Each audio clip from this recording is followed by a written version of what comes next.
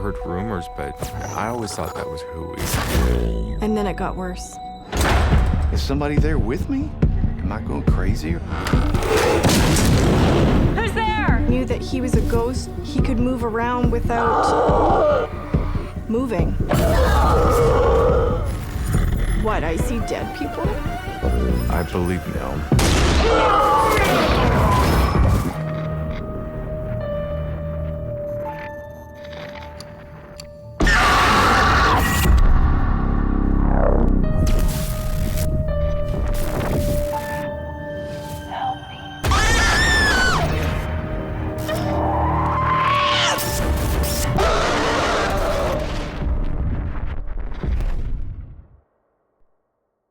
What you're about to watch is based on true events.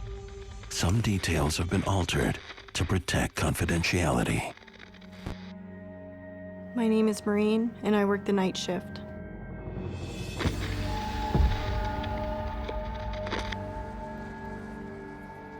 Forced to relocate to an unknown city, single mom Maureen must find work immediately. This was really a life-changing time of my life. I had just ended a 17-year marriage. I was really desperate, so I took a job as a trauma scene cleanup. Maureen's first couple of shifts are quiet until tonight. She's tasked with cleaning up a tragic suicide of a wheelchair-bound victim.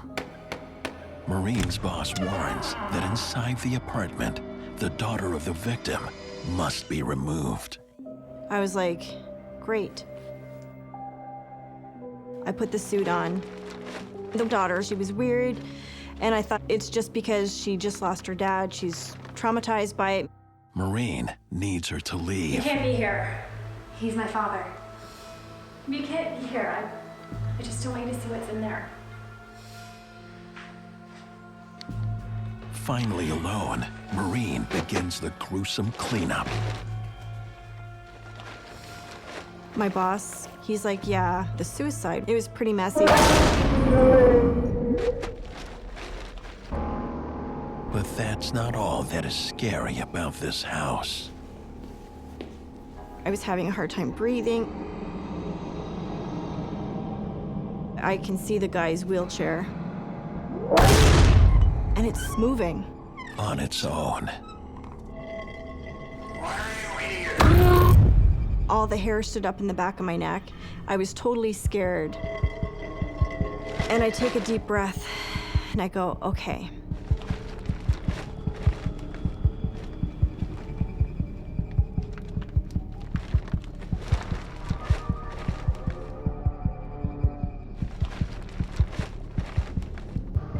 As you can imagine, this was mind-blowingly gross.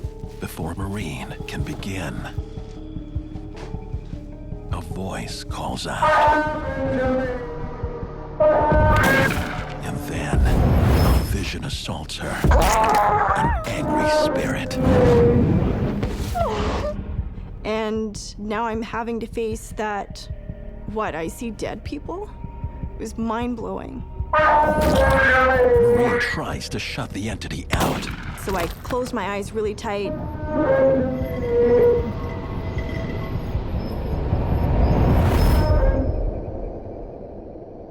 And he appeared to be gone. In shock, Maureen cautiously checks to see no one is there.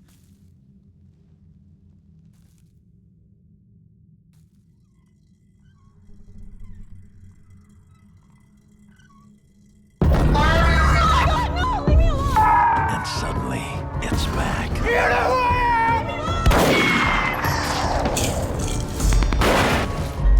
What are you doing here? It breaks through the door. There's this guy that's literally angry and in my face.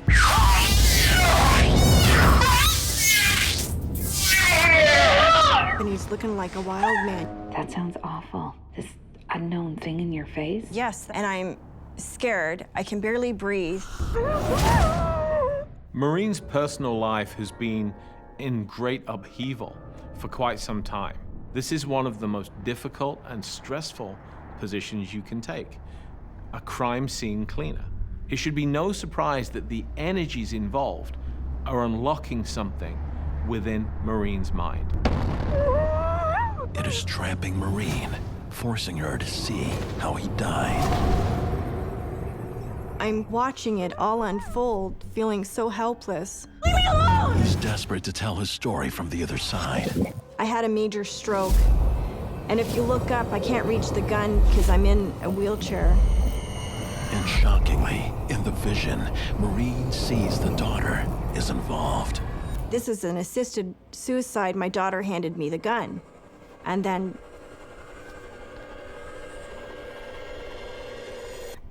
he blew his head off.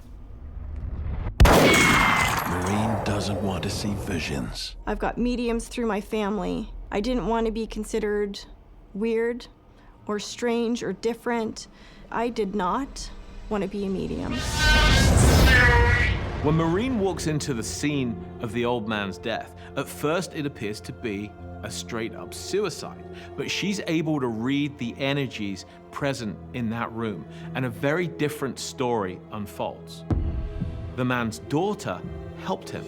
Sometimes all that an intuitive has to do is listen. Once the spirit has finally told their story, once they've gotten that great weight off their chest, their energy vibration seems to lighten, and they are able to move on. With the spirit gone, Maureen takes off. I drove home and I took the longest shower of my life, and I just wept. Did you tell your boss? I thought about telling my boss at this point what happened, but, you know, I thought I was a little weird to be seeing spirits or having them talk to me. I didn't want anyone else to think that I was weird, so I avoided talking to my boss about this scenario. Maureen doesn't want to go back, but the call comes in from her boss. A couple days pass, and the phone rings again. It's now 10 o'clock at night. I was quiet for a minute because I was like, last time wasn't so good. Someone called in sick. Can you come to a murder scene? Why did you go? I debated whether I should quit this job. Are you sure you don't have anyone else to go? And he's like, nope. So-and-so called in. I reasoned with myself that, one, you need the money. And I was like, okay, I can do this. On this job, she is working in a desolate area of town, cleaning up the murder of a teenage junkie. I'm so scared. You know, I'm looking around. There'd just been a murder here. I can see the dark shadow of blood at my feet. Maureen is determined to get the job done. But something around her changes. The most eerie energy ever. And against her will, it's happening again. Working as a trauma scene cleaner, Maureen's intuitive abilities have been awakened, making her victim to a paranormal vision. Alone at a murder scene, Maureen finds the courage to finish her shift. I just kind of focused on my kids and what I wanted to do for them, what I wanted to accomplish for my life, and this was temporary. Despite her fighting it, another terrifying entity has begun an assault. I kept saying in my head, this is temporary, it's a stepping stone. It's a stepping stone, keep going. But the presence won't let up. Help me. I take a deep breath and I kind of look to my side, and it was kind of hard because of the way the light was shining on me. I wasn't sure if anyone was coming at me. And then I hear footsteps again. I look up to see if I'm alone still. And it just had this eerie feeling like you're not alone, but you're alone. Help me. Help me. Maureen is not alone. No. I'm sorry. All of a sudden I hear, Mom, I'm so sorry. So sorry. I had goosebumps and I was just kind of frozen. This ghost is talking to me. It was so surreal. As I'm sitting there, my heart is racing and I'm like thinking, you gotta leave.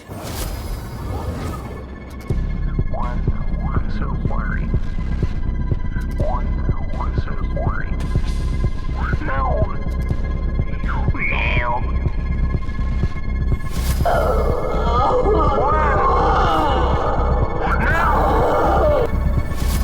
Leave me alone! Leave me alone! And I don't want to hear it. I just don't know how to stop it. She makes a desperate run to safety. Leave me alone! I knew that he was a ghost because he could move around without moving. Like sometimes he would be on one side of me and then the other time he would be on the other side of me. Maureen has lost the fight. Her ability to see dead people is opening. This is the spirit of the kid that just died. All of the stress that Maureen is experiencing seems to be unlocking her latent intuitive abilities that she never knew she had. He was 21. He said he was using drugs. And he told me the vehicle and the people that killed him. He's standing beside me talking, and I'm like, no, I don't want to talk to you. My mom is an intuitive, she was a psychic, but I wanted no part of it. I did not want to be a medium. The young man who was murdered met a sudden, violent, and tragic death. They weren't expecting to die. They may not even be aware that they're dead. And they're hanging out in that location, waiting for the opportunity to make his presence known to somebody. What's the one thing that he wants more than anything else? Peace, by telling his story to the one person that can hear him. And then I blink, and the guy's gone. I was like, what is happening? And I had goosebumps. The fear welled up in my throat, and I was just kind of sitting there, frozen. It was just the scariest thing of my life.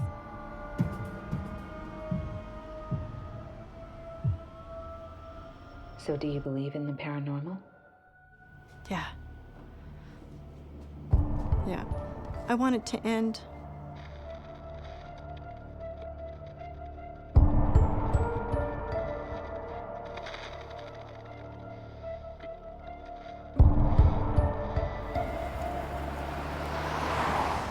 After that day, you know, it made me really look at the fact that I'm not like everyone else.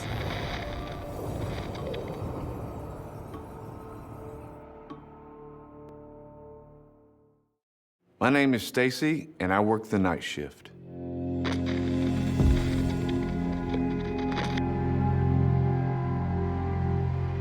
I decided to get a second job at night because my girlfriend, she wanted to buy a house. And so in order to do that, I felt the need to get a night job to get a down payment. This job that I took was exactly the same kind of job I was doing during the day.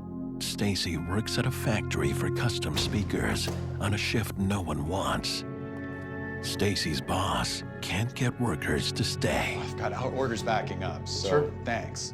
And they needed an extra body at night to apply the finishes and the different colors so that they could be ready for the final assembly the next morning.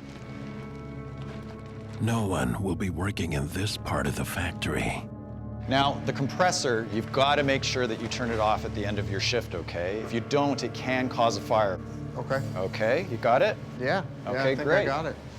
Well, I'll leave you to it. All right. Thank Okay, you. you're welcome. Stacy buckles down for a long night of work. I was kind of a little bit nervous being there by myself.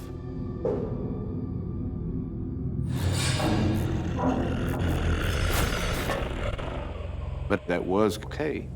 But I didn't need supervision. I didn't need somebody to look over me and tell me what to do. I had to sand these large speakers, put some finish on them, and then push them out the door to dry.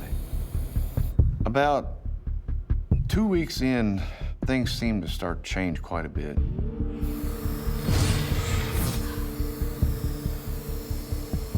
I was in the paint booth applying some finishes on this really big speaker. Kind of felt really uneasy being there. Heard something outside the booth.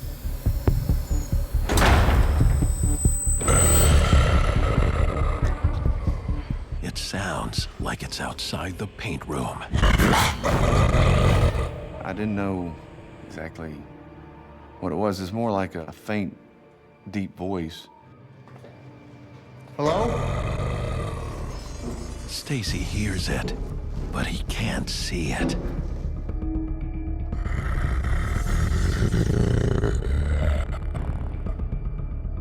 It's really scary.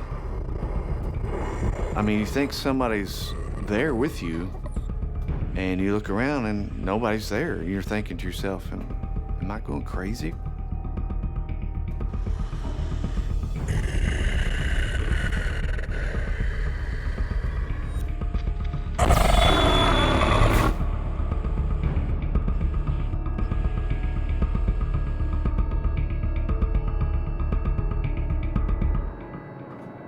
Something strange was going on.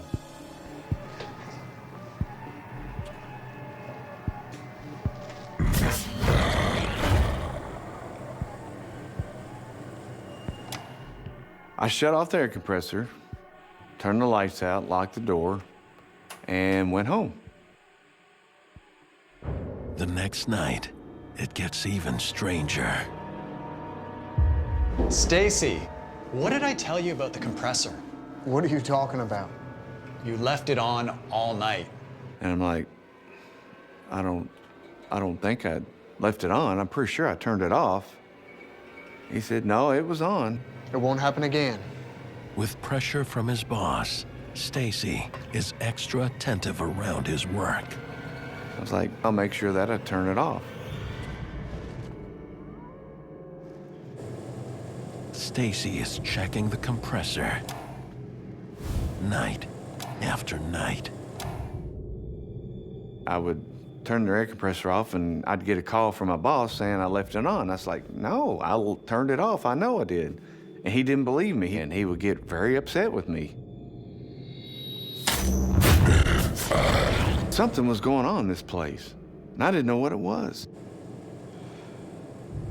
Determined to prove to his boss that he's not lying, Stacy records his actions. I got my phone, which has video on it, and I videotaped myself turning it off.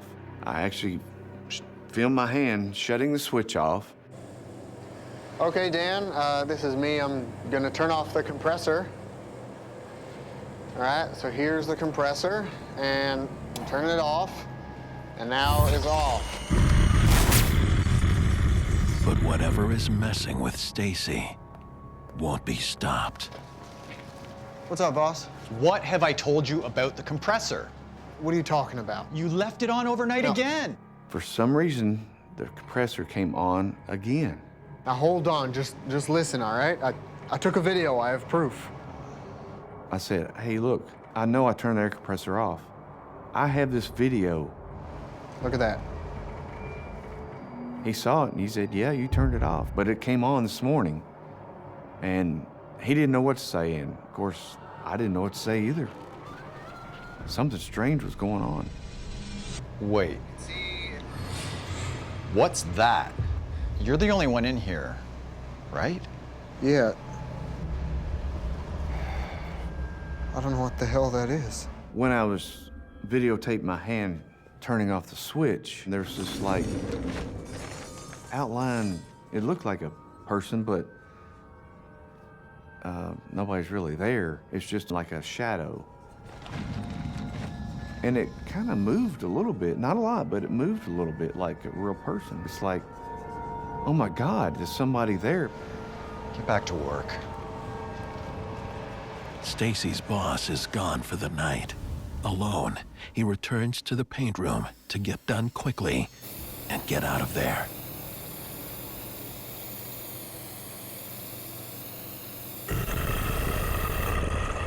And it's back. I hear this really demonic growl. Is somebody there with me? I mean, I'm alone there at night. Is somebody there? I don't know. It's worse than he can imagine. It's scary as hell. Stacy's working alone at night in a factory where he is being terrorized by an unknown being. Strange sounds, growls, and now a confrontation with a dark entity leaves Stacy shaken.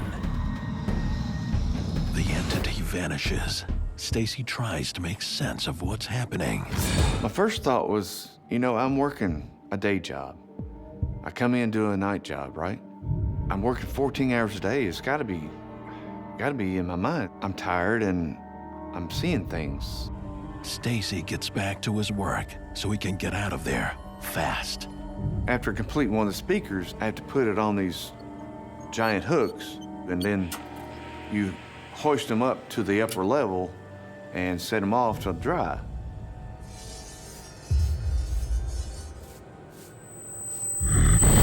But the presence is back. More dangerous than ever. I thought, oh my God, there's this giant speaker just fell right in front of me.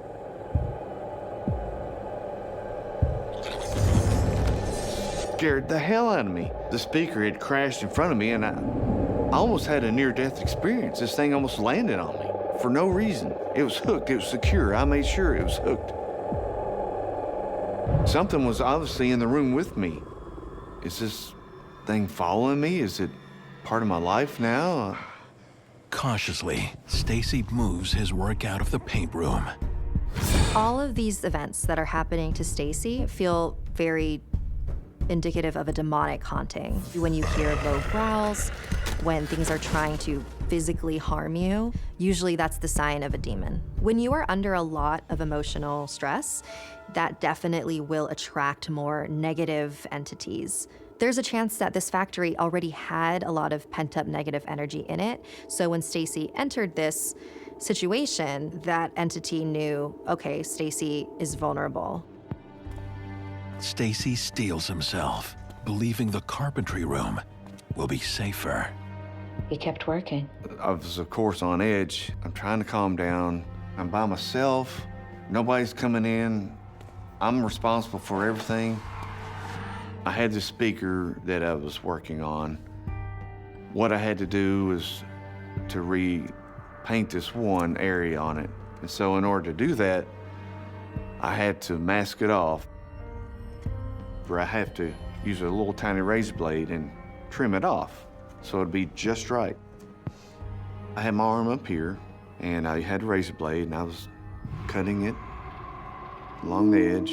I heard this growl again. There is no escape for Stacy. Hell. But before I could actually figure out what it was, I felt something grab my elbow. No! Let go!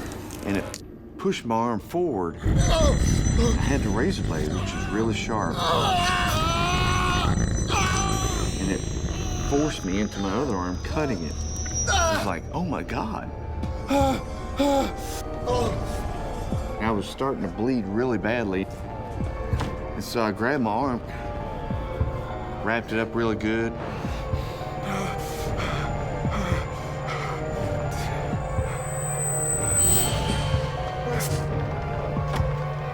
Stacy makes a run for his life.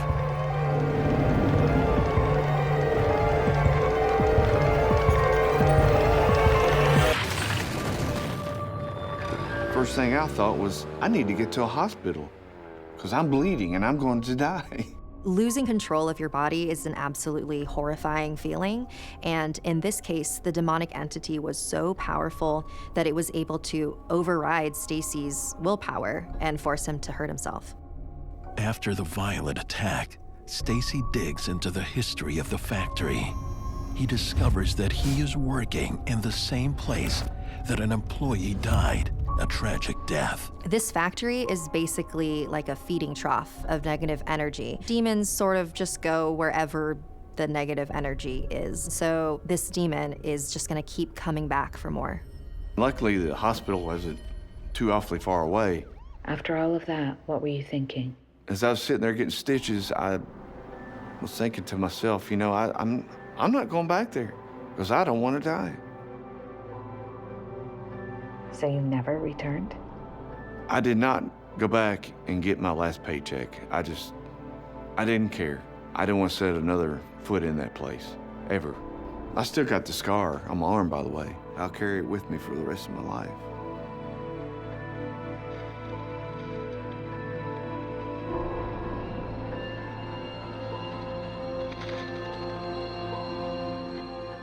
I didn't really believe in, you know, supernatural. Today, I'm pretty much a believer.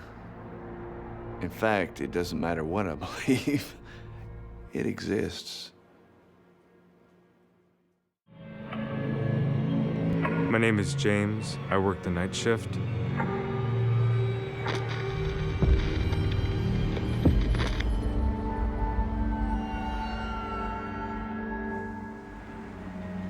James has always been interested in helping others, so he's looking forward to starting his new job at a school for special needs students.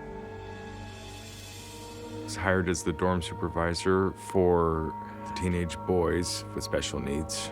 This was a dream come true job for me. The building is a historic one, having stood at the spot for more than a century. And for a century, there have been whispers that it's haunted. I heard rumors, but I always thought that was hooey. I've been working night shifts for the longest time, but this was the first time I was actually looking after, students. I was certainly nervous because I hadn't worked with a lot of special needs before, so I was especially nervous about that. I wanted to make a good impression. His job is to keep watch over the children throughout the night as they sleep.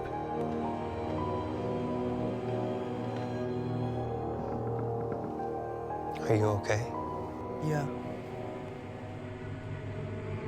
A baby monitor keeps him connected to the kids at all times. I have to check all the students every half hour to an hour to just make sure they're breathing. As I walk through the checks, I walk with my baby monitor.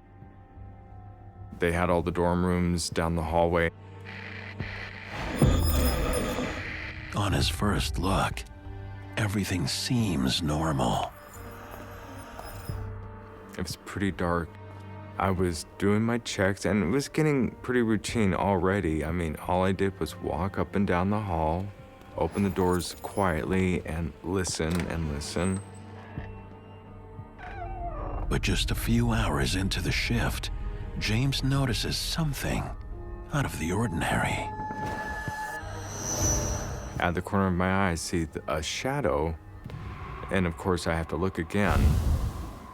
I thought I saw another person was in there with me, and he disappears. I'm thinking that I'm just tired and okay, my eyes are playing tricks on me. James brushes it off. I get back to the kitchen and it was after 2 o'clock in the morning, and I just started making some coffee.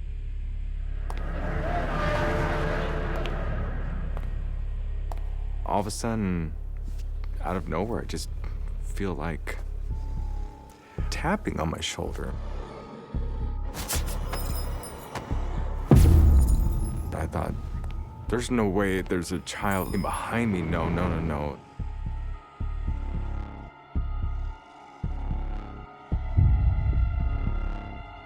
So, of course, I look, and there's nothing there. Trying to shake that off. And I got my coffee, and I sat down and tried to read a book. But this wasn't the quiet night shift he was hoping for. I happened to glance over at the refrigerator, and you know, before I noticed, yeah, there were refrigerator magnets with the alphabet, and I didn't think anything of it.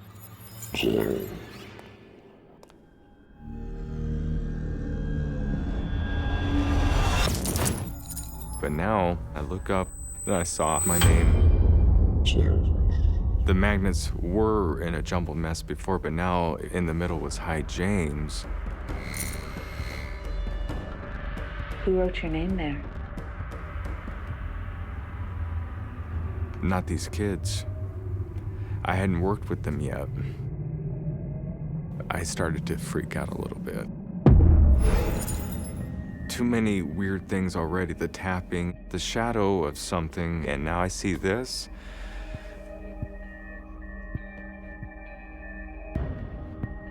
Those that work the night shift should be ready at dead time, ready between 2:30 and 3 to see paranormal activity, absolutely. That is known as a time where paranormal activity is amped up. The magnets are being used as a device to communicate with James. James has no idea who or what is trying to communicate with him. I was a little scared. There was nobody else in this building except for me. The kids sleeping. Nobody could get in. And nobody knows my name, and so I don't know why I would see something like that. I was a little shaky. I was just wondering what was going to happen next.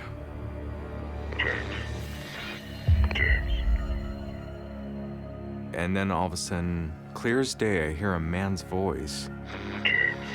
Someone was in the school with me based on what I could hear on the monitor. And that somebody knows his name. I was definitely getting freaked out at this point. Why didn't you get out of there? I couldn't leave. I had to stay there and protect my kids, and especially if there was a lunatic running around just trying to freak me out. James rushes to check on the boys. I opened up the door. I walked in. I could see. I was relieved that I did not find anything. I backed out of the room quietly. But the voice is back. And I thought, this is impossible. I just checked those rooms, and I just checked the hallways. Constantly walking up and down and pacing up and down these hallways. There was no way there was somebody else in that building. This is starting to feel more like a... Something paranormal? I don't want to admit that, but yes. I'm a little nervous talking about this because I've always been a skeptic, and this is the first time that I've ever talked about this. But if it's not a human, what is it? It's a 100-year-old school, and I'd heard these rumors, and I just never really thought anything about it. I didn't believe in ghosts before.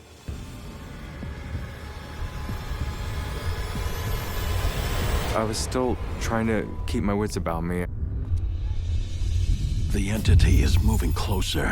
I was worried about the kids. That's what the job was. I was there to protect these kids. I could not leave. It keeps calling his name. And I had to muster up some courage because I needed to get to the bottom of this. Figure out why I was hearing this. I didn't want to have to call anybody or let my boss know that I was freaking out. James dashes up through the stairwell, but something stops him dead in his tracks. James's first night as a dorm supervisor at a special needs school has taken a terrifying turn. All the students are fast asleep, but someone something is awake, desperate for James's attention.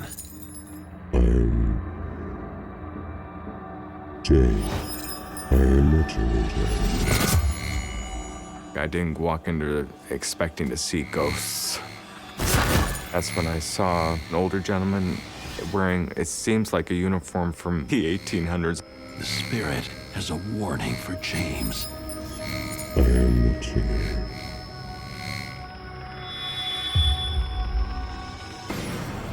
And I'm, what the hell? And he disappears. And there's nothing there. It's just me. There's no way that just happened. I know I'm not losing my mind. I was getting pretty scared and freaked at this point. I heard there was a spirit of a watchman, but that's all I heard. Maybe the rumors were true. I just wanted to get out of there. But his duty to the innocent kids in his care keeps him there. He couldn't live with himself if anything happened to them. I didn't want that on my conscience, on my head. I can't call my boss. I didn't want him to think that I was crazy and fire me on the spot, so I was just really trying to take care of it myself. Listen to me, James. But I wasn't feeling like I was a skeptic anymore. Listen. James has no reprieve. The spirit is watching him. Listen to me, James. The specter keeps trying to get James to listen. It started to escalate. Things just seemed to get worse and worse and worse. Everywhere I walked around, I was starting to feel like he was there with me. I could feel his presence.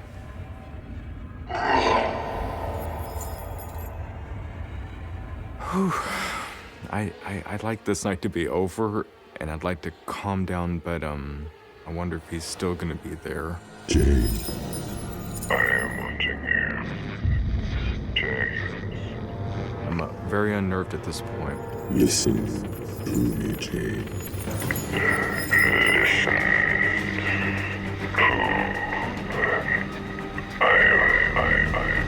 James.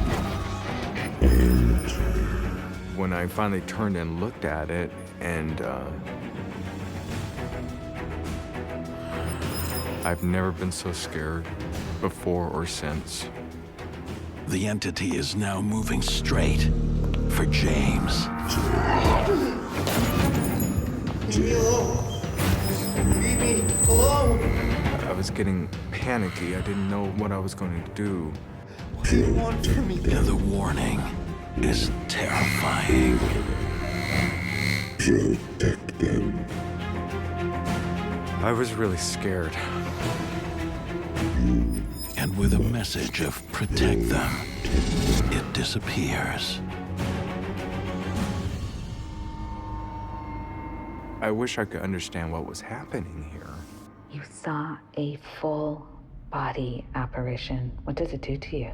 It sent a jolt through my body, to be truthful. After seeing the apparition of the Watchman face to face, James now believes the stories. Several people had seen it. I'd heard about it, but they were a little hush-hush about it. They didn't want to attract attention, I think. They had a hard time keeping somebody in this position. I am a skeptic until I'd had this job. James tries to calm down. I look up at the refrigerator. The Watchman has one last message. And the magnets have changed. And now it says, take care of them. What did you think when you saw that?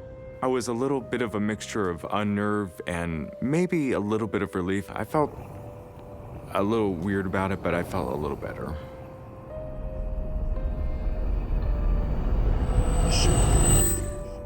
Take them. I don't believe the children or James are in danger at all. I believe that this night watchman took his job into the afterlife and really is concerned about these children and wants to make sure that James continues the tradition. At this point, I didn't feel that this was a scary spirit of the night watchman. I think he was there to help me.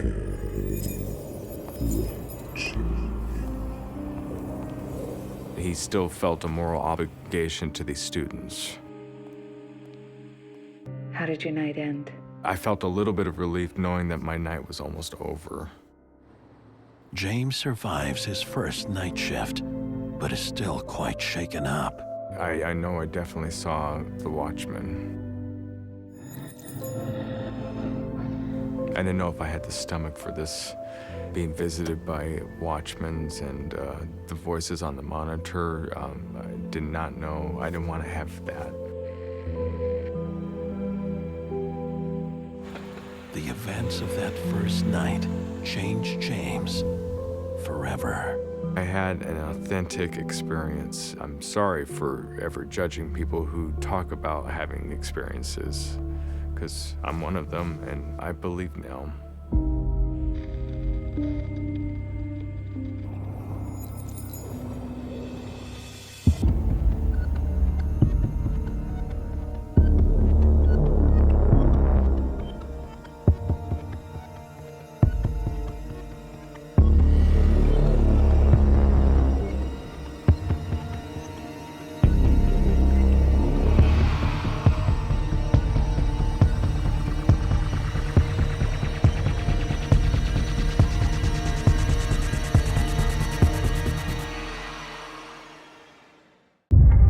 For my own safety, I'm trapped inside the store.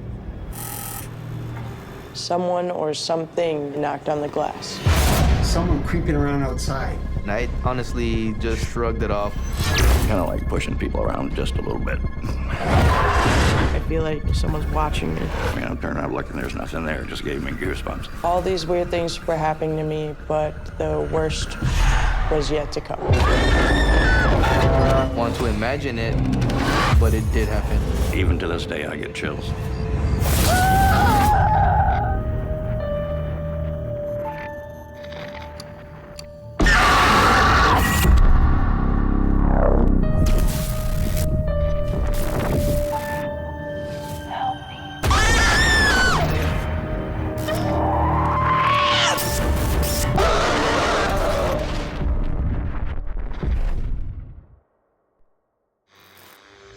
What you're about to watch is based on true events.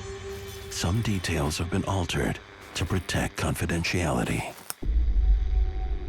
My name is Lee, and I work the night shift.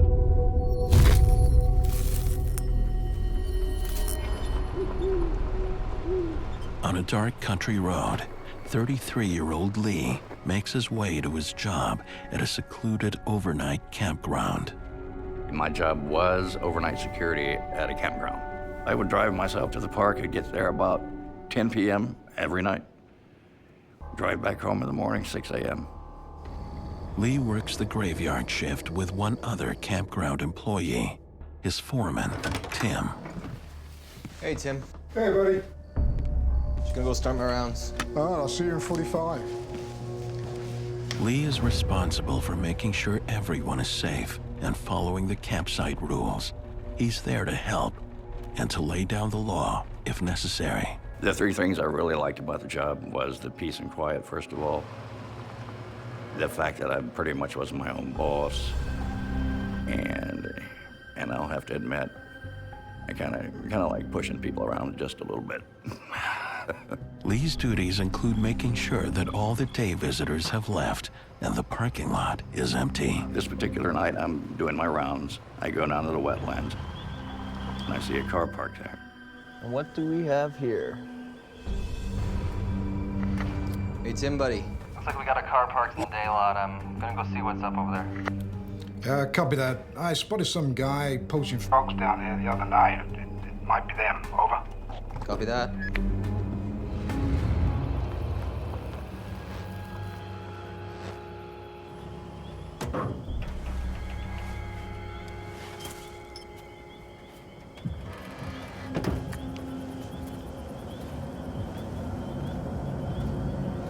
I had to get out of the truck to go tell these people that they had to get out, they had to leave. They're not allowed in the case wetlands area after a certain time. Lee can never be sure of what he's about to run into. Partiers, poachers, or an amorous couple. I only carried a flashlight, but it's a big, long, black, heavy one. It hurts when it hits you.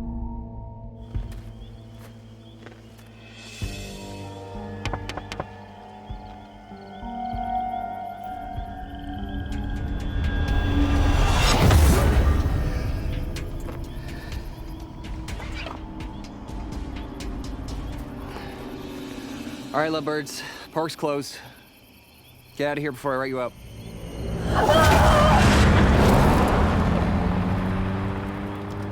That was really freaky. I can't explain what I saw. As I'm watching him leave, I hear a sobbing, and I mean a deep sobbing.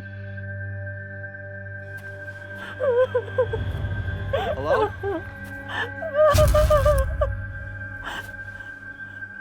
Not a little whimper, not a little cry, deep sobbing right next to me. Hello? Are you okay? I mean, I'm turning around looking, there's nothing there. It just gave me goosebumps. Is everything okay, Lily? Yeah, everything's fine. I'm finished my rounds. Over and out.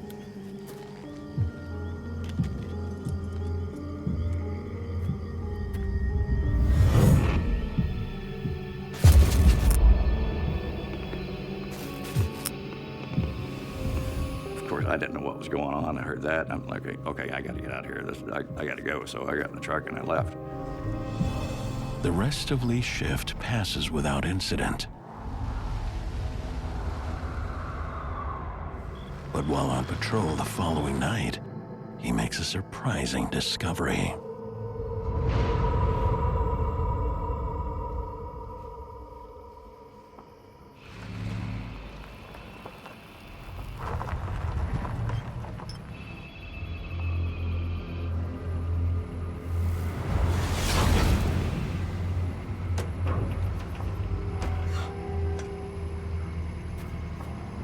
It was gone. There was nothing there. Hello? What the hell? Where'd it go? So I was getting a little nervous and getting a little freaky because I didn't see anything. My head started to hurt, and I started feeling just really like a heavy pressure on me.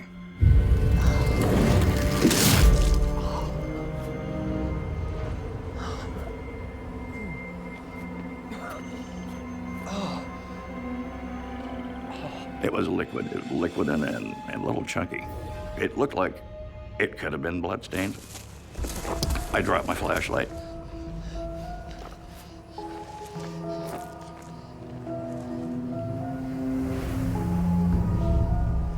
And it was gone. Again, I am starting to feel like what's going on.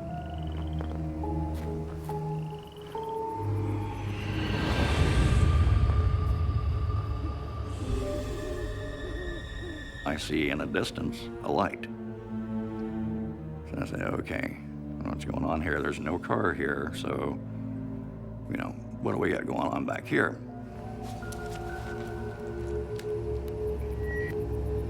Hey, Tim. Seeing something over here at the parking lot. A light. Not sure what it is. About to go check it out. Over. Copy that, Lee. Over.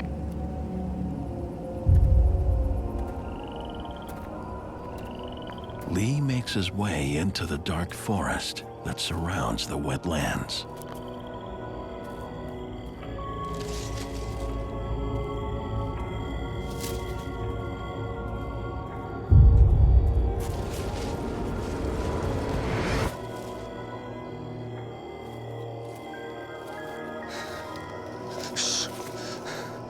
I think there's somebody there.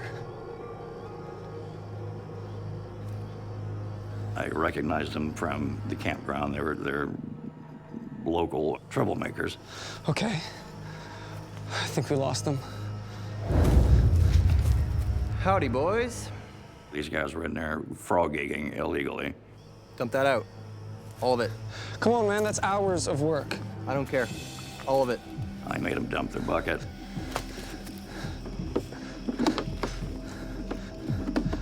Hurry up, I want to get the hell out of here. I know they were nervous because I was there and busted them, but there was something else wrong with them. I don't know. So they were kind of freaked out. What, is something scaring you boys?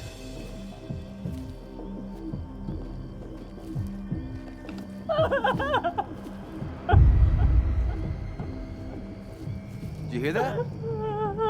And he looked a little unnerved. He looked a little shook up. Yeah. You know what's making that sound? No. All right, you two, get out of here. Leave your headlamps on, though, so I can follow you out.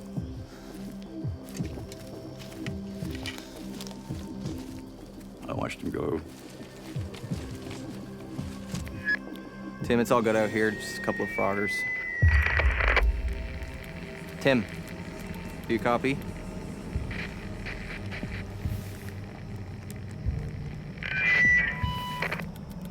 Tim. When I turned around, what I saw then, it creeps me out talking about. Even to this day, I get chills.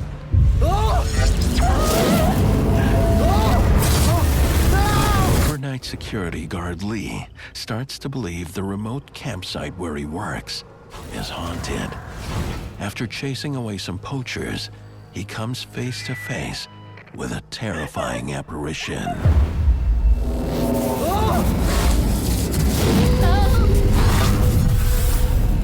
I'm not a person that gets scared easily.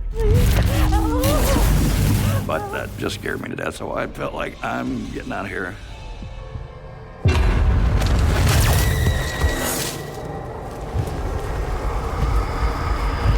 Lee runs back to the parking lot, but whatever he saw in the forest isn't ready to let him go just yet. I began to get a headache. Then I heard the sob again. It was a deep, deep, disturbing like sobbing.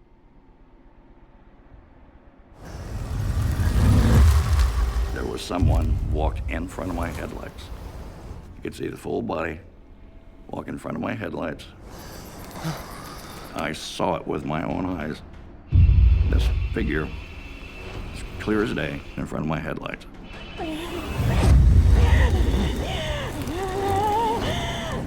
I saw it, and I froze. What is this I'm seeing on the ground? The woman had her head blown off with a shotgun.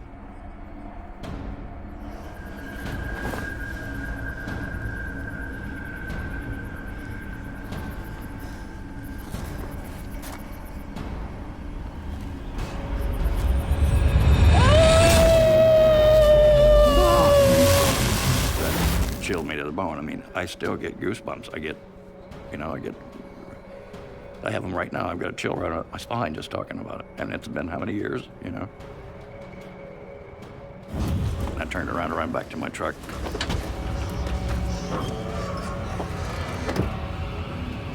I knew when I drove out of there that she was watching me.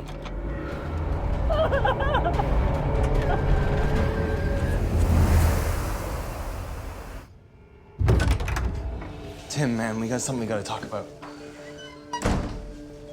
And I asked him, what's going on at that place down there? What is it? There's something going on down there. I haven't said anything to you about it, but there's something there. And he just kind of stood there for a moment, and he said, oh, you mean the parking lot? You might want to sit down for this. No, thanks, I'll stand. Back when I was doing your job, there was a woman, she got murdered. She had her head blown off with a shotgun. And what evidently it was the blast had blew her head out the window, and that's what was on the ground there.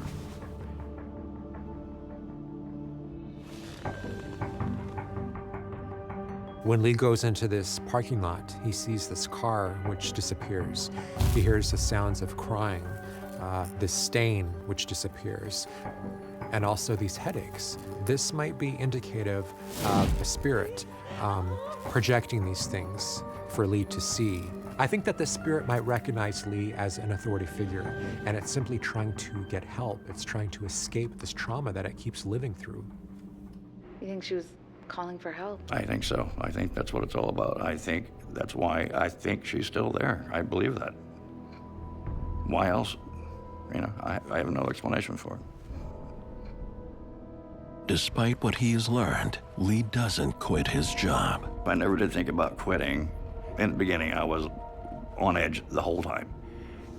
But the longer I went there, you know, it just got commonplace. It was just, you know, well, here we are again.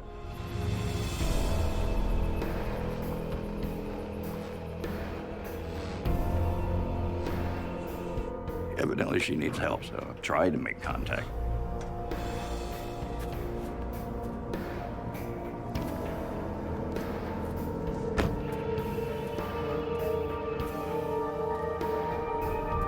Hello?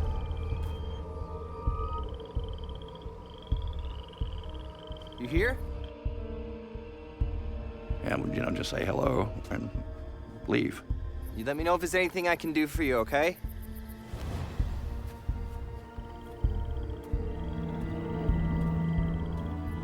I know she was standing there. I know she was watching every time.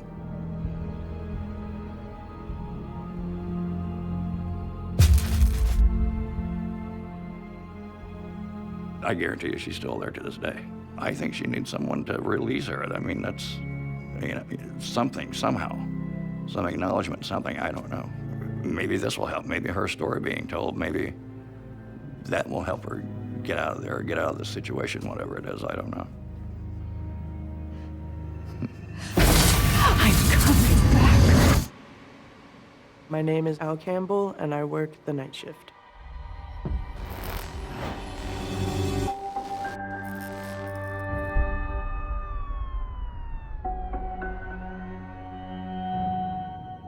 I work as a night clerk in a local gas station.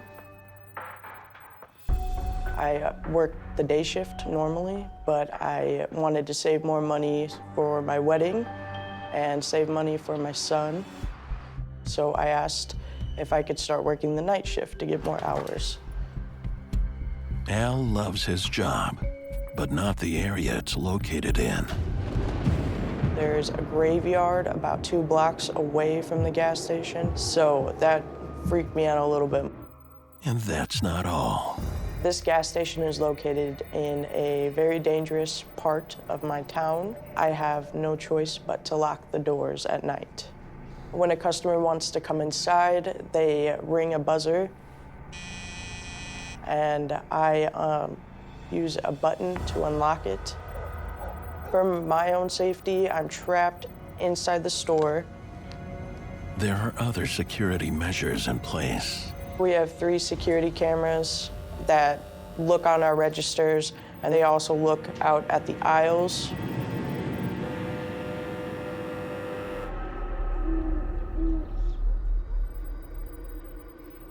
My first night working the night shift, it was pretty normal at first. My typical duties include cleaning the coffee pots, the pop area, fountain area. His first shift starts out smoothly. I was done with everything early. I decided to crack open my book. And no sooner that I cracked it open, started hearing the buzzer to the front door go off. I didn't see anybody at the door at all. But the buzzer keeps going off. At first, I thought maybe I was hearing things, or maybe it was just my mind playing tricks on me. And then someone or something knocked on the glass.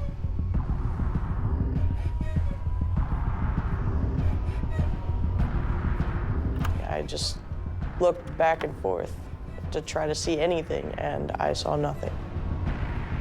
He's nervous, with good reason.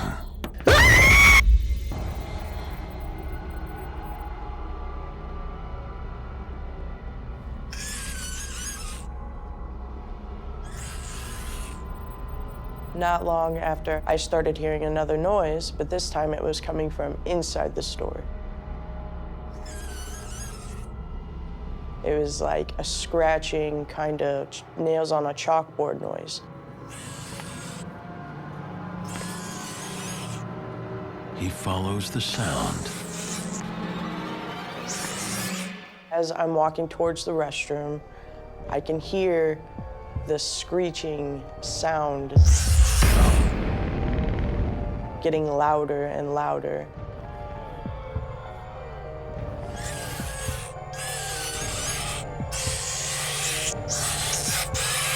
I was a little freaked out, thinking there's something in here and I have to get it out.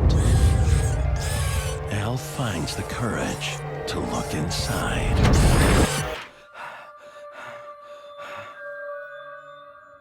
My first reaction was shock. I didn't see anything.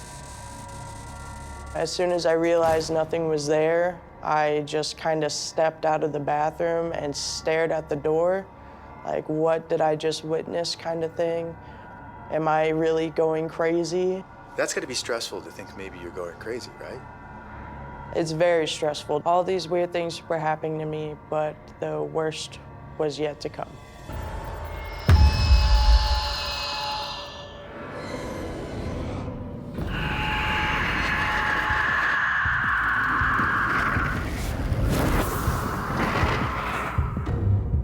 As I was walking back to the front of the store, out of the corner of my eye, I thought I saw someone or something move, dart really fast. Hello? Who's in here? If you don't come out, I'm going to call the police.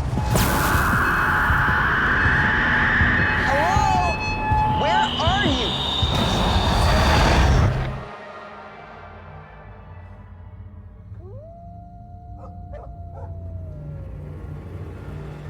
Al doesn't call the police, but decides to call his boss. It's Al. I'm sorry to bother you so late. My boss just brushed it off, really, like someone was messing with me. It's no big deal. After she told me that, I just felt like I was going crazy. Why didn't you just quit or go back to days only? I had a lot of financial obligations.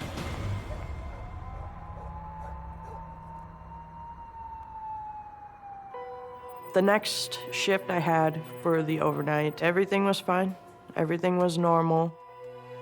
But just a few hours into a shift, that changes.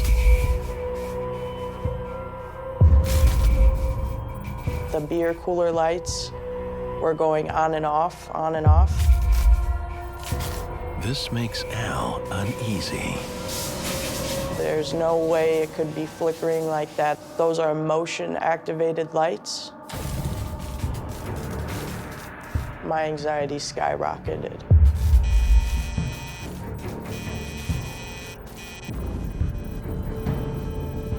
I started to hear the buzzer go off and go off and go off, and it wouldn't stop. I heard noises on the glass doors. Just scratching noises and like banging noises and knocking noises. There's nothing there, there's no one there, but the sounds are still going. I feel like someone's staring at me, someone's watching me. What happens next haunts him to this day.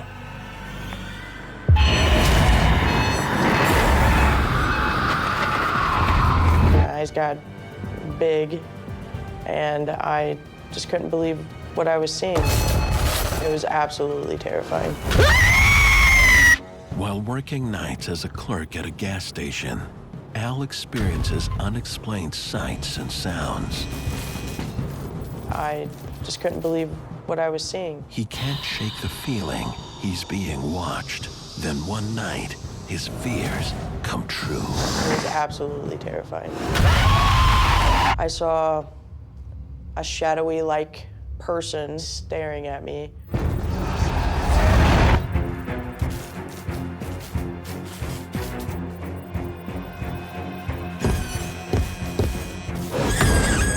that point, I freaked out a little bit.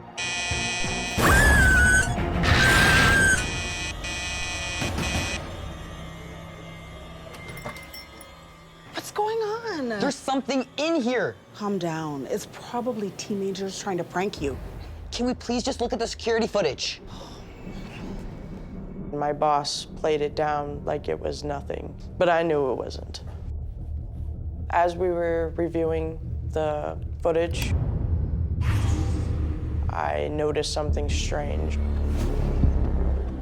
I saw a shadowy-like person go back and forth really fast, like they were pacing back and forth. The thing on the video was the same thing that was messing with me. The way it was walking was very aggressive. There's proof on the tapes that this is happening. It's then that Al's boss reveals a tortured history. She said the gas station that I work at is the site of the Trail of Death. In the early 19th century, the indigenous peoples of the Lake Michigan region are forced from their lands at gunpoint. An expulsion marked by starvation, disease, and suffering. The path they walked became the Trail of Death. I think Al is just in this vortex of this very great energy, this almost like a very highly charged ley line, where you have this very awful trail of death, where all these injustices were done to this people. Any place which has blood in the soil is ripe for paranormal experiences. The shadow figure or shadow person that Al sees, which appears very sinister, could actually be very sinister. Anything which needs to disguise itself, to shroud itself in a cloak of darkness, is something that is potentially very dangerous and malicious. I know it was something paranormal. Why did you go back to work? My main reason is because I need to make money for my son and for my fiance, and to make sure that we have a happy, healthy home.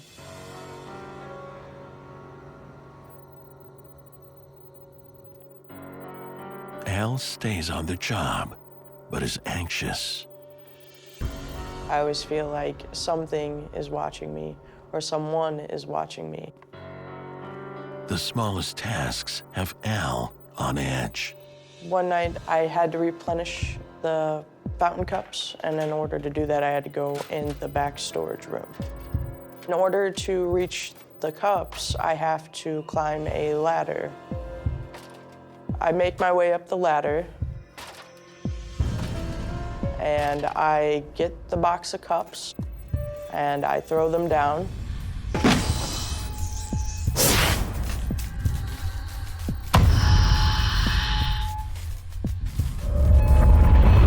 I started making my way down the ladder, and I started feeling a small shake. And the shaking got more intense. I was scared I was gonna fall. Whoa! Something just threw me off the ladder. I'm in a lot of pain, and I was just laying there shocked, like, what just happened? And then I look up, and the ladder started crashing towards me. The ladder smashed on the ground and made a really loud, deafening noise. And I just sat there with my knees to my chest, confused, scared, and I cried. And I don't cry very often, but at that moment, I was so scared, I didn't know what else to do. Al falling off this ladder and almost being struck by it, I believe, was a very clear message from Spirit that it intended to harm Al. I think this spirit who is interacting with Al could be very destructive and dangerous because it's kind of preying on his fears. It's manipulating on the fears there. I just wanted to go home. I got to leave early because I was traumatized. Why did this incident scare you so much? because I could have died.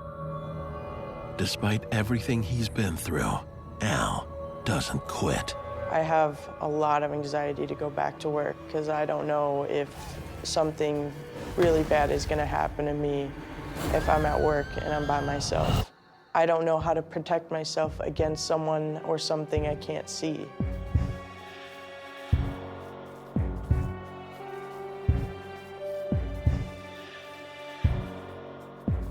I just go to work and I hope for the best.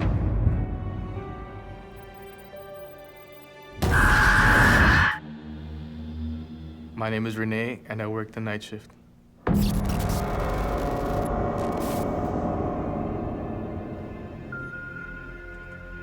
The place that I work is a pay lake, a place where you go and you pay to fish. You can catch fish day or night and camp overnight. And I was responsible for watching over the staff, including the night shift. I started taking care of lakes when I was a teenager. I became somewhat of an expert, and that is one of the reasons why my boss hired me. Hello? Renee receives a complaint about an intruder. Yes, sir. Hey, Renee, I got the bait. Renee's coworker and cousin Louise has heard similar complaints. Okay. Folks were telling us they saw the man walking around the campgrounds. I'll go take care of it. Can you watch the front desk for me? Okay, sure thing. Thanks. Because of those potential security threat, I walked out there to look for him.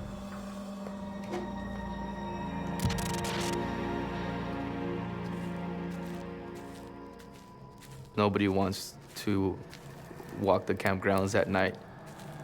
Like many campsites, there are rumors that this one is haunted. I didn't want to believe it. I honestly just shrugged it off. Hello?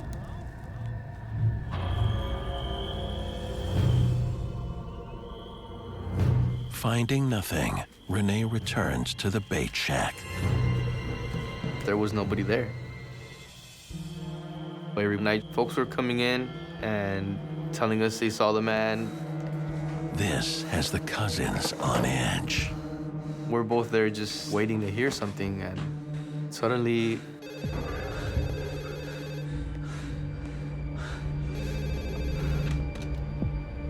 Hello?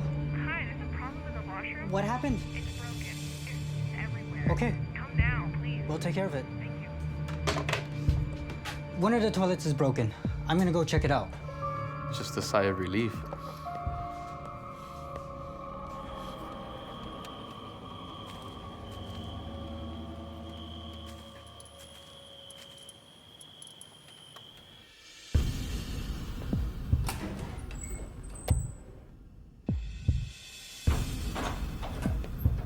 I walk into the restrooms and I see the busted toilet.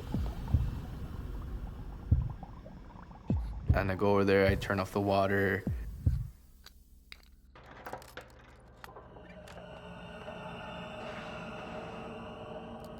I tape up the door.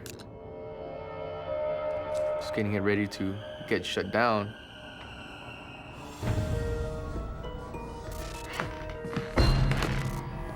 I start hearing footsteps. And I see a shadow coming around the corner. Renee goes after it.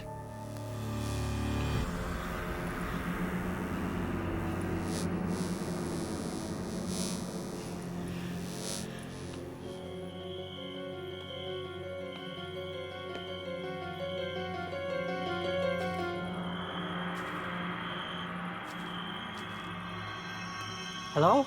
It was really spooky. Someone there? Gave you that creepy vibe that someone's watching you. Or something's about to jump out in front of you. Whoever it is, whatever it is gone. That's when I walk over to the bait shack, thinking about what just happened. But there's no time to dwell on it. Luis tells Renee they have another problem on their hands. What's going on? I don't know. Eli just started going crazy, man. He's Hunter pretty scared. He said everything was going on and off. Okay, you watch the gate, I'll watch the shack.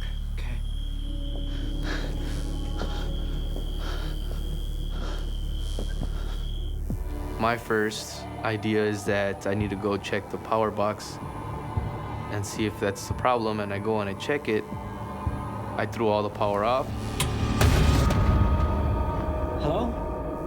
I notice a figure in front of me. Naturally, I thought it was a guest. There is no one there.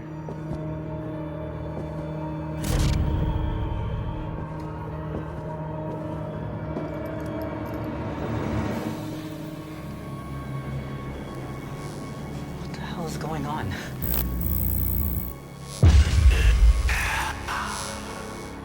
I just checked the power, and there's nothing wrong with it.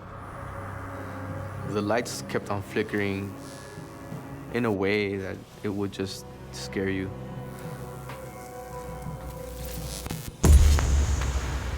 The lights went off. It was intense. That's when you start freaking out. When you try and find all the answers as to why it could be, and then you can't find anything. It's just scary. His fear soon turns to terror. Who's there?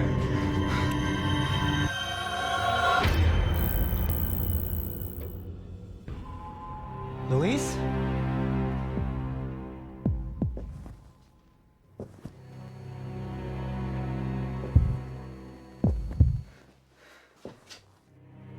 Luis?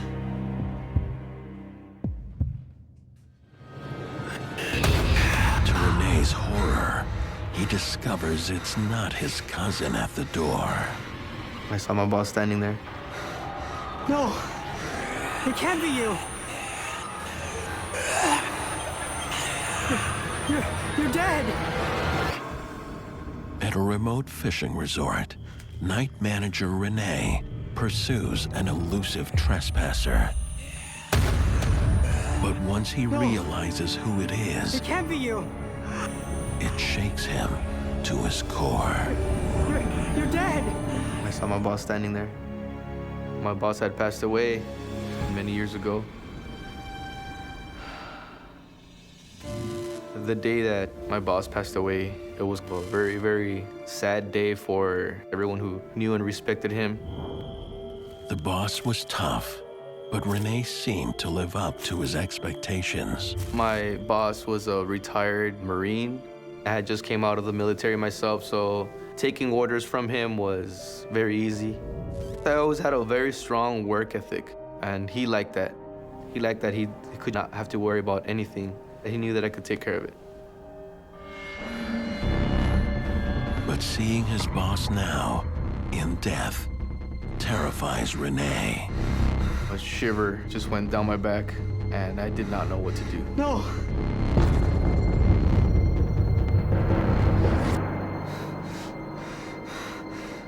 And then he disappeared. I think anyone would be terrified if they were faced with, a full body apparition of somebody that they knew had passed. So I think that's why Renee had that initial reaction of fear. I would say that this is an intelligent haunting because the boss was directly interacting. I saw the old boss. Your mind must be playing tricks, man. I saw what I saw. I know what had just happened. I didn't want to imagine it, but it did happen. That's impossible. Hey guys, I just saw something. Someone creeping around outside. The guy was wearing a cowboy hat. Someone comes up to us and tells us that they've seen this man lurking around the campgrounds.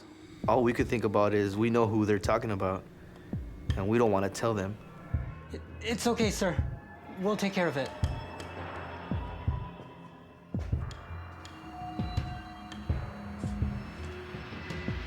It is our responsibility to go out there and check. I did go out and look for him. And there was this anxiety that I was going to find him. I'm sorry. I'm getting kind of a...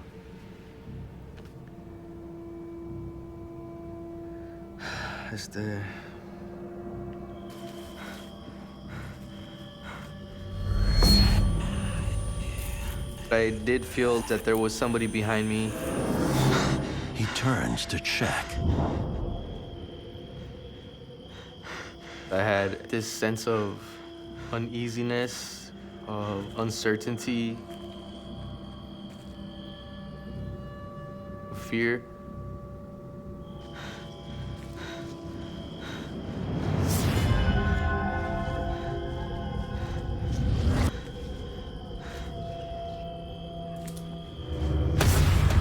Suddenly, he's staring right at me.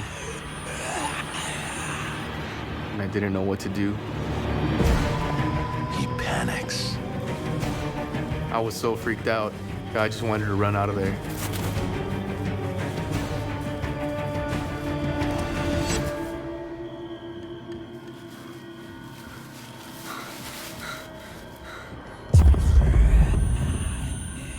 That shock. I mean, I could still feel like I'm seeing it today, like I'm replaying it right now in my head over and over again. What is it? What do you want from me?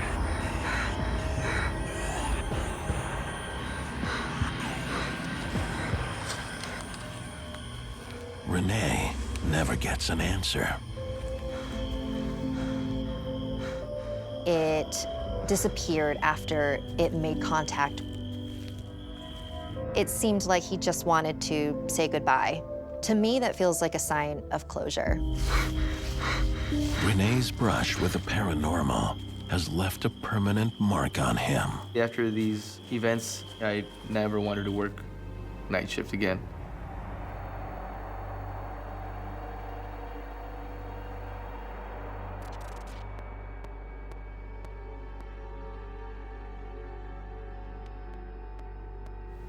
People tell me that they don't believe in ghosts. I always tell them, well, it's up to you to believe in them or not, but they're there. There's always something there. Remember, the old man is out there doing his rounds, so make sure you don't bump into him.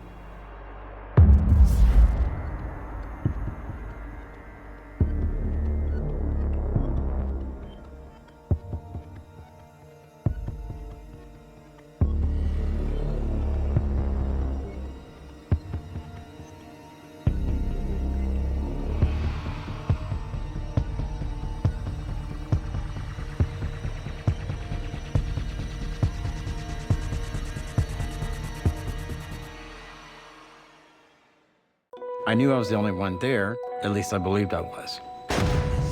I could feel a presence. There's something in this house. I was terrified.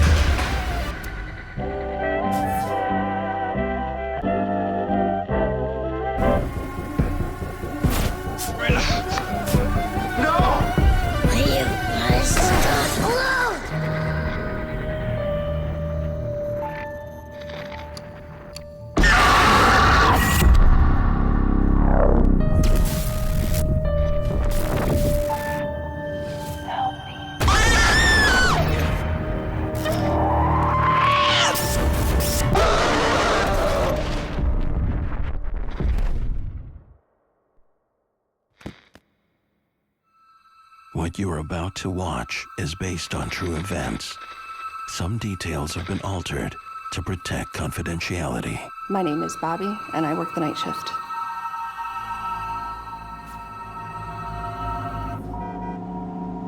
Bobby lands her ideal job at a doctor's home from the 1800s. Now, a museum. My position at the museum was director, which enabled me to have full access to the premises. As director, I worked all hours of the day, but the evening shift that I worked would have been 4 p.m. through 2 a.m. I have a true love for the house. My family is very connected to it. For many years, my grandmother worked there. She was actually delivered by Christopher Best, and many of her children were delivered by his son, Duncan. She works at night in an old house filled with generations of doctors' preserved memorabilia. Some carry the scent of the dead. The house was always a little creepy, especially in the evenings. You have to remember this is a house built in the 1800s. The light switches are almost always on the other side of the room than you're walking into. So you're walking through the dark. When I started at the museum, there were no rumors of ghosts, there were no whispers of any sort of paranormal activity. It had just been a house that the doctor had lived in. I was a true non-believer, but I've had flashlights go off on me while I'm trying to walk through the room and they just decide to shut off. At night, Bobby's duties are to photograph and catalog the items.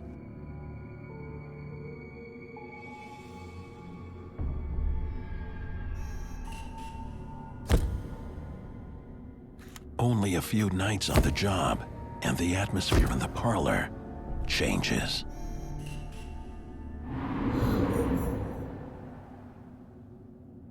I couldn't really put my finger on what it was, almost like a breeze, like a wind, some sort of movement. It was if somebody had just walked into the room. It was like a wash over you, and you could just smell the perfume. I turned, and I just saw something very quick out of the corner of my eye move. It had a form. I couldn't tell you what it was. And by the time I tried to focus on it, it was gone. But I said to myself, I was not gonna let a little apparition scare me away. Undaunted, Bobby continues that night with her coworker to set up for an upcoming public talk. This talk got some buzz. Hope we have enough chairs. Yeah, it's gonna be a great one.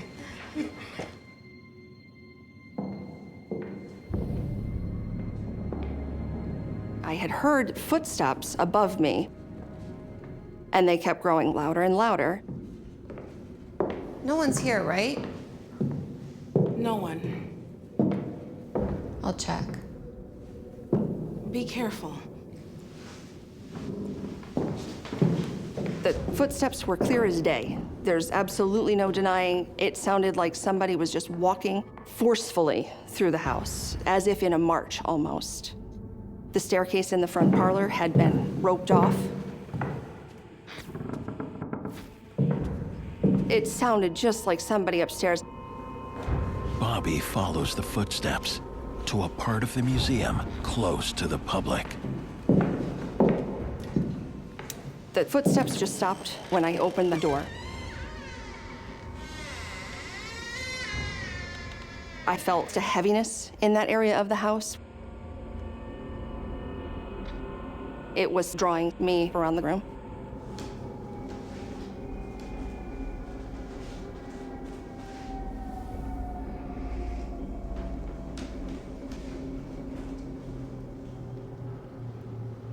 And that feeling of somebody watching you.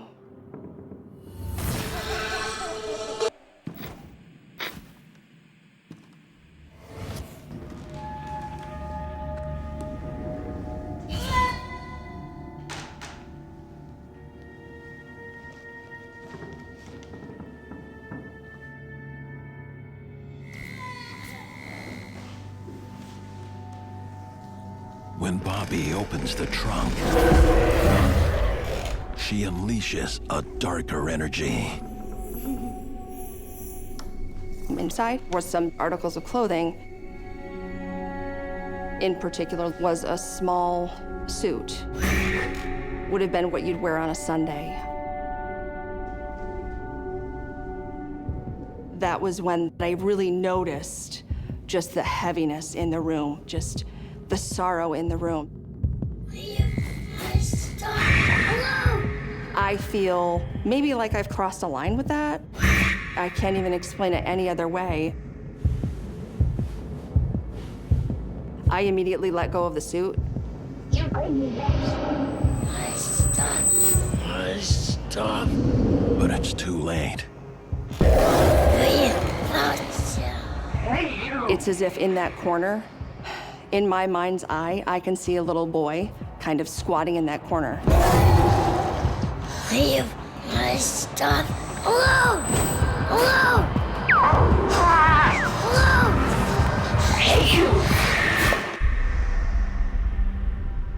Though Bobby loves her job as a museum director, her skepticism about it being haunted is being challenged by coming face to face with a terrifying spirit.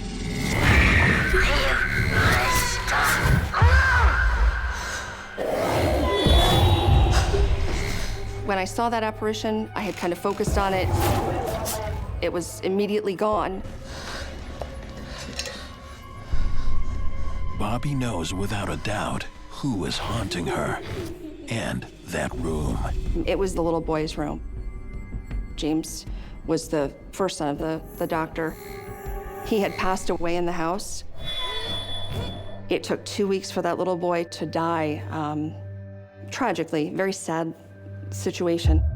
James died as a young child of undulated fever, a disease causing a painful death. I don't know if that was the suit that he was laid out in. It very easily could have been what he was wearing for that.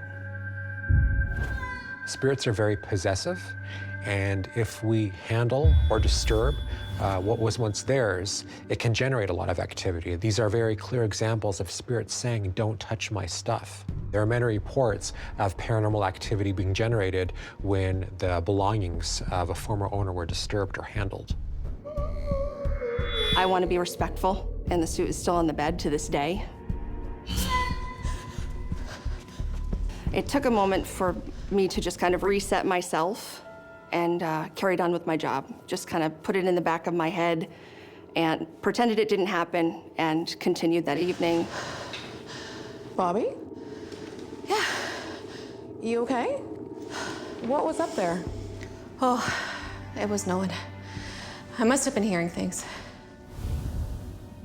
I'm a deny kind of person, but that was the first instance that I had to deny. We have a lot to do to get ready for tomorrow. Yeah. I'll get to it. Continue over here.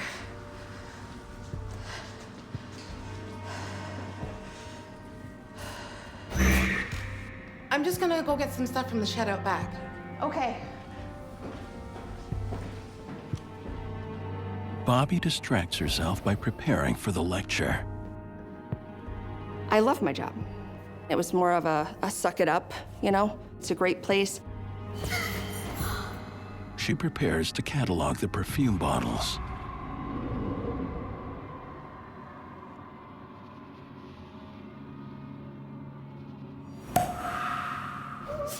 You opened it up after what happened?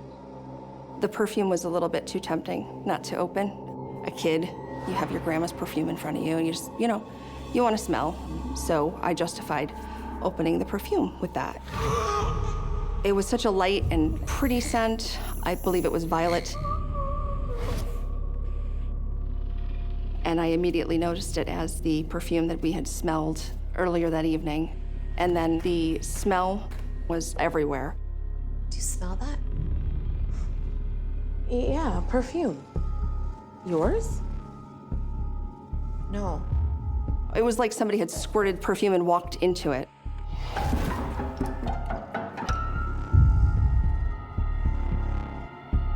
And then, gosh, we had heard the faint sound of a piano playing.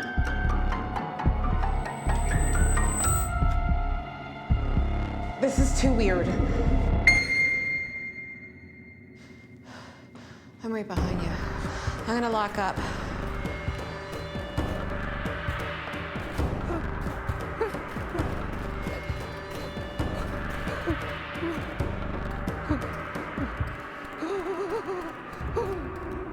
before Bobby can make it out. Her perfume had kind of come into the room noticeably. It was like a wash over you. There was a presence. I could feel a presence. And suddenly, the Victrola comes to life. Leave my stuff alone.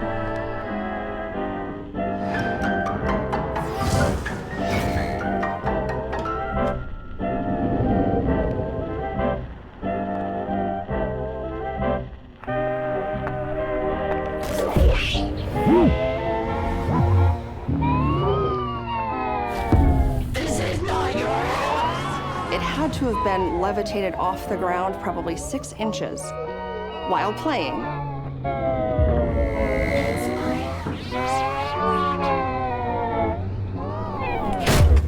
And just dropped. It was like a person picked it up and just dropped it. It was so real.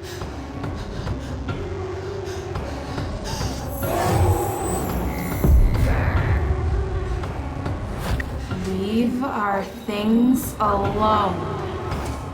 I remember it like it was yesterday.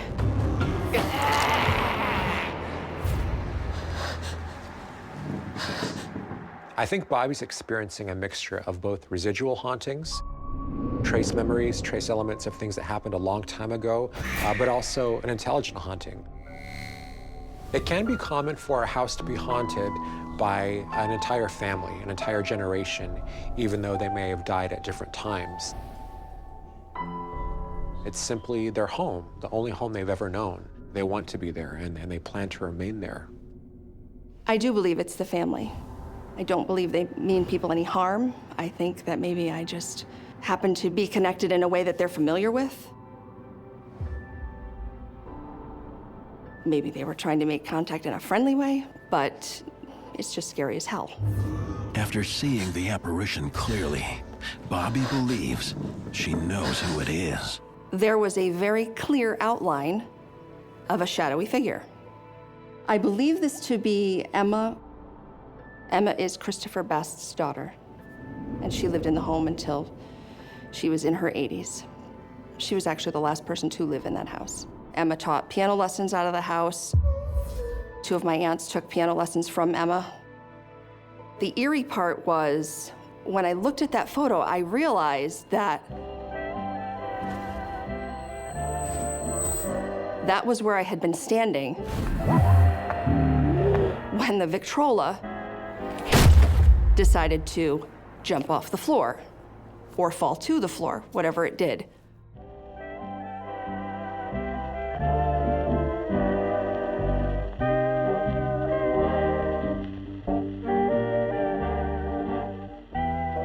I'm surprised I lasted as long as I did.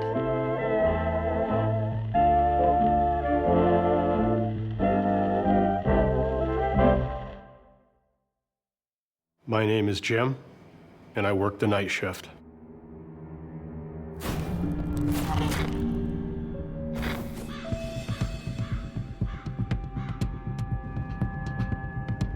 "45-year-old Jim starts his first night shift as a care support worker at a residence for intellectually disabled adults. When I first got the job, I was excited because we did need extra money to help, supplement our incomes. My wife worked full-time, I worked full-time, but we needed extra income. Around the corner here is the basement. The day staff have gone, and Jim finds his duties are shared with just one coworker. Who's that? Oh, that's one of the former owners of the place. This is where the residents sleep. Together, they'll work long into the night, standing watch over the house and its sleeping residents. Why are all the doors open? The residents feel safer with them open. The gentlemen that live there, they like their doors open. They don't like to have their doors closed. It reassures them a little bit that they know somebody's there to help them and protect them. After the residence floor, the next stop is the basement. She shared that The basement where the laundry room is located kind of freaked her out. I told her that I would go down and bring up the first load of laundry. But his coworker won't go. When you go down the stairs in the basement, they creak a little bit. It's an old home. It was built about 1843. But the feeling Jim gets being down there can't be explained. Just get this weird feeling. I had a feeling of unease. You can feel the hair on the back of your neck stand up, and it just kind of freaks you out a little bit.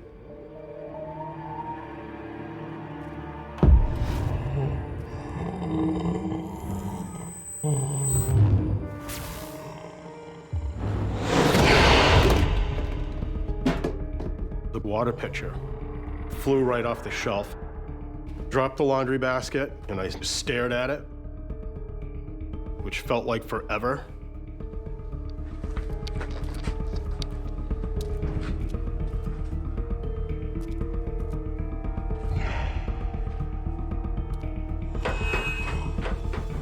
I would love to have shared with my coworker, but she would have been incredibly terrified, and I know she would have left. Jim keeps silent and gets back to watching the residents, settling in for a long night ahead. I shut the lights off in the hallway, and I had 2 little night lights that were plugged in, so it just had very dim lighting, so not to wake the gentleman up that lived there.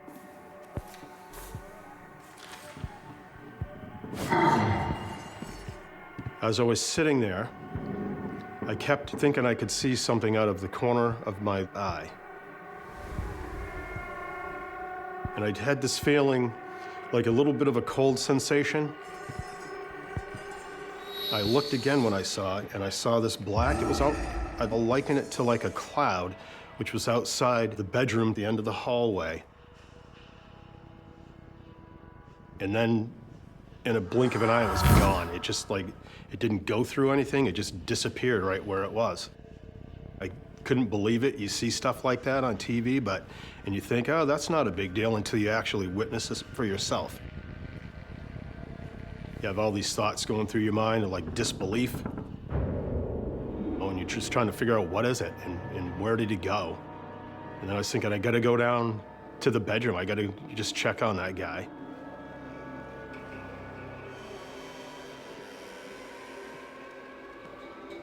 I peeked in. He was sleeping soundly.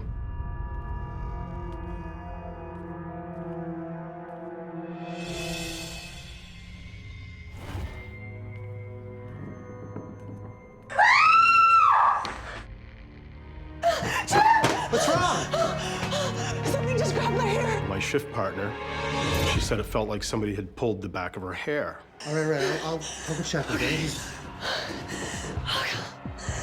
Her eyes were huge, and her hands were shaking. I knew right away things were happening in that house, but I wasn't really sure why they were happening. Into the basement again to make sure there is no intruder. My senses, I'm very heightened to everything that's around.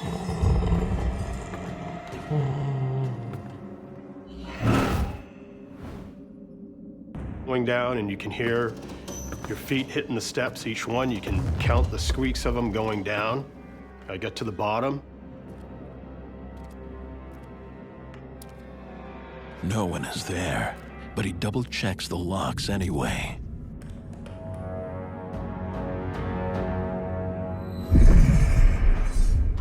So when I was down in the basement and I was bringing a load of laundry to fold, I had this sense that I was being watched.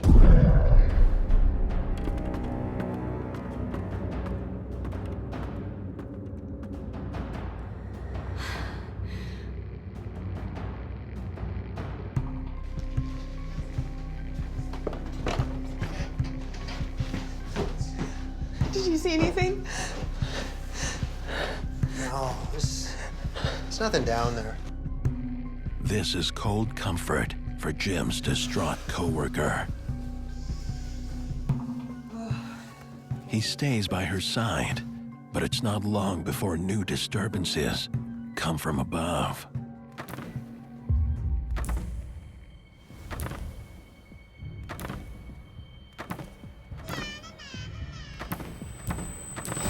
something in this house. Jim's first night working at a resident home begins with strange occurrences and a spooked coworker. Something just grabbed my hair. And now, noises from what should be an empty attic. Did you hear that? Do you see what I'm talking about? I heard noises in the attic, which is just right above the second floor where I'm sitting. It was like a rhythmic pattern of like when a child is skipping.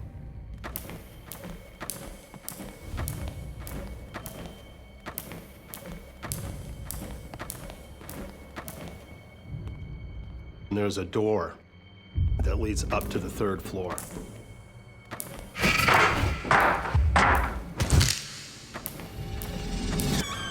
As soon as I opened the door, the noise stopped. Hello? Hello? There's nothing there. You didn't see anything? I'm just kind of thinking to myself, you know, old homes have a lot of personality. They make strange noises sometimes. It could be the heating. But Jim's coworker isn't buying it. I have to go. I'm done. I'm sorry.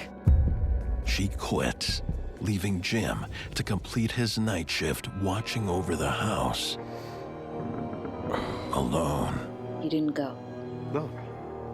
I definitely couldn't leave. I'm responsible for them being safe and taken care of. And I wasn't willing to not do that. Jim is left with the laundry to finish, so he heads back down to the basement.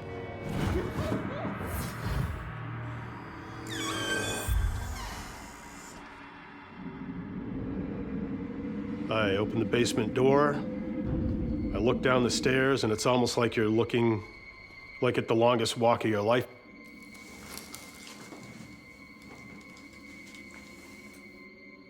So as I'm getting the laundry out, and I just had this constant feeling of being watched.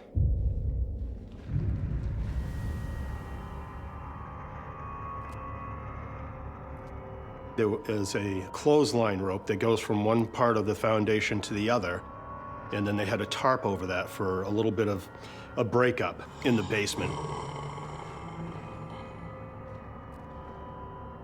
For some reason, I decided I was going to walk over to the tarp and look behind it.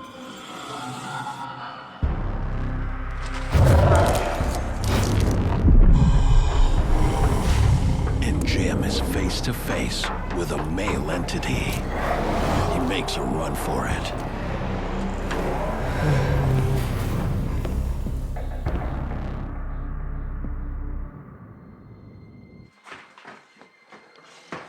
After the encounter, Jim shakily returns to his second-floor watch. I was terrified. I felt like I was having like anxiety. And I just started like getting a little bit of the sweats too. But Jim has no chance to calm his anxieties. It's now upstairs with him. There was a human-like mass that was inside the doorway of the room. My legs started to shake, almost like if you feel like hypothermic, almost. And the figure just kind of like floated straight back into the room until I couldn't see it anymore.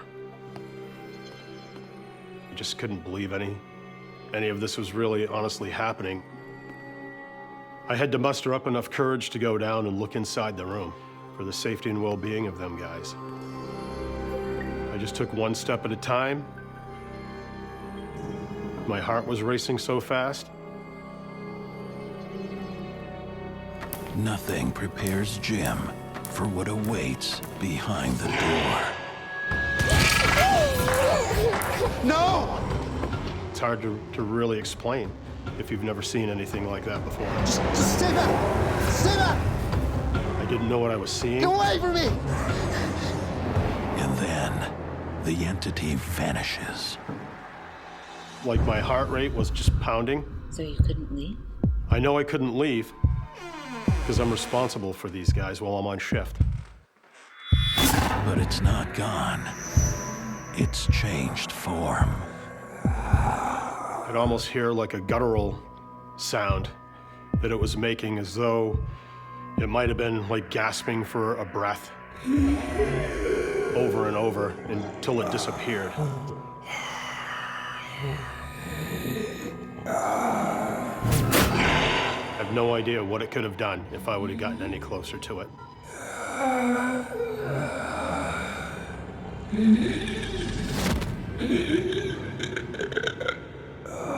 Jim assumes that the dark, shadowy mist that he encounters in the doorway to the residence room is evil, that it means him harm. That may be the case. There are some who believe that dark in appearance means dark in nature. But other cultures believe that dark and shadowy figures are the opposite, that they are good, that these are the spirits of our loved ones who are backlit by the light of the afterlife.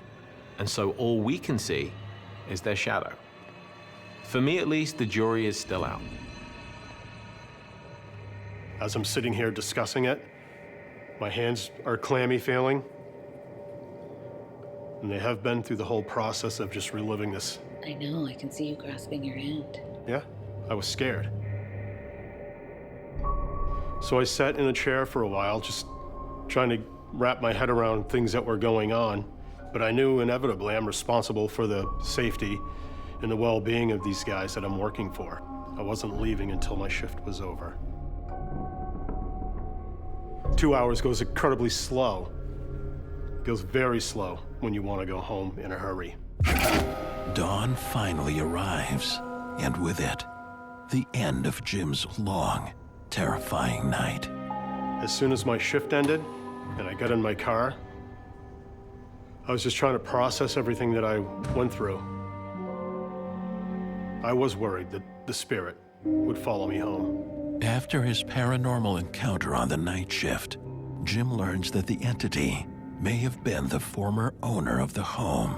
Heard stories in the past that there was one of the owners, he had passed away in that home of pneumonia.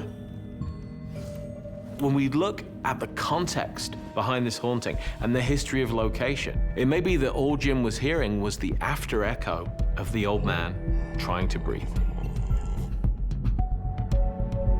This event has most definitely changed my belief in paranormal. I believe that when you leave this world, you are part of a universe, per se, and that you are potentially always around.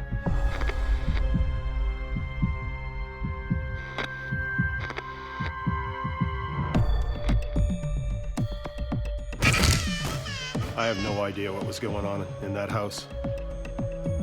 And I wasn't willing to stay and find out for another shift. Didn't want to find out what it wanted to show. That was the worst experience that I ever had. My name is RW, and I work the night shift.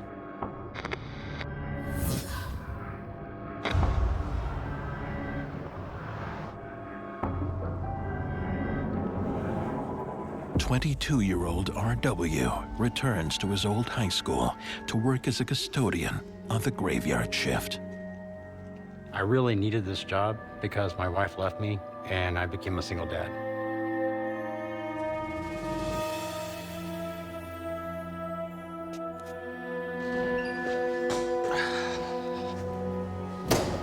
RW's former high school is a lot quieter on the night shift.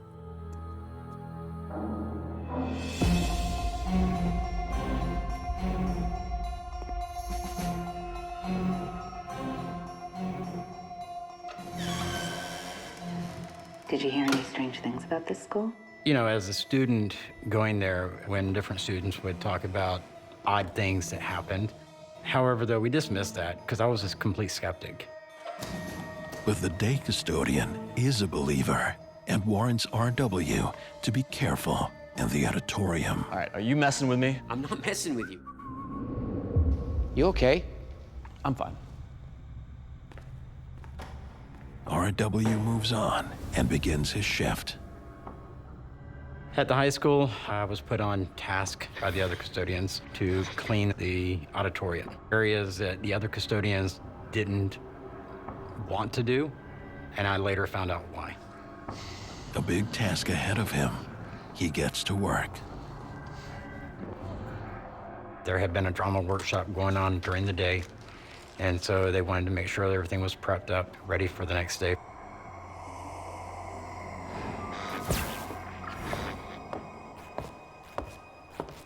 Not long on the job, it begins to get strange. I began to hear footsteps that were going back and forth across the stage. I knew I was the only one there. At least I believed I was.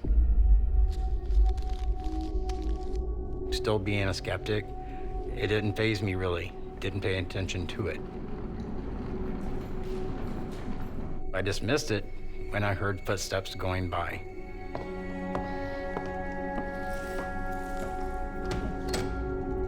I was told to prop one of the doors open so that it helps to dry the floor.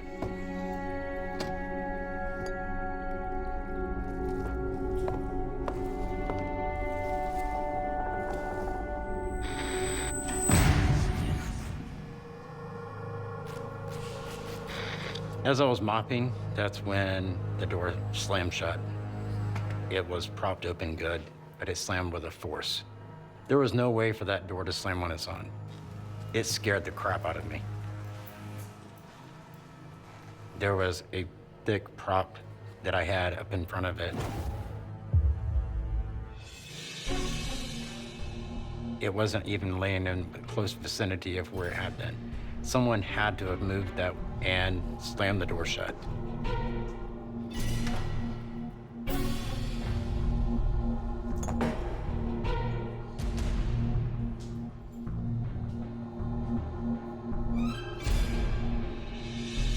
He has no explanation for what is happening. I kept trying to dismiss it.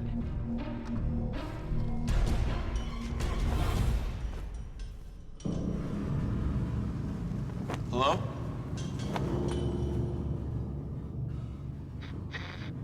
Is there someone back there? The curtain was moving as if someone was standing behind it. Like you could see the outline of them moving past the curtain from the other side. Hello? I just thought someone was behind the curtain. Honestly, I did. So I walked towards the curtain. At this point, realizing that it couldn't be a janitor, I'm getting really annoyed and scared, I'm not gonna lie.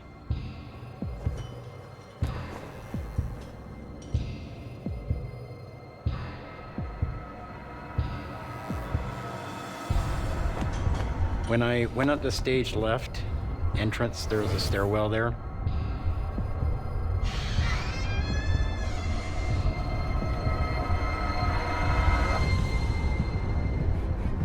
Hello? I could see there was no one there behind the curtain. Maybe it was just a wind draft. You know, maybe my imagination was playing tricks on me.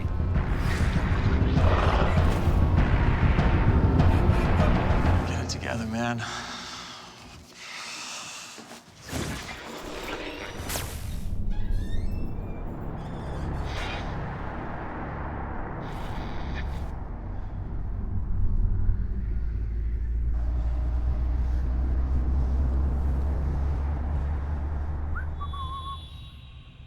That's when I heard the whistling. The air, it just suddenly changed. Who is there? Became static filled, like something was in there with me. I felt like something was watching me, watching my every move. At this point, I had become a believer that something was in there that I couldn't see. RW being under a lot of stress is opening him up to a lot of factors, and those factors are supernatural. The disturbances seem to be coming from behind the curtain. Okay, pal. You asked for it.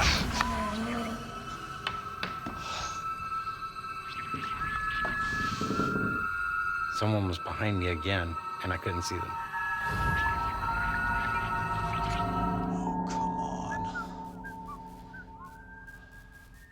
RW.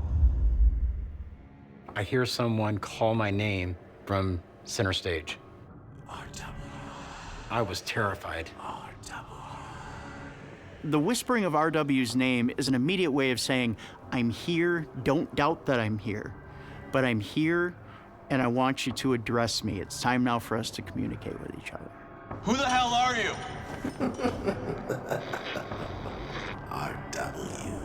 RW tries to be brave. If you're messing with me, I've had enough.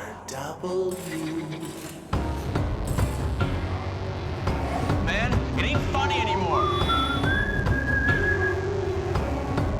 That's when it hit the fan.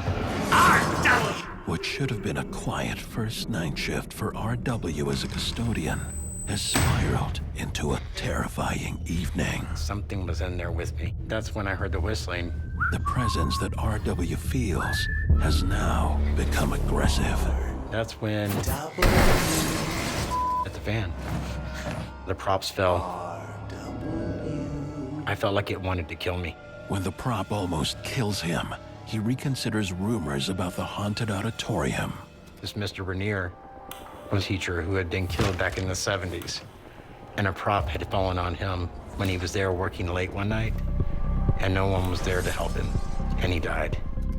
It's a violent movement of an object to get something to drop to show RW, this is how I died.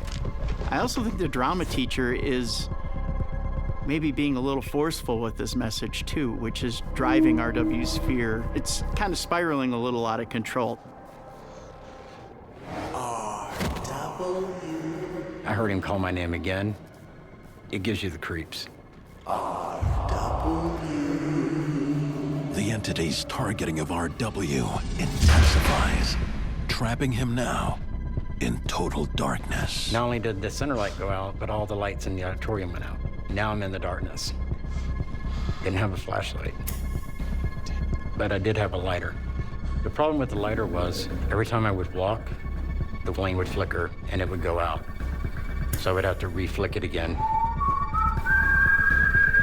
It was as though someone was in there with me. I needed to find the light switch. Just as RW reaches for the light, suddenly the center stage light appears on. And that's when I see someone standing in the direct beam of that light on center stage. I was scared.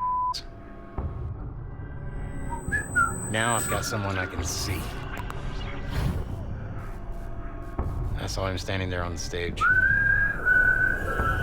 In my mind, I think he was still being a drama teacher, still doing his job, trying to teach you. Don't hurt me. I could feel every sense in my body, every nerve ending.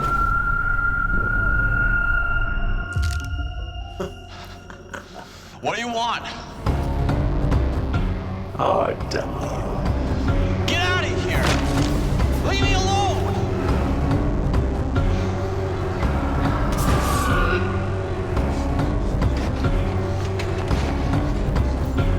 I did an about face, and I ran out of that auditorium as fast as I could. I was gone. RW bails on his first and only night shift at this haunted school. I told them that I couldn't come back. They understood why. Why do you think the spirit of Mr. Rainier targeted you?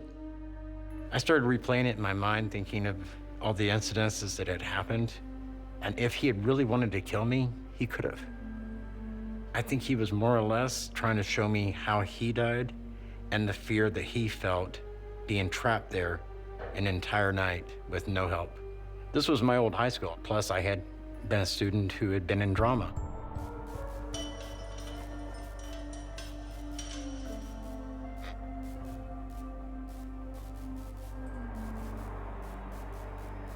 And what happened to your skepticism? After that, I became a believer. And I believe in the paranormal. There is something out there that we can't explain.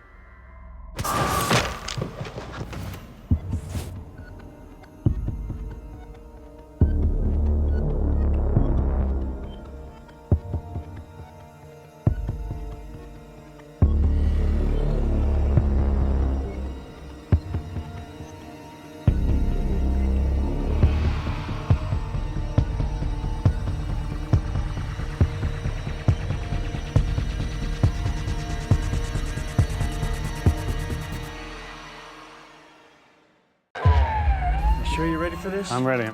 Very hot that night. It was a summer night. And the weird thing was, around the dresser, it just got really cold. And I thought I saw something. I felt something grab my wrist. That scared me. These things were demonic. I don't think that I'm crazy. I didn't know what to think.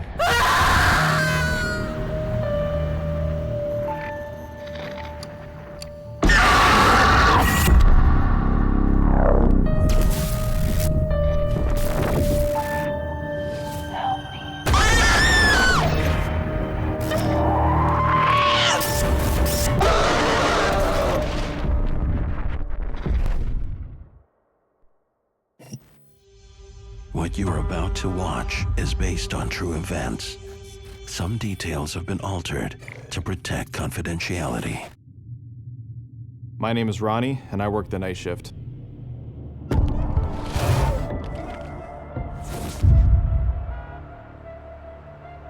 As midnight approaches, 21-year-old Ronnie makes his way to his job as an overnight support worker at a group home for adults with developmental disabilities.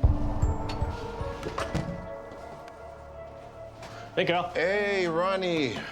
Good. I got hired at a group home. I had agreed to work night shifts every weekend, so every Friday and Saturday night. Yo, you get some rest, eh? You too, but not too much. All right, sounds good. Take care. You too. The night shift starts at 11 p.m. and it runs until 7 in the morning.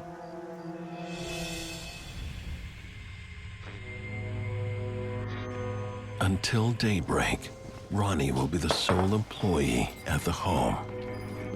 Yeah, mostly the night shift is you're kind of like a security guard in a sense. You're making sure everything's clean, you're making sure that the place isn't gonna catch fire. All the people who live in this house were sleeping. I try to be as quiet as I can. I don't have the lights on, I don't wanna wake people up. It's very rare that you have to interact with the people who live there. Well, it's an old house. It's a well-kept house, but it's old. And like many old homes, it's prone to strange sounds.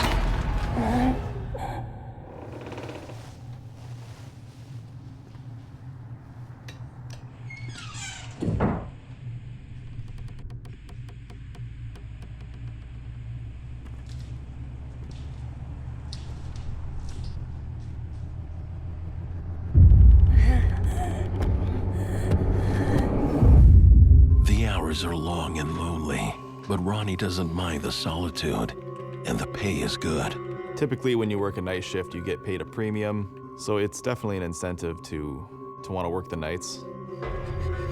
As Ronnie settles into his evening routine, things take a turn for the strange. I'm just sitting in the office. Suddenly, I heard this noise, this droning sound.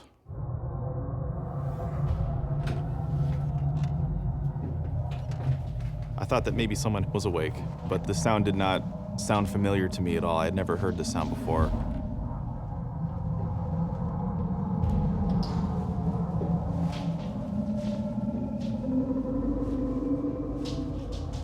The interesting thing with the sound is anywhere that I was in the house, the volume remained the same. On the first floor, the volume was the same. The stairs, the volume stayed the same. Second floor, it was the same everywhere. It was just this sound that no matter where I was, I could hear it. What is that? The only time the volume changed was when I exited the house to see if the sound was coming from outside. There was no sound at all.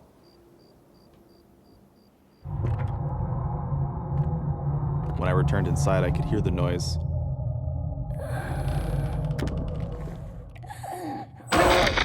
The noise stopped, and I thought I saw something, but I couldn't be sure.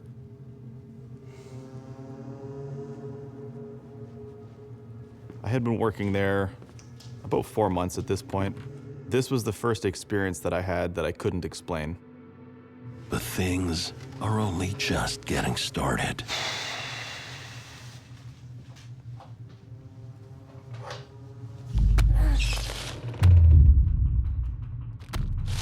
out of nowhere, I just begin to hear crawling.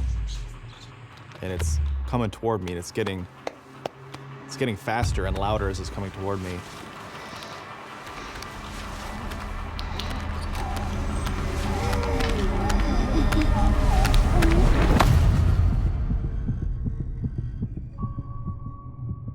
My heart was beating really fast.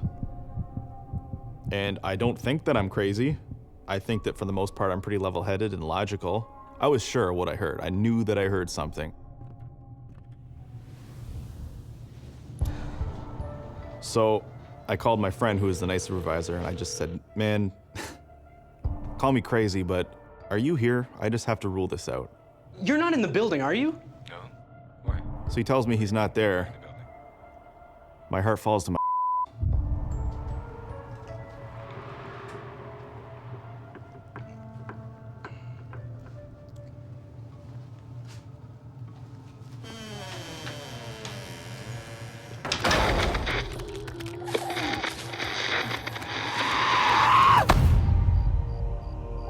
After an eventful night of mysterious happenings, Ronnie tries to get some rest.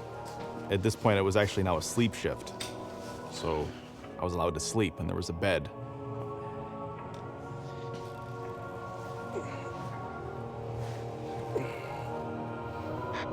But not everything in the house is sleeping.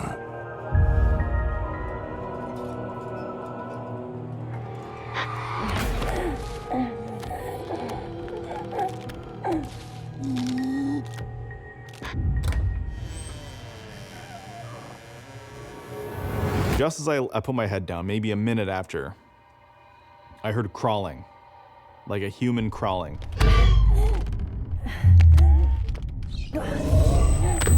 And I opened my eyes.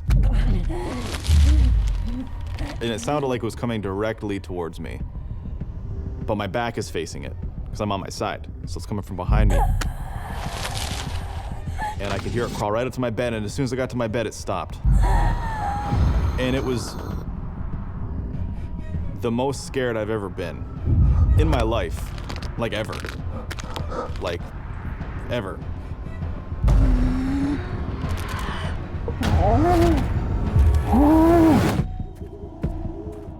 In a group home for adults with developmental delays, overnight support worker Ronnie finds himself stalked by a sinister, creeping presence. And I sat up. And I looked around.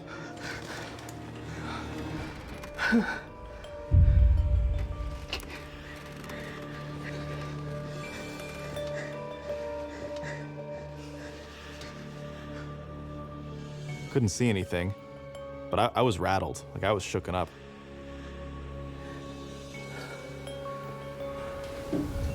I've wanted to run away, but I can't leave. I can't leave this house.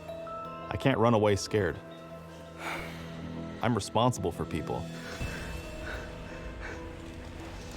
But I knew I saw something, so even though I'm scared out of my mind, I have to check the house, make sure that people are safe.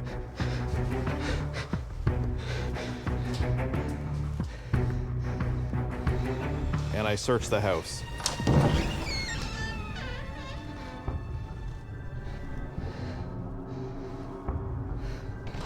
But there's nothing. People were sleeping.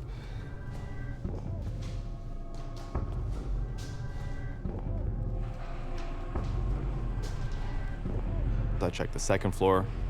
There's nothing there. So I went back down.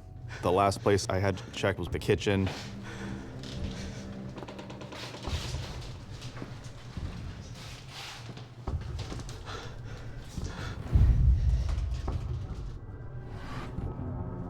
In the dining room, the lights are off, so it's very dim.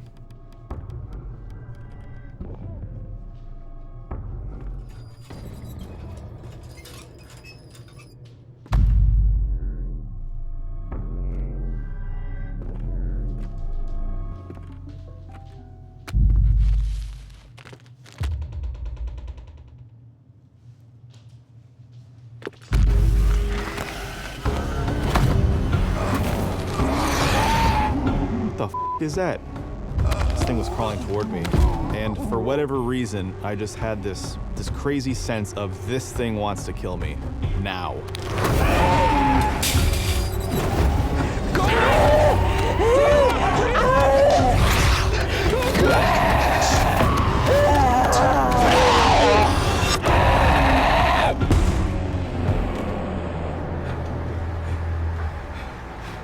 For all intents and purposes, I'm trapped in a house with what I think is an entity who wants to kill me.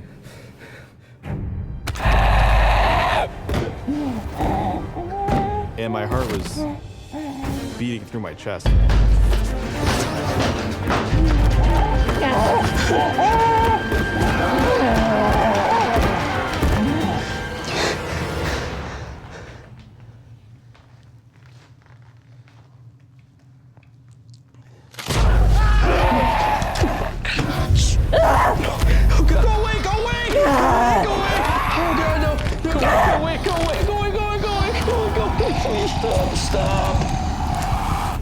And when I got to right in front of my face, it let out this noise. And I actually yelled.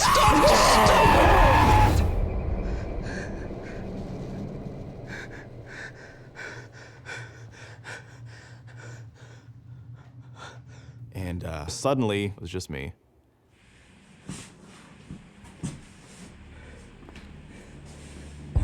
Ronnie did the right thing by shouting at the spirit, because what he did was he was focusing his energy to a point which repulsed the spirit, which caused it to stop. Morning can't come soon enough.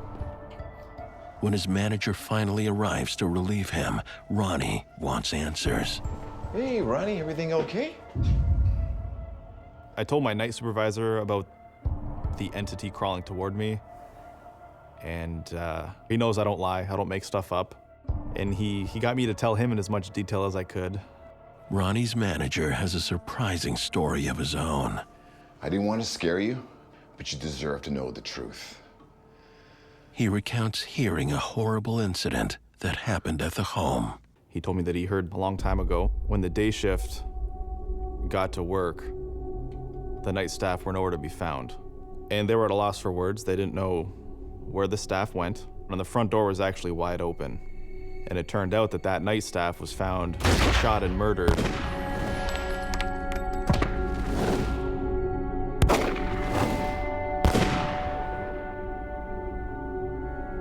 They found her body right over there, right beside the cot.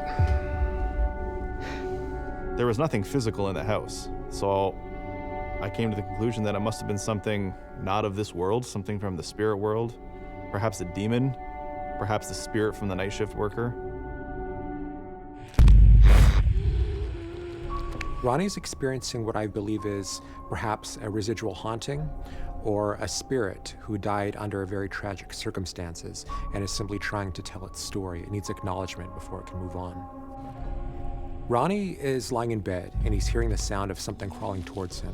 This might be the spirit trying to show him what it was doing in its last moments before death. It also might be just trying to generate fear in Ronnie. Fear maybe is an energy which it can siphon, which it can feed from.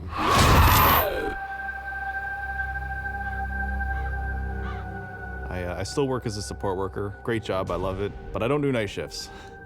Don't do those anymore. As scary as I find it fascinating, because I think we all wonder what happens when we die.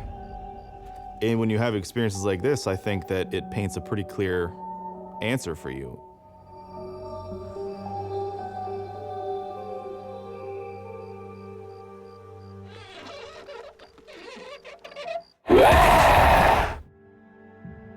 My name is Matt. I work the night shift.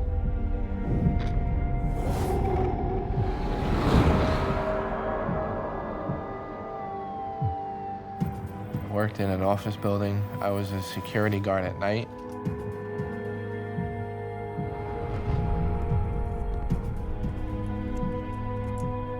I basically was in charge of securing the building, locking down the doors, checking the premises to make sure there were no unwelcome visitors or guests on the property that weren't supposed to be there. It was a really good job. I enjoyed working there, I have to say. My coworkers and the maintenance guys had some weird stories about the building. Still, I would approach things from a skeptical point of view.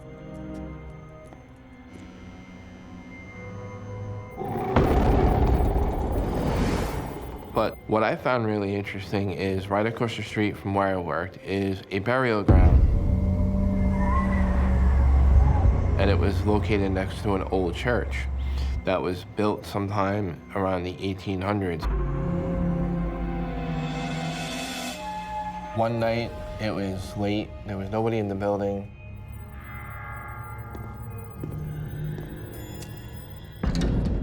It startled me. The only way these elevator doors were to open is if somebody pushed the button and there was nobody in the building.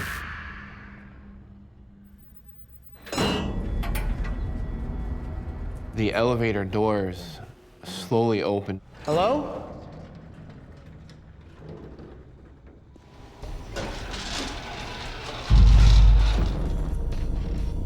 And they were just opening and closing by themselves. There was just no reason for that to happen.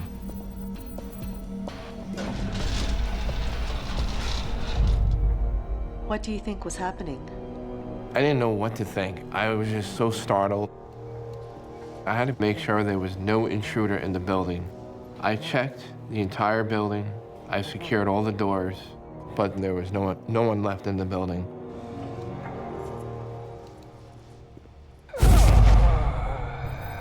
I thought I saw somebody. Hello? Hello? Can you stop? The person isn't stopping. I was walking pretty fast. I should have caught up to the person.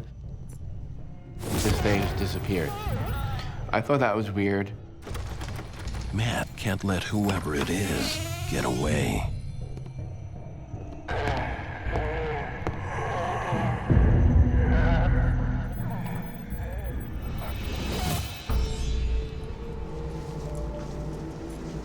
Hello? Hello?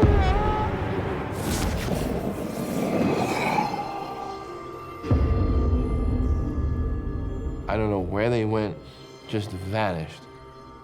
Just when he seems to hit a dead end, the unthinkable happens.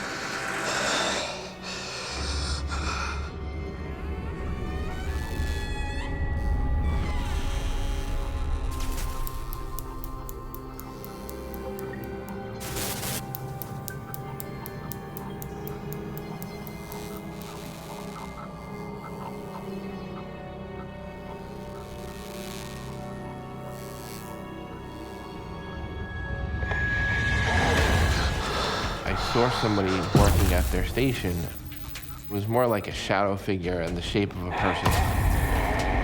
I was so scared. He was just standing there staring at me, didn't say a word.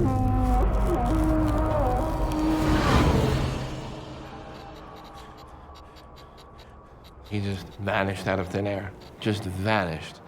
That scared me. Honestly, it made me feel like, what's gonna happen next?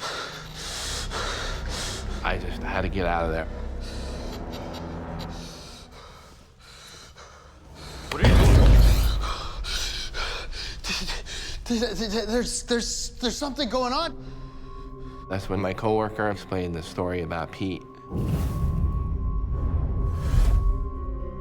There was a former employee that had passed away. They actually kept Pete's office exactly the way it was after he had passed away. Nobody goes in the office, everything is still there as if he was working there. It was just really, really odd.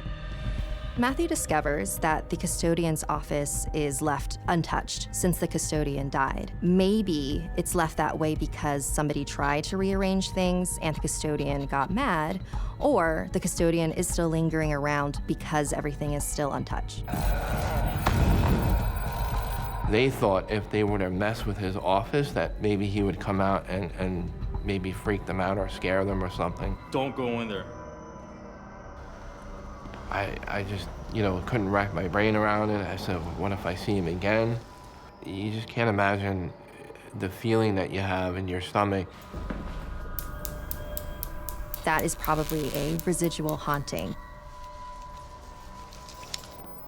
A residual haunting is usually when a spirit is sort of just replaying itself on a loop because it's imprinted its memory into the location.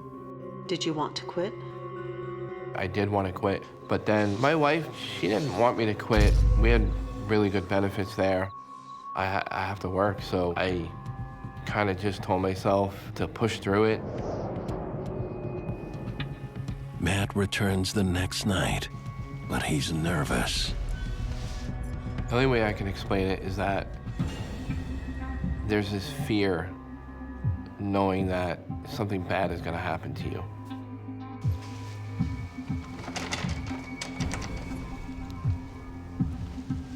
I've seen all these things, the elevators opening and closing by themselves, the shadow figure.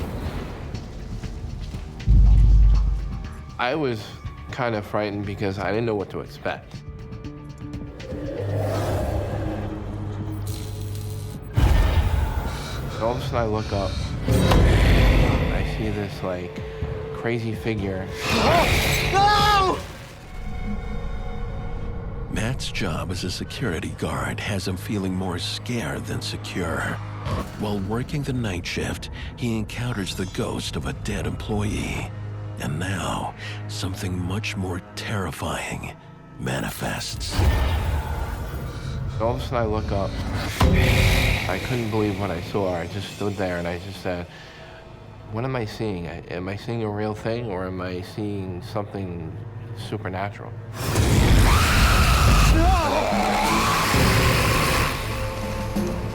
It was freaking me out.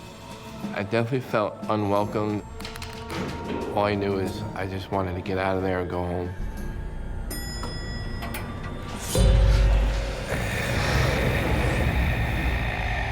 I see this ancient warrior figure.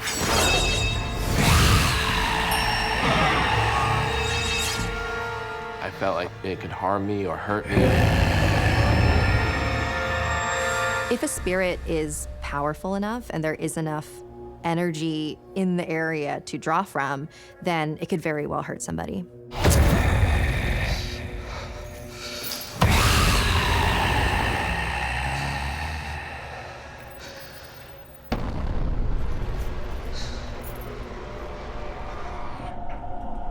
I thought I was going crazy. I had to get out of there.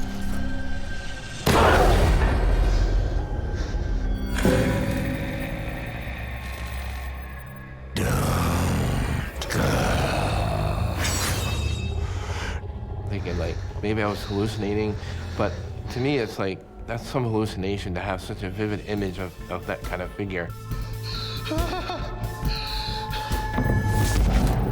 And the ancient warrior figure just disappeared into nothing. And when he disappeared, what did you think? I couldn't wait to get home.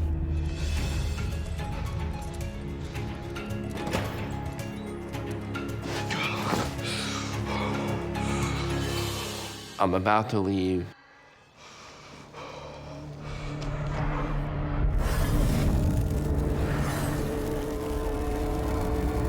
I just seen this black mass, darker than the shadows, and that's how I knew something wasn't right.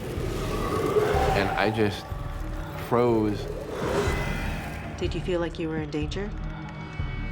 At that point, yes. I was so scared because I felt unwelcomed. I felt like it wanted me out of there.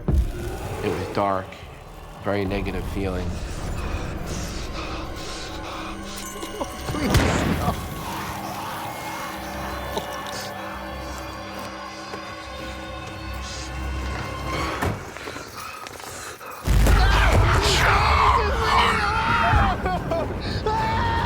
I saw what looked like creatures to me.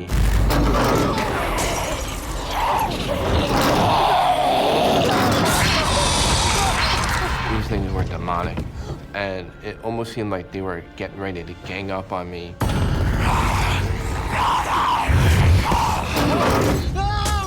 Demonic entities were nothing like I ever seen in my whole life. I was really scared. Please stop.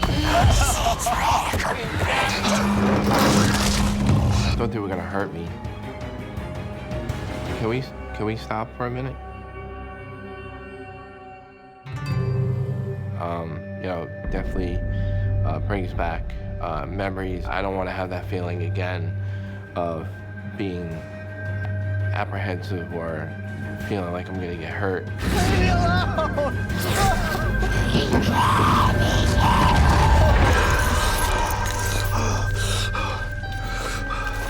I didn't want to get hurt. I just wanted to get the hell out of there and get home. All the different types of entities that can haunt you, a demonic one is usually the most malicious because they are made of just pure negative energy. The fact that the shadow figures were very aggressive, to me that means that Matthew might be in danger.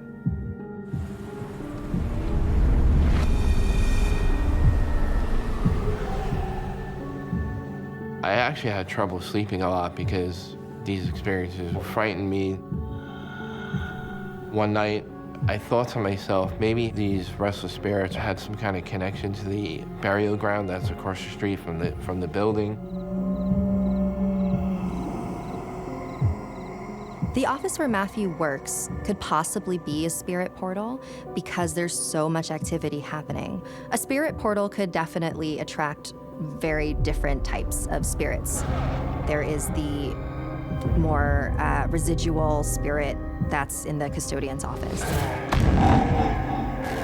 We see the ancient warrior. We see the dark, shadowy, demonic entities. Your work environment should also be your safe place, but in my work environment, I didn't really feel safe.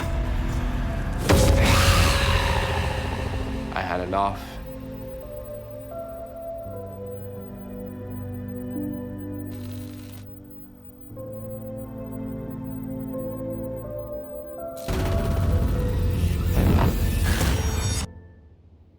My name is Patrick, and I work the night shift.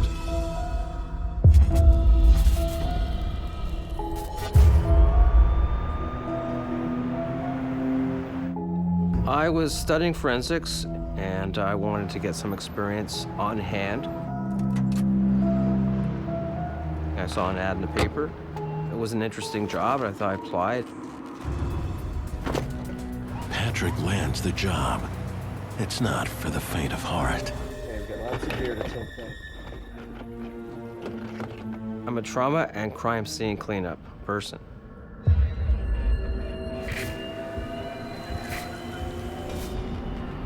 It was right in line of what I wanted to do, and it would place me in learning all about forensics and crime scene and cleanup and investigations.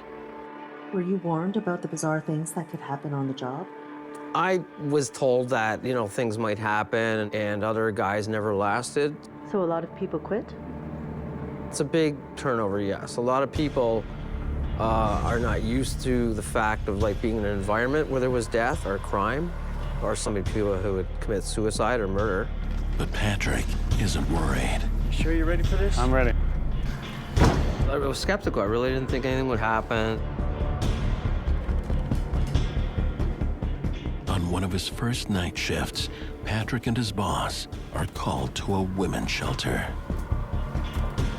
And it was very hot that night. It was a summer night. The police had left. The tape was still there.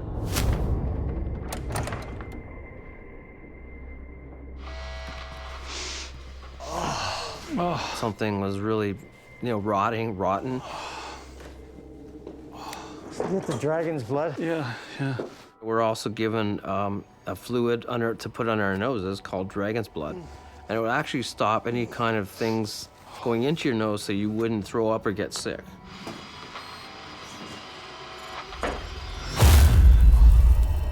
And then all of a sudden, I just felt a really heavy sadness, a really, really heavy feeling around me, almost like you wanted to cry or something. being around death. I don't know, my senses just went up. I felt really depressed and really alone. The woman, she had committed suicide by taking all these pills. She died there within 10 hours prior to we came. Hey! You here with us? He tries to shake it off, but adding to Patrick's discomfort, the heat. The room must have been about 80 degrees.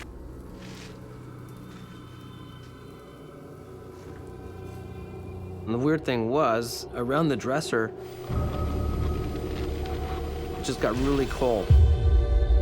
Like, that's impossible because one side of the room was very hot, and I thought, well, maybe there's air conditioning going on. But nothing was happening. And it was all cold. Like, I put her hand like this, and it was all cold, like straight up and down, as if somebody was standing right at the dresser.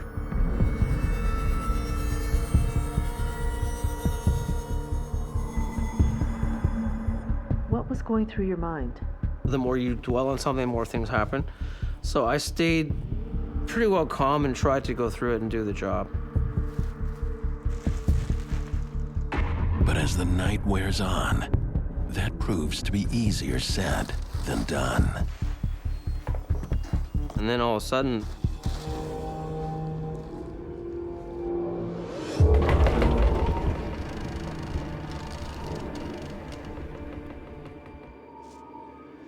the drawer just came wide open. It was closed. It caught me off guard. You okay? Yeah. My boss didn't see anything. He didn't believe a lot of it. So it wasn't like something was haunting me or attacking me. So I continue on doing the job.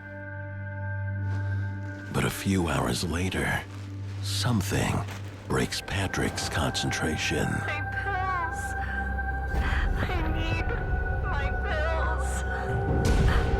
It was a young voice sobbing and crying.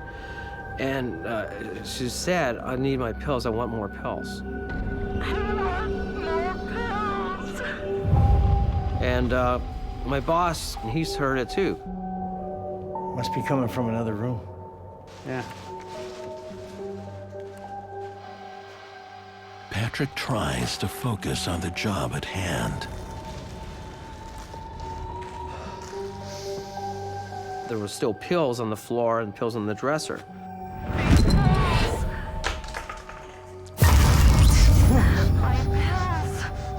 And I was staying opposite the dresser, and all the pills started moving around.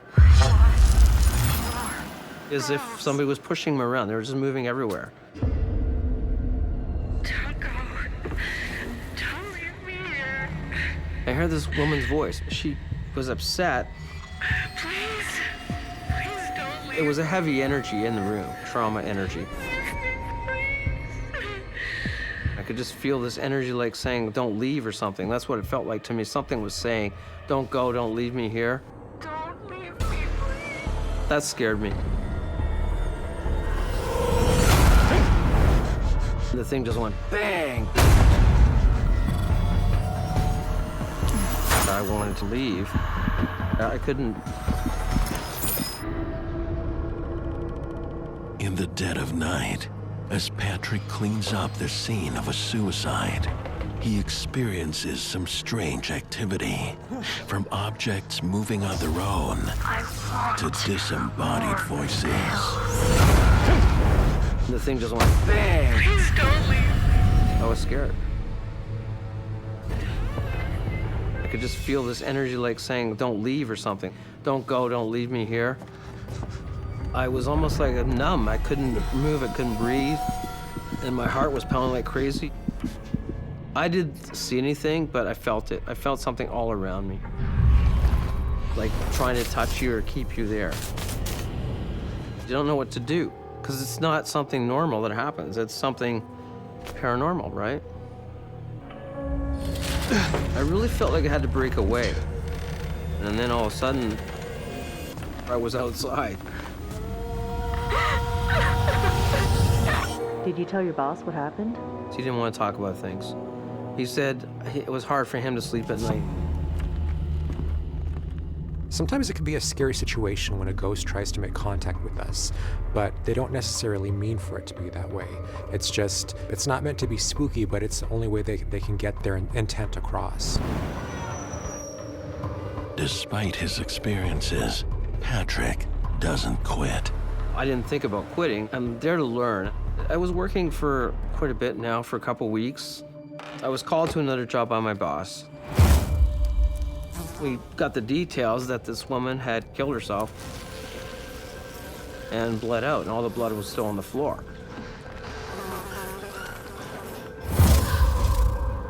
They had found a rope that she had tried to hang herself with. She had actually slit both her wrists, so she bled out before she tried to attempt hanging herself. Again, I just felt this like really heavy, bad feeling. It's traumatic when you're right there and there's a death scene and somebody died tragically, and you feel all the emotion, feel everything that was happening coming through. Help me! I heard something. I just heard this voice saying, "Help me." Help me! It sounded like somebody was distressed. Obviously, somebody was in pain or trauma. Help me! I looked around, nobody was there. But something is trying to get his attention.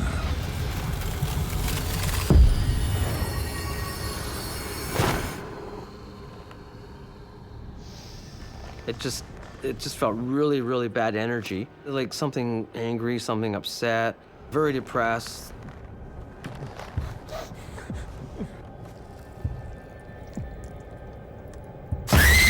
I felt something grab my wrist and just pulling really hard on it. It's like something was trying to cut my wrist. It was like a razor blade, and it really freaked me out.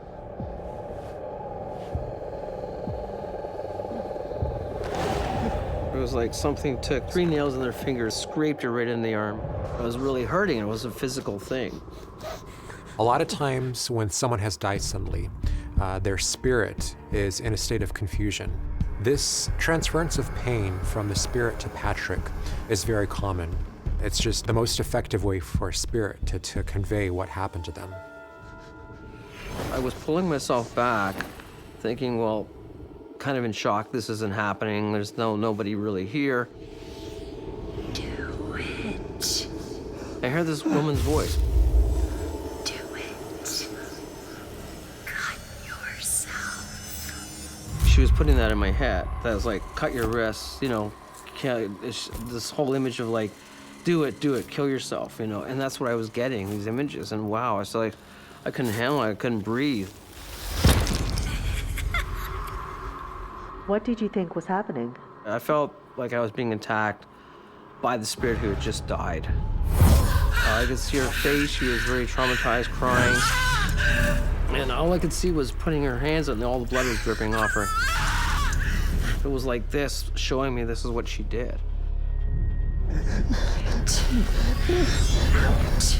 Get out!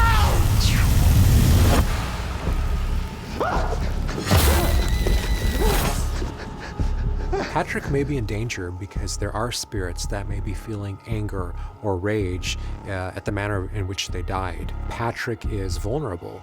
He's taking these elements, this dead energy, into his energetic system. I really felt like I had to break away. I couldn't get the images out of my head, and the feeling of death and everything, and being around death. Did you fear for your life? I was scared. I really felt something was trying to latch onto me or maybe kill me. So it's pretty traumatic. Hey, buddy, why'd you go running out like that? What happened to your arm? Gotta take a picture of this. Okay. I gotta document any injuries on the job, okay? Hey, just hold it right there. What is that?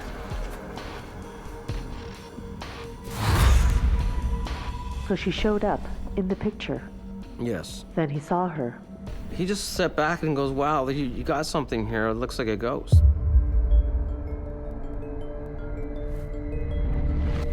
The spirit of the suicide victim might be making itself known to Patrick because it's seeking absolution, it's seeking confession, it needs a witness, it needs to confess its sins so it can eliminate its last earthly bonds and properly cross over. We're gonna finish up and we're gonna get out of here, okay? I'm freaked out, man. I just said to my boss, I can't do this anymore. This is freaking me out. I just couldn't do it. I'm gonna quit. Working so closely with the dead would definitely increase the paranormal phenomena in Patrick's life. I think Patrick did the right thing quitting before these events escalated into what could have become a very harmful encounter.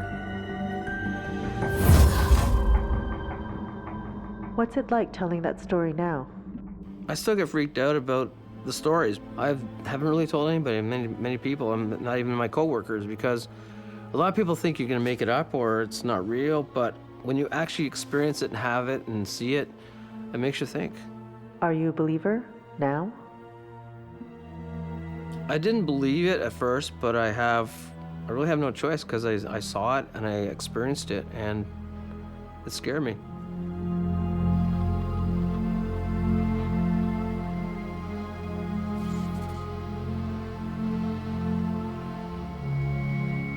I never want to see anything like that again.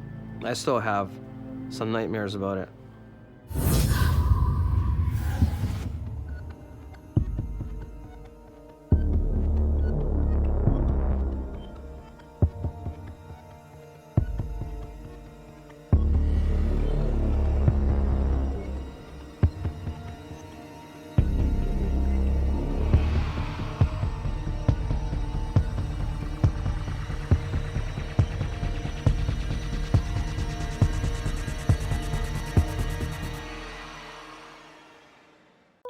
They said there were spirits. I didn't take it that serious. It's just us. That can't be. I know you're here! There was a presence there. Please help me. It was real. I was dead wrong.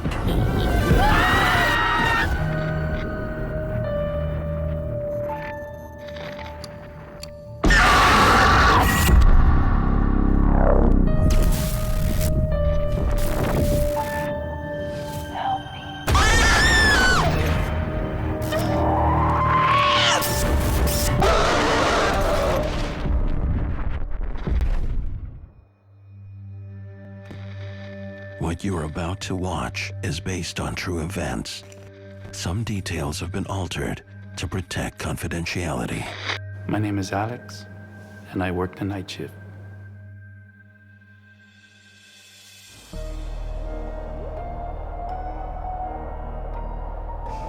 It's the middle of the night.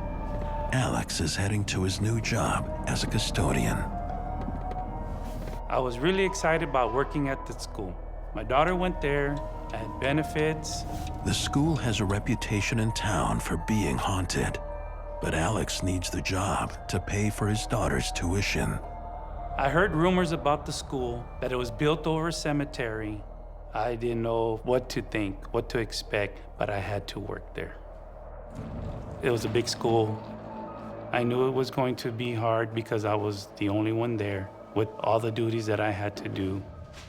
My typical duties on the shift is cleaning the classrooms, cleaning the restrooms, cleaning the halls, cleaning the gym.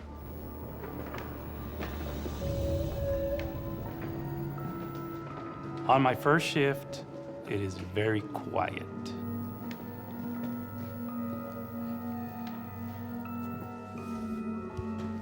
But that changes quickly.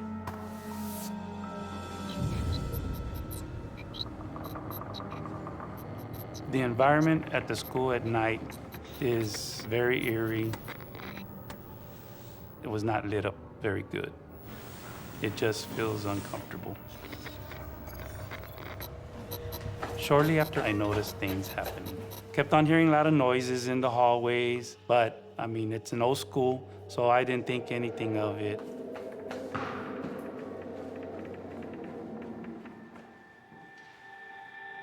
It's getting too strange to ignore, especially the eerie footsteps echoing from the hallway. Hello? Throughout the night, that was happening. There was nobody else around. How could that happen? Hello, somebody there? I heard what sounded like someone whistling. Just like that. It's like if somebody was trying to get my attention with that whistle. Hello? I hear giggling along with that whistling. It was real creepy. What's going on? Hello? The doors are locked to the school. The gate is locked. This was not making any sense. I know that I'm alone in that school.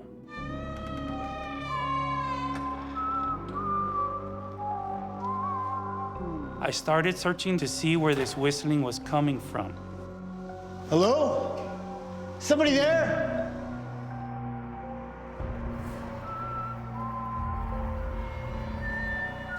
Someone or something is deliberately toying with Alex.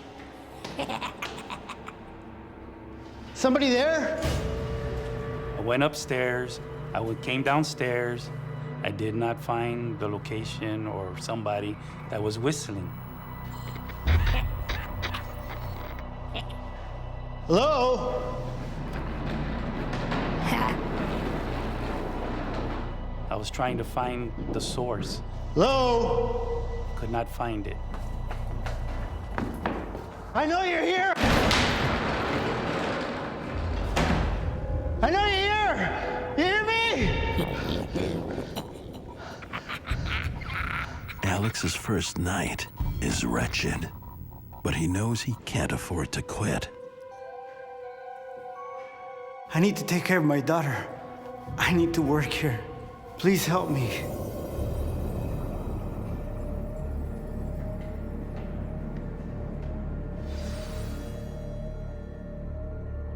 Over the next few nights, Alex's uneasiness grows. As time went on, things started to get worse. Somebody was watching me as I was doing my work.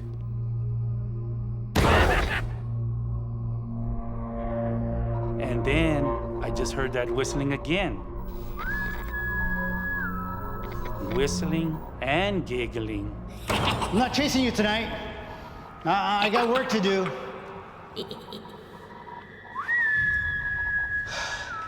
Not gonna happen. He does his best to ignore it, but something in that school is taunting him.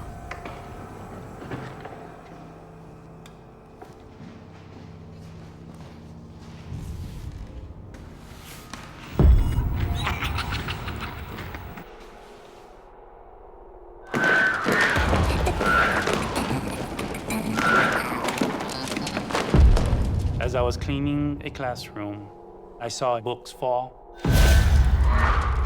The books started to shuffle by themselves. There's no way that these books can shuffle by themselves. Something had to push these books and make them shuffle. It seemed like an unseen hand moving the books. In Alex's case, when you see something with textbooks go flying, when you see objects moving, that's poltergeist activity.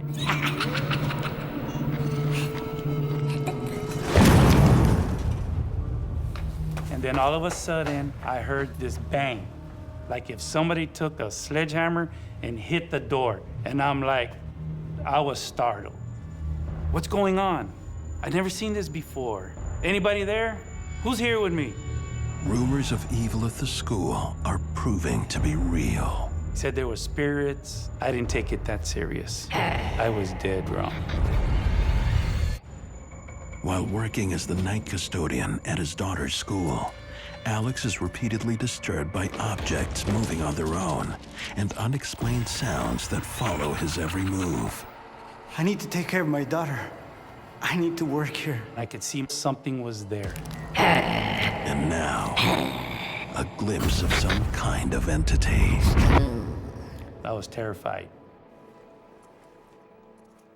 After I got my composure back, I went to look.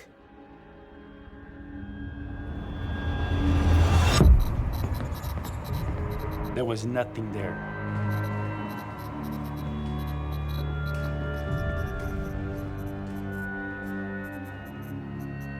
I'm wondering what is going on. There's something going on here. There has to be spirits here. And I'm scared. Shaken to his core, Alex turns to school officials to help him understand the strange late-night happenings. As all the things started to escalate, I started talking to the staff, and then they told me about Clown Boy. He was buried under the school. It's a little dusty, but I found it. I want you to see this.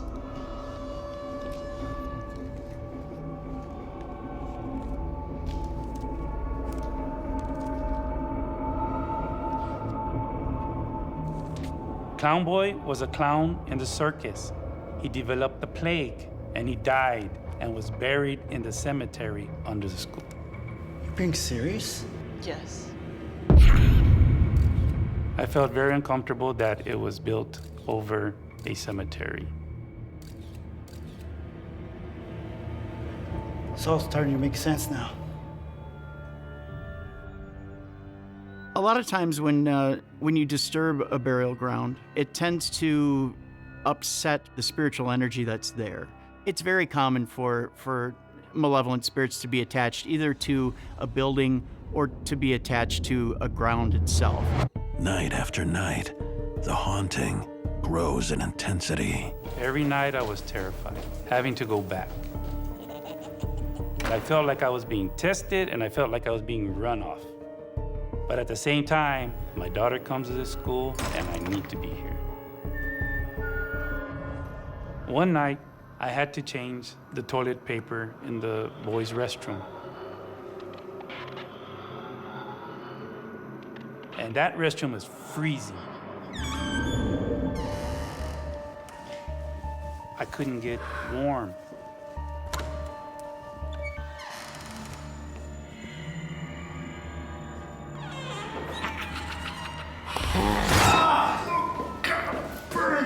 I felt a scratch on my back. I turned around. I immediately turned around. Who's there? Who's scratching me? There was nobody there.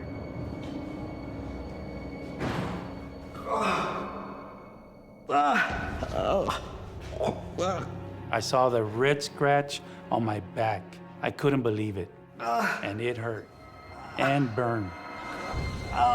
This is violent, and I'm scared, really scared.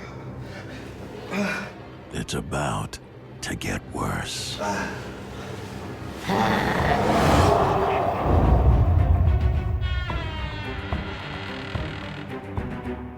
I saw somebody standing there, and I saw Clown Boy. I saw him. No! No! Please! No!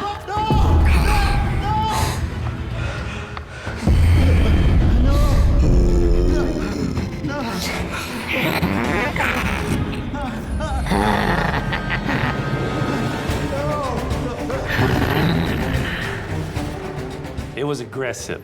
I was terrified. I didn't know what to do. He was laughing, evil laugh. I didn't know what his intentions were. None of this made any sense.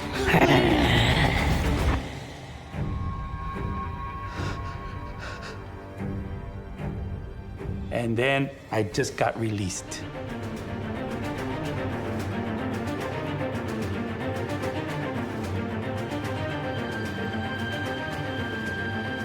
I ran back into the classroom. I was terrified.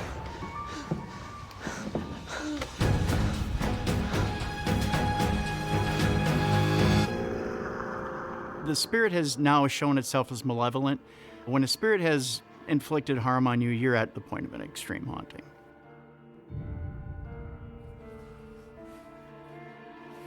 Hail Mary, full of grace. I waited in that classroom for a while. I didn't want to go back out there. I didn't want to see Clown Boy again. What's next? What is he capable of doing next? What did you do? I was scared, terrified. But I opened the door.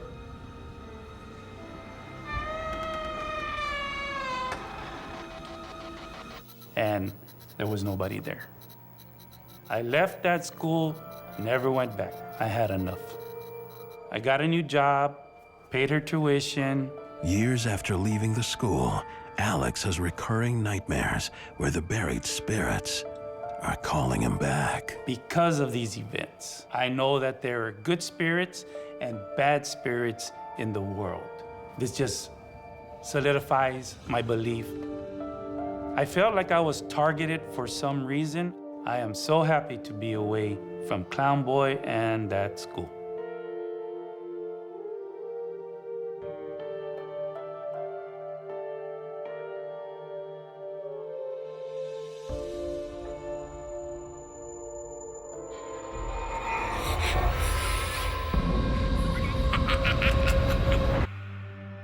My name is Mariah, and I work the night shift. Mariah's career is on the move. She's just landed a job as a salon coordinator at a luxurious spa. It was like my first grown-up job, and I was really excited to start it because it was a 30,000 square foot salon and day spa. It was really glamorous and elaborate, and it was a really good opportunity. And I love the beauty industry, so I was like, this could be my in to just like start the rest of whatever happens. Mariah loves her job, but the hours are long. Together with another coworker, she often works late into the night. So we would be there if we had an event late as 2 o'clock in the morning, or on an average night just around 10:30 to 11. We would have one girl counting cash, doing the deposit, and the other employee would go turn off the lights, lock the doors, and do stuff like that. I guess it's my turn? Yep. Mariah heads to the hallway in the back to shut things down for the night.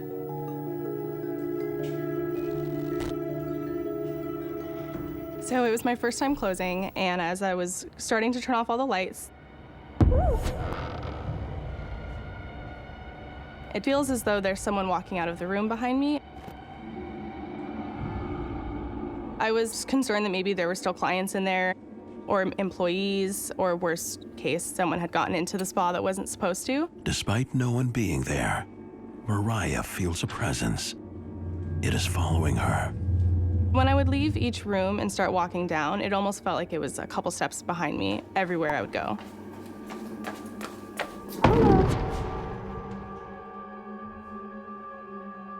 Hello? I looked behind me, and there was no one else in the hallway. That was the first time I had ever felt very scared.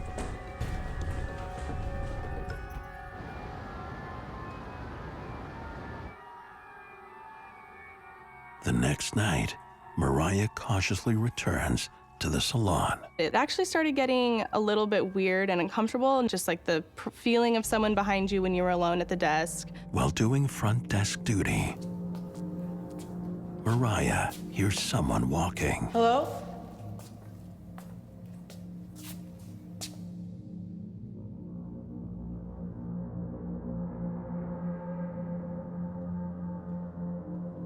She follows the footsteps down the hallway. I was holding my breath. I didn't want to see anything out of place. I didn't want to see anything that wasn't supposed to be there. It was like dread and that cold feeling again. I hear footsteps behind me.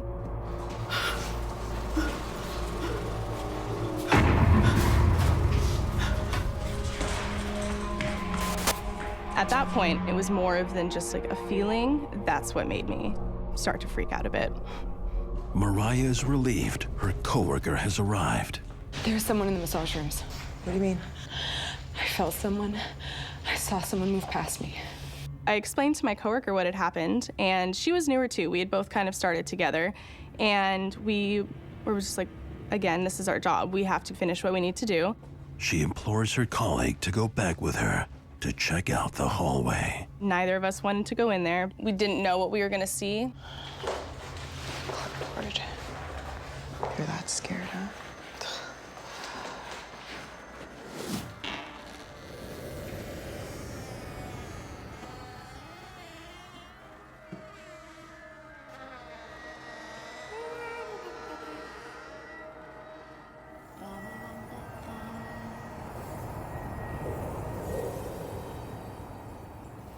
something here.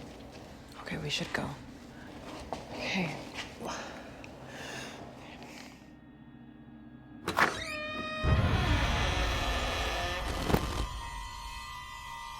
There was a noise of the door opening up.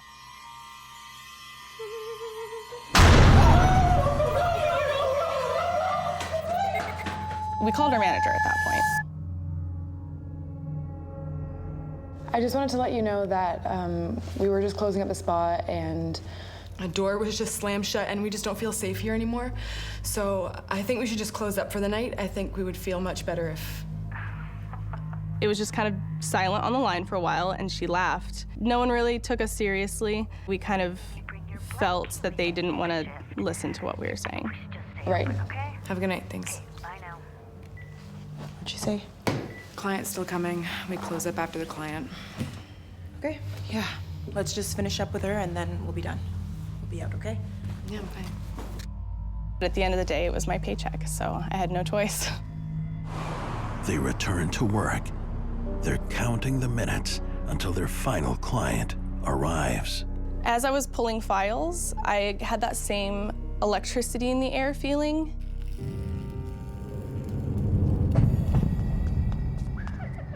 Footsteps again, coming from the same dark hallway.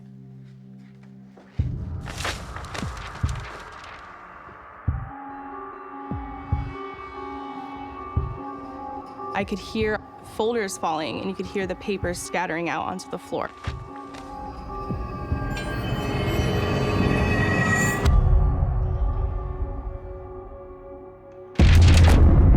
Another file came, not just like falling off of the shelf, but it launched itself.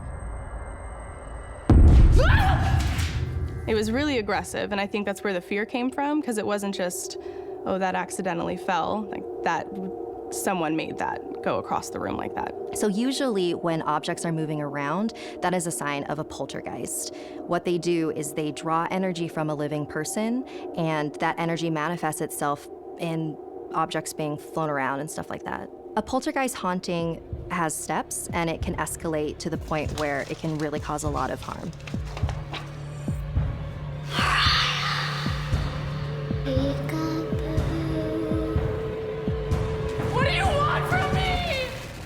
There's nothing serene about Mariah's night shift at a spa in a renovated warehouse. A taunting presence stalks her in every moment. Tonight, the presence is just a few feet away. What do you want from me? Stop! A poltergeist usually needs an agent in order to draw its power from, and so Mariah might be the agent for this poltergeist. Look, we're gonna just finish with that last client and everything will be okay, all right? Just relax here, take these. You're okay? Yeah, I'm fine. One final client, and the girls can leave. And this terrifying night will finally be over. Mariah will be taking care of you today, okay? Hi. This is the changing area. Shop. I set her up with her locker. I get her everything she needs. It's really quiet in here. Hopefully it stays that way.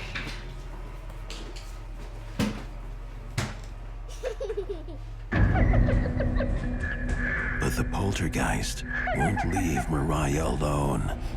It follows her. I go back to my desk and I'm sitting there. Help me! Help me!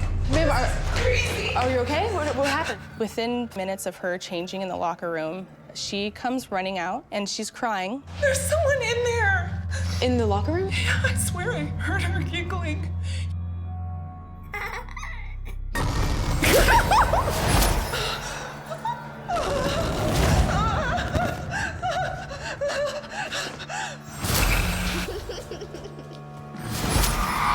She says to me, I don't want to be here. Someone tried to get into my dressing room, and I swear I heard someone like giggling. I didn't know how to respond to that. You need to get out of here. There's someone here. Ma'am, wait! It was terrifying because I knew there was no one physical in that room with her. Mariah puts on a brave face and goes to investigate the changing area. At this point, I was scared. I was incredibly nervous. That was a very strange thing to have to deal with. So I kind of walked into the locker room with a lot of courage, and I was like, I need to figure out what's going on. She immediately senses a disturbing presence. Something was wrong. It was kind of like when you walk into a room after someone's had a really bad argument and you can feel that tenseness in the air. And as I'm walking down, the shower at the very end has the curtains closed, but every other shower is open. Then I get that feeling again. Like the same feeling when I was closing out the rooms, like there's someone right behind me. It's like the whole air gets thick and electric, and you can just feel that you're not the only ones in there. And I think it was like it wanted to make itself known. Hello?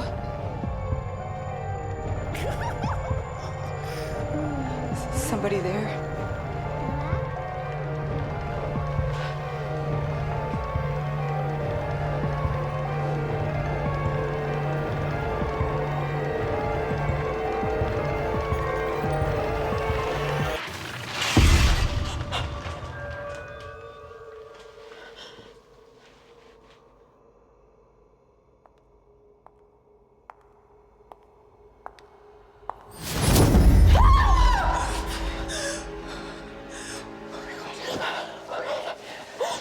I'm sorry, I just got freaked out by myself. There was someone in there. Come on, Mariah, let's just go. But then we are walking out of the locker room, and as we do so, the shower curtain that we had just torn open flings itself shut, and in that moment we are frozen in fear. What's that? I don't know. Then it got worse.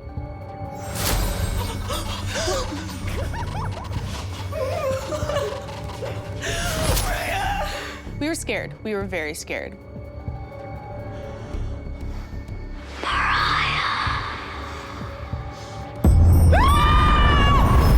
We knew that there was something there that wasn't a human being.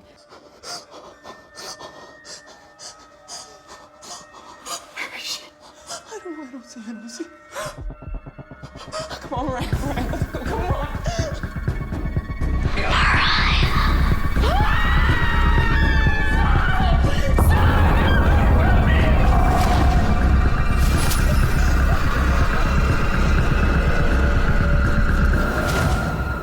I felt like it wanted to hurt me, and everywhere that I would go, it would follow me.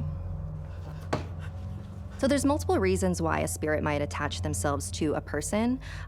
One is that the person is experiencing a lot of stress. In Mariah's case, she is working at a spa late at night, and she's young, and she's afraid of all of these events that are happening to her. And so if there is a spirit in that location that is looking for somebody to attach themselves to, Mariah is a perfect target.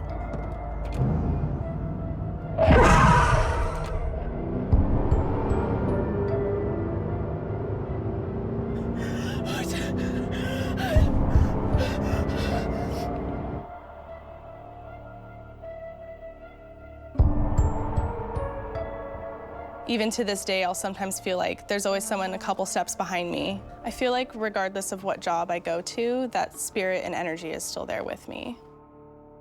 Look at you. My name is Wayne, and I work the night shift.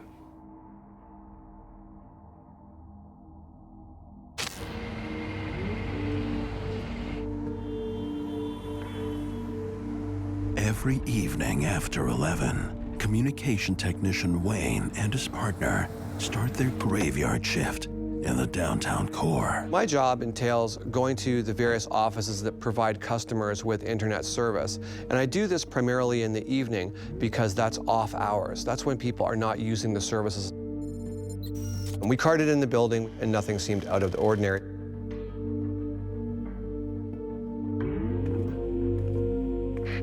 A lot of stories about it being haunted, strange sounds, strange feelings.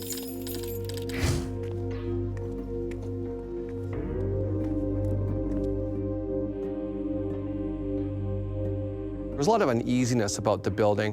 When you look at the building from the outside, there is nothing that would suggest that there's anything haunted. I just blew it off as stories.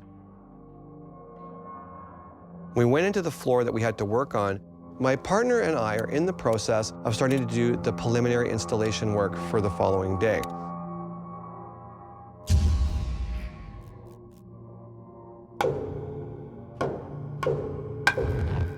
It's at that moment where I start to hear a metallic sound. What is that? You tell me. It's a banging noise, but it's rhythmic. It's not random. It's just as if somebody was banging a baseball bat steadily on a metal pipe. So it was like kunk, kunk, kunk, kunk, kunk, just like that. We began to systematically search that floor, going to where we thought the sound was the loudest.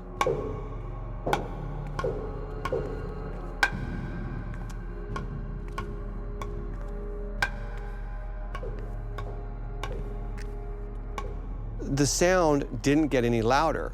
In fact, it just kept getting progressively quieter until it just didn't exist at all. What now?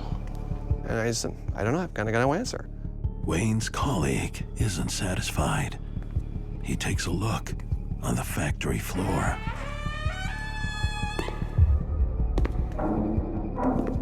And now, a new disturbing sound. Many of the stories that come out of that building are of unseen footsteps. You can hear them, but you don't see anybody. I had never experienced any of that. But Wayne's colleague is hearing them.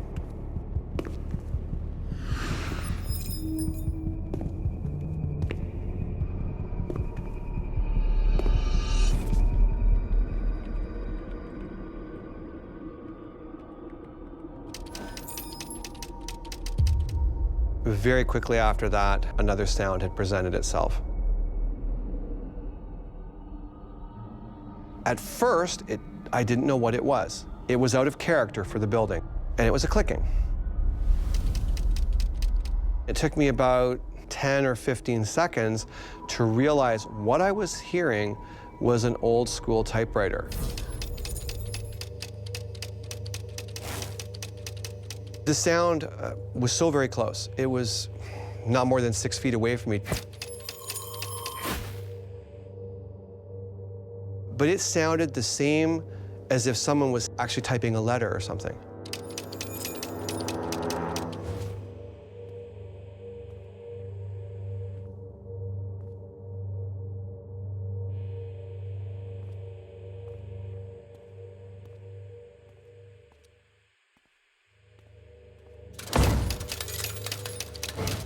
And it starts again. You would hear that mechanical chick, chick, chick, chick, chick, chick, chick, chick.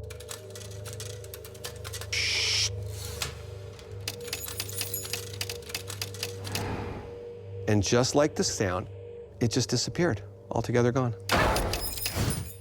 Meanwhile, Wayne's partner senses something in the elevator.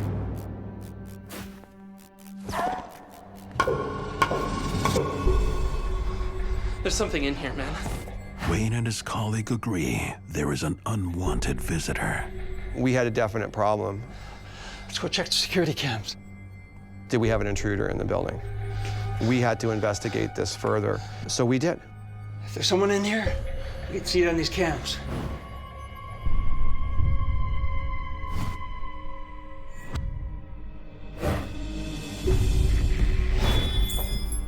Wait. What is that?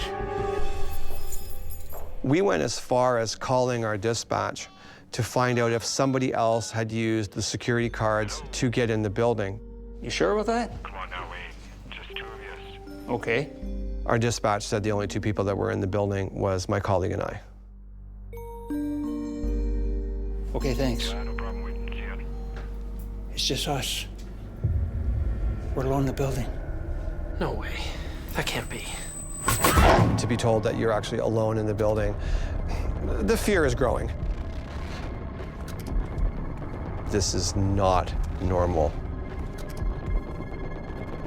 We both got back to work, but there was a feeling that this wasn't over yet. It isn't over. It's just begun.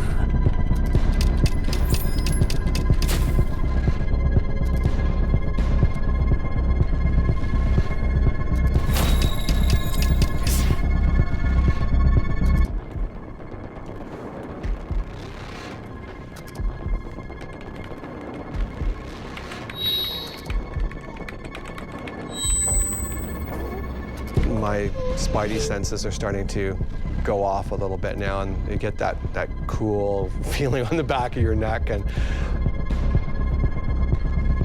in my right ear, I hear a woman whisper, He's coming. He's coming. What made it more real for me was I could feel the exhale on my skin. It was real.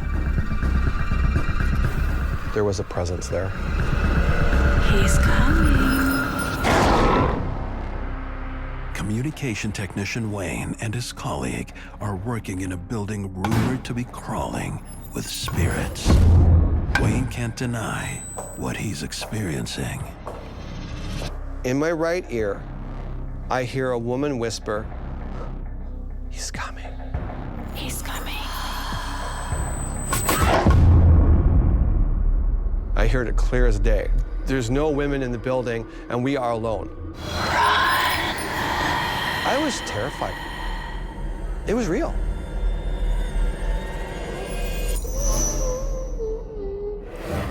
And then to turn around and there's nothing there, so what made the voice and what made the breath? In some ways, spirits are like unruly children who don't get their own way. They crave attention. It has to be extremely difficult to be around the living and none of them can see you. So how do they react? They knock, they bang, they touch people. They will sometimes do things that are extremely frightening in order to get attention. Wayne's co-worker keeps searching. He knows he felt a strange presence at the elevator. Is anyone there?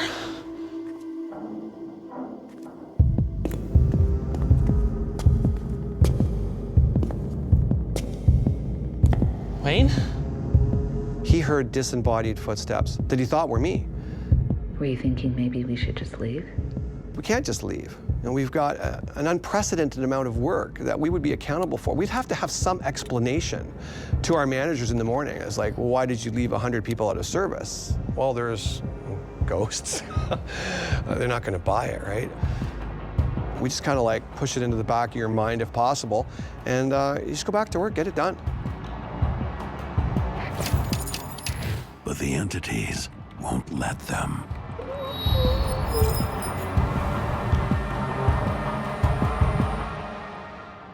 One common aspect of hauntings is that we see different layers. We might see spirits from the Prohibition era existing in one part of the building, completely unaware there is a more modern entity, layer upon layer upon layer, all independently of one another. And now, there is a tap, echoing from the abandoned elevator. But there's more than strange sounds waiting for Wayne. I'm waiting for stuff to clear on the computer screen.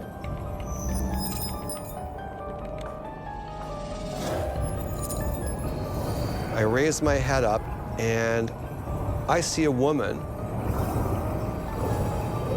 She's got a skirt on, it's kind of a tan color, but she looked like one of the girls from the operator services from the 20s. I was blown away. I had never seen an apparition, I'd never seen a ghost.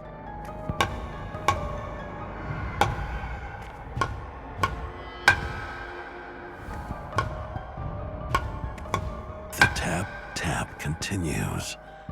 It's coming from inside the elevator.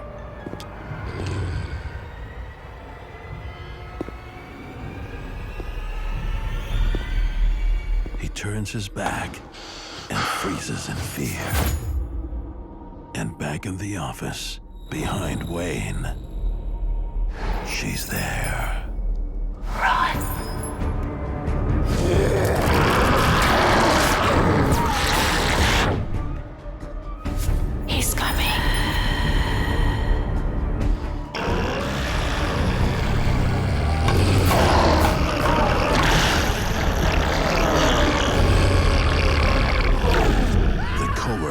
makes a run for it.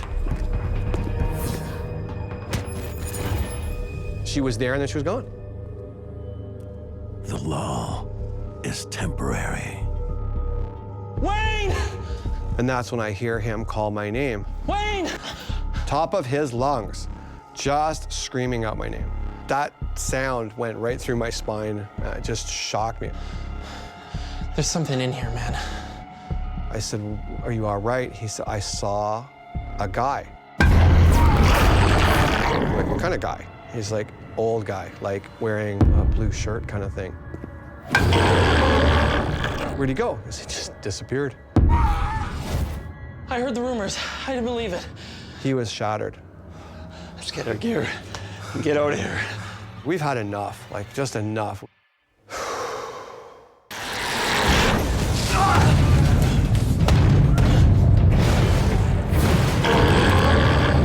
The whole building shook. The floors, it was like a ripple effect went through the floors. I could feel it right through my feet, actually right into my hips. The building is going to collapse. I'm not going to be in it. Outside the building, the world is unaware of their nightmare. It's fight or flight. We were running before our feet touched the ground. Wayne and his co-worker make their way out. The female apparition who yelled "run" appeared to be warning them. Never again. I'm done. I'm out of here. So my partner, he transferred off that shift pretty quick though. He was done. Wayne tries to make sense of what was terrorizing them. There was a rumor that during the construction of the building, the first elevator death recorded in the city was during the construction of the elevator where a gentleman fell from the 4th floor.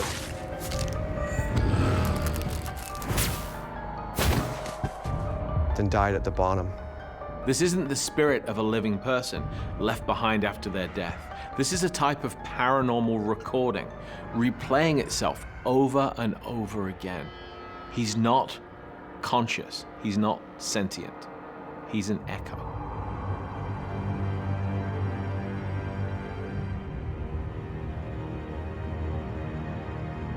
It blew my mind. The world is bigger than what any of us can imagine. Beyond. I don't think we'll ever grasp it.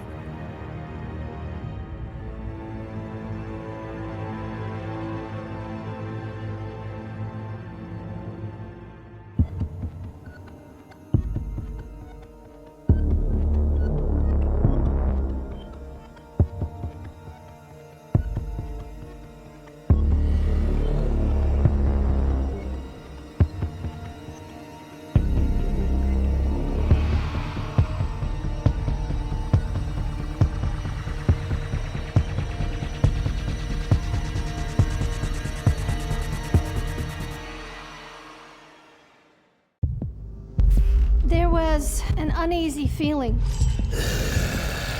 You're chasing something, but you don't know what it is. That's Grace. She's dead. That's when everything started to get crazy. Why can't you just leave us alone? I was so scared.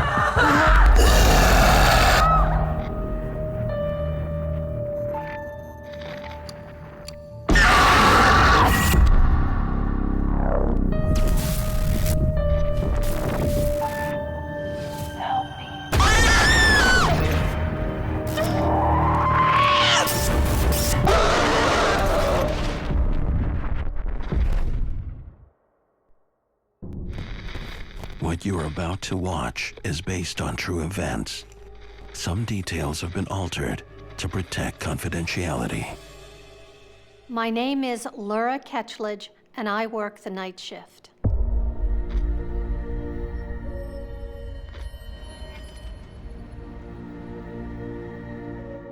I was heading off to nursing school in the fall, and my mother thought it would be a really good idea to get some practice and helping an elderly couple that she knew through family connections. That summer, Laura takes a job as a live-in caregiver, 400 miles from home.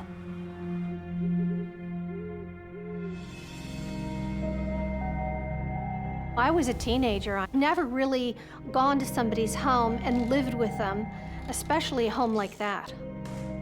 This was a home that this family had lived in for 75 years. Hello?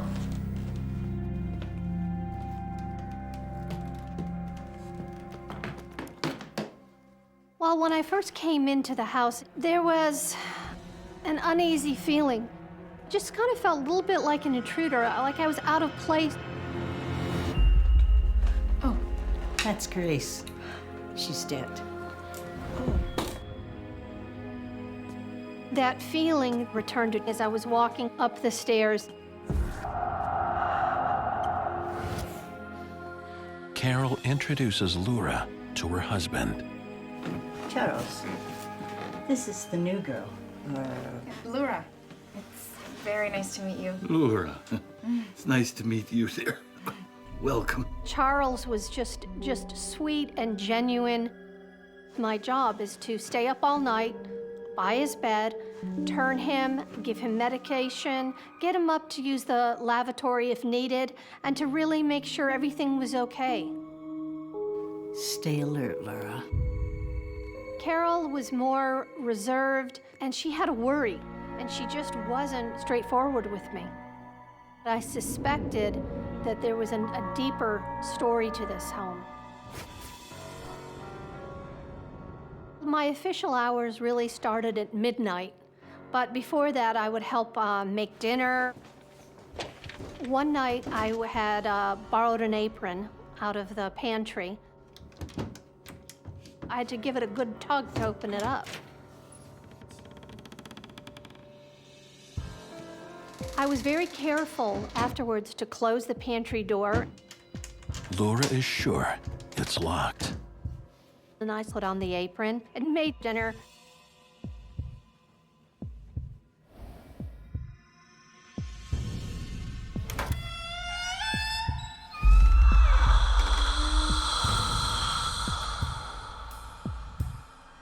Later that night, after I put Charles to bed and Carol went to sleep, I went back into the kitchen to tidy up.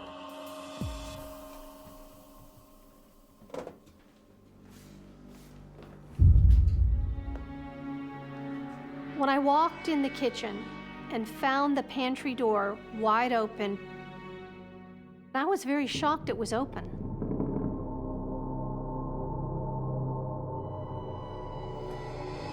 It made no sense the door was open. Not for 1 minute did I second guess myself, because I clearly closed that door. I had a knot in my stomach.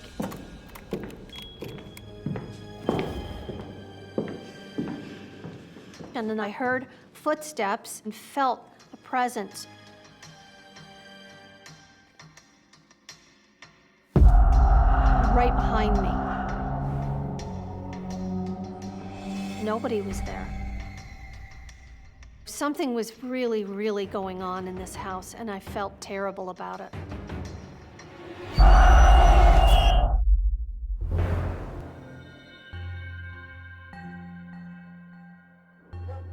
For the next couple of weeks, I was getting into my routine.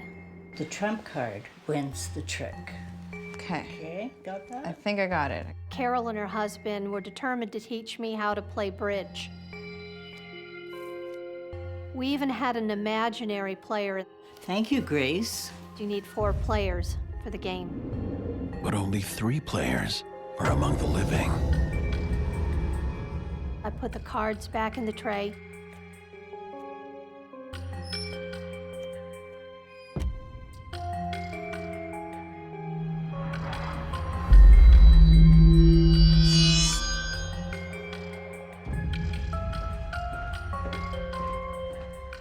Later that night, around 4 a.m., I noticed something in the living room. I was taken back because all of the cards were out of the tray and scattered all over the room.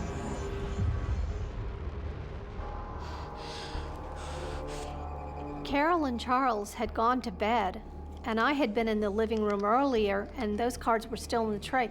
There was no logical reason that those cards were out of the tray. As she tidies up, Laura feels something is watching her every move. Just felt sick to my stomach, and I got a wave of nausea. I felt cold and clammy at the same time. Sensed this presence. It ran a chill down my spine. What she sees next haunts her to this day.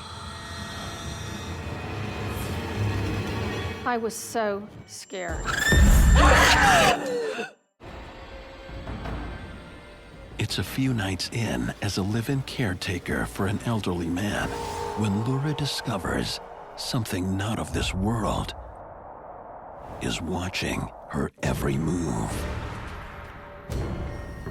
I felt a presence in the home.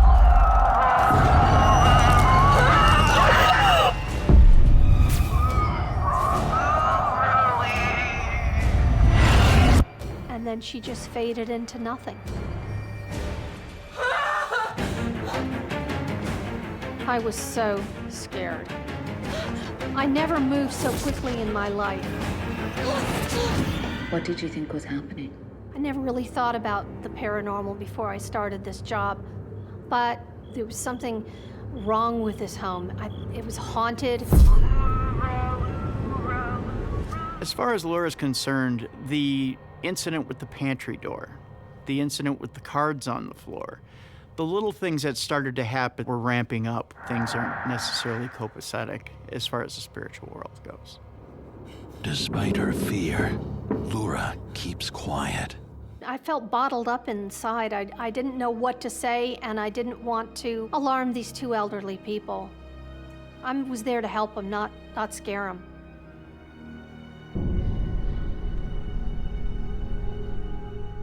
What do you do next? I just was very vigilant because I didn't know what next was going to happen. With eyes wide open, Laura vows to do her job, stay alert, and protect Charles. It was around 3 a.m., and I was reading a book seated next to Charles. The electrical outlets flickered like some sort of a bizarre power surge. And when I looked at the doorway, there was this globe or ball of light. When it entered the room, you could feel it. It was like another person entering the room. It was powerful.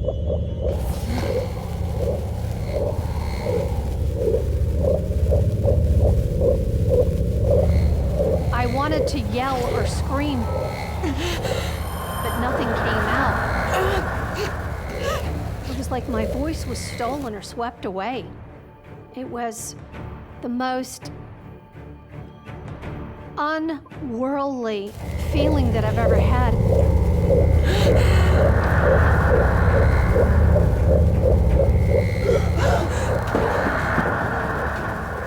Did you know what that was? I think it was this orb or soul. It's not unusual to have a haunted object that can reside in a place and then see the apparition of the spirit that's attached itself to the object.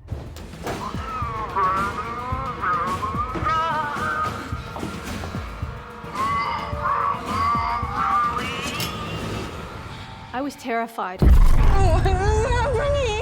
That was one of the events in my life that has unnerved me the most. Please stop. Carol came into the kitchen and she looked at me. Miss Grace doesn't like you wearing that apron.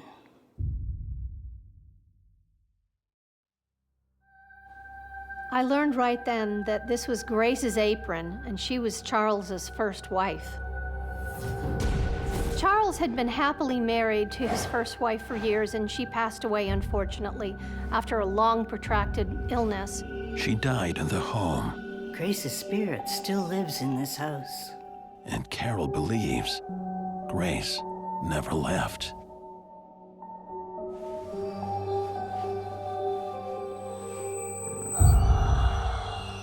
practically ripped the apron off and stuffed it back in the pantry closet, and that's where it stayed.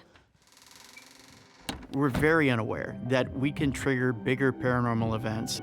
When Laura takes that apron, it's a sign that she's moved in on the territory that she really shouldn't be, and that is the husband. And that really upsets the spirit. After Carol told me about Grace, everything was clicking together. The cards, they were monogrammed with Grace's initials. Those were her playing cards. That was Grace that opened the pantry door. That was Grace's soul that entered the room. It became clear to me that Grace didn't want me touching her things. Laura is maybe looked at as a rival. She's looked at as someone from the outside who really doesn't have a place there. It doesn't fit the dynamic that it should. Why not leave now? I really felt, conflicted in my heart. I wanted to be there for this couple and finish the job, and plus I really needed the money, but I was also very scared. I hope you decide to stay. Charles needs someone. She sort of talked me into staying, at least for a little while longer. Later that night, I had to go down to the basement to do the laundry. And I was holding the handrail with one hand and all the laundry with the next.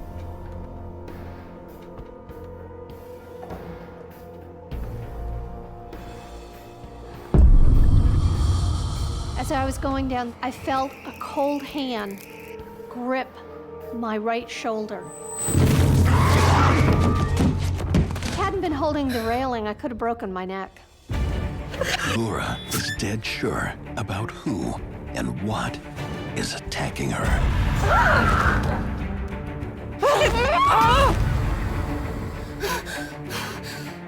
That was Charles's dead wife. It was a terrible experience. It was so scary.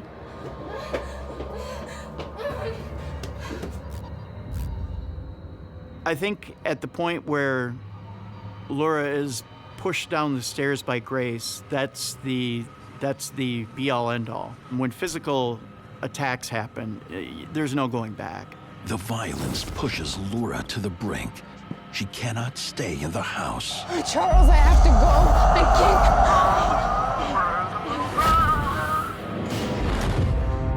can't. Wherever Laura goes, Grace is never far behind. The first wife was just laying next to him on top of the covers.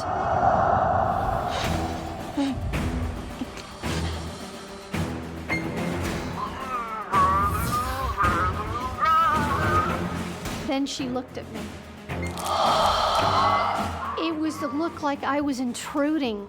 She didn't want me there. Her eyes said to me, "Leave."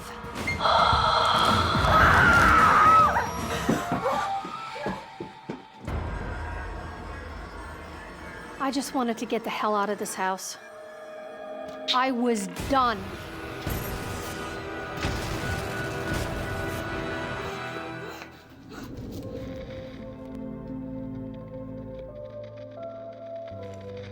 Charles died peacefully at home about a week after I left, and I don't think he was alone. I think Grace was with him. I think Grace was just waiting for him to pass over to be reunited. Because of what I've been through, I believe now. My name's Megan, and I work the night shift.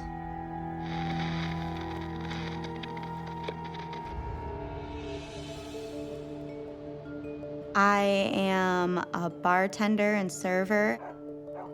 Before I got the job, I was walking by and noticed they were doing renovations.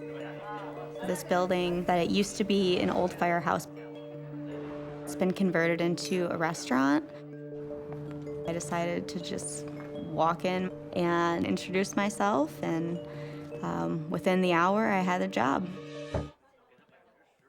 My job is to set up the restaurant, serve guests, and then once they all go home, I clean up and close shop. Just a few nights on the job, Megan gets a warning. Excuse me, have you seen him yet? One of my first customers said, "Have you seen the chief?" You will.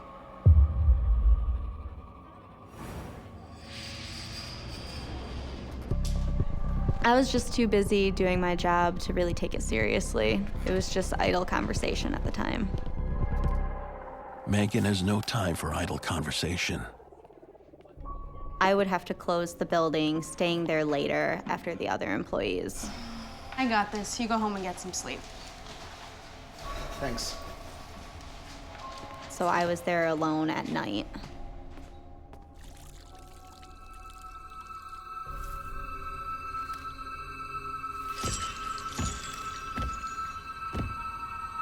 I found that at night, it was not uncommon to hear footsteps when nobody was there. Then it goes beyond that. It's the feeling like someone is behind you, and when you turn around, they're not there.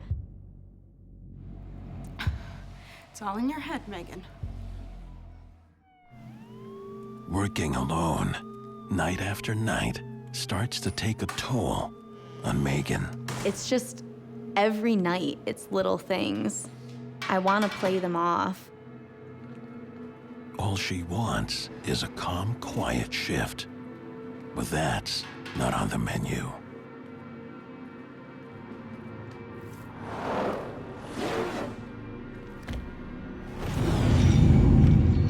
You want to ignore it, and you want to pretend that it's not happening.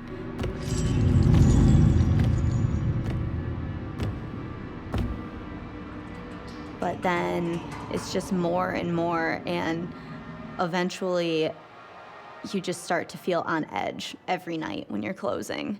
Every noise that you hear behind you, you jump. About a week later on, it just escalated. I was mopping at the end of the night. I kept having this nagging feeling that someone was there.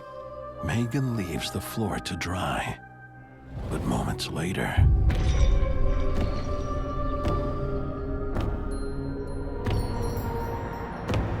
and when I came back, I noticed instead of just streaks, there were these footprints, and you could see the outline, and they just started in the middle of the room and just did this weird walk in a circle. You couldn't see it enter the room or leave. They started in the middle. I honestly just start to think, am I crazy? Even after all that, you stayed? Every part of me wanted to just run out of the building, but at the end of the day, I still have a job I have to do. Megan's uneasiness grows. Eventually, you can't ignore that building sensation and the feeling of eyes on your back or the hair on your arm standing up, and you can just feel it start to manifest itself.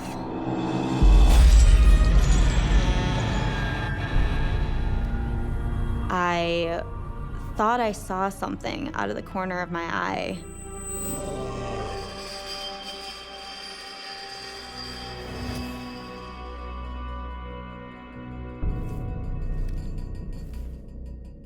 I could just hear this rattling. And as I looked over, I saw a wine glass on the shelf started to shake.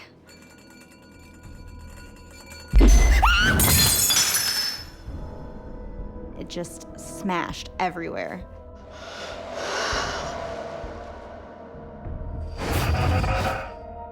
I was scared. There's no way it could have just slid off on its own. It wasn't on the edge. It would have had to have been physically grabbed and then thrown. But there was nobody else in there. I'd have to really just try and tell myself to calm down.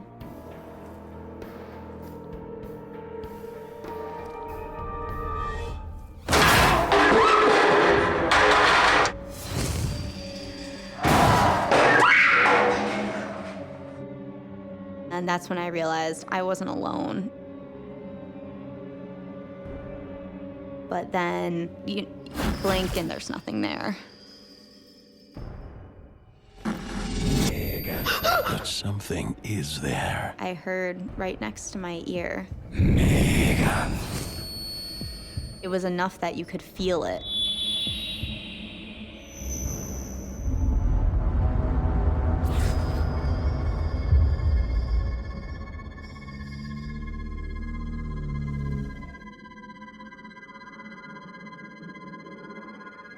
There's nothing to be seen. That moment, I realized that I was being targeted. While closing the bar alone at night, Megan is being served some serious scares. I heard right next to my ear. I felt something next to me.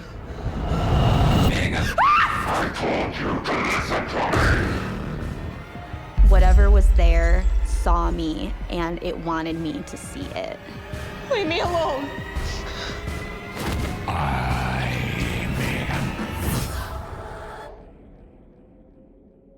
All of a sudden, there was nobody. How did you feel?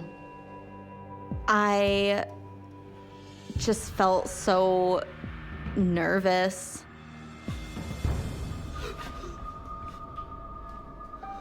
And then all of a sudden, just instantly felt cold.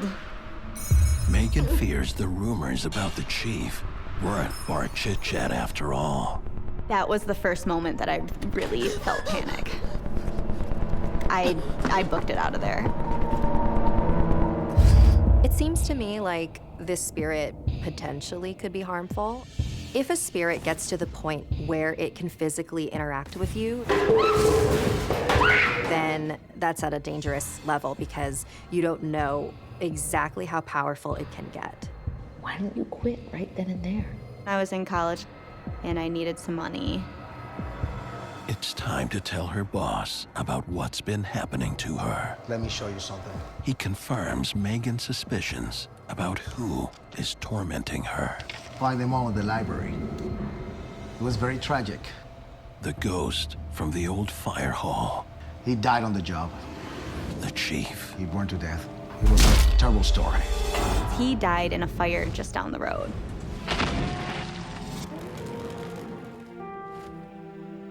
I was scared of what the next step was gonna be. You know, why did it want me so bad? Is the chief dangerous? He seems angry. As we were talking, we could just feel that energy building in the air, just the little pinpricks and the coolness coming in. And all of a sudden, it felt like something was behind me. Something pushed me forward. After I was pushed, the pop gun came out of its handle. Why can't you just leave us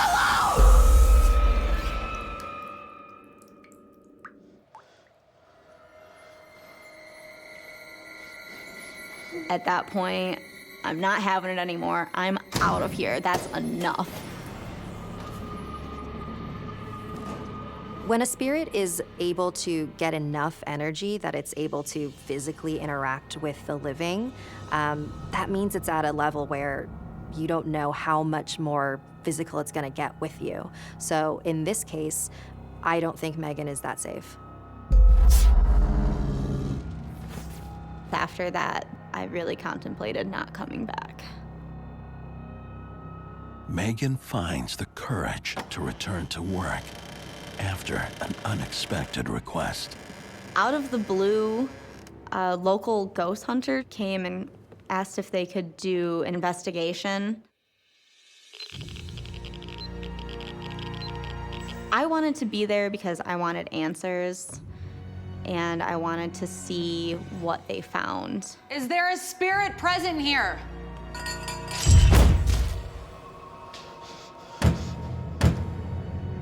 I was just frozen at that point. Just absolutely shocked that there was such an instantaneous reaction to the question. If you're the chief in the photo, could you turn the light on? The light instantly just clicked on. Could you turn the light off?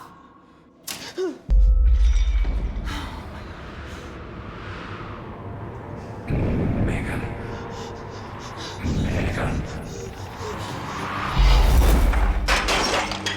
That's when everything started to get crazy.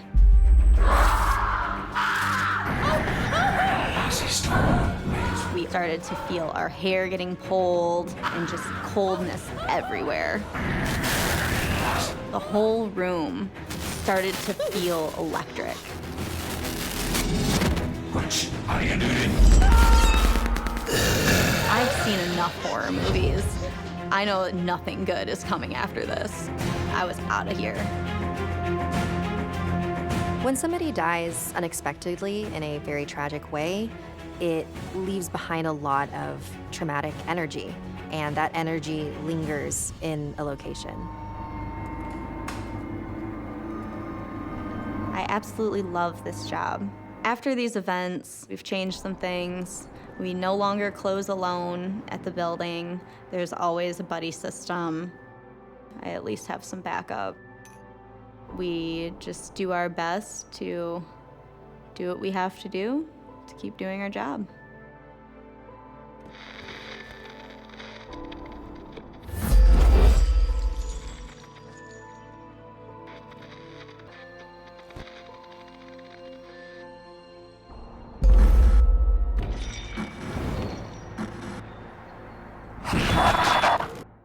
My name is Gerald, and I work the night shift.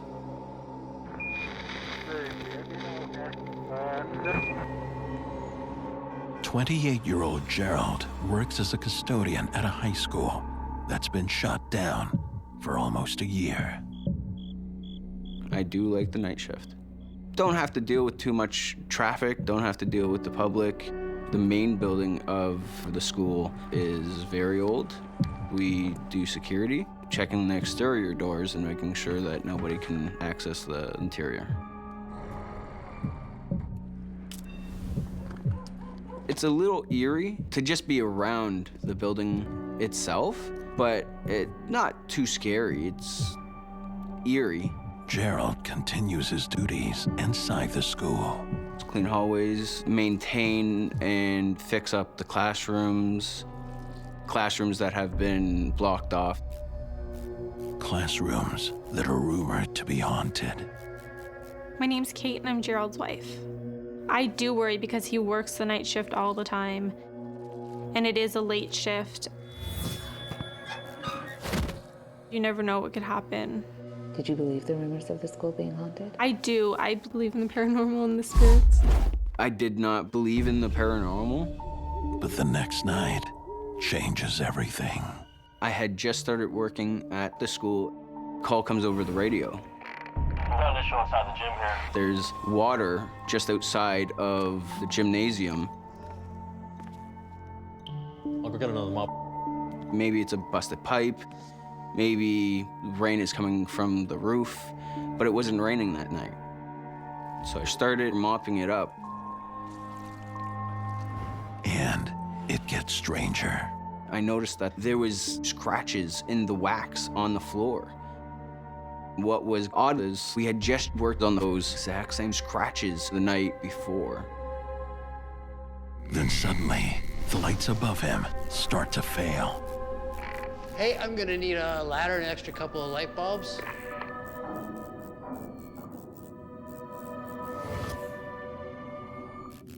Hello, are you there?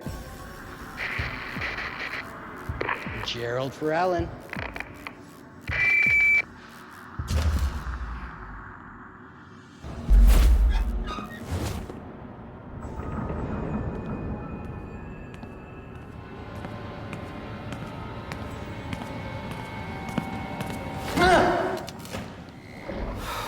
Relax, man. It was weird. By the time my colleague came back, the lights were back on. not sneak up on me like that. Look.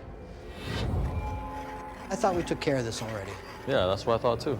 I'm wondering, okay, what's going on? But there's no explanation. So we mopped it up and we went on our way. The partners head out for a perimeter patrol. Most of our crew members were off. This night, there was nobody out but us two. Whew, I am freezing.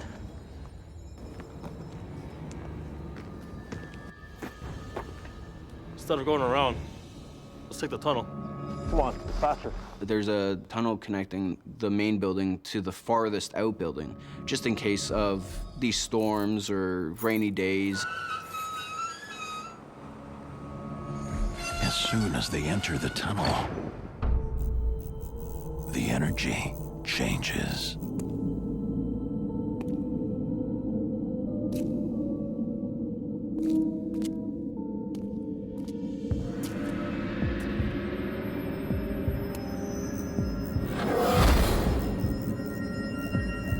It's a little eerie, it's frightening. And now, Gerald's coworker is frozen. Hey, buddy, you okay? He wasn't hearing me. It was almost like there was something blocking my voice. Hey! So I got louder. Hey! Hey! And he's still giving me that blank stare. Hey, you okay? Hey. Yo, you okay? Why can't he hear me? And then I saw eyes beating on me. As I'm telling a story, I'm getting goosebumps, chills up and down my spine. Did you see that? Yeah, I saw that. He finally acknowledged me talking to him. I think it went this way. Come on. Are you crazy? Let's go. We ran towards it, but it was... Why would you run towards it? Well, because there's not supposed to be anybody in the building, and that's due diligence, is to make sure that there's nobody left in the building.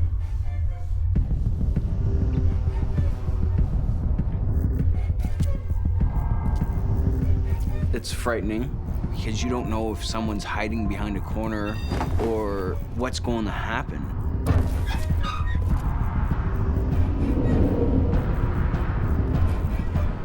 It's the worst feeling that you're chasing something, but you still don't know what it is or who it is.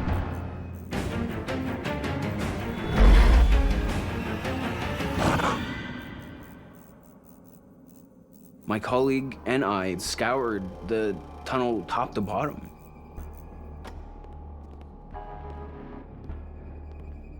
There was nothing in the tunnel. I'm out. I'm done. What do you mean you're out? What are you talking about? You be careful, Gerald. It definitely scared my colleague. He decided to pack it up and leave. I was annoyed, and I slammed the tunnel door shut. And now, something from that point after I slammed the door shut, pushing me. Something was there. In a closed-down high school, Gerald, the night caretaker, finds reappearing scratch marks. A disappearing intruder. And now, he's being violently attacked. The more I try to walk to the right, it's more forcing me to the left.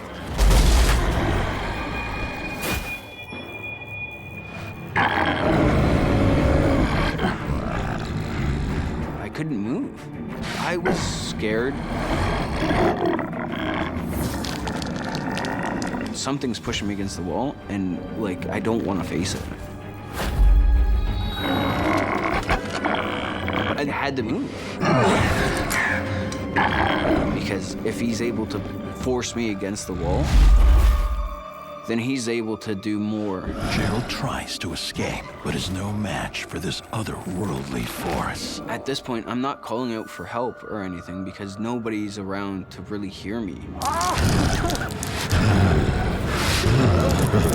I am trying to find any explanation not to panic because I'm in the school by myself.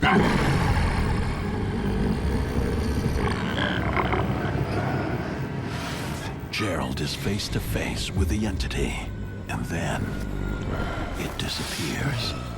I'm free.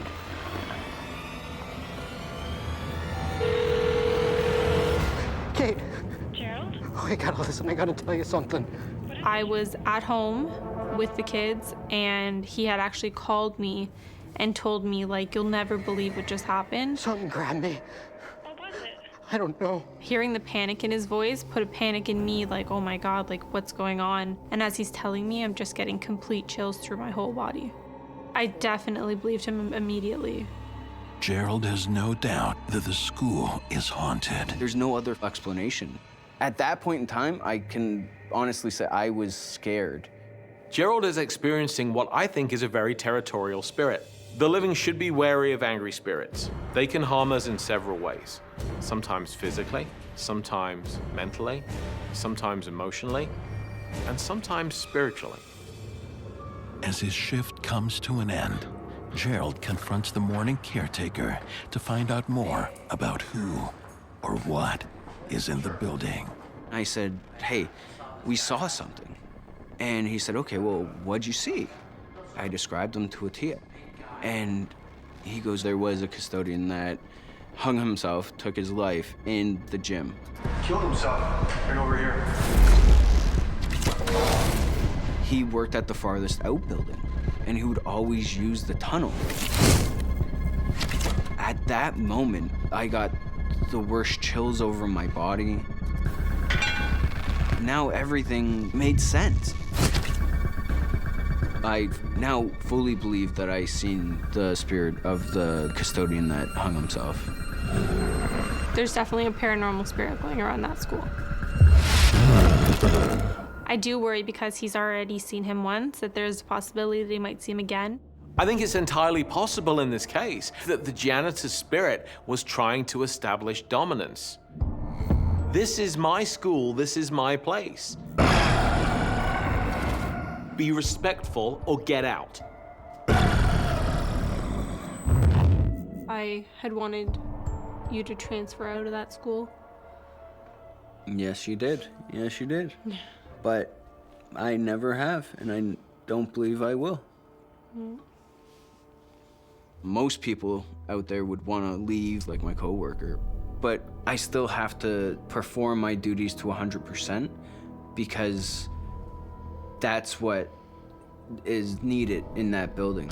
After I got pushed against the wall, I definitely started to look over my shoulders, and it made me feel very uneasy.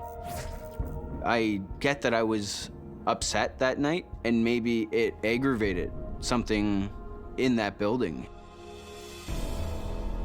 He's very nervous and scared to go to work sometimes, just not knowing if he can have another encounter. Gerald has found a way to believe he won't get hurt. I've stayed at that school for 2 years now.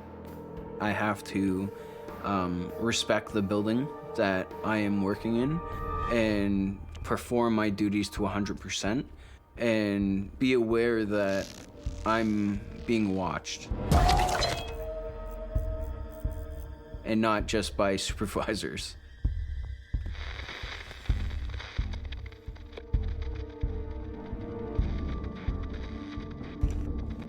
I've come to believe that he just wants to make sure that we're doing our job.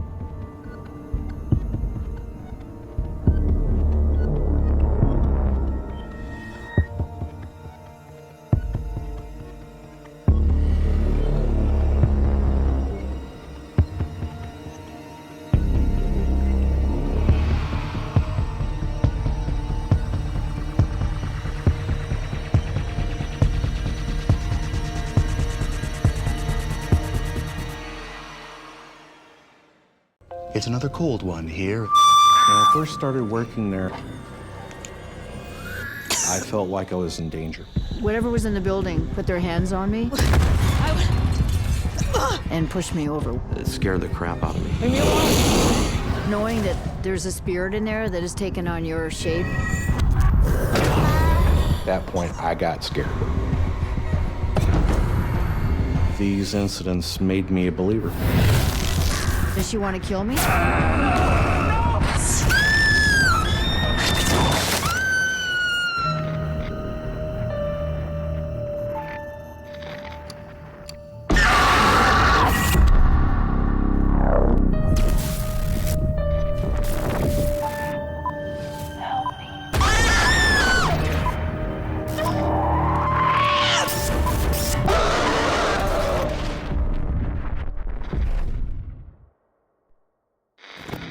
What you are about to watch is based on true events. Some details have been altered to protect confidentiality. My name is Tim, and I work the night shift.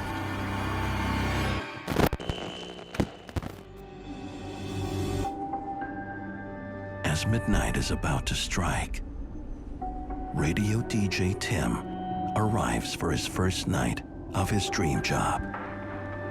He's finally hit the big time. I worked as an overnight DJ and morning show producer, doing multiple duties. As a new employee of the station, Tim will be working very hard during the off hours.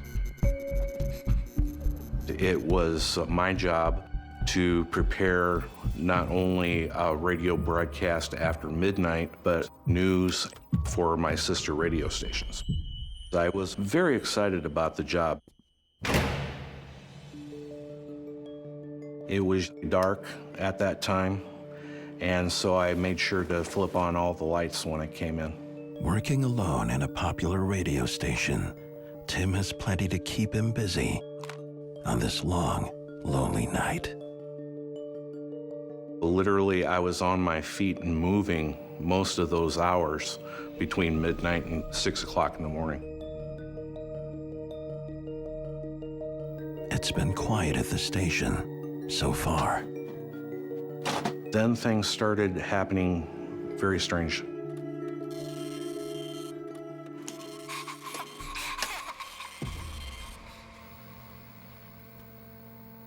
I thought I heard a giggle.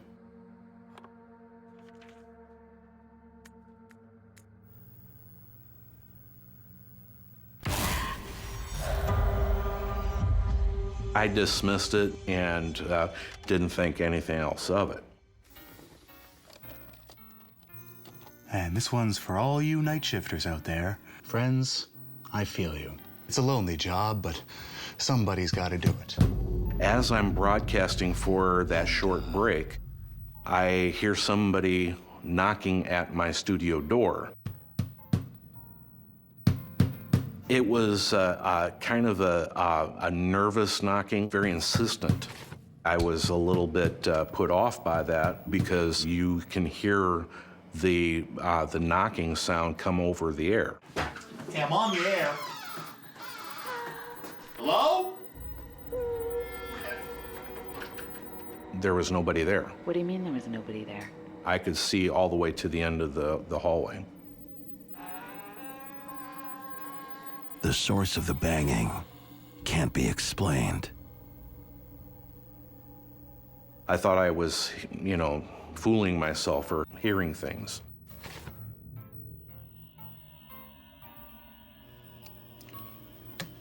Let's keep it rolling with another stone cold classic.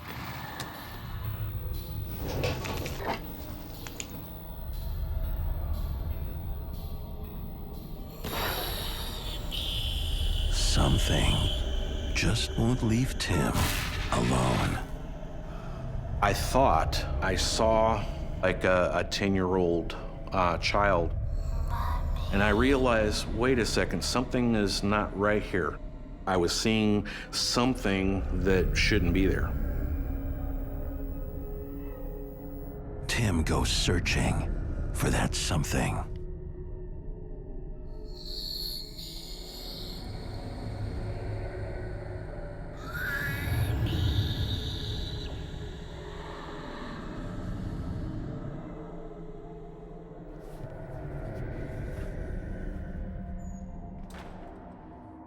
I was completely alone. Nobody was there.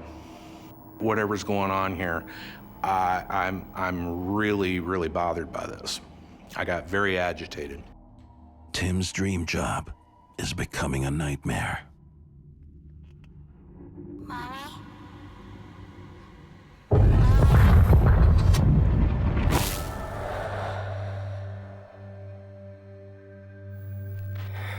It's another cold one here, so make sure you crank that heat. And for those of you without any heat, here's another hot little tune. The disturbances are coming from all over the building. It sounded like someone pacing above my studio. Whatever it is, it's coming closer.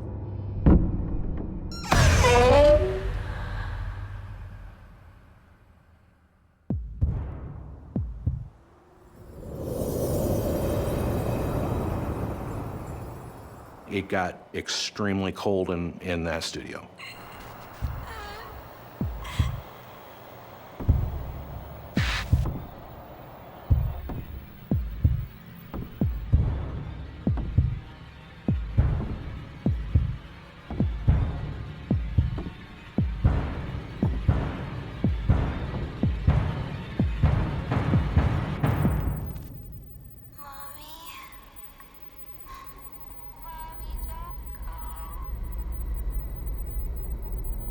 I thought I would see somebody in the hallway.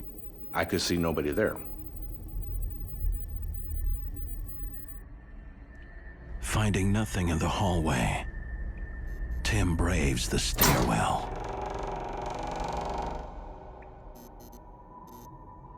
The footsteps upstairs keep getting louder. When I went to the stairs, I got the sensation that something is watching me on that landing. Hello, is anyone there? You can come out now.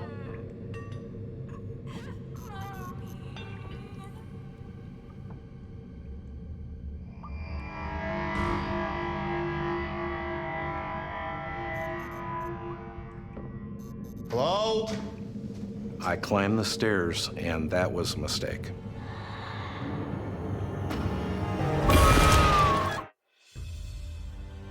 There, friends, I feel you. Alone on the night shift.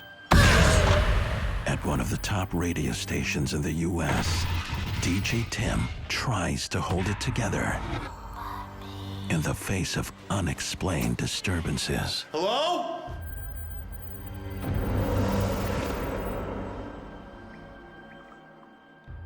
At that point, I got scared. Is anyone there? Why is this happening? Am I going crazy?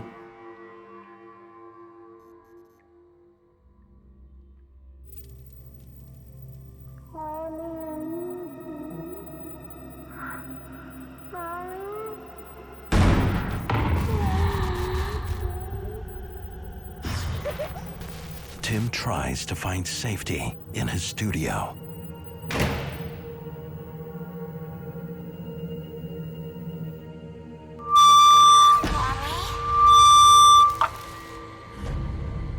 Nowhere is safe. These things definitely should not be happening.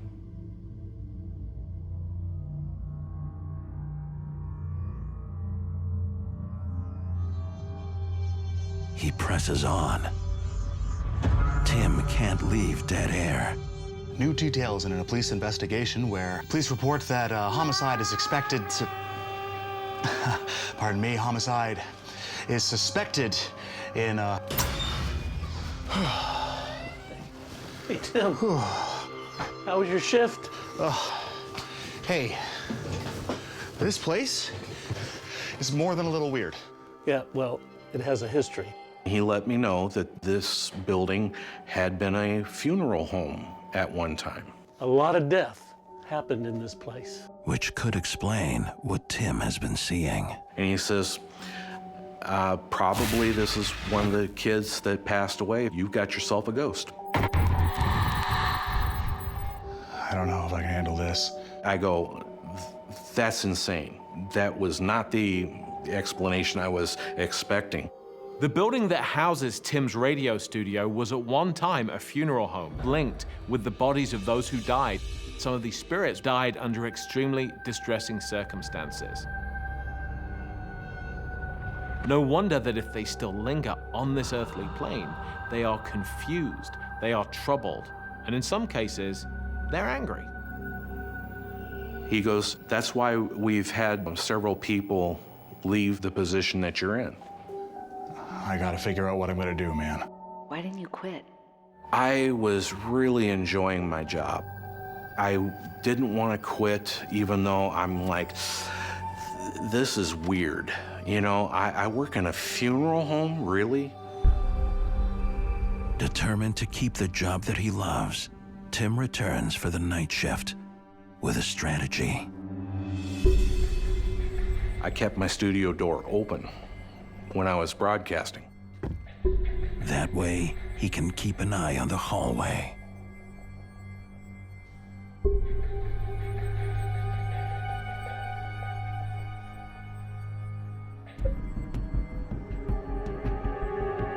It was a busy night in sports last night with the Blue Jays taking on the Yankees. And then it started up again.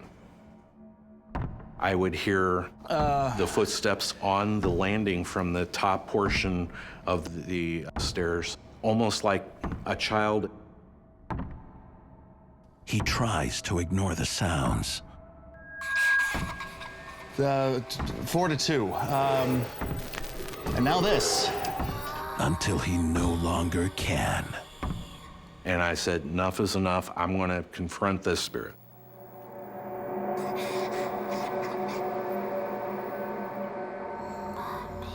Tim is convinced she's in the stairwell. Opened up that access door to the stairwell, and I heard a giggle.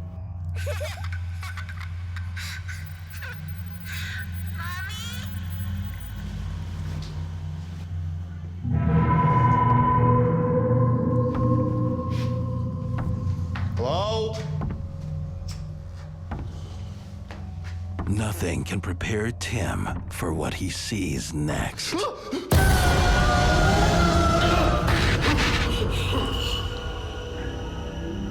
are you?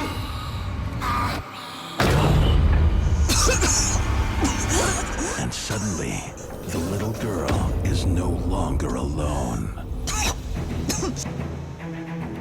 She's joined by a blood-spitting entity.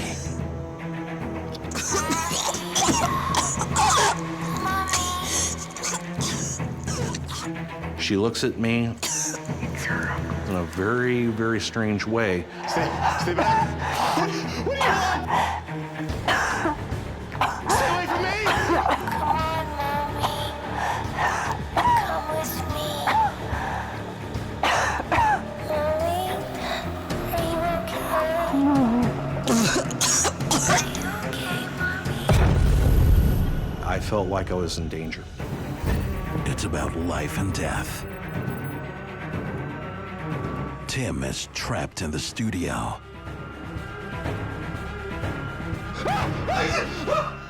Tim, whoa, Tim, what's wrong? Calm down, big guy. Everything's gonna be okay. But Tim knows that nothing here will be okay. Unless he can come up with a plan. I didn't want to quit my job, but I had to figure out some way to deal with these spirits. In cases like this, where we have victims dying under tragic circumstances, those spirits can often be confused. They can be sometimes aggressive in trying to communicate with the living. As night returns, Tim does as well. Drawing was a way for me to make sense of something that was beyond what I was able to experience before. The lady in white was a figure I could not get out of my head, so I drew her. He has a unique way of calming himself and the spirits. I was a skeptic, and these incidents made me a believer. Thanks for a good night. I would thank them, the entities, when I left. And for a while, that would work.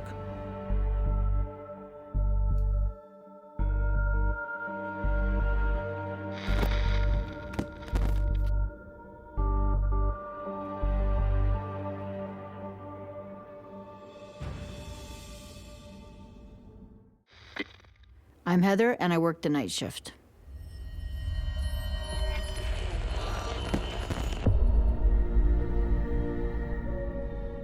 In one of Canada's largest cities, Heather, a restaurant entrepreneur, is about to unveil the city's latest fine dining experience against all odds. It had been abandoned by the last people that were in there. Nobody could make it work for longer than 2 or 3 years, and everyone went bankrupt, and it just had a bad reputation for business. It also had a bad reputation for being haunted. I knew the rumors that it was haunted, but I wasn't ready to believe them. Thought people were just making stuff up about ghosts and spirits. Heather needs to succeed where others have failed. I invested a lot of my own personal money, so I risked a lot here. I had a lot at stake for sure. I took it upon myself as a challenge to prove them wrong, that I could do it.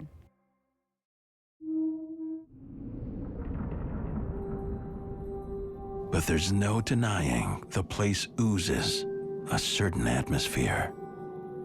Kind of had a ghostly feeling to it. It was just eerie.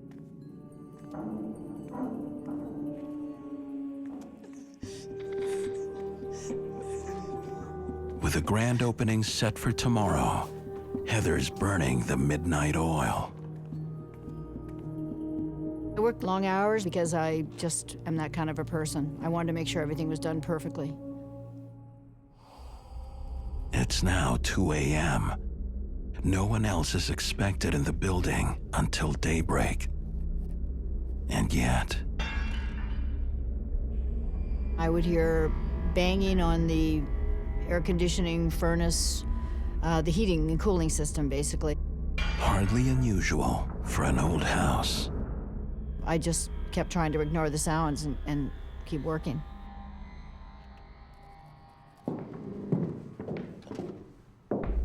And then I heard someone walking up and down the stairs, which freaked me out because there was no one in the building but me, I hoped. I looked around, there was nobody there. I'm not someone that scares easily, so I went to investigate. Got myself a baseball bat, ready to go, just in case, and I was ready to swing.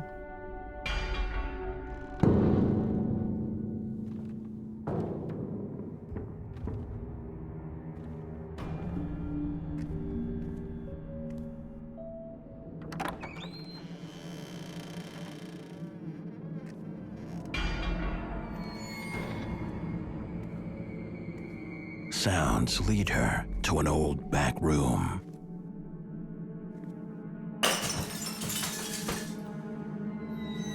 I could hear glasses breaking.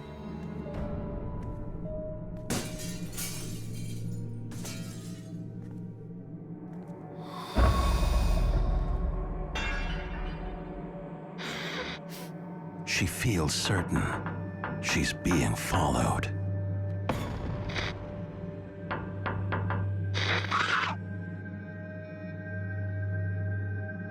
I did see a vision of somebody. Well, when I turned farther to look at who it was, there was nobody there.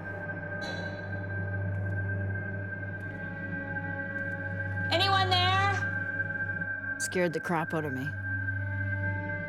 Even though I'd heard the rumors about there being something in there, that people called it a haunted house, I thought it wasn't possible. So how'd you make sense of this? I questioned myself whether I was just actually working too hard and imagining it all. So just carried on for the night. Back in her office, she refocuses her attention on the business at hand, tomorrow's grand opening. I just wanted to open the door so I could get people to come in and enjoy what we'd created and to enjoy the food and the whole atmosphere.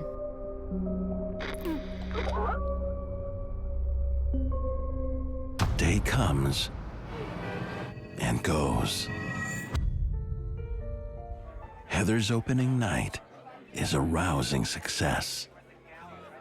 We had a really busy night, and the waiters were all swamped. So it was highly exciting for everyone and all my staff. With only a few stragglers left, later that evening, things go south.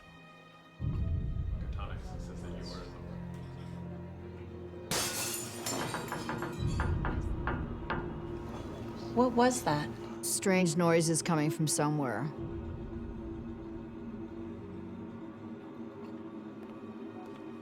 We proceeded to look for where the noise might be coming from.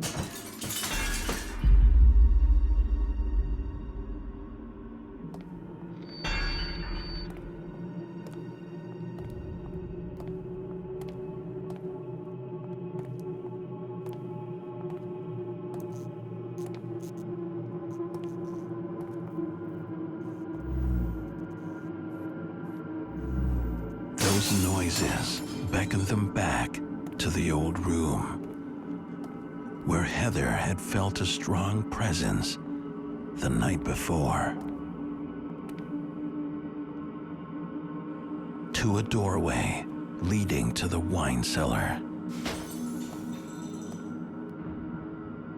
Why it's unlocked is a mystery. Only Heather has a key. We listened outside the door, and we could still hear noises, things crashing. It was very frightening.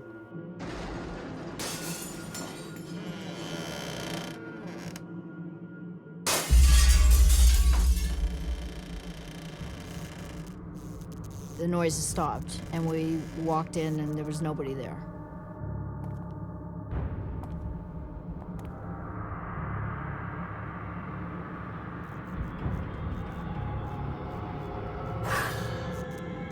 I felt something near me that wasn't tangible, but I knew it was there.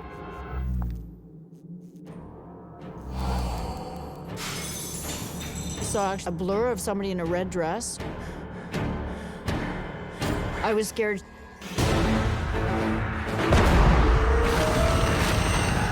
In the middle of her restaurant's grand opening, Heather and a coworker suffer a terrifying encounter. I did see a vision of somebody in a red dress, but when I turned to look at who it was, there was nobody there.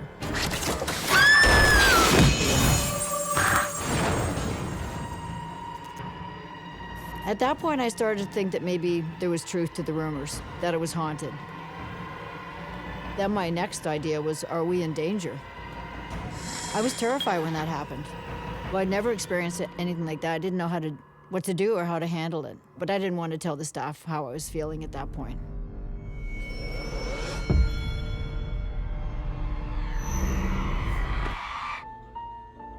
Heather's sole drive now is to see her last customers off, close up, and go home for the night.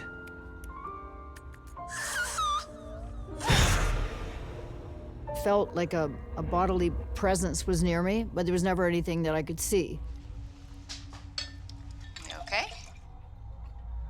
I was scared and more worried for my staff than I was for myself. Worried her erratic state may have spooked her customers, Heather tries to make amends. I'd love to offer you a... But things Excuse me for just a moment. go from bad to worse. I felt quite a jolt on my shoulder, and there was nobody beside me. I thought that I would...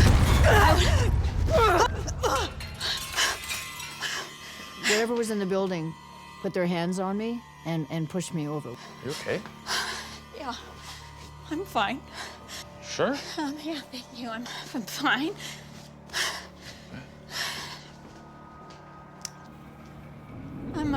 I'm gonna get you something really special, okay? I'll be right back.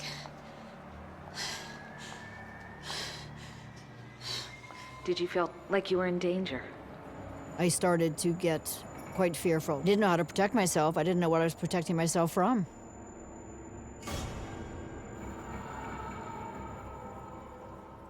With Heather's last customers out the door, a deep chill fills the room.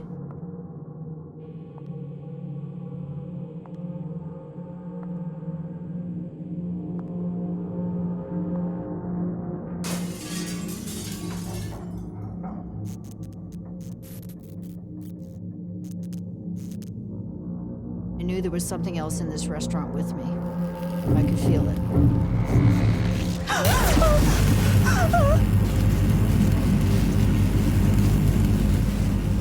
I saw this woman in a red dress that looked like me.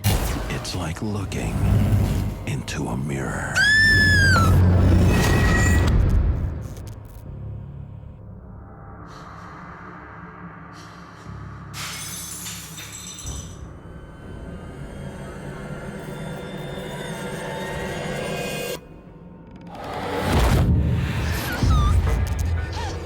Knowing that there's a spirit in there that has taken on your shape is a terrifying thing.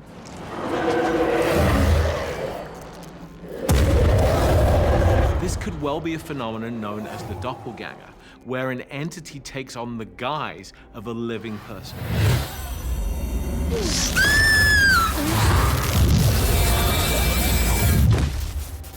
Without warning, the doppelganger vanishes into thin air. I didn't know then if she wanted me to be her friend or whether she wanted to kill me. Absolutely terrified. I was afraid for my life. This entity is engaged on what appears to be a prolonged psychic assault on Heather. It's making her life hell. Why didn't you just leave? I didn't want to run away because I had a lot of money invested in this project. I mean, it was $500,000. I was determined to carry on. Once I came to the conclusion that there actually was a spirit in there, I wanted to do some research and see if I could figure out what happened here. What spirit is in here and where did it come from? She uncovers the dark and twisted history of the mansion. I found out that it was owned by a wealthy family, and they had a daughter named Sarah. The tragic story of their daughter Sarah was that she was stood up at the altar, and she came back to this beautiful mansion, and she went up to the 3rd floor where my office was, and hung herself there in a red dress. I realized then that what I'd been seeing around the restaurant all this time was actually Sarah. And I believe that that was her spirit that was still in there. Why do you think she was coming after you? I have a great life, and maybe she was jealous of that because she never had what I have.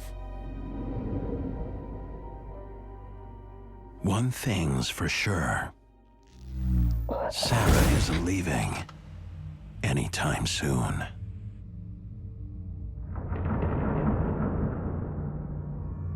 Sarah didn't want me there, didn't want my business there, and tried everything in her power to not let us open and then to not make it comfortable for us to be in there. She wanted the house to herself. There are a number of ways in which entities can attack the living. Sometimes those attacks are physical, but there are other forms of attack. I was feeling Sarah's presence more than anything. We can see psychic attacks in which a spirit wears down the psychic defenses of its target. Those people can be at risk of many behavioral crises, up to and including taking their own lives. I heard her coming down the hall.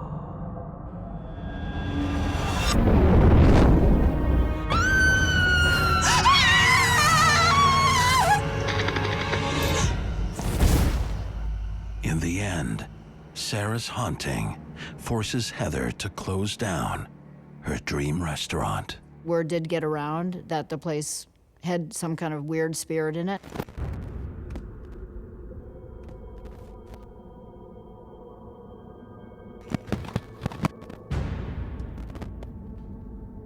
When Sarah comes into the room, I get this tingly sensation and short of breath, and I start to sweat and shake. and my face goes ashen white. It seems like it's happening. Look, Heather, you're shaking. Yeah, I know. It's starting. She came for the interview. My name is Dan, and I work the night shift.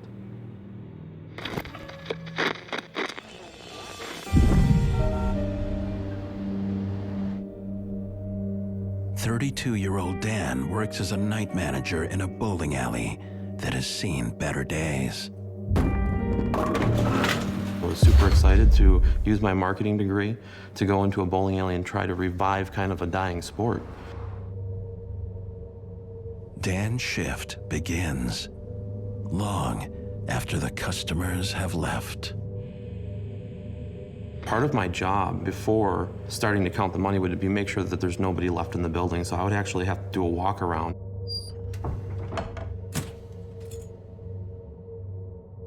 Oftentimes I found myself there alone 5 or 6 days a week.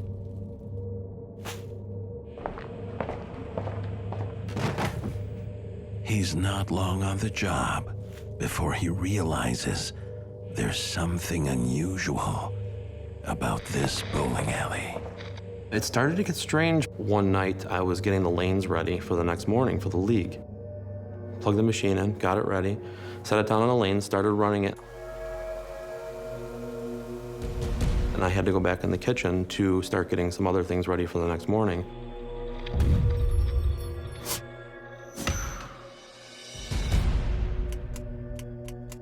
I came out and it was unplugged. There is no explanation for the heavy-duty plug being pulled from its socket. There was nobody in the building. I had made sure that everything was locked up. It was just me.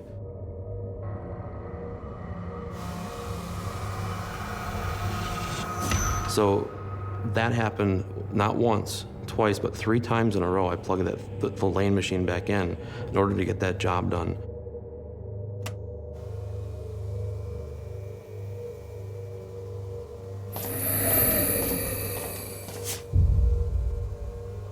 I knew something was there. Something that I couldn't see with my own eyes. I couldn't wait to get out of there. I mean, it is startling, and it did begin to freak me out.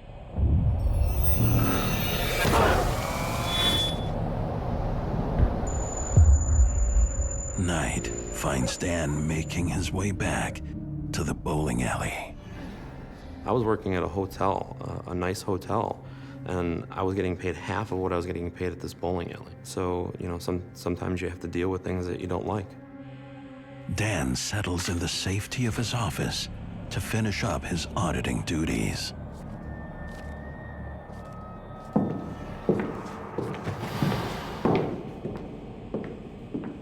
I would hear what sounded like thuds, footsteps, coming from the basement.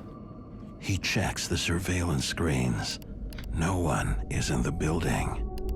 But Dan isn't alone, hearing strange sounds. Well, I was a maintenance man on the automatic pin setter.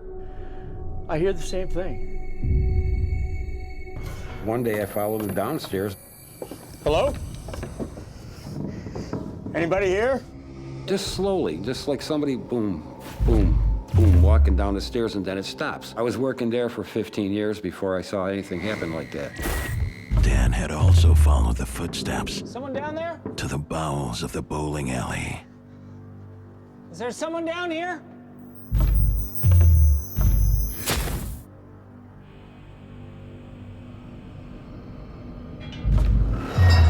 Who is that? See, and I didn't even know that you had heard those. Yes. You'd look over your shoulder, knowing that there could be something possibly watching. What he's describing exactly what I saw. Come on, man, who's there?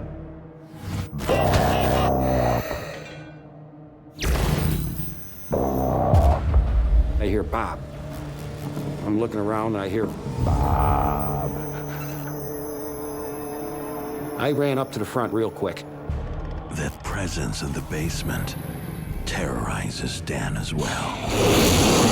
I saw this shadow. What is going on?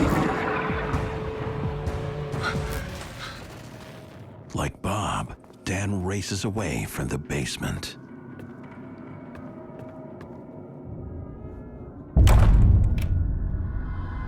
To my astonishment, he also had experienced the same things. Mm-hmm. Why didn't you warn Dan? I didn't think anybody would believe me. I kind of felt the same way. Yes. Like when things were happening to me.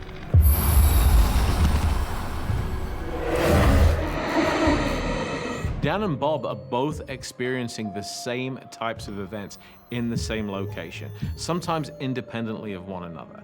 That makes their evidence, in my view, more compelling.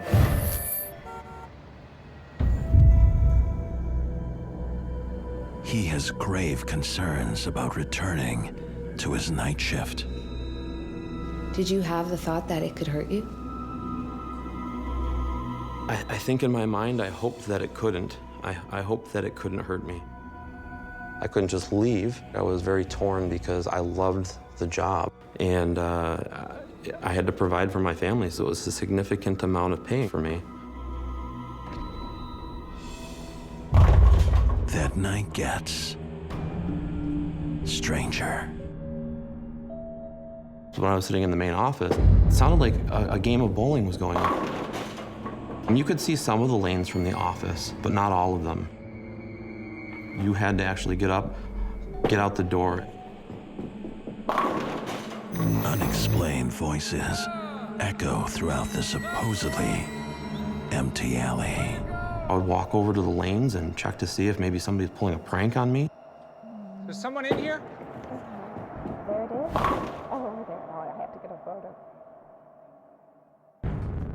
Nobody was there. There's no balls on the lanes. Is this something that maybe sound is echoing off the wall? I had no idea how this was happening or why it was happening. It's no longer just voices. Look at that! Dan sees something he has no words for.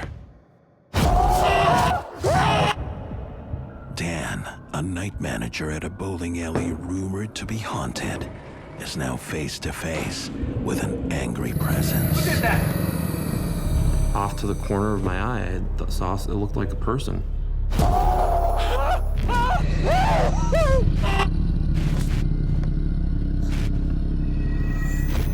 No! No!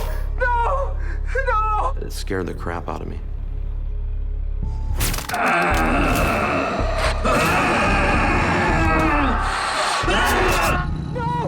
No! That's what I saw. Bob has also been frightened by this terrorizing entity. What did you think it was?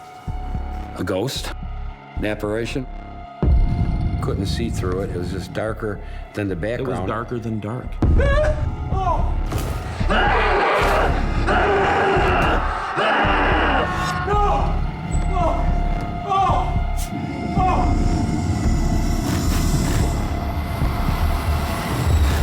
And just dissipated right into the wall. Yes, that's what I saw. That exactly. Same thing I saw. Really just see that really just happened. Surreal. When I saw that apparition walking through the wall, that was like really, really like heavy. You're the only one in the bowling center, but there could be something there from beyond in the building with you at the same time. At first, it seems as if what Dan and Bob are witnessing is a residual haunting, a type of paranormal recording mechanism. But as things progress, they soon begin to realize they're dealing with something far more intelligent. That was the thing that made me know there was some kind of spirit in the building. Freaked you out knowing that something was there. It was scary. It was definitely scary. Knowing that the bowling alley is haunted, both men try to make sense of their otherworldly encounters. Well, there was another employee named Michael, the late maintenance guy. He worked there since he was a very young man till he was about 62, 63 years old. He passed away unexpectedly at home. And me and Danny suspect that he never passed on to the other world. The mechanic, this was his thing. This was his job. He loved this place. The bowling alley has no history of tragedy or violent death. So the spirit of the old mechanic probably has lingered there because he was very affectionate toward that place during his physical lifetime. It was somewhere he found comfortable. He was familiar with it. It was probably his happy place. And therefore, some part of him either returns after his death in spirit form or has lingered behind. I did end up quitting that job. I was scared. A little skeptical before this, and now I believe. I really believe.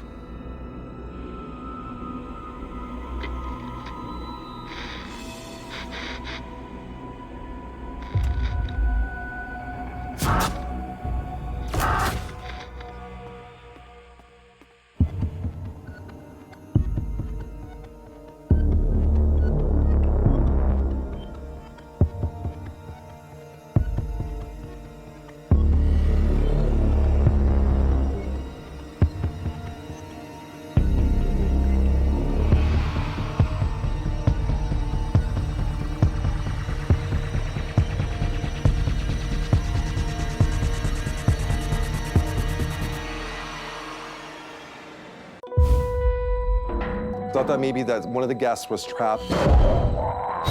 It was not a human being. Who's there? That startled me pretty bad. I don't see anyone. There was this smell. I believe in the spirits without a question. What do you need from me? It goes right into your soul. I was looking at pure evil.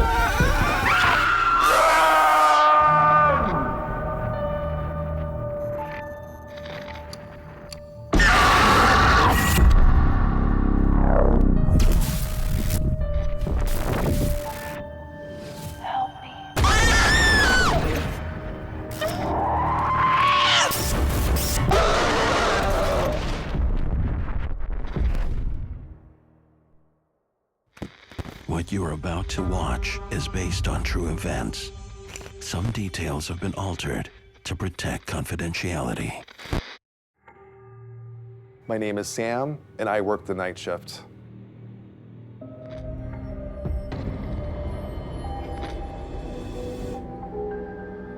Salem, with its storied past of witch hunts, is home to the old hotel that Sam works at.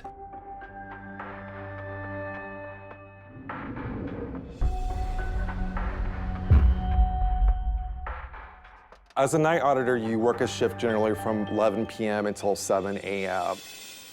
I have been fascinated with the witch trials history of Salem for years. In 1692, on the very ground where Sam now works, over 200 citizens were accused of practicing witchcraft. 20 were put to death. Working in the quiet on the night shift allows Sam to study the history of the witch trials for his book. It was a perfect job for me because it's kind of a slower job, and I was able to write while I was working. My first week at the hotel started off fairly non-eventful. And then, suddenly,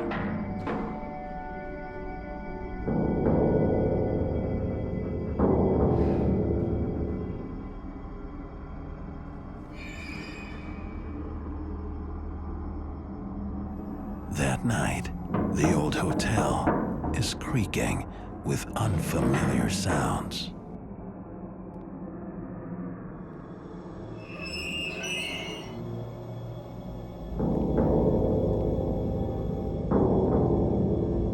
I heard what sounded like banging on the inside of the elevator. So I thought maybe that one of the guests was trapped.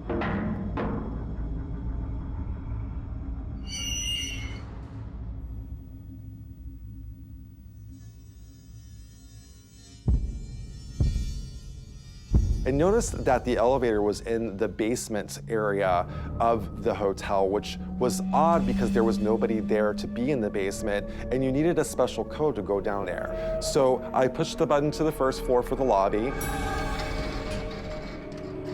and it comes up. Then the elevator opens up. I look in, and there was nothing in the elevator. The elevator is empty, but someone or something is in the hotel basement. I was terrified.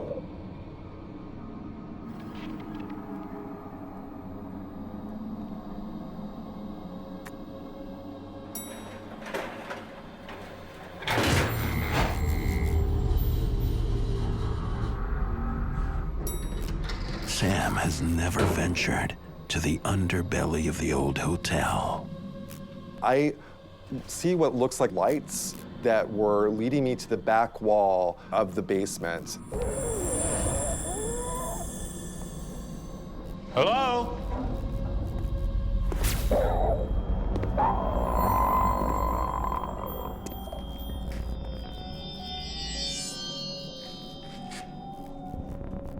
Looked like there were footprints, but the footprints were huge footprints. They were not my footprints on the ground.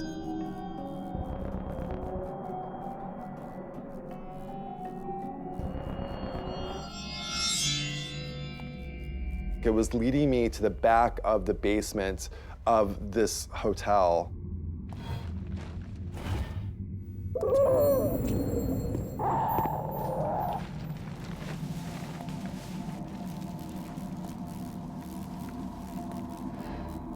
He's led to a dead end.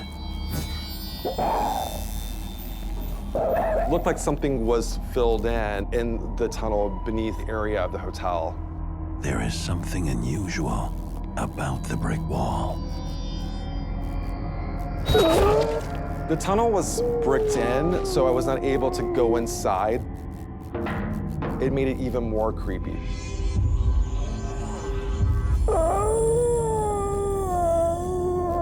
Then I heard what sounded like the moan that I heard before.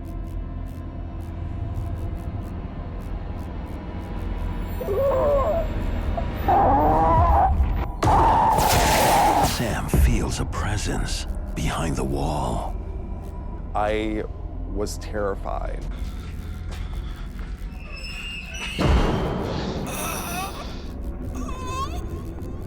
I started suspecting that there may be something paranormal going on, something that was not explainable.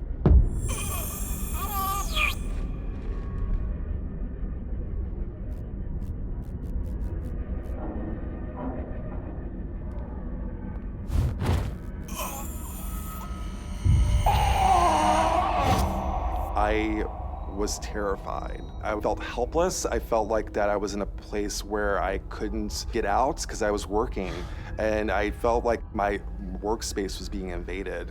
What made you stay? What made me stay at the hotel was the fact that I was working on a book on Salem's history. We had very few people to work the hotel, especially working overnight. So I was determined to stick it out, even though things were getting progressively scarier for me.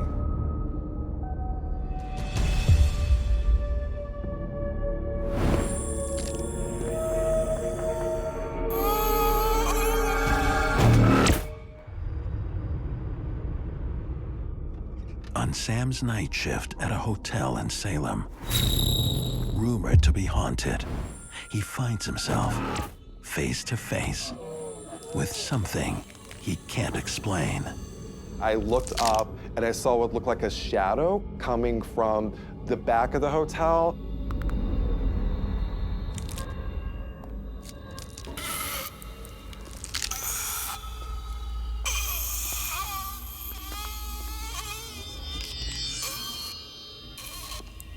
There was not much of a shape to it. It was just a black mass of energy, like it was trying to form into something. And it was feeding off the energy of the hotel.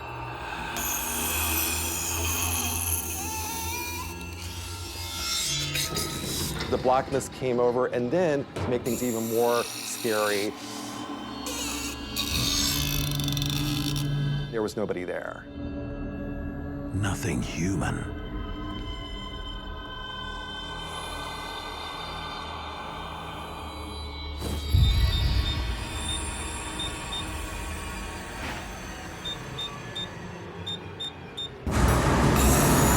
But the entity's presence is still with him.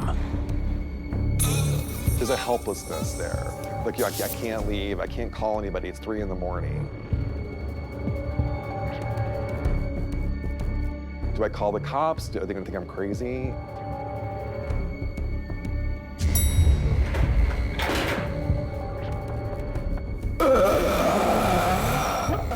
The moaning is now coming from outside. And it was kind of building and building, and whatever it was sort of revealing itself to me.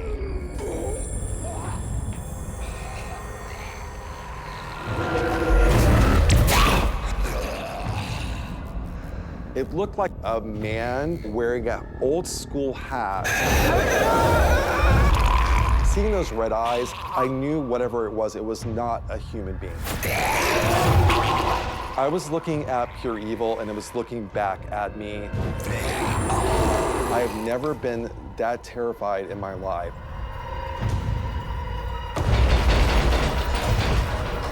When the spirit manifests in front of Sam, it has glowing red eyes. And in my experience, that is not a human spirit he's dealing with. He's dealing with something non-human. And he would do well to watch his back.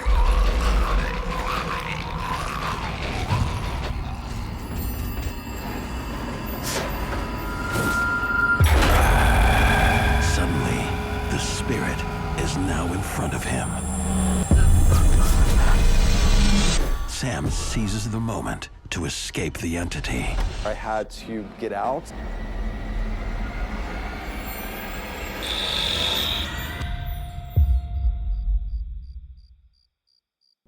Sam, you seem very upset with the telling of your story. What's happening? I'm super emotional about this experience because I felt like going back and kind of feeling the emotion of what it was like seeing this figure in the window haunts my dreams. Sam quit his job. He's safely home in Boston. But the attachment to the entity was not over. I had no idea what that shadow figure was and what it wanted from me. Sam uncovers horrifying facts. It turns out that my family is related to the Putnam family. My cousin Ann Putnam Jr. accused 62 people, and 19 of them were hanged for witchcraft. The entity could be a victim of Sam's distant cousin, one of the accusers. It's heartbreaking. It's heartbreaking realizing that I am descended from the bad guys. Sam has a very personal, familial connection to the Salem witch trials. And it's no coincidence that he has been singled out. We are talking about innocent men and women who were put to death in the most awful ways, crushed by rocks, hanged, all for something they weren't guilty of.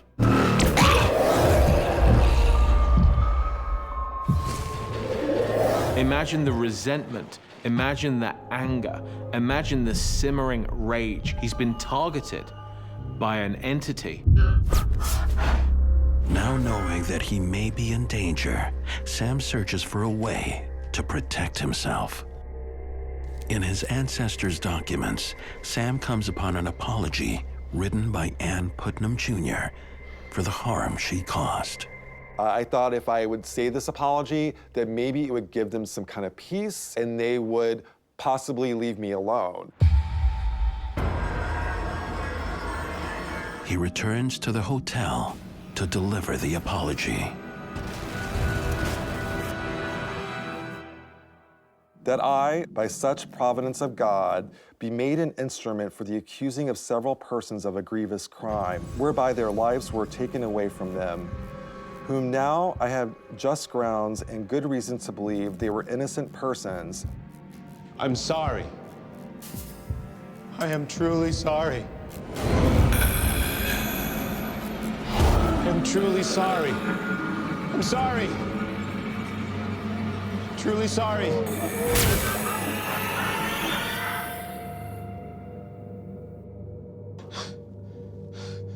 When I read that out loud, I felt like it was a cleansing of some sort. I felt like that I was giving Ann Putnam Jr. the chance to say the words out loud through me. Maybe now, the angry entity will leave him alone.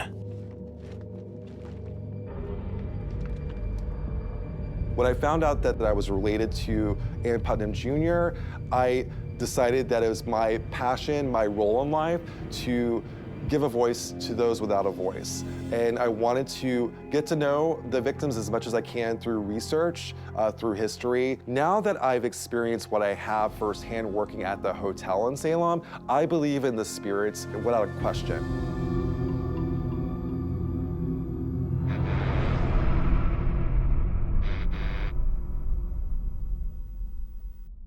My name is Riley, and I work the night shift.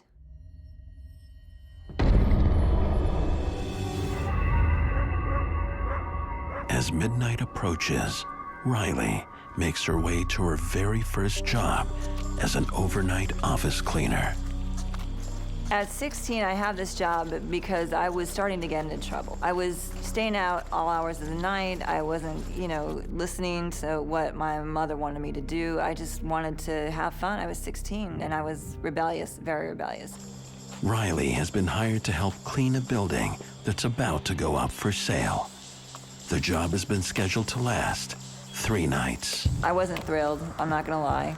It's third shift. Nobody really wants to stay up until the wee hours of the morning unless you're having a party.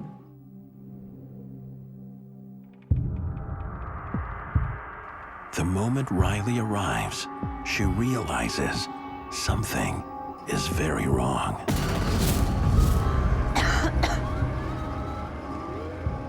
When I first walked into the building, the air was very thick. It was hard to breathe. It was stale. It was like nobody was in there for a very long time.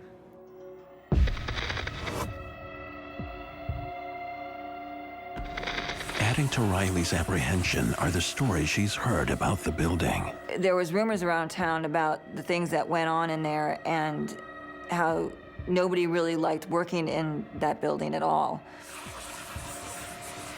Hello? They would hear whispers. They would hear footsteps. You're late. Now stop standing around and get to work. Sorry, okay? Jeez. In the building that I was cleaning, there was only one other person that was working with me, this old woman. Riley sets to work on the near impossible task of cleaning the office.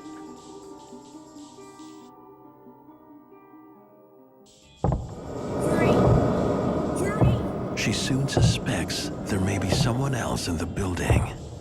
Did you hear that? I didn't hear anything. Hello?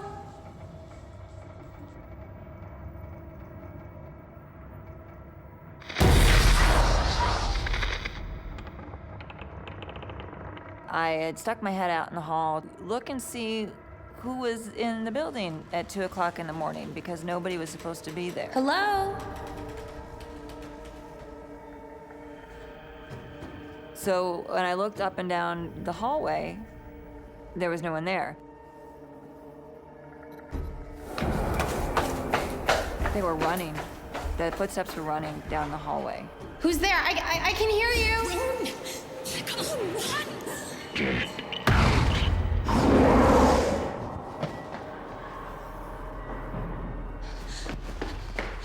Did you hear that? There's someone running out there. You have to have heard it. Just get back to work, okay? Take care of that carpet. She played it off like she didn't hear it. I told you I didn't hear anything. But I know she did. Riley returns to work, but what happens next is impossible for her and the coworker to ignore. A few minutes later, as we're vacuuming the floors, we heard this huge door slam coming from the hallway. Did you hear that? I don't know.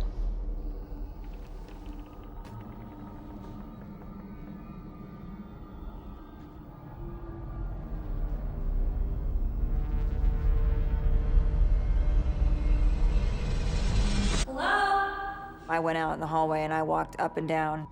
Hello? If you don't show yourself, I'm gonna call security. And I didn't see anybody at all.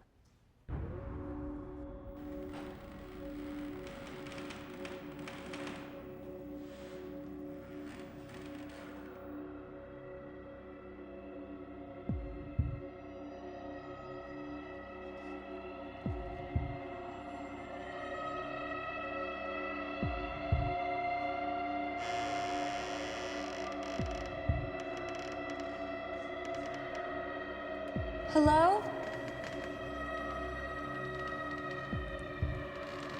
Is anyone there?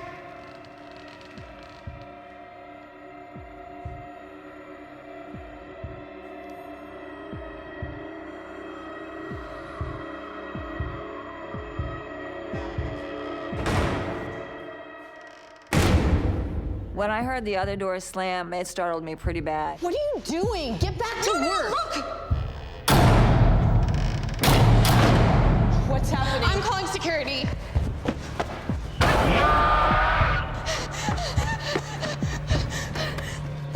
Hello? Hello, security? Hello? Hello? How do you work this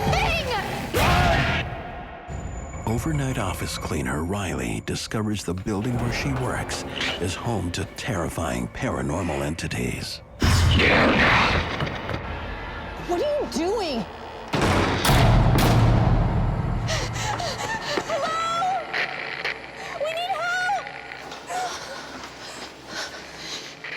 Just stopped. We were looking at each other, trying to figure out what was going on and whether if we should call somebody or if we should continue on with what we were doing. Okay, come on. Let's keep going, or we're not gonna get paid. Okay, come on. Hurry up! We only had a few more hours left in the night, so we needed to get moving. Riley's relieved when the end of her shift finally comes. When she gets home, she talks to her mom. She said not to pay it any mind and just to finish the job. It was almost over. And if I had any problems, there was a walkie-talkie that I could use, that I could radio security in the other building, and they would come if I needed them to. Following her mother's advice, Riley returns to work the next night. I was uncomfortable going into the place because I had all these unanswered questions of what happened the night before. You can finish up in here. I'm gonna start down the hall. Just get started on those shelves, okay? Okay.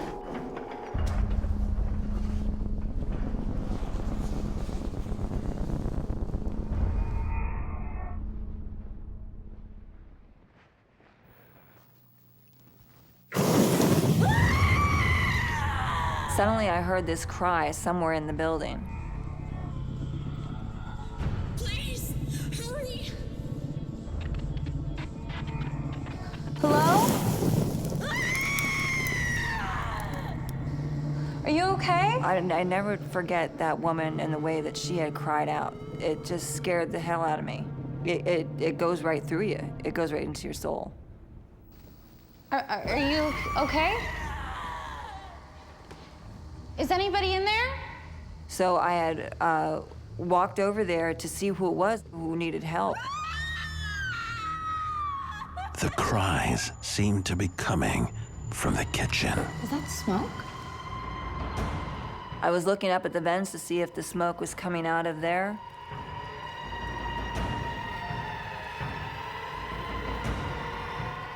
But I couldn't see anything. Louisa! And I didn't know if the building was on fire or what was going on, and I knew that we needed to get out of there. Louisa, there's a fire! It smells like smoke. Yeah! Okay, we have to call security. Where's the walkie-talkie? I don't know. Oh, there it is, there it is! Good. And as we were trying to radio for security. Oh, why won't this work? Hello? Okay, there. Hello? Security? Quick, hurry! Help me! Take the batteries out.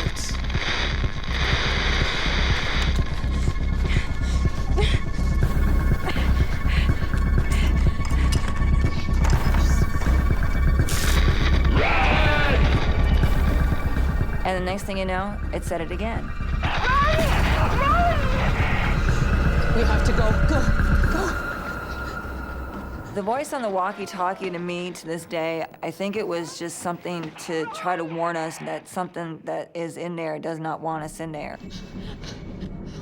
As we ran past a side office, There's a fire, sir! I saw a janitor standing in there cleaning with his back facing me.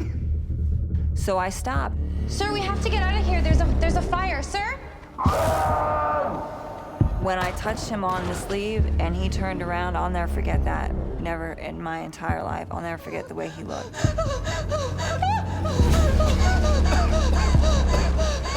Half his face was burned. I looked at him right into his eyes, and his eyes were dead. I couldn't even move. I couldn't breathe. I had to look like a car accident. You can't look away, but you have to keep looking.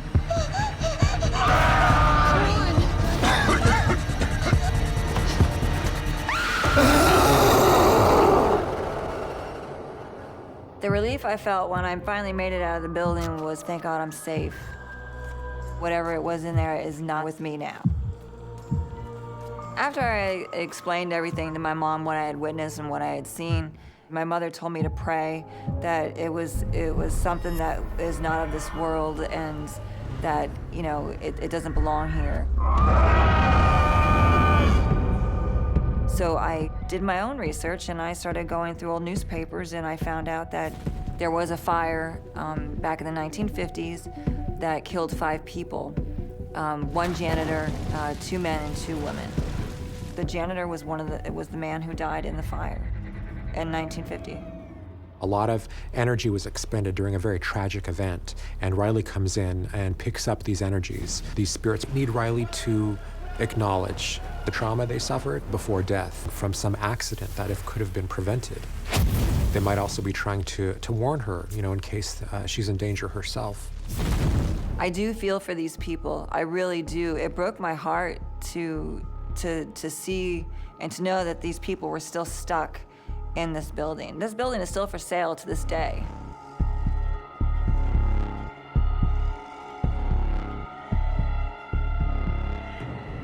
What I've learned from that event is that if they want to show you how they died, they will show you how they died.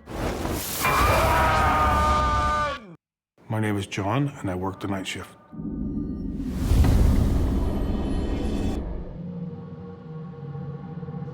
After graduation, I had went back to my hometown to stay with my mother. I really didn't want to be a burden on her. I needed a job.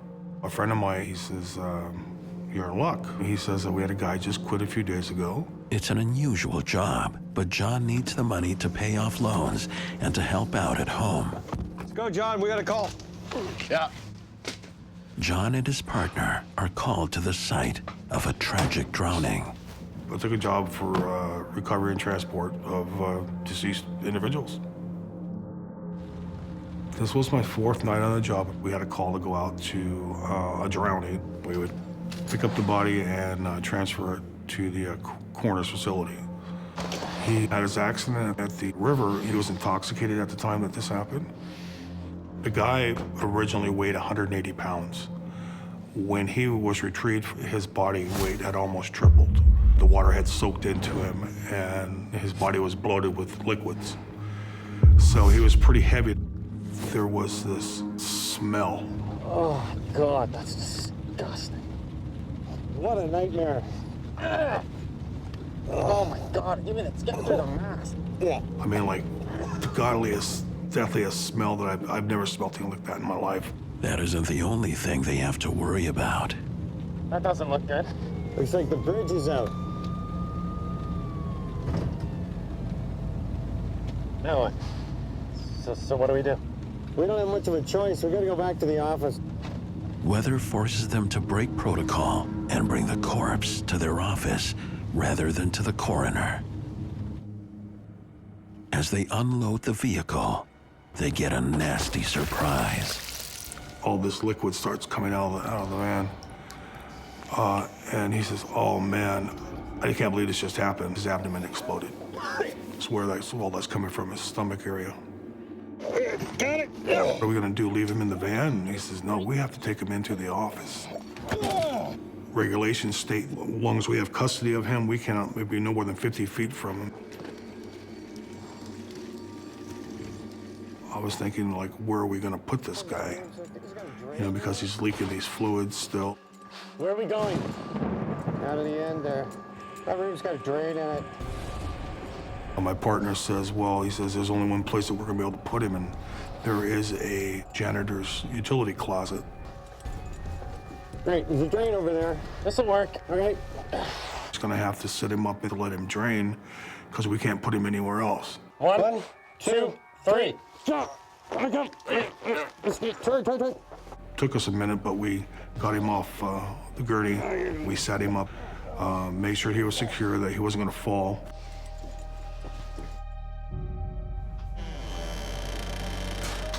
Where do you want this? When we shut the door, we had to get these towels to put down on the bottom of the door so to keep some of that smell from coming out. We were in a stress mode at that time. They call their supervisor to find out what to do next. Can we go? Nope, we're gonna be stuck here for a while. Rules and regs. With no idea when the bridge might reopen, John and his partner have no choice but to stay put. The way that it was going outside, we had a feeling that was gonna happen.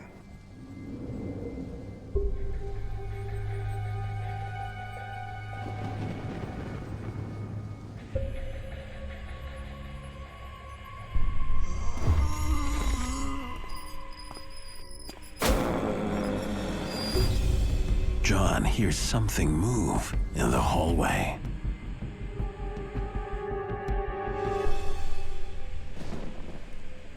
He notices the gurney isn't where they left it.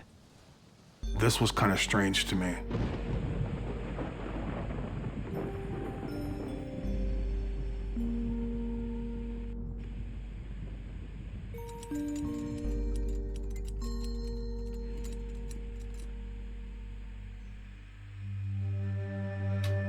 He shrugs it off and locks it back in place.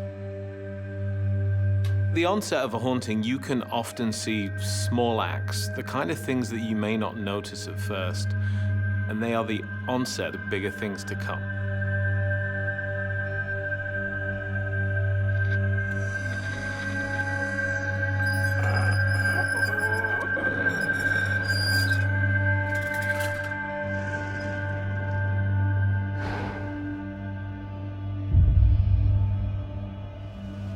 Minutes later, as John heads back to the break room,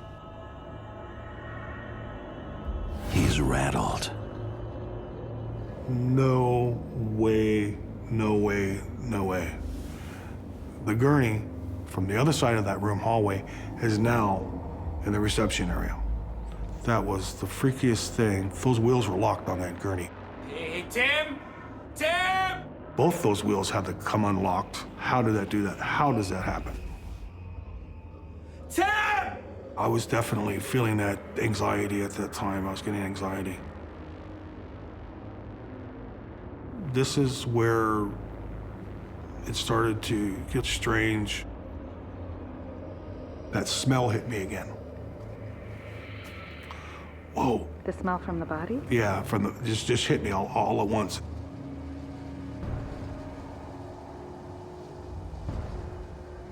And as I took a few steps, I noticed these two towels that we had laid in front of the door were moved out into the hallway, like something went over and moved them.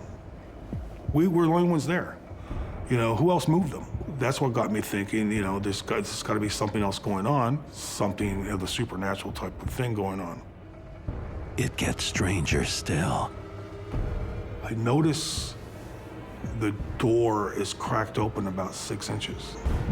Now, I know this door was locked, and so I kind of like walked up to it, trying to see what was going on. John makes a terrifying discovery. While stuck in his office overnight with a dead body, John experiences some unexplained activity. And the door he locked that contained the corpse is now somehow opened. When I looked into the door, I could not believe what I just saw.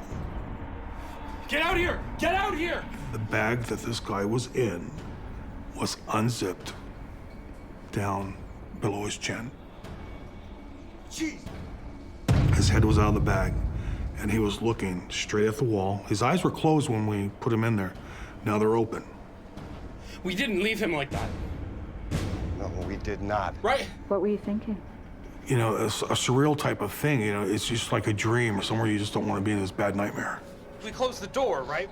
Of course we did. These zippers are pretty thick and heavy. You just can't unzip them that easily. How did that happen? I've never been more afraid. Once we die, not everybody moves on automatically. Some spirits find themselves earthbound for a certain period of time. What do we do? Well, we're gonna zip them back up and check that bridge and see if we can get the hell out of here. Zip him up, yeah.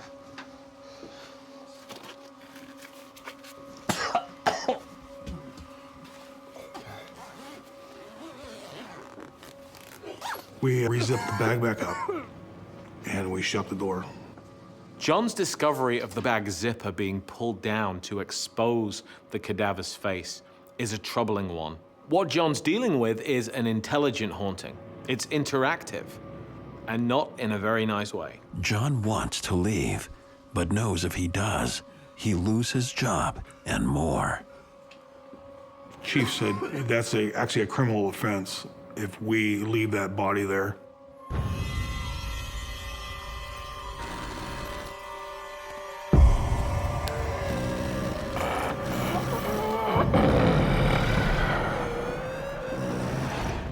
Before they have a chance to regroup,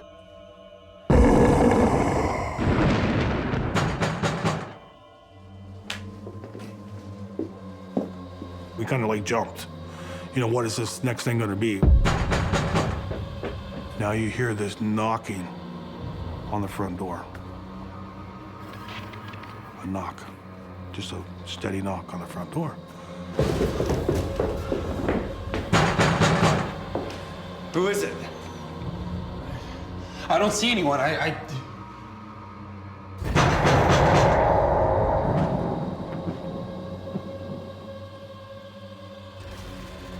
don't see anyone. All right, I gotta go around and take a look. My partner said, I'm gonna go out around front and see who it is. And you just wait right here, I'm right back.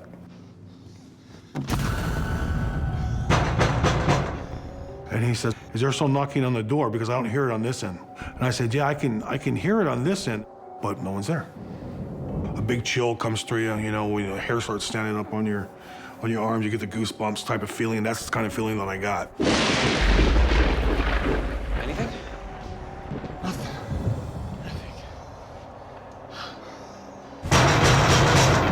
This doesn't feel right, man. Let's get out of here.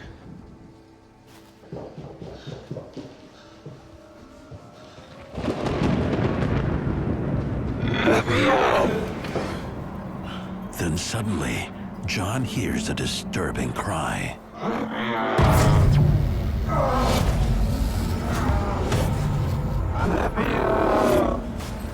It was a scream, but it was a low scream, but I can plainly hear it saying, "Let me out." And I turned my head like that. Nothing there, but I know I just heard that. Whew. John is being haunted by the spirit of the dead man who appears to be undead. That guy, when that door was open earlier, I think he came out. He's trying to get our attention. I wanted to be out of that building. I wanted to be back home, but you can't leave that body there. You know, I mean, that's a felony.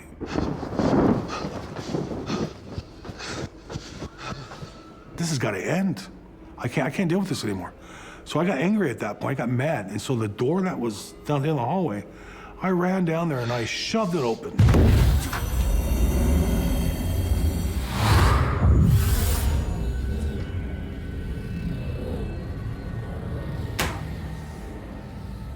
The corpse is showing his face again, but something has changed. When I looked at his face, his eyes are open. You can see like tears coming down his face.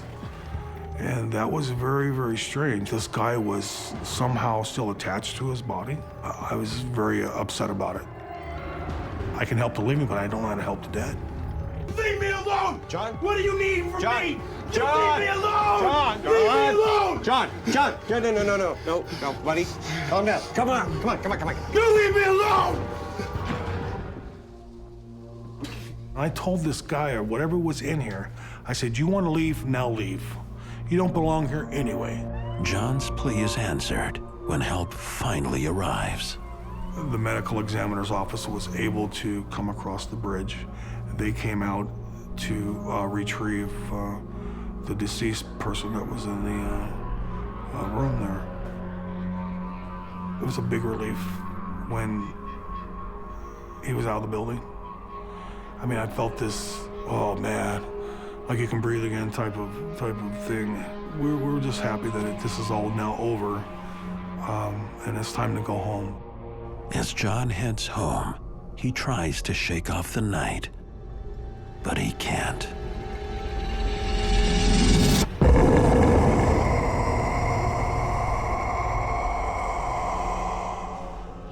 This guy's standing right there, right in front of me.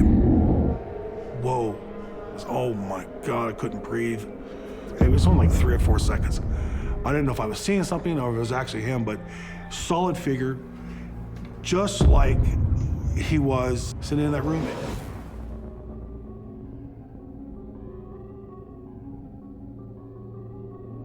Do you believe this was paranormal? Yes. This was just one of the most remarkable things that has happened to me. In order to understand it, you have to experience it.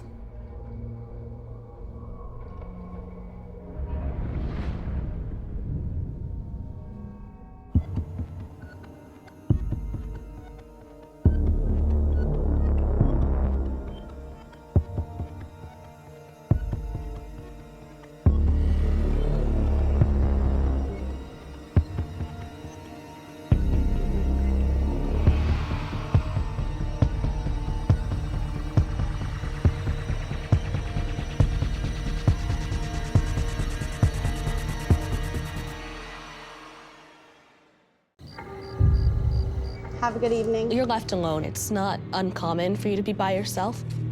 I never saw it coming. Nobody else in there but me, so what's the threat? I would have to see it to believe in it. Ah! It was like a jolt. At that moment, I got really scared. I began to accept that these things were paranormal. This is real.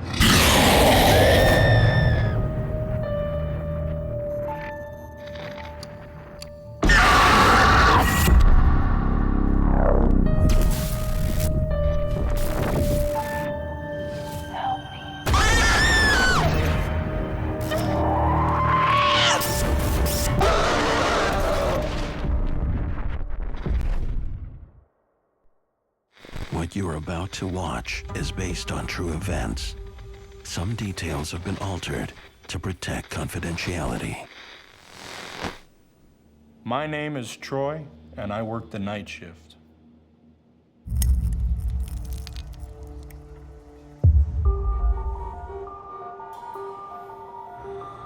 I had worked for 22 years as a police officer in the military. Multiple deployments to Afghanistan, Iraq. Troy officially retires from the military.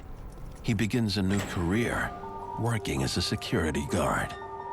When I retired, I was looking for my next thing to do, and an opportunity came available to work in a museum. After just a few shifts, Troy learns the museum may hold more than just artifacts. When I started working there, many of the other guards pulled me aside and they said, hey, you know that place is haunted, right?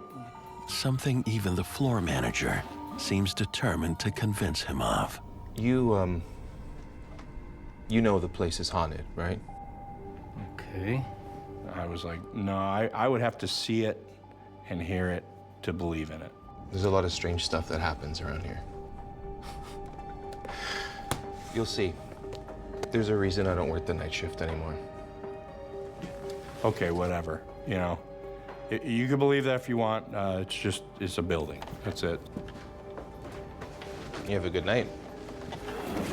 Yeah, you too. I was working the evening shifts. It would close at 5. It's an empty building after that. There's nobody else in there but me, so what's the threat? Troy starts his first patrol of the night. Our job was to go around, make sure all points of entry were secure, and make sure all offices and doors were secure.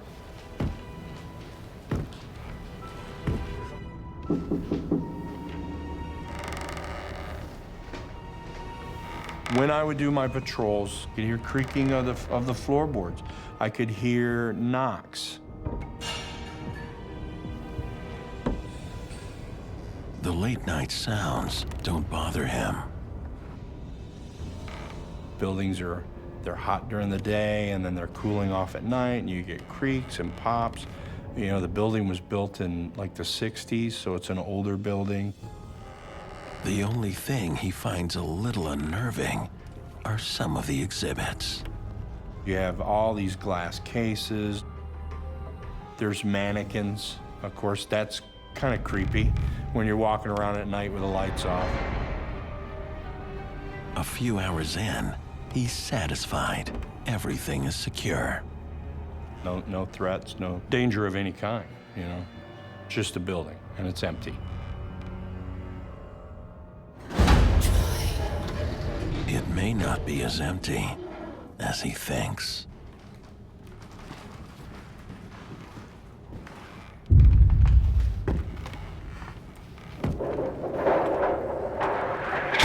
As I turn the corner, I hear a door open and close. Troy finds the freight elevator door open on the exhibit floor. Hey, is anybody else up here? Negative. Nobody's come in. I'll admit, you get a little chills. It's kind of spooky, a little creepy. Of course, I continued my patrol, listening for any noise that didn't belong.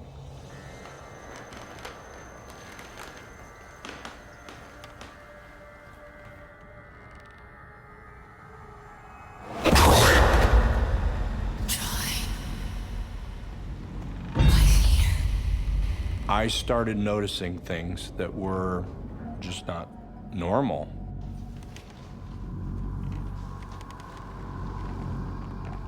What the?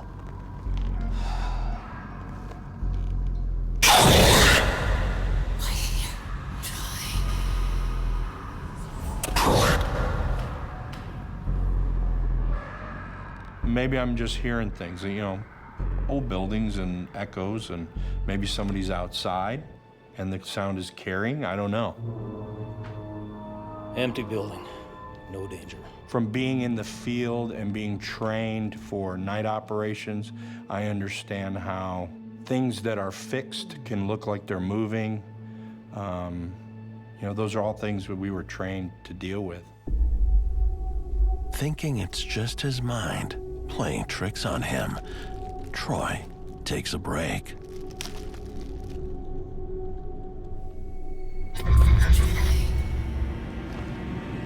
And out of the corner of my eye, I see it's just a shadow. Initially, I'm thinking, it must be my eyes, you know. Maybe I didn't get enough sleep last night, or maybe my eyes are fluttering or something.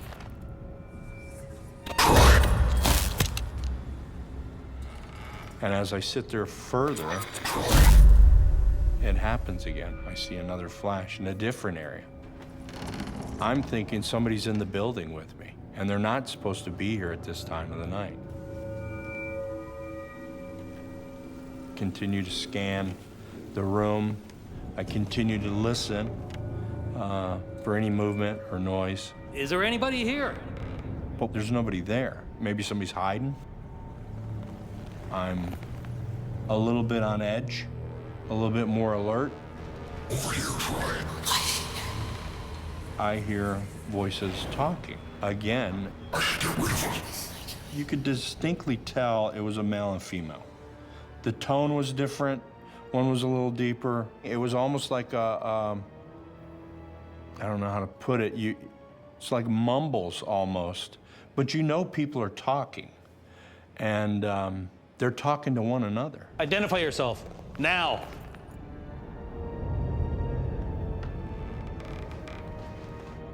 Nothing. But I'm not buying that it's a ghost. I'm not buying that it's just shadows. Somebody's got to be there. Be warned. Security cameras are transmitting live to a central security office. So I call back. There's nobody on the floor with me. I got movement on the exhibit floor. I'm seeing things. And the call comes back. That's a negative. You're the only one here. Roger that. Troy can't shake the feeling he's not alone. And then I would hear the voices again.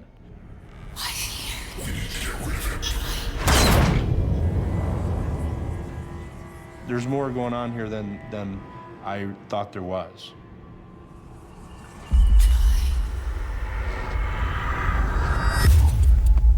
When that flashlight went off, it startled me.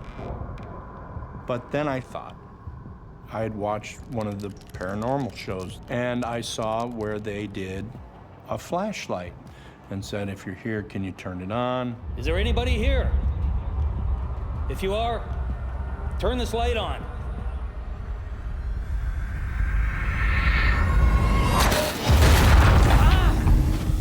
It was like a jolt of electricity shooting through my body.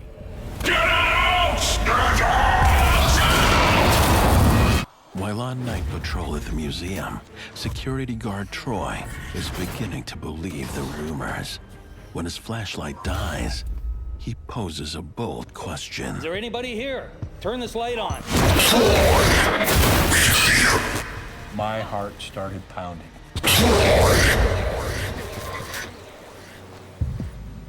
Suddenly, it was gone. Museums become the collections of haunted objects from different time periods. Honestly, I think the apparition meant to communicate with Troy, to let it know that it was there, that it was part of the museum, and that it probably wanted to tell its story. Are you thinking this is sort of messed up right now? Yes. This is messing with my head. There's something going on in this museum, and it's not normal. You can't make sense of it. These things shouldn't be happening. Seeking to verify this alarming experience, Troy returns to a security station to check the cameras. The camera looked down over the exhibit floor.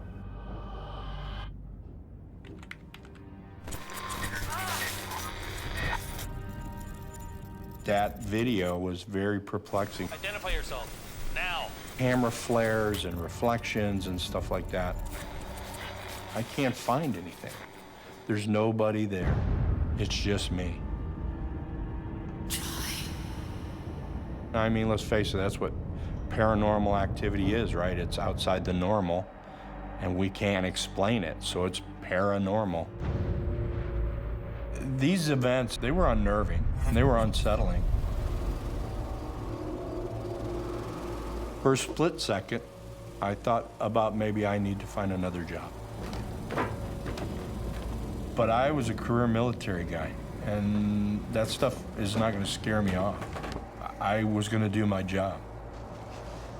The next night, he asks the floor manager. Hey, Troy. For some answers. What's going on? You gotta tell me. Why? I was alone here last night. I saw some really weird stuff. And I asked him, have you ever had people see shadows moving around? Yes. Has anybody ever heard their name being called? He did acknowledge that yes, in fact, other people had reported the same things. They say there are two spirits really attached to this place. I was here by myself one night. The manager then reveals his own harrowing experience.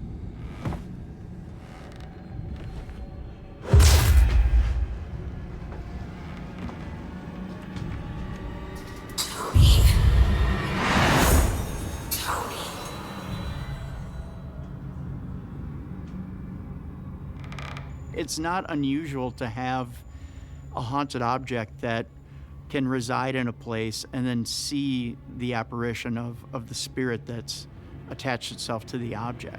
I truly believe that he's seeing the ghost of whatever it is that's attached itself to the object. And all of a sudden, I hear my name being called.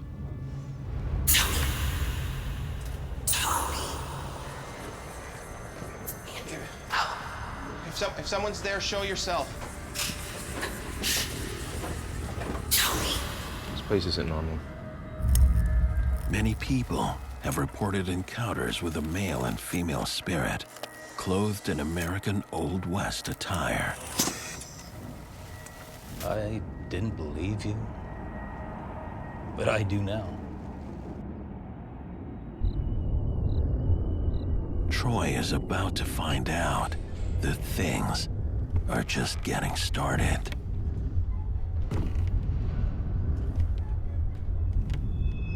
Smells and noises and shadows and voices and people talking.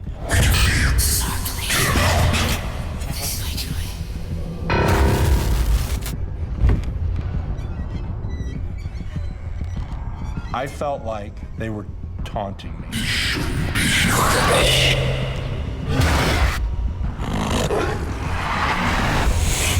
It was as if the artifacts themselves were coming to life. I will admit, in that moment, I was scared. The wee hours of the morning find Troy back in the main exhibit hall. I was alone, it was dark, it was quiet. And then I heard.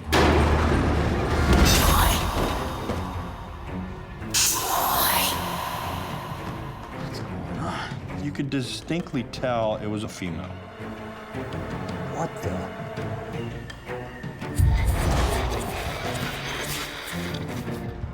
Nobody's there. Heart was pounding faster. You can feel it. It's a physical reaction to what's going on.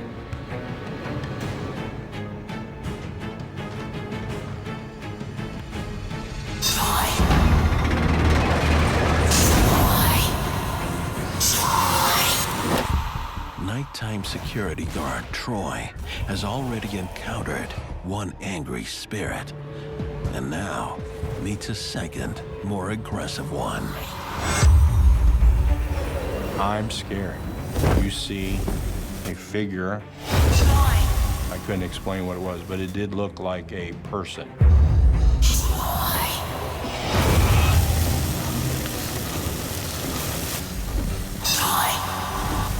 Troy races from the building.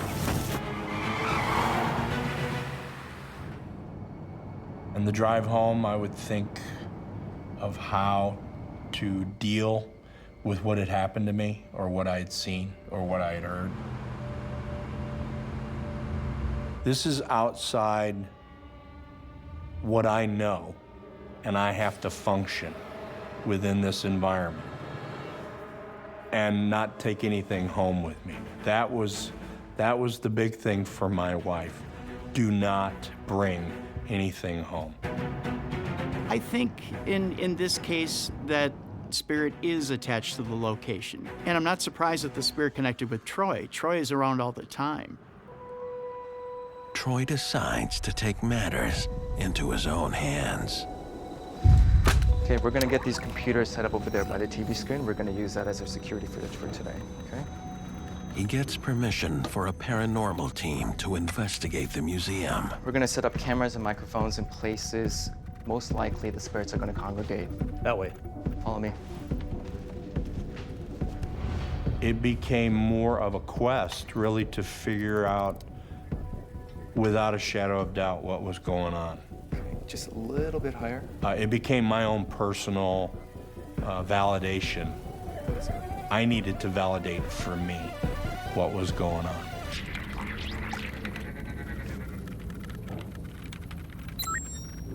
Can you adjust that one over there? Okay, I think we're all set. Let's do this. I was on duty for the investigators because we have to maintain security of the floor.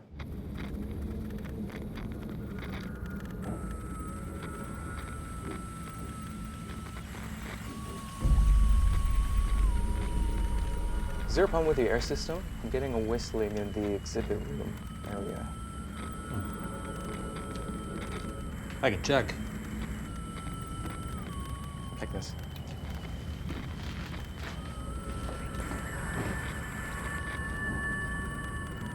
When the investigators came in, I didn't share any of my experiences with them. I was interested to see what they might find.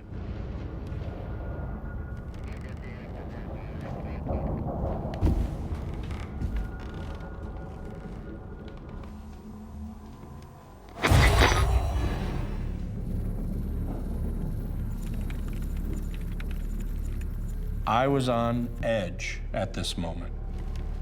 We don't know what we're dealing with, right? Is this something good, or is this something maybe not so good? Troy arrives at the vents in question. And there was no whistle, you know, no air, nothing with an air duct that would make a whistle or anything like that. It's all clear here. Roger that. It's all good here.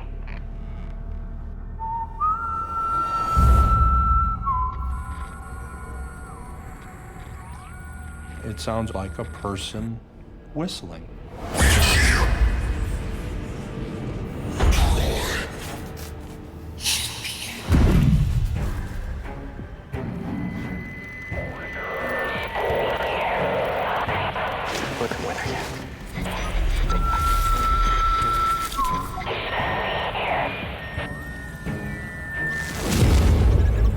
Troy, I just saw something move.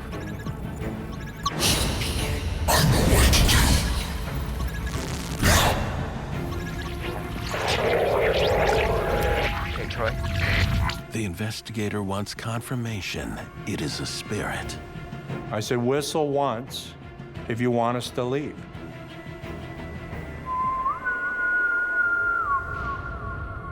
And it was a whistle, very loud in my ear.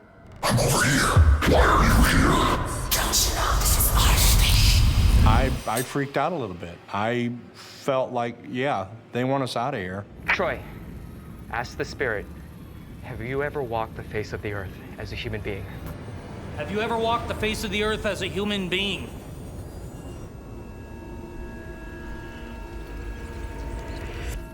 Have you ever walked the face of the earth as a human being? Nothing.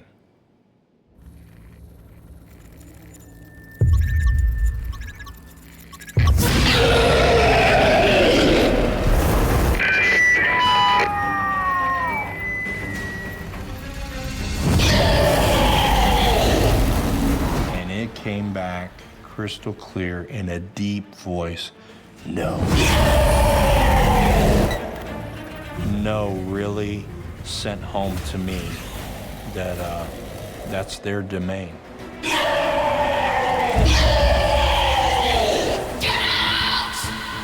hair on my neck stands up. This was not a kind, warm, welcoming voice. It was a demanding voice. It was a powerful voice. I heard that voice. That scared me.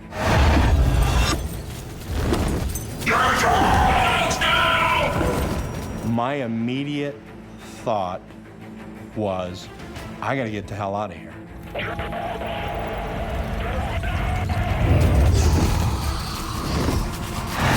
What are they capable of? What could they do to us if we intrude too much?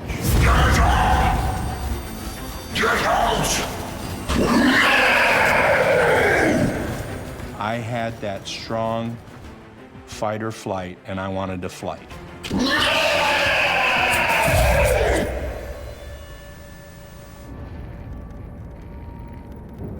The investigators' equipment is no longer picking up anything.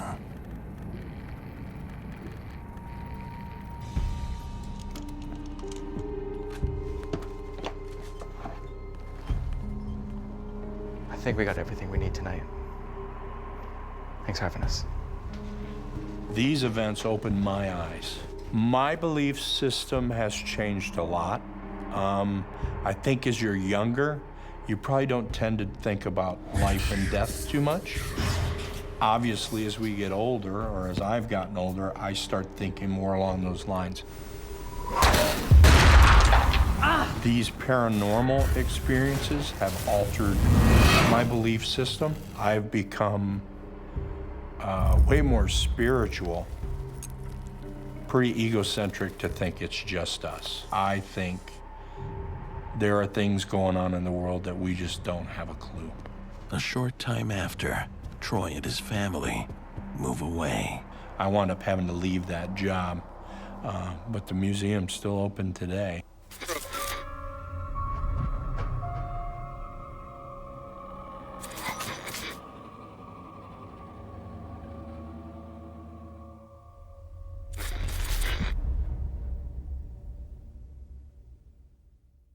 My name is Megan, and I work the night shift.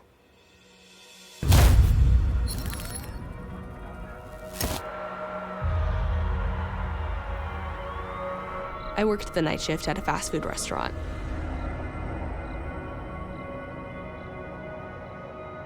I was a general employee. I would work the front, clean the counters and the tables, and I would operate the drive-through windows.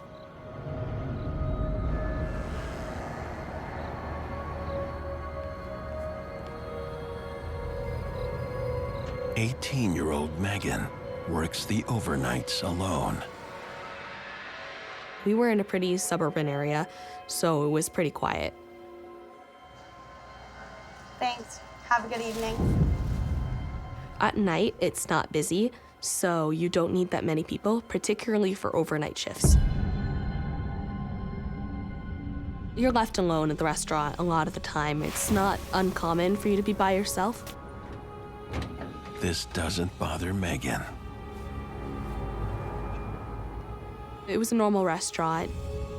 People joked that it was haunted, but I never saw anything. I never expected anything to happen. I'm a skeptic. If I can find any way to explain it, I will explain it. Her shifts usually go by smoothly. I'm a very quick worker, and I'm very upbeat and positive, and I get things done very quickly. But on one late night shift, strange things start to happen.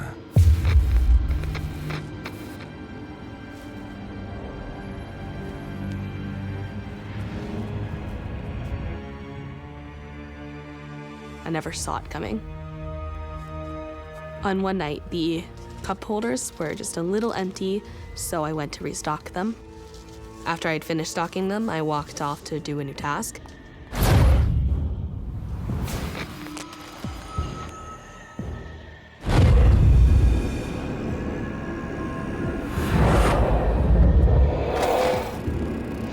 What the hell?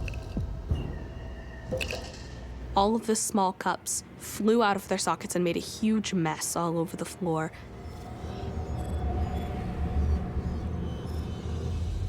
Did that freak you out? I was very confused because it shouldn't have happened.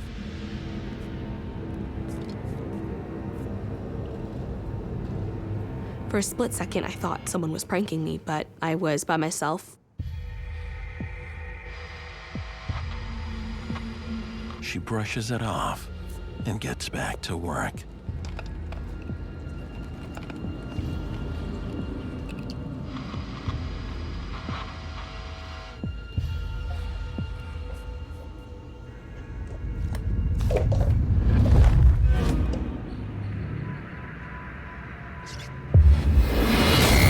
Suddenly, there were people in front of me. It startled me and it made me jump.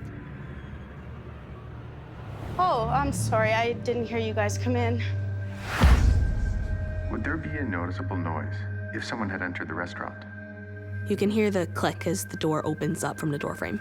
I didn't hear the click. 2 large coffees to go. Black. I'm gonna have to brew a fresh pot. Do it. Hurry up. Go ahead. They did seem unusual from most customers. He had a little bit of a scowl on his face. He was a little angry, and the women looked really nervous. We don't have time for this. Don't start. With the woman being nervous and him being angry, it was freaky, and I was concerned that they were going to rob me. Why didn't you call your manager? The thought crossed my mind to wake up my manager, just in case they actually were going to rob me, but I'm too polite for that. I caught my composure and I brewed a new batch. The mysterious couple settles in at a booth.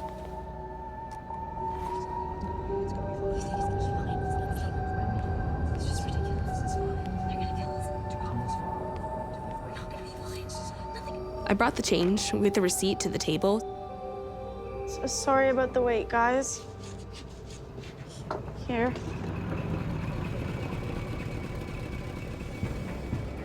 After I dropped down the coffee, I saw another car pull into the parking lot and then drive right into the drive-thru. Something about it seemed off. They both had the same car. It was freaky. It's them! It's them! It's them! When she saw the car, she gasped with a whisper shout going, "Hide!" I was confused. Is this car following them or something? Where are they going? Looks like the drive-through, but it's closed. It was odd that this car was going through the drive-thru. I had no idea why they picked drive-thru instead of just parked and came in, especially since we closed the drive-thru at night. Tell me what they ordered. Tell me what they ordered. The man told me immediately, "Tell me what they order." Okay.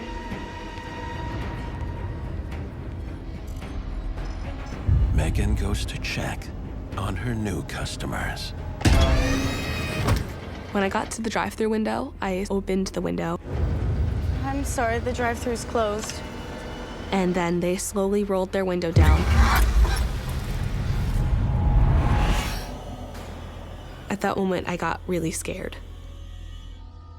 She can't believe what she sees right before her eyes. Megan is working the night shift alone at a fast food restaurant when 2 strange customers appear out of thin air. When I set the couple's coffee down, I can see another car pull into the drive-thru. And what happens next gives her more cause for concern. The people in the drive-thru car was exactly the same as the people in the booth. At that moment, I got really scared. I stood in a spot where you can see both the booth and the pickup window, and I could see both them and the couple in the car at the same time. I was thinking, could have been 2 sets of identical twins, but I realized there was almost no way it could be. There's no way I can explain that as just twins. This was too weird, and it confused me so much that I wasn't thinking rationally.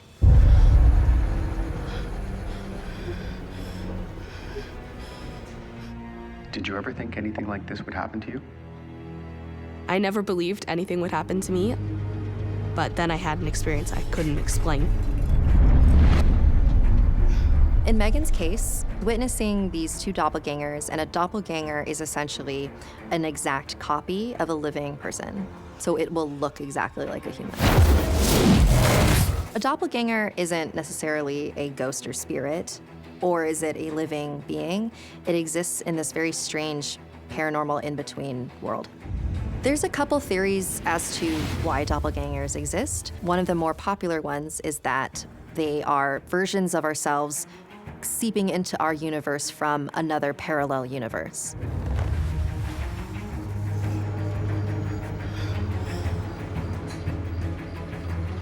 What can I get for you? 2 large coffees to go. Black.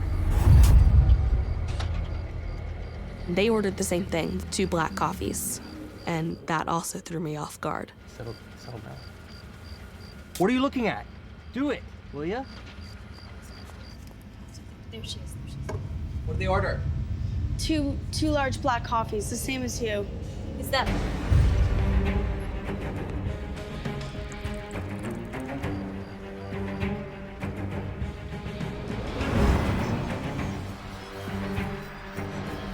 The couple at the table came over. How did the people react?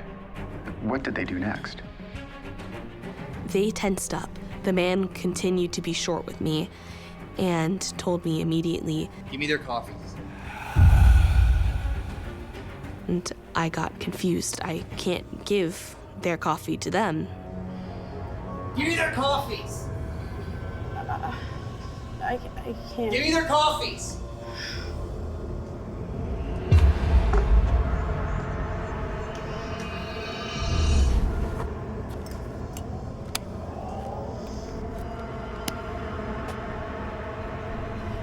He had something, I couldn't quite see what it was, a little pouch that he put back into his pocket. Give them these. And slid me the 2 coffees saying, give them these. But I can't give other customers tampered coffee. I can't. I'm sorry. You have to. I told them no at first, but they told me that if the people in the car look like they do, then give them the coffees. And I was caught off guard because they knew that people in the car were the same as them. It'll make them go away. Please. They told me that by giving them this coffee, it would make them go away. And they never explained further than that what that meant. And then suddenly it was like I was in a trance. It caused me to blank out.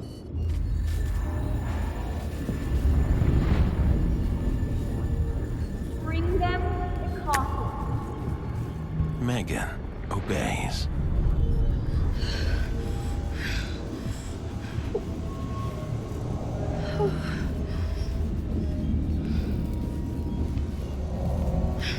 I have never been this freaked out in my life.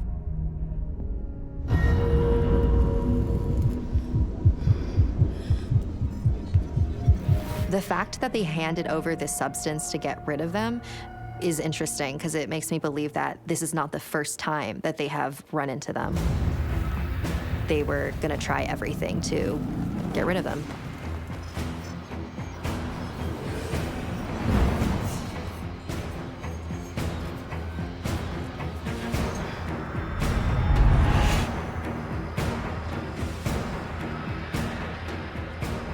Took you long enough. I gave the couple in the car the coffee. I wasn't quite thinking rationally. Is there anyone else in there? No. No other customers?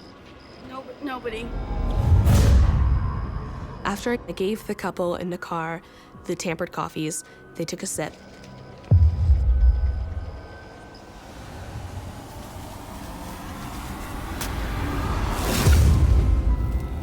And they disappeared. I couldn't see them. They just vanished. I was shocked. I couldn't explain this. How did that make you feel? I got really scared. It seems like the original customers were desperate to get rid of the doppelgangers, and so this was their last attempt.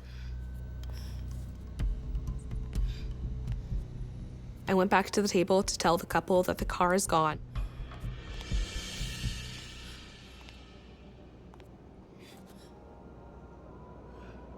But they weren't there. It was just the receipt and a large tip. And on the receipt is written a note saying, "Thank you for making our demons go away." It got me freaked out, going, wait, what earth was in that coffee? What would happen if I drank it? Before she has time to process anything,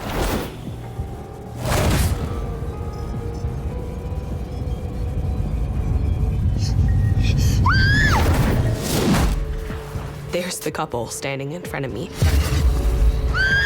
for Megan, a night at work takes a terrifying turn when the teen encounters a couple and their demonic doppelgangers. After I gave the couple in the car the tampered coffees, they just vanished. And when she looks for the other couple, they're gone too. Then suddenly, my stomach definitely dropped. My heart was beating so fast throughout the whole experience.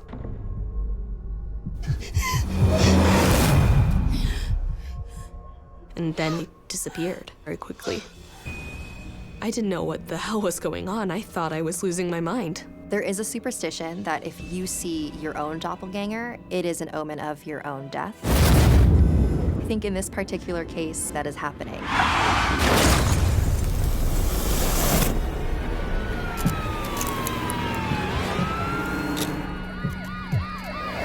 Megan? Megan? not a moment too soon, Megan's manager arrives. Are you okay? You look like you saw a ghost. I need to talk to you. Let's go to my office. I briefly told her what had just happened, and of course she did not believe me. So we looked at the cameras.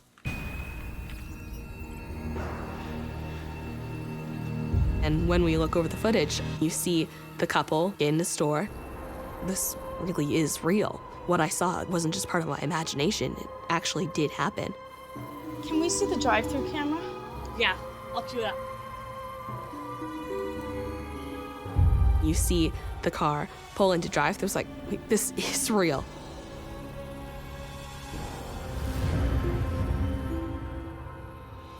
That's impossible.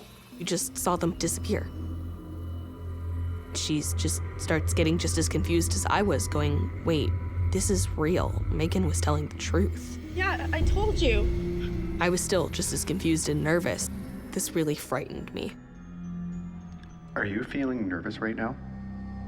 I'm getting nervous just telling the story back to you. None of this made any sense, and I still can't explain it.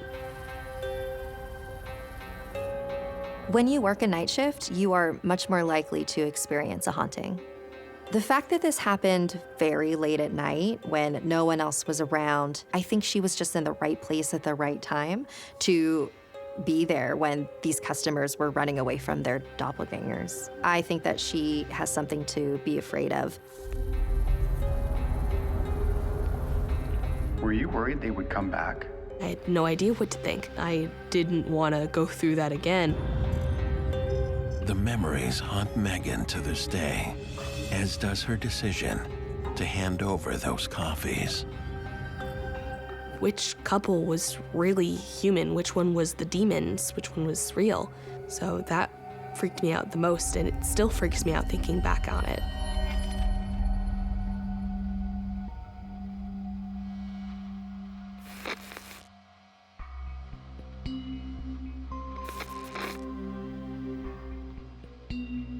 What are your thoughts on the paranormal after these events? Doppelgangers was what my best conclusion was when I looked back over this event. I still myself hardly believed that this actually happened. I thought this was just a part of my imagination. This is real.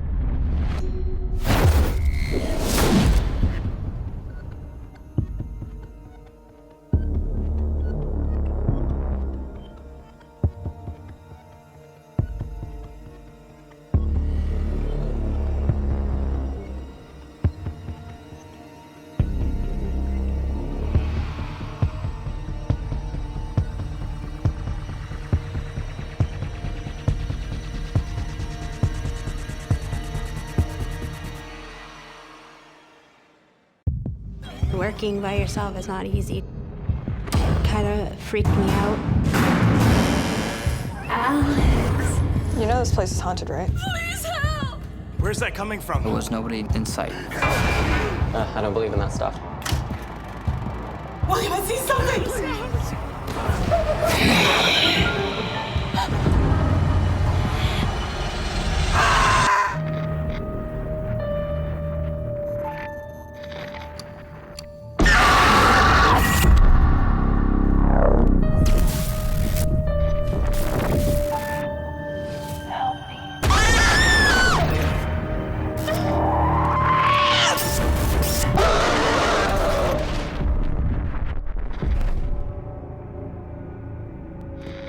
What you're about to watch is based on true events. Some details have been altered to protect confidentiality. I'm Alex Handy, and I work the night shift.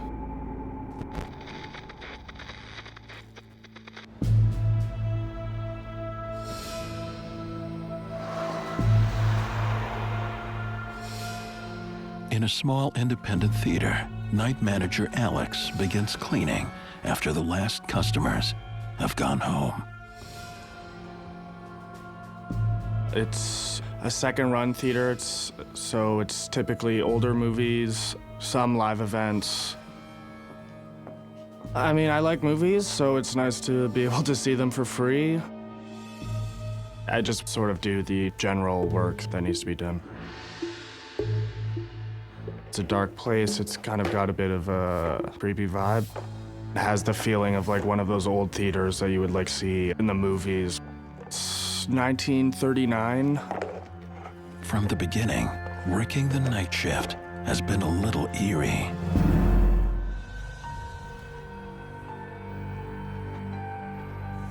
A lot of the times, at the end of the night especially, working in the theater, when you're walking around, it can kind of feel like someone's watching you.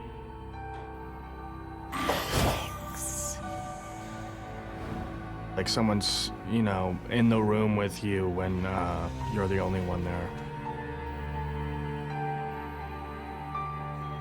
A place like that, you definitely hear stories, people, you know, hearing things or seeing shadows, stuff like that. I didn't really put too much credence into it. But the day shift worker, however, does believe. You know this place is haunted, right? I don't believe in that stuff. She told me that she was cleaning the bathrooms. And she was hearing like these weird noises, like banging sounds.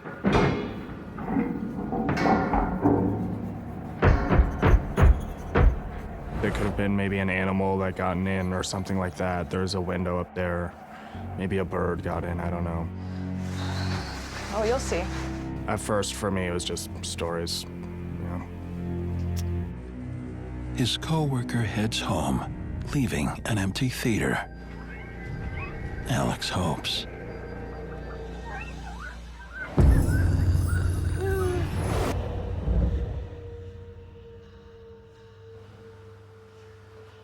I didn't believe fully in the paranormal before I started working at the theater. I just wasn't fully convinced.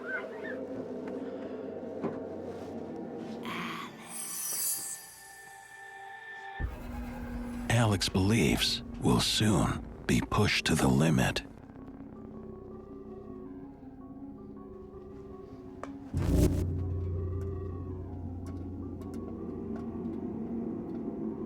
So I was cleaning up the concession stand. And I start to hear noises coming from inside the bathroom. It's an old theater, so like noises from pipes and stuff isn't uncommon, but this was something else. It sounded like someone was like banging the stall doors like with their full force. We have had people linger in the theater before, but we had checked and everyone had left at that point. The same type of unexplained banging that had haunted his co-worker. Hello? Someone in there? This was loud. This sounded like someone intentionally making noise.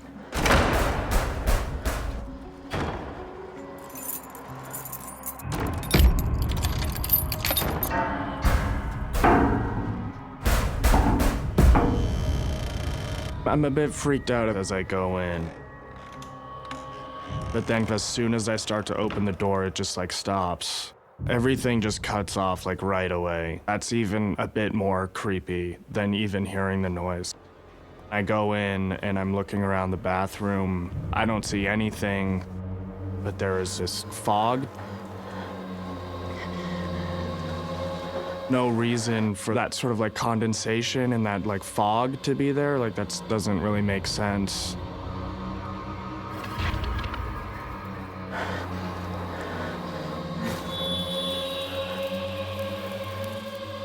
On the mirror, there was like kind of a foggy handprint, as if like, I don't know, like when you get out of the shower, if you were to like press your hand against the glass.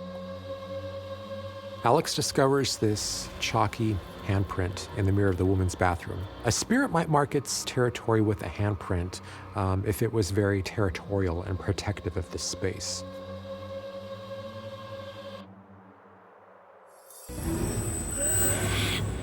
What the hell? Stay back!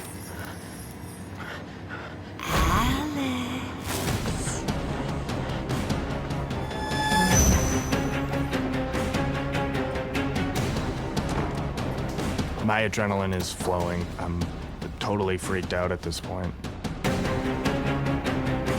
Alex runs as far away from the disturbances as he can.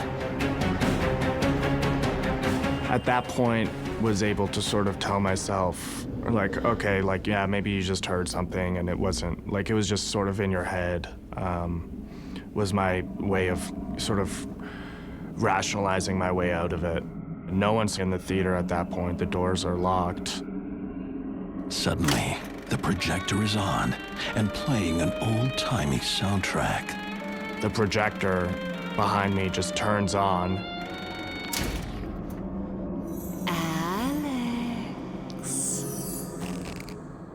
I heard like a woman's voice call my name, and it sounded like she wasn't more than maybe like 10 feet behind me. He can hear the woman's voice. Alex.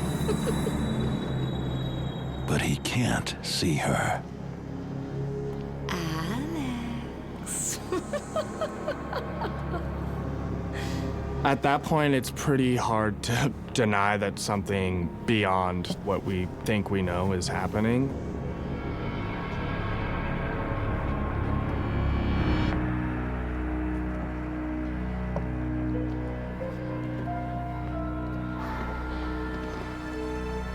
Alex.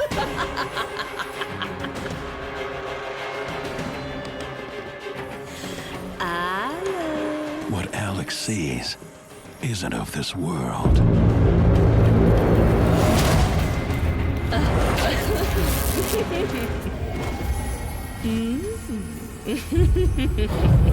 I'm sort of frozen in place. I'm completely terrified.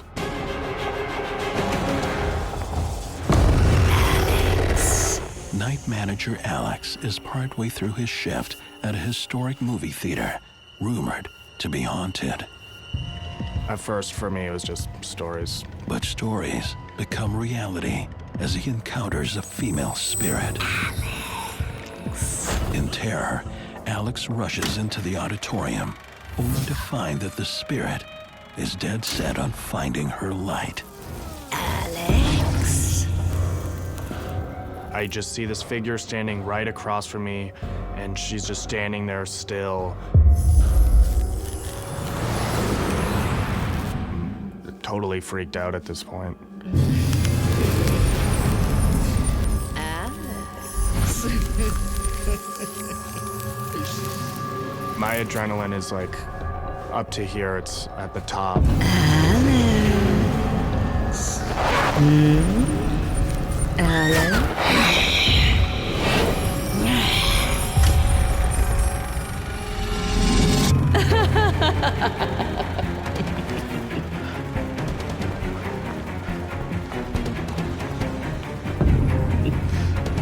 me alone! Alex? At that point, it's like, well, either I'm completely out of my mind or this is something paranormal has happened.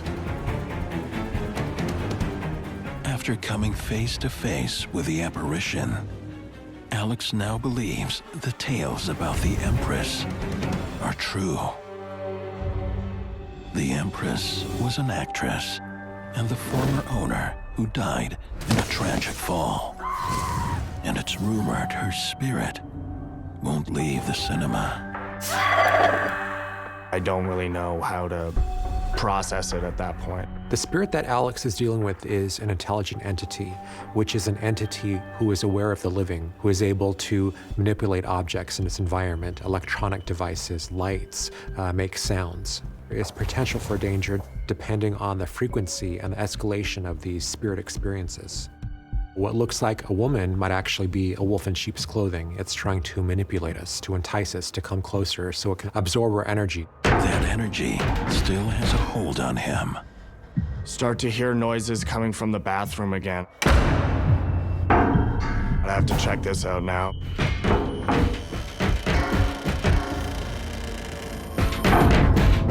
Through the mirror, I see these stall doors just shaking.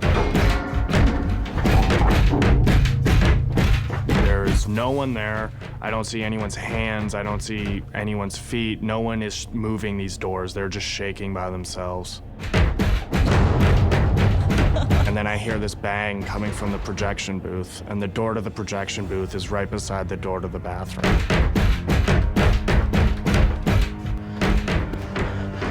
I'm pretty rattled at this point. No one's supposed to be in there. That's kind of where all the expensive equipment is. So I have to go there to check that everything's okay. I mean, like, maybe something fell, I don't know. God knows what I'm about to see.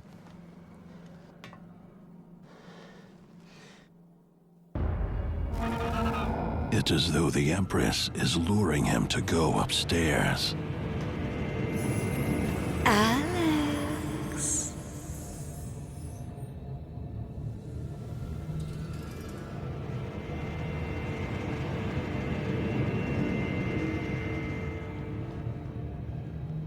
It's dimly lit. Once I get in there, I look around and there's no one in there. As I'm sort of have my back turned to the projector, all of a sudden it just shuts on.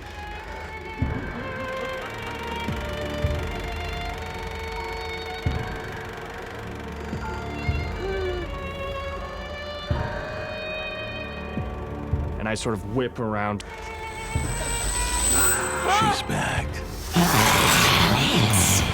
And standing there beside the projector is this figure of this woman. You can see her face and her body sort of fades into light almost. Leave me alone!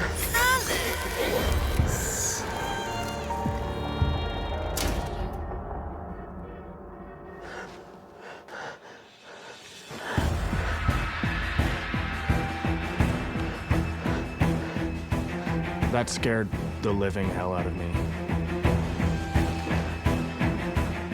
With the Empress in dark, Alex attempts to escape.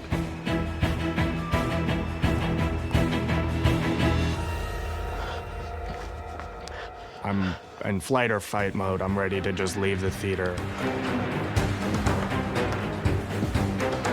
Once my wits start to come back to me, I've got out of there as fast as I can and just like completely freaked out. Alex may have left, but the Empress has not. You went back to work? After I saw this apparition, things calmed down. Nothing to the extent of what happened at that night, no. I'm definitely someone who thinks that the paranormal does exist. I'm someone who's experienced it. And once you've experienced it, it's kind of hard to go back to the way you thought before. So yeah, I'm definitely someone who believes that these sort of things can happen. So how are you feeling now that it's over? Just coming to terms with the fact that, like, oh, this happened, and this is sort of like, now you know that this sort of thing can happen, and yeah, it's definitely a shock to the system.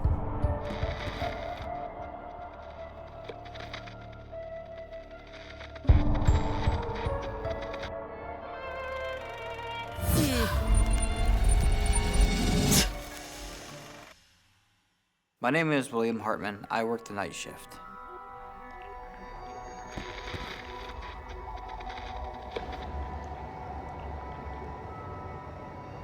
Fresh out of high school, William lands a job as an overnight security guard at a factory. I was excited to get this job because I want to get into law enforcement. The factory itself is large. It has a lot of history. It was built in the 1900s. It was an old tractor factory used during World War II. The building survived a massive fire. When I was first hired, I was told this place had a lot of turnover. The reason why was because there was things that was going on at night. Happy to have a job, William doesn't question it. Why don't we go do our first patrol, get that out of the way? Yeah. And make sure there are no ghosts. I assumed that she was joking with me. I was a skeptic. I had no prior experience of the paranormal. My job was to patrol the property, make sure all the doors are locked and secured, make sure the property is safe, and also watch the cameras. My partner and I, we got to the basement. When I first started, I just was excited to go to work. It was building my career. But it doesn't take long for William's excitement to change. This place is creepy. Sometimes I would hear banging, like pipes banging, mechanical noises. That's what we'd assume.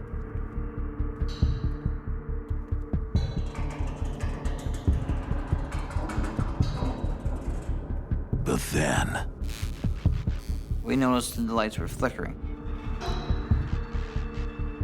I just assumed that the power of the place is just bad. Hello?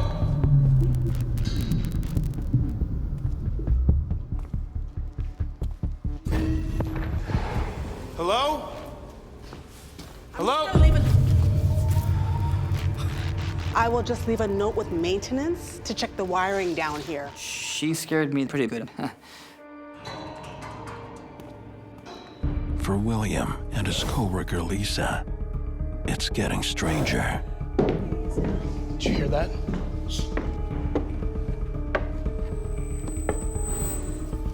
Strange stuff started happening. We did hear footsteps in the factory, but nobody should have been there.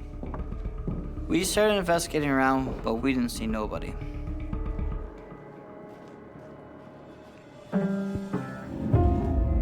What's that? Suddenly, I heard this piano playing.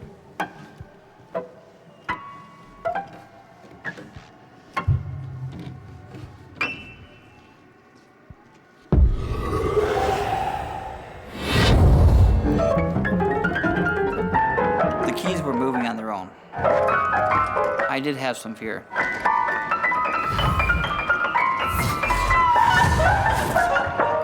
Why is there a piano in a factory? I don't know. It was an old piano. Nobody's sure why the piano was there. William struggles to find an explanation for the piano playing. I'd assume it was rats or some type of rodents going inside the back of the piano. And then when I opened the back of it, there was nothing in there to make the sound of the piano. I was shocked. It stopped playing.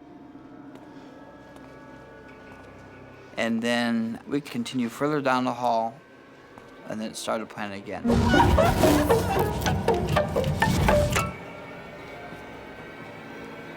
There's more that happened, though. What happens next? is terrifying. We heard voices. Where's that coming from?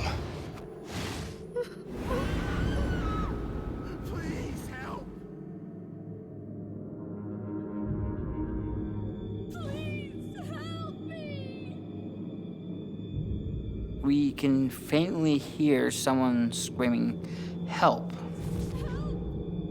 We looked at every spot, and there was nobody in sight. Please! It scared us both. Help, please! Help! The cries that William and Lisa hear in the factory are spirits that are just trying to reach out to somebody. Please! Help me! They're basically just saying, we're here and we don't know why.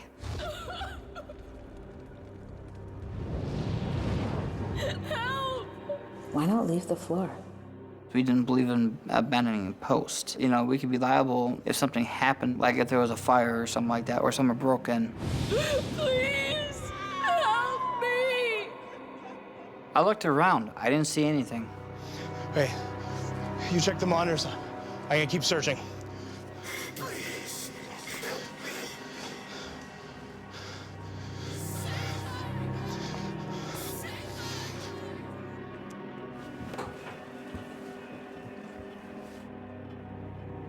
There was nothing on the monitors. I was alone.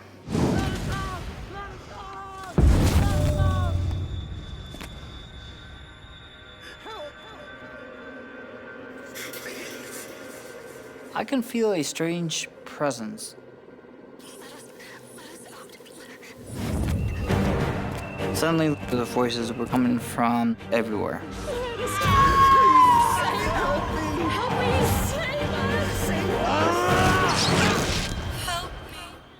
A couple of nights on the job as a security guard, William and his co-worker Lisa discover a piano that plays on its own.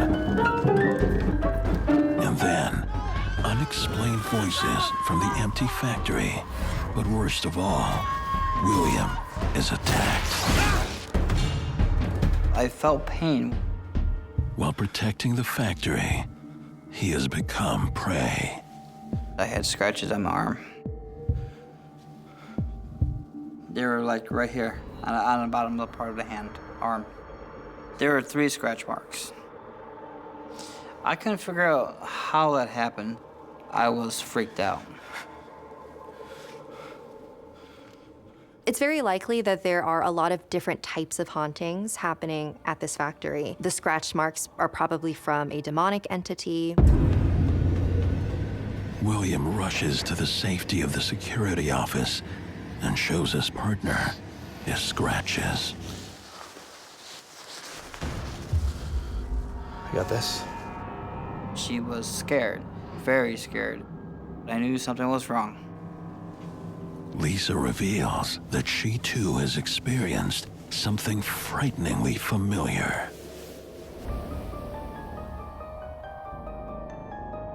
She got scratch marks actually on her back.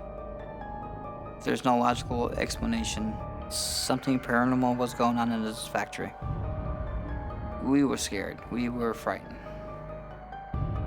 Both of them were scratched. When you see 3 scratch marks on your body, it's the sign of a demonic entity, because 3 is seen to be mocking the Holy Trinity. It could simply be that whatever entity is in that location wants them to leave. What the hell is happening? That's when William learns the haunted history of the building, which began after a deadly fire. People had died in the facility back in the 1900s after World War II. There was only one exit of the building, which caused an issue. Because of this, people were trapped and burned. The rumor was that their spirits are remaining at the building. A lot of times in haunted locations, these hauntings occur because the spirits are confused. A lot of the times they don't understand that they're dead. It appears the spirits desperately want William's attention. Oh my God! And the next thing, fire alarm goes off. The factory floor! I rushed over to see what was going on. Lisa stayed in the guard shack by the monitors. But there is no fire. The pull station had been pulled.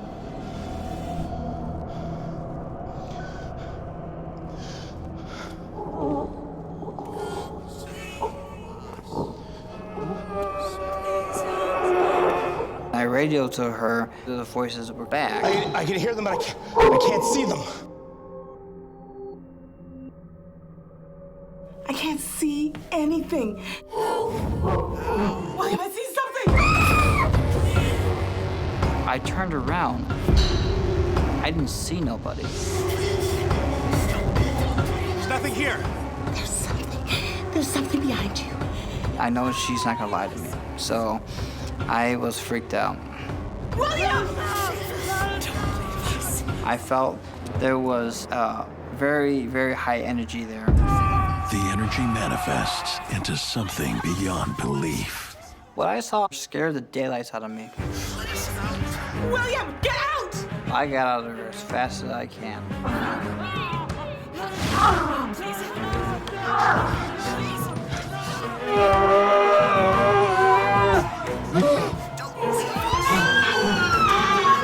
William's terror soars when he looks at the security footage.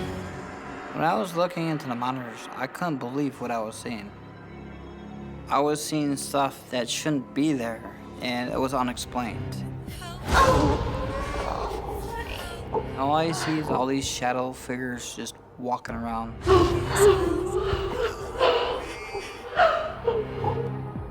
Who do you think those shadow figures were? I believe these people were spirits of those who died during the factory fire. I was terrified. William can't protect himself or the factory from the paranormal. Me and Lisa just left that place.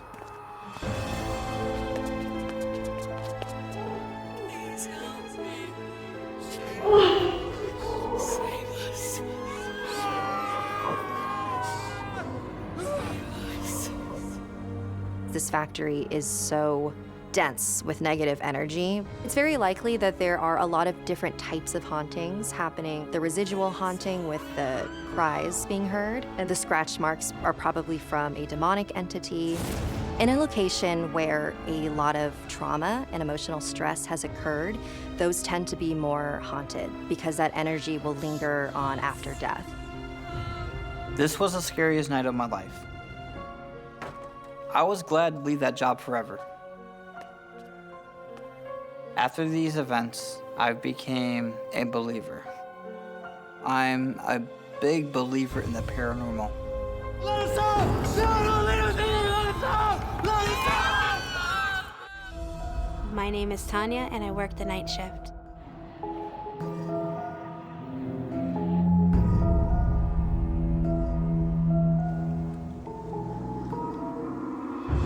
I was 18 when I started to work at the arcades. I came to work there because my mom passed away and my dad needed some financial help. He was struggling. The arcade is in a historic building that's been around since the early 1900s. There are rumors that a female spirit lurks in the shadows. Like most people say, seeing and feeling it for yourself is like believing. And I was the same way for a long time until activity started happening.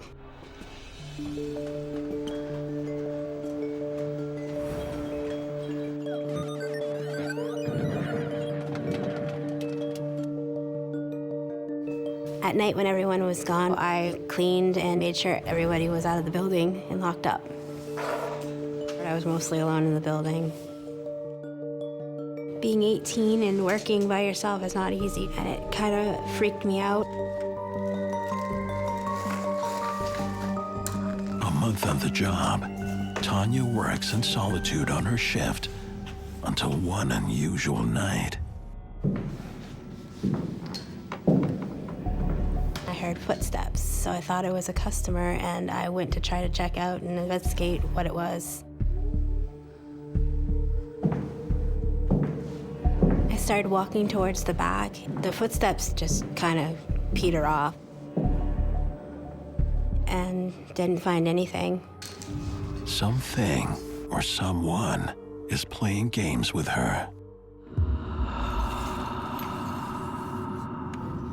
The activity started building. This time I actually saw something that, was just weird.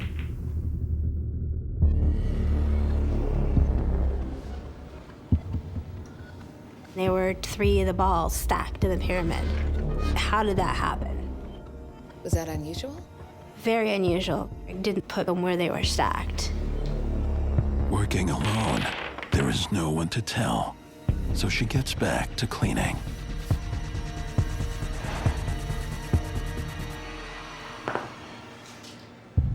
They were stacked again. I was like, what is going on? Was that freaky? Yeah.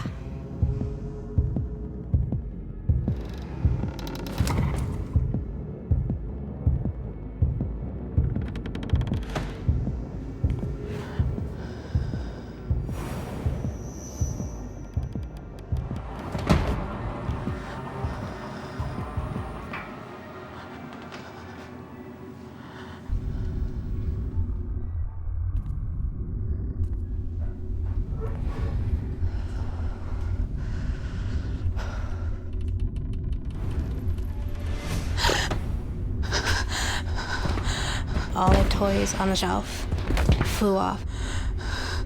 At that point, I definitely thought something was happening.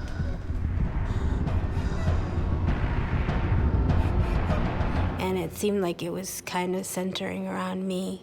There was something, some activity going on there that is beyond, my control. It didn't feel human at all. I believe that what Tanya is experiencing is a poltergeist, classic poltergeist. They can be very dangerous. This spirit might be acting out because it needs to be heard. It needs acknowledgement. All of a sudden I heard bang, bang, bang. And I'm like, what is that? And then I heard bang, bang, bang even louder. I'm like, okay. So I went to check throughout the building to see if there's anybody else in the building with me, and there was no one there. And as I'm checking, the banging is progressively getting louder and louder.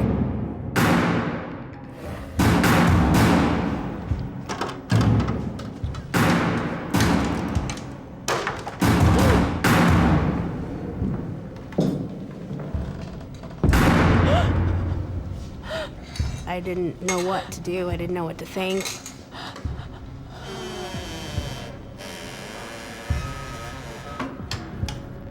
I was scared.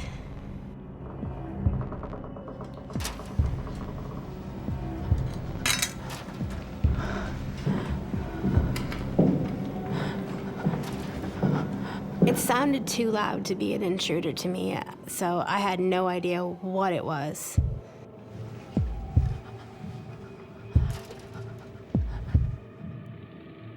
Tanya.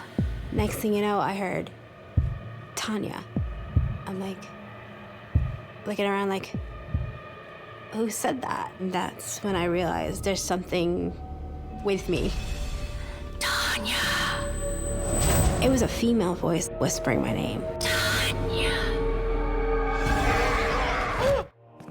Tanya's job at an arcade is anything but fun and games, and she senses that something is toying with her. I heard somebody whisper my name. Were you scared? Oh yeah, very, very scared. I had no idea what it was.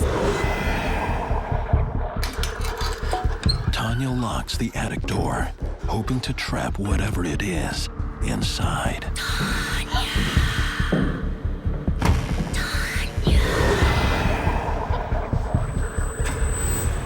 I panicked and I ran out. I was scared. So I called to my dad. Tanya's dad shows up to help his distraught daughter. Dad! There's something up there. Okay. Calm down. We'll have a look around.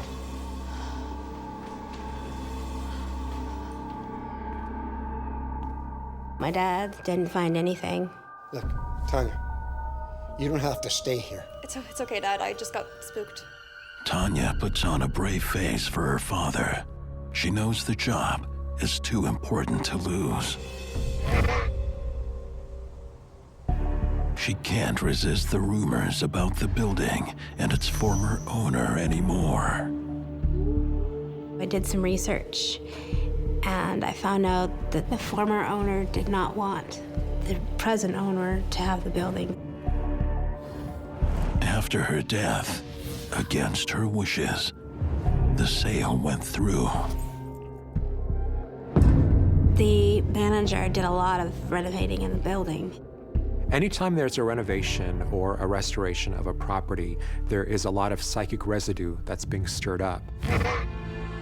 The former owner loved the way that the building was, the way it was, and I guess with all the upgrades probably upset her. I believe something awoke.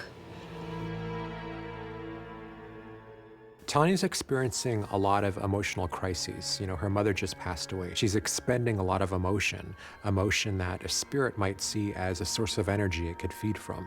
After my mom passed away, I think my ability to see and sense things became stronger. Tanya returns to work, but she doesn't feel too safe. I was very, very scared. You went back? Yes. And things started getting even more worse.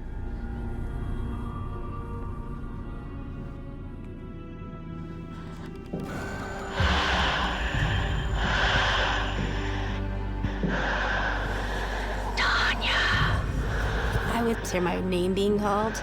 Tanya. And I heard it again. Tanya. I was like, Tanya.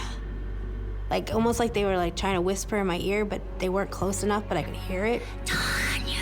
It was freaking me out because I had no idea. No idea why the spirit won't leave her alone and what she wants. I saw out of the corner of my eye something like walk by, and I'm like, what is that? My heart was racing, I was sweating. Tanya. She's in a game she doesn't want to play. I was scared. The panic had set in. Why is it, choosing me? Tanya.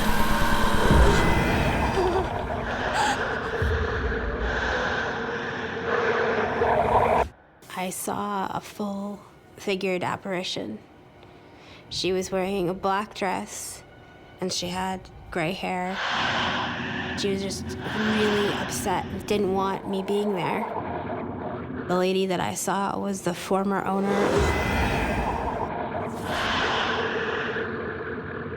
No. Why? Please. And then she just vanished right before my eyes, and I'm like, oh my gosh, what did I just see? Tanya.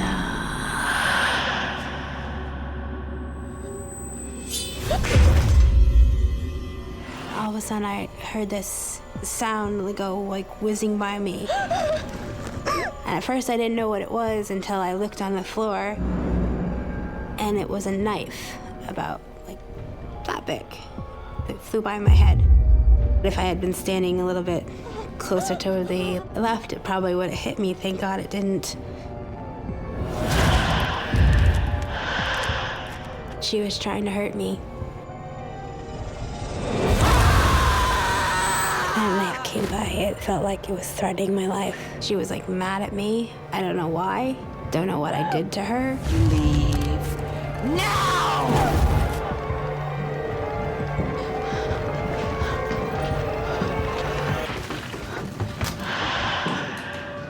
This former owner might be singling Tanya out because it just needs to convey that some type of great injustice was done to it. It's so full of rage and anger, and it's focusing that rage and anger on Tanya. Tanya is in danger.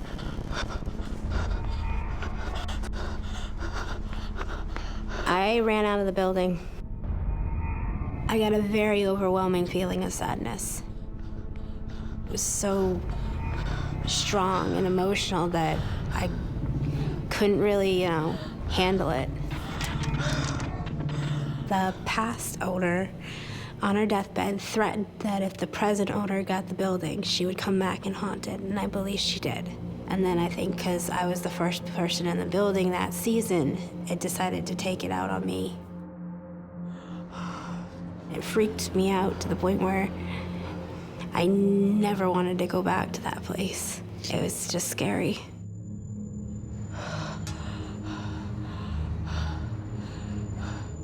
I can tell you're still shaken up by this. It just brings back a lot of, memories of the place. The fact that that ghost threw that knife at me, it literally gave me that feeling that I should not be in the arcades anymore.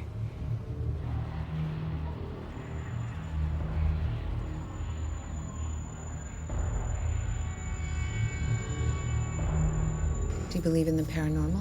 I definitely believe it now. I definitely don't want to go through that ever again.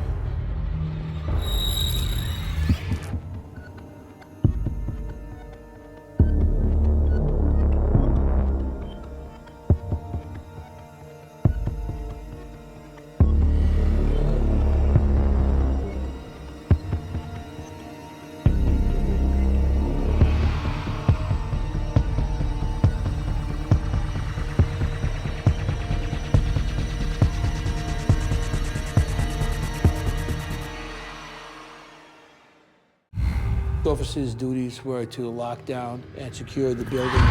Excuse me, sir? Weird things happen around here. I felt this presence behind me. I felt trapped. This is not your home. You will haunt here no more. I have never been this fearful in my entire life. I don't care how tough you are. If something comes to you in the middle of the night, you're going to be screaming just like a little kid.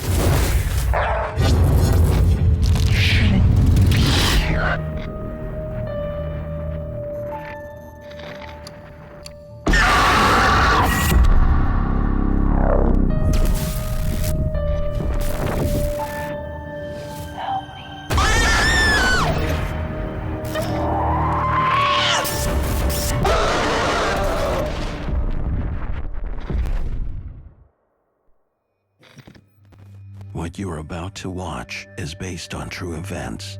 Some details have been altered to protect confidentiality. My name's Anthony Simonelli, and I work the night shift.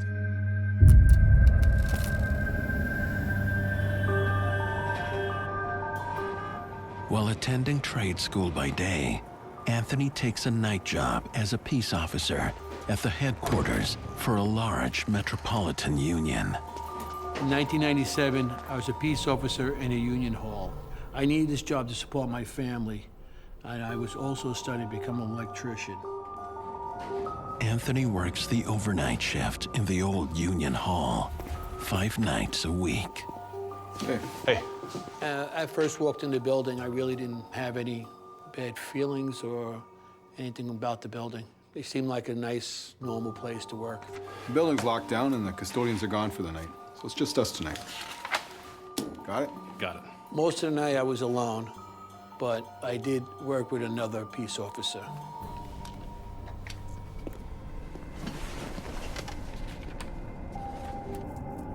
He spends much of his shift patrolling the large, empty building on his own. It's a pretty big building.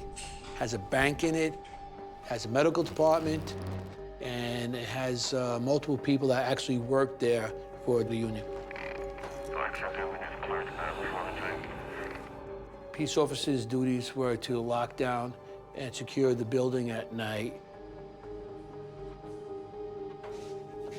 We would go lock each of the floors off and patrol them and make sure there's nobody on the floor and make sure that it's secure for the night.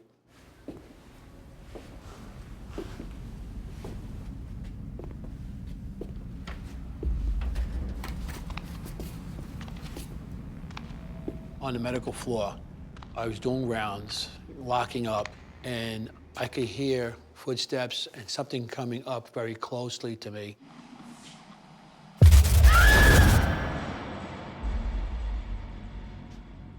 It stopped.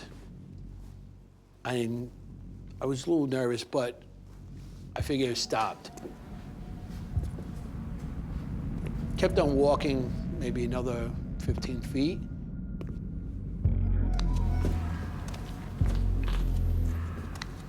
And I heard it again.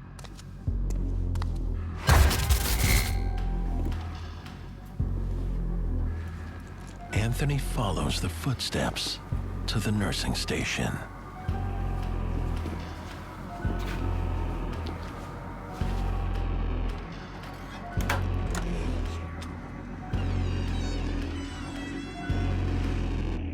Hello? Anyone here? He finds the room completely empty. Hello? Just made me nervous. I was by myself with just a flashlight, looking in the dark.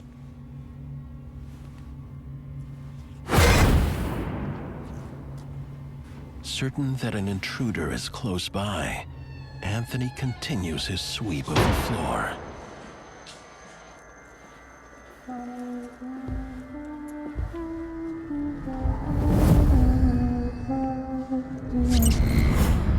Who's there? I could feel a presence behind me. I stopped, and I didn't see anything there.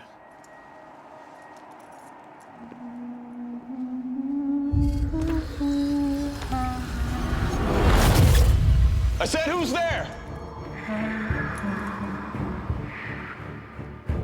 I don't know what it was or who it was, but it felt like it was right behind me.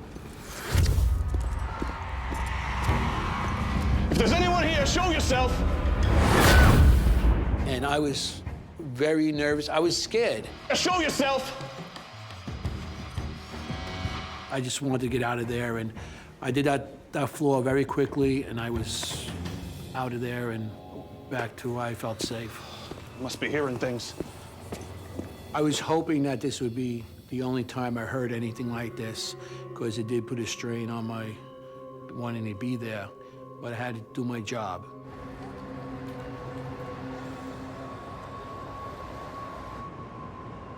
The following night, Anthony returns to the medical wing and resumes his patrol.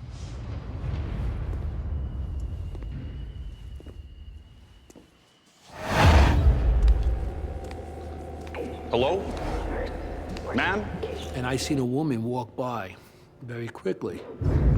What are you doing here? The building's closed. Dark hair, she's, I would say, late 20s, and she was dressed in scrubs.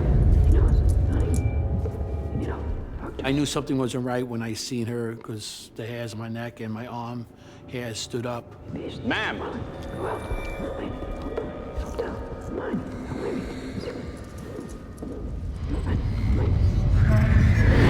Ma'am? The female figure leads Anthony to the nursing station.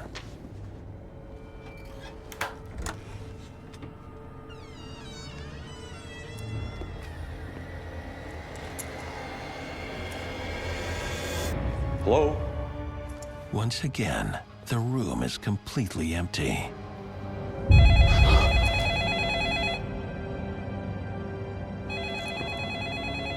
There was a desk there, and the phone started ringing. As I walk up to the desk, the phone kept on ringing, ring, ring, ring, ring.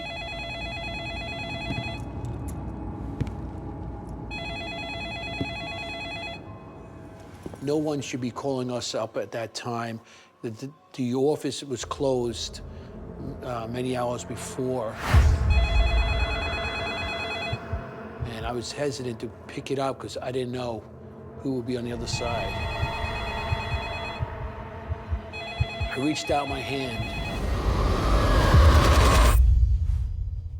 and the phone stopped ringing. The phone may have stopped ringing, But something else in the room is making noise. It scared the out of me. Hello? Ma'am? While patrolling a large union hall at night, Peace Officer Anthony encounters an intruder that turns out to be a terrifying paranormal entity. I think it's 30. Seeing a full body apparition is actually pretty rare when you are experiencing a haunting. She didn't look like a solid person because I could actually see through her. In Anthony's case, the woman that he sees is most likely a residual haunting. A residual haunting is sort of like a psychic imprint on a location. So the spirit is just repeating actions that they did when they were alive. I think it's for me.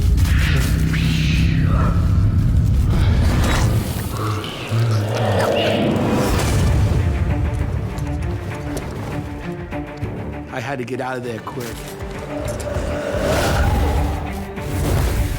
At that moment, I was scared. I didn't know what was going on. Anthony is determined to get some answers. I never experienced anything like what was going on in this hall. So I felt there was something more supernatural. The phone was right there. As soon as I went to pick it up, as soon as I touched it, it stopped ringing. Went back to the Sarge, and I told him what happened, and I told him I seen a woman in that room. She was dressed like a nurse. You're not gonna believe this. There was a nurse who worked here.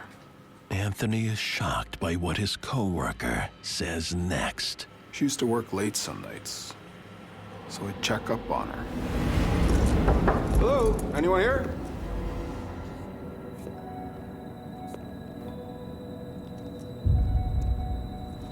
I'm the one that found her.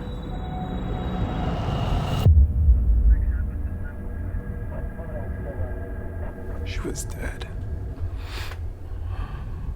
What happened to her? Nobody knows how she died. The cause of the nurse's death was never determined by authorities and remains unknown to this day.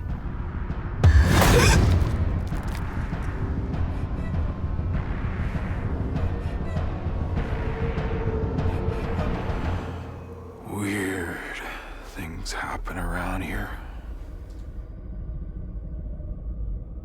Him saying that weird things happen didn't make me feel any better. It just got me more nervous. I just didn't want to do that floor anymore, go into that area. If this place is haunted, shouldn't we tell somebody? Listen, do you like working here? Just keep your mouth shut. Okay. I think he experienced things throughout the years he's been there, and I don't think he liked to speak about it because he worked nights and he didn't want to scare himself.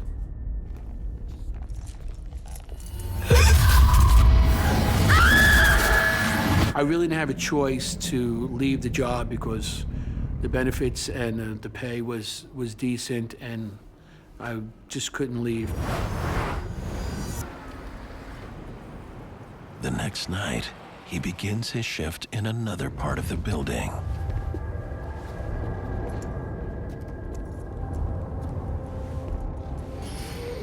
Constantly, as you walk through, you would stop, turn around, shine a flashlight in that area. You will actually walk around corners and check them again because you think somebody actually was there. And that was very eerie and, you know, disturbing at times. It got to a point that certain rooms and areas of the building, I would go in and get out very quickly because I didn't want to experience anything else that was going on there. So Anthony's strategy to continue working at this job was to avoid certain areas of the building. If activity stops then he might be fine, but if he does notice that the activity is following him, then I highly advise that he leave. Anthony continues his rounds on the top floor. We used to lock the elevators off with keys on a panel that nobody could actually go up to that floor at night. Even though the floor should be secure, Anthony still has to check it. Excuse me, sir? Sir? Hello? Excuse me, sir? I looked and I seen somebody walk by. The building's closed. Sir? Sarge? Sarge, I just saw somebody in the upstairs hallway. Nobody should be up there. The floor's been locked off for hours and nobody should be there. We'll check it out.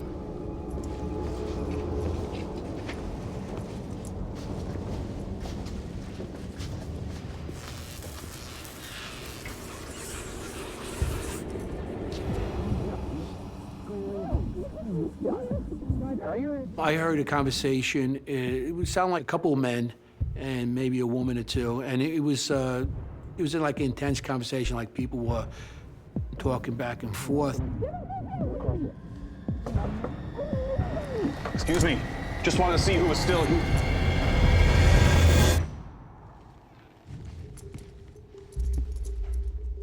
Swung my flashlight around to see if somebody's in the room or something.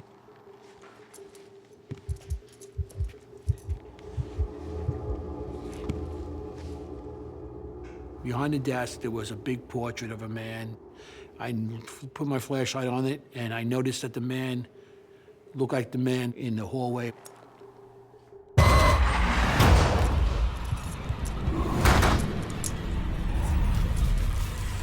Who's here? Where are you? The hairs on my back and my neck went up, and I just got really nervous. I started sweating and everything.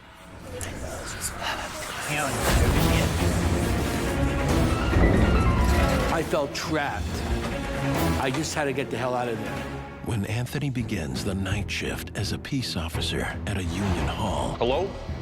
Ma'am? A series of disturbing sights and sounds lead him to a room. Excuse me, sir? That he now finds himself trapped in.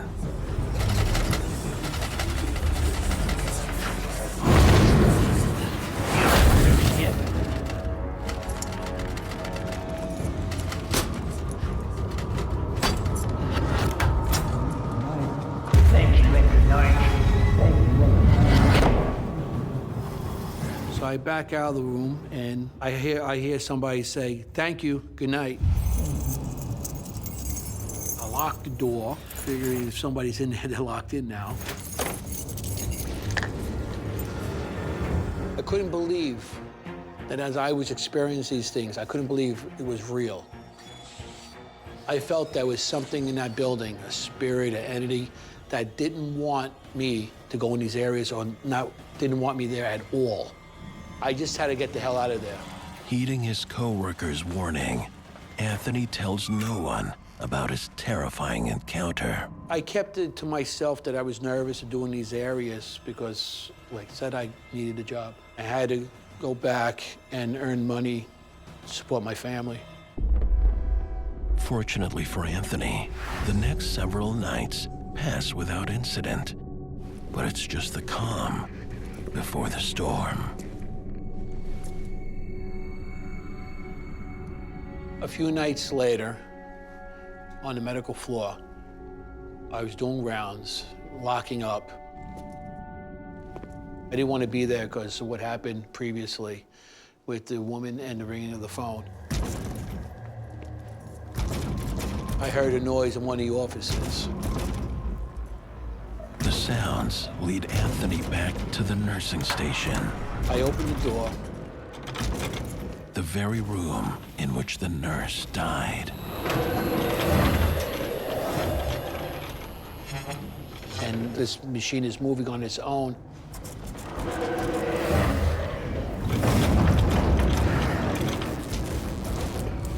Anthony searches for a way to turn off the machine.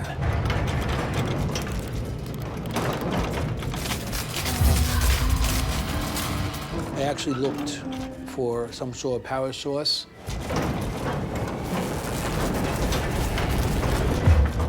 What the hell? There's no power going to this machine. It should not be moving at all. At that moment, I was scared.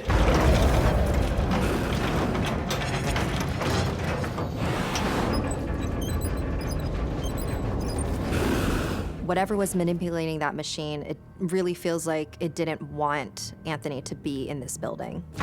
If it could move that machine, it could move anything. It could be dangerous. Should be here. Get out. Go out. Go out. I don't care how tough you are, how big you are. If something comes to you in the middle of the night, you're gonna be running and screaming just like a little kid would.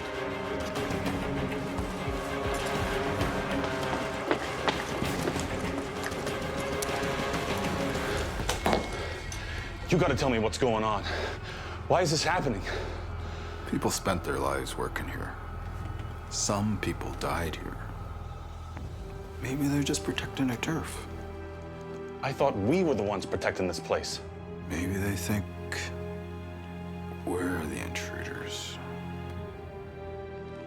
A spirit might become territorial for a couple reasons. One reason might be that it simply isn't even aware that it is dead.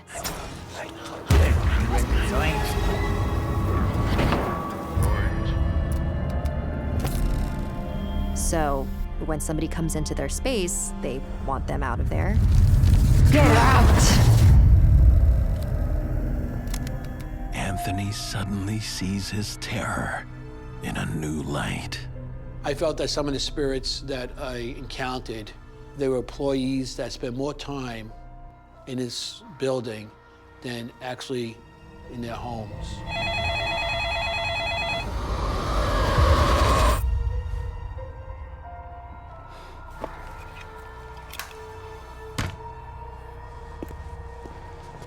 Anthony has had enough of ghosts and hauntings.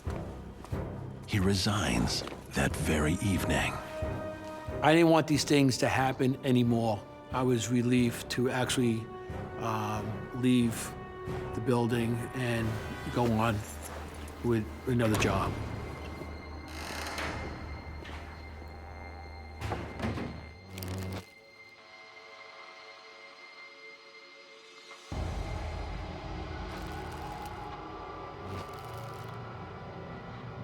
After all these events, now I'm a believer. I believe in spirits and the afterlife. My name's Clark, and I work the night shift.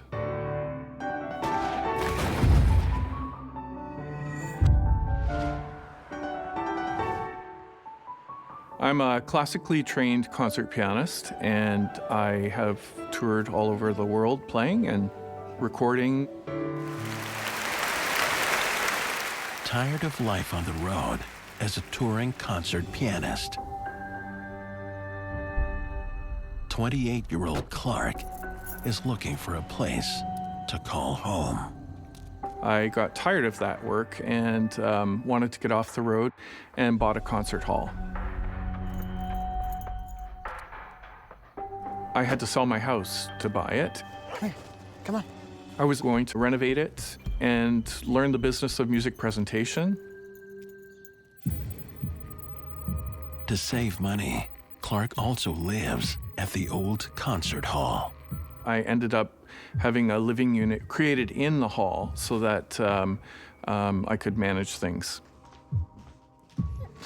When I first moved into the hall, the only other being that was there was my black lab, Maya. The hall is a very old building. It was built in 1884. You expect to hear a few creaks and groans as these buildings expand and contract with the weather and the time of day. I was hearing that quite a bit, but also with its age and its dilapidated state, the hall had a reputation as a space that was a little bit creepy.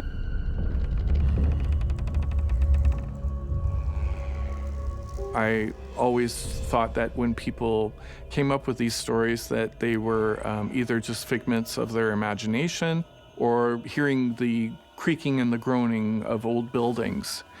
So totally non-believer.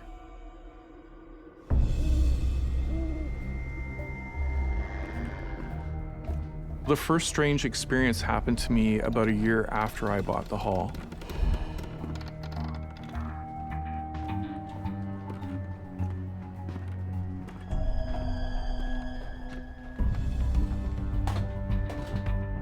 One night when I was closing down the hall, I felt this presence behind me.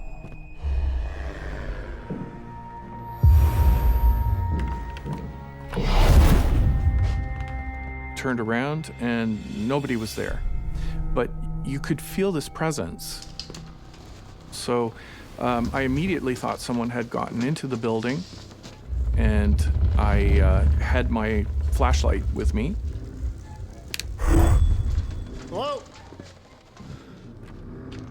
I had to look around every nook and cranny to make sure that nobody was hiding behind any of the spaces in the hall.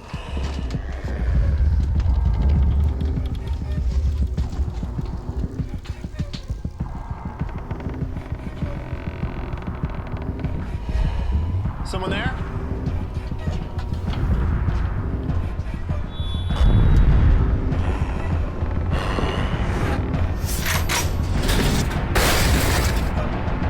Hello? Hello? I yelled out, "Is anyone there?" And there was nothing. I went into this heightened state of panic because I'm the only one in the hall. We have a security system in the space, including motion detectors and door sensors, and the security system was on when this occurred.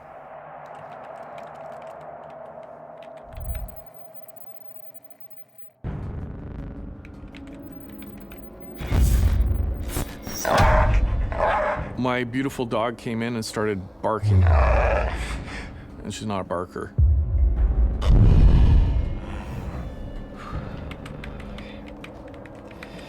Get it together, Clark.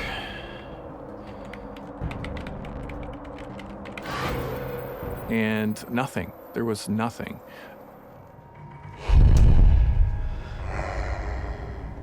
I knew there was no one else in that hall except me. Clark thinks exhaustion may be playing tricks on his mind. I've just been working so hard, 24/7, trying to keep everything together. I thought, oh, you're really starting to lose it, Clark. You know, the fatigue's taking over and you're seeing things. But what happens next cannot be easily dismissed or explained. Besides running the hall, I was still continuing with my career as a concert pianist. I would often perform there. It was a pleasure to play up there until things started to get a little bit creepy. One night, I was performing with a violinist.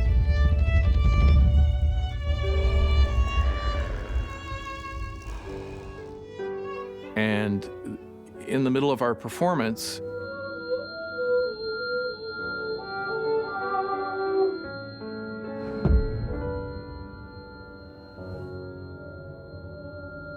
I suddenly could not hear that violinist. And that violinist couldn't hear me either. The two of us locked eyes and had a very bewildered look on our faces, not really knowing what was happening. It was a bit of a panic. It was the strangest thing ever, and we were only a very short distance from each other when it happened. In all my experience and understanding of science, it's just something that's totally impossible, and yet it happened. We were able to communicate with each other after a minute or so, and we restarted, and we didn't have that incident again during the performance. You could not put any logic behind this.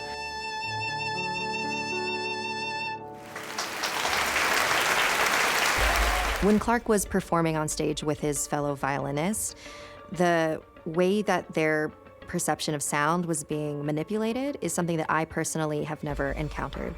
I believe that this sonic manipulation that's happening could be paranormal because of all the other activity that's been happening.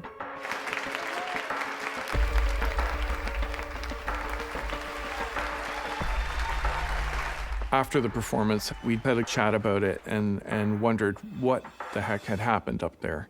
I gotta go, Clark. I'm done with this place. Please. Maybe you should cleanse this place. And then a number of other performances within the 2-week period experienced exactly the same thing. And we had some of the performers come to us and say, what's going on up there? Through all of these experiences, we were running the risk of getting a very bad reputation where people would not want to come and perform.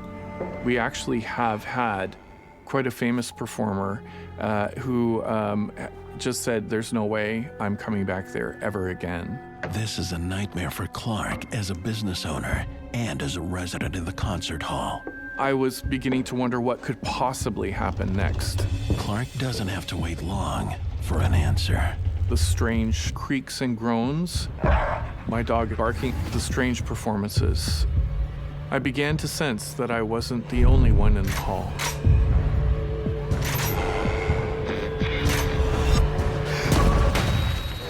Looking to escape life on the road, Clark buys his own concert hall. He begins to suspect the presence of unseen forces when strange events occur both backstage and on the stage. I suddenly could not hear that violinist. His suspicions are confirmed when he has a terrifying encounter. It seemed like a real person to me at first, and was dressed in this uniform that was red. So I thought maybe it was like a red coat from the War of 1812. My adrenaline just started flooding through me.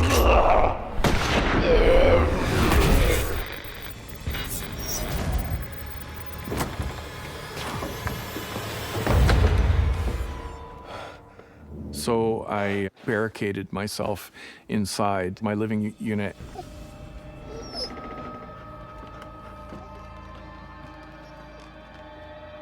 I was beginning to wonder if I was actually losing it. You know, I just really need to get some sleep. Maya, what's wrong? I saw this entity in the corner of the bedroom.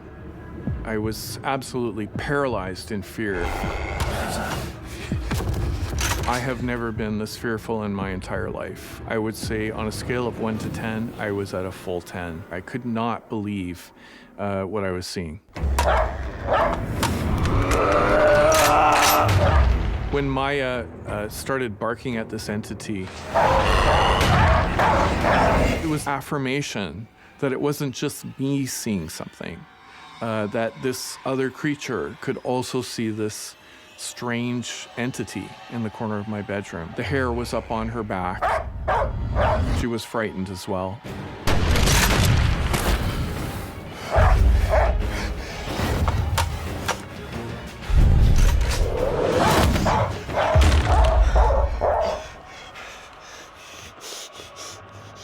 I left the room thinking that maybe when I come back in, I won't see this again.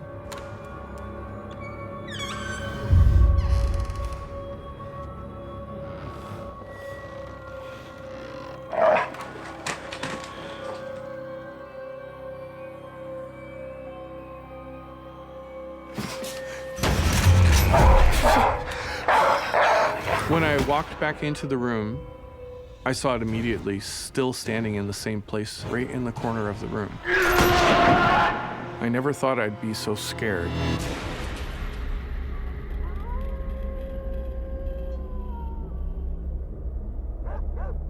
Why didn't you leave the building?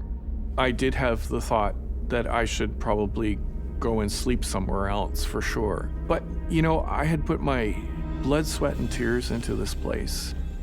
Clark takes refuge in the hall, any place other than his bedroom. I had to be brave. I had to make it work, and I was willing to do whatever it took to do that.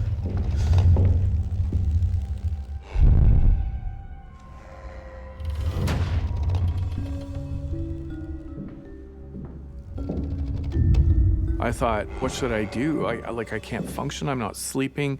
This is freaking me out. Clark tries to make sense of what is happening. One of the interesting things that I discovered that may be related is the fact that right across the street from the hall, there used to be 2 graveyards. They were very old. These graveyards were moved in the early 19th century to another location.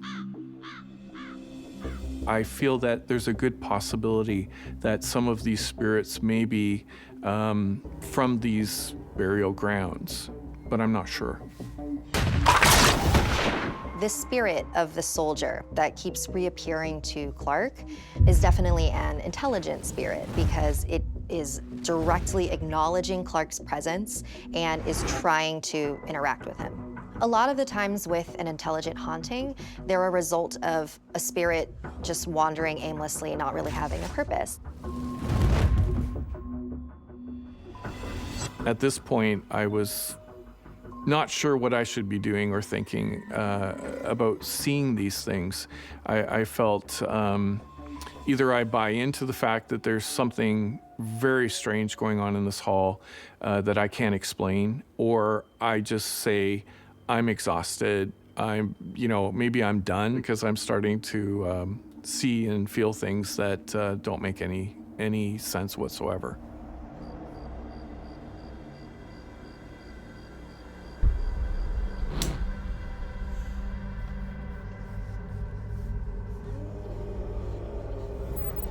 My friend and I decided to do a clearing ceremony of the hall, beginning with my bedroom. We did some rituals involving talking to the entity.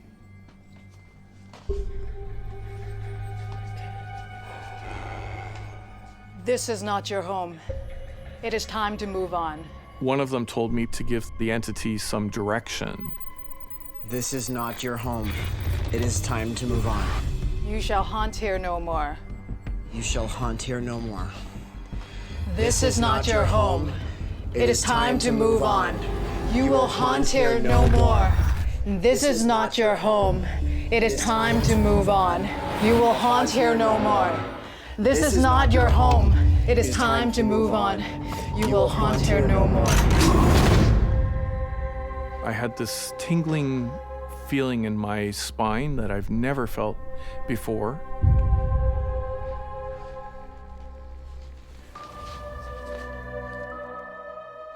I felt the energy shift a little bit. I felt like it was finally over.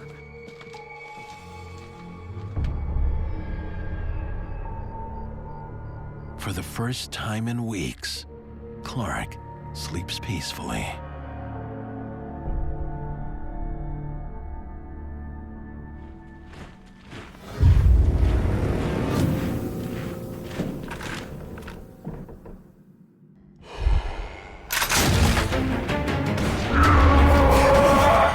Clark awakes from a dead sleep, only to be confronted by his worst nightmare. In the corner of the room, you could see this figure. Why won't you leave me alone? Leave me alone, please! I was panicked, absolutely panicked. This figure was staring right at me. And I don't know if it was trying to communicate with me. In that moment, I was absolutely terrified. What do you want from me? Nearing his breaking point, Clark recalls his friend's advice. I need you to go. Go and guard the back door. They said, well, you should give it some direction, like go tell it to guard the back door. And so I did. I need you to go! Go and guard the back door!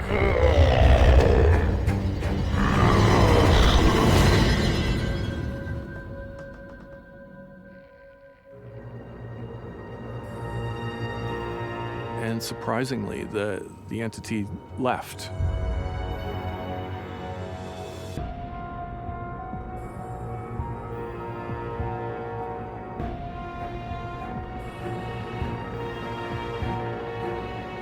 A lot of the times with an intelligent haunting, they're a result of a spirit just wandering aimlessly, not really having a purpose. And so when Clark gave this redcoat spirit a job, it left him alone.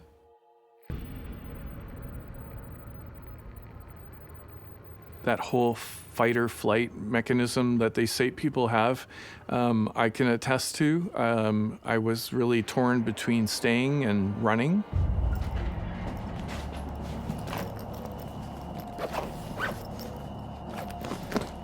Since that time, I have never experienced that feeling again. It was definitely something that I can't even imagine putting myself back into that state. Clark leaves that night. Living at the Hall proves too much. In order to make it work, he'll need to foster a new perspective.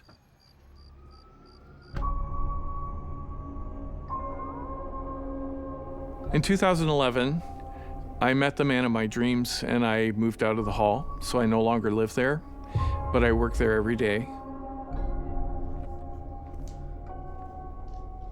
This experience of seeing this entity in my bedroom still haunts me to this very day. It will never ever leave me. It has become part of my life because I see this figure from time to time in the Hall.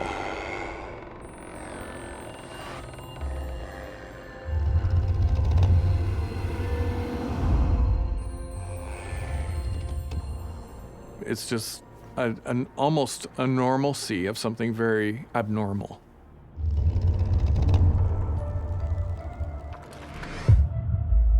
I had no belief whatsoever in the paranormal when I bought this space. I definitely am a believer now. I had enough experiences, concrete experiences, to believe that there is this other dimension and there are other beings in those dimensions. We're not alone.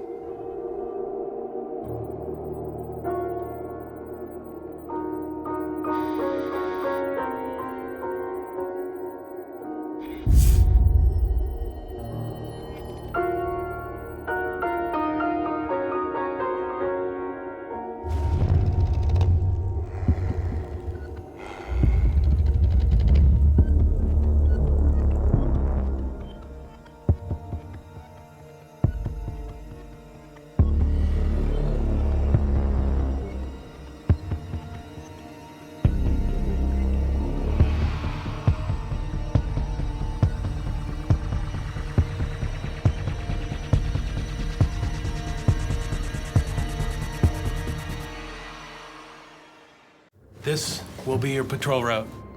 And watch your 6. This place is haunted. I thought, you know, stories, whatever. I felt like I wasn't alone. And then things really got worse.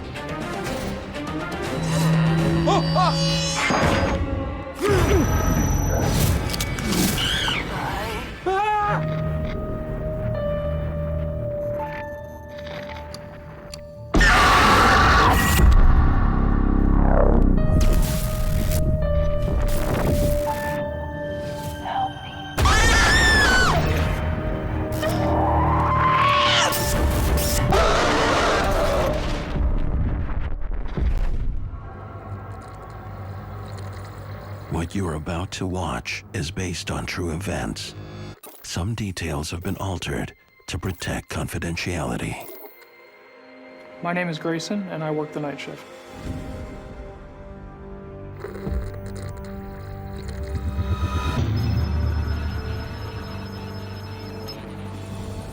At 0 hours, 21-year-old Grayson arrives for his new assignment. I am a military police officer. I work on a military installation, performing patrols and civil services for the United States government. I can't tell you exactly where I work for security reasons. Private Grayson reporting for duty. Welcome, Private. This will be your patrol route. If you've been on a military base, it's pretty bland, but my patrol is a very unsafe area, and this area was kind of left to rot. It looked more of relic, essentially, forgotten. There's no power in most of the buildings. You will need this. Get to it. So when I started, they definitely had some rumors as to things that had gone on in the area, such as doors opening on their own and things moving on their own. Oh, and watch your 6. This place is haunted. Some of the guys were jokers, so you couldn't take everything they said to heart. My duties would include security checks, checking perimeters, making sure nothing has been damaged. And I would patrol the same place every night. My patrols are done alone. Everything like that is on my own. As I walked through one night, I shined my light out and realized that one of the doors hadn't been opened. I never leave a door open. I checked, but there was no one else there.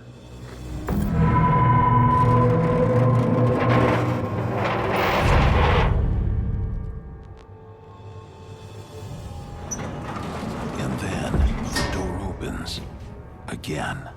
Had to do a double take just to make sure that there was no one there. You know 100% that there was no one there. To move these doors, you had to actually physically push with a lot of effort, and at that point I was in complete disbelief, complete shock. What the? As I'm standing there trying to figure out what is going on, I have no way of leaving. I have to just continue on what I'm doing. I continue, I push that door closed. The wind couldn't move the door shut. The area was so still.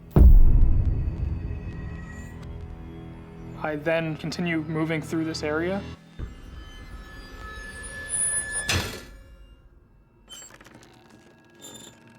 And I stopped dead in my tracks and I just stood listening.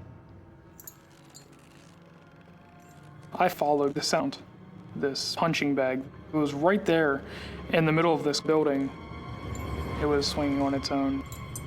The hell?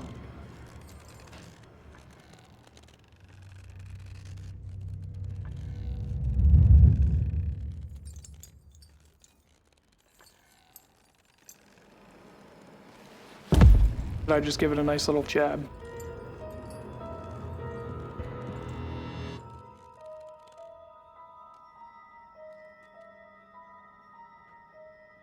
How do you explain the door opening and the bag swinging on its own? Walking through these buildings alone, it's very dark, plays tricks on your mind. But what happens next isn't a trick.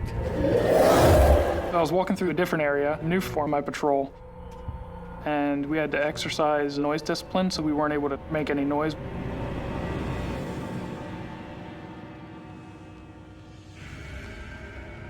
You're not used to this area, it's your first time out there, and you still don't know what to expect. It was very nerve-wracking.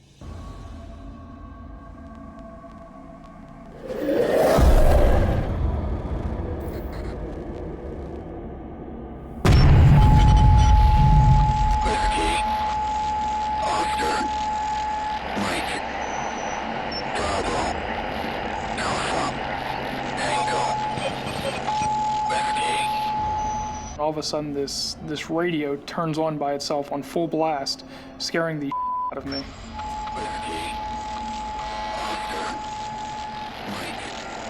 This radio was hidden. It had not been touched for a while. It was covered in dust and dirt and debris. And when I lifted it up, there was no plugs for this radio to even be turned on.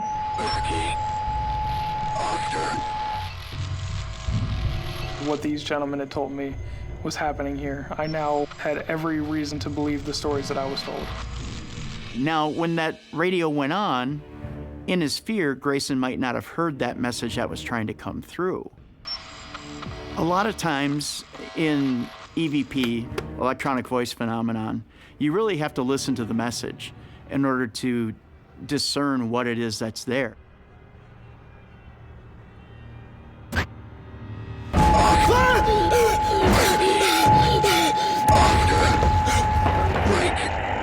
Adrenaline gets going, it pumps fear into you.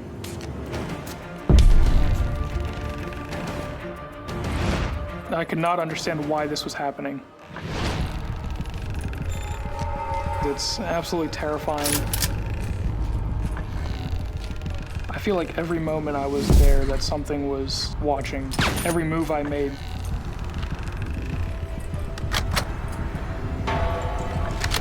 And all of a sudden, Grayson, a U.S. military police officer, is on a new assignment at an abandoned army installation. Doors opening on their own, a dead radio coming to life, and then a presence. Grayson is convinced something he can't see is out to get him. something metallic smashes me in the shoulder. Nightshift, police! So I had this holy moment. I don't know what that object was that had struck me. This is a restricted area, show yourself! This thing was physical, it attacked me. Grayson can't use his training on something he can't see. Whatever I was dealing with definitely had more power than I realized, whether alive or not. It's absolutely terrifying.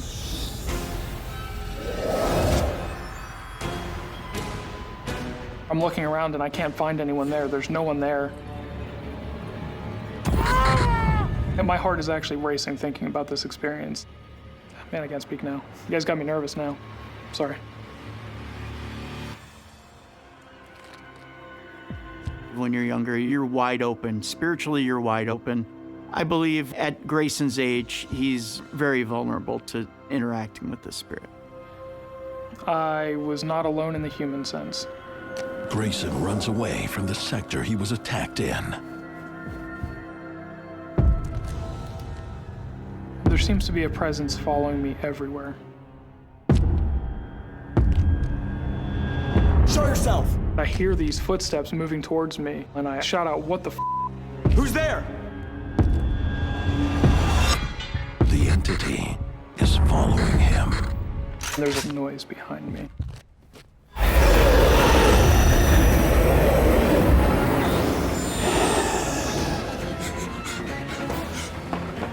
And that's when I ran. I didn't want to be there. I ran as fast as I could to get out of that area. At that point, I realized I was dealing with a paranormal experience. You have a job to do. You can't just run away from this. It's nerve-wracking to be stuck in this position where I have a job to do. I have to continue doing it whether I'm scared or not, whether I'm alone or not. It terrifies you. What's happening to Grayson is above his rank. He needs backup. There's somebody in here. Show me. Show me on the map. This sector. Here.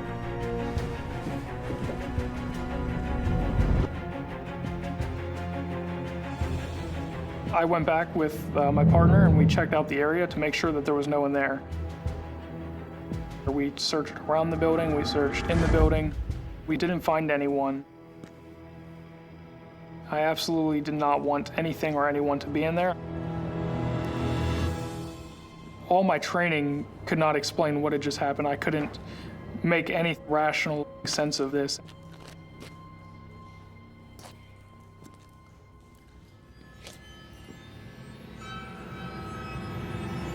I'm aggravated. I was pissed off, but I'm also scared.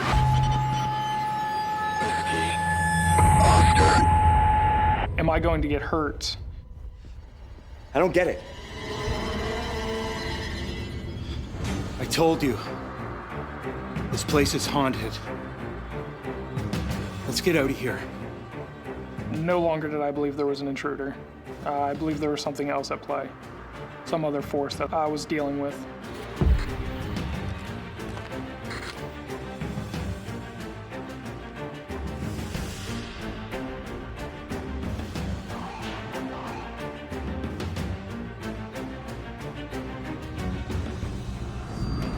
Grayson wants the truth. You gotta tell me what's really going on here, Sarge. Another military police officer, long before your time, was killed in this building. In my opinion, Grayson's run across a soldier that's passed on. When an earthbound spirit stays on this plane, your personality doesn't change in death. Getting hit with something is a little extreme. A dead soldier didn't like the cut of Grayson's jib and went after him. So in this case, you just have a bad seed. The so-called bad seed steps up the violence. One of the cups fell off the shelf. It fell straight onto the floor. What the hell was that? As these objects start falling off the shelf, I'm in a full-blown panic at this point because I'm stuck in this office. I can't move. There's nowhere for me to go at this point. What's happening? You brought it back with you!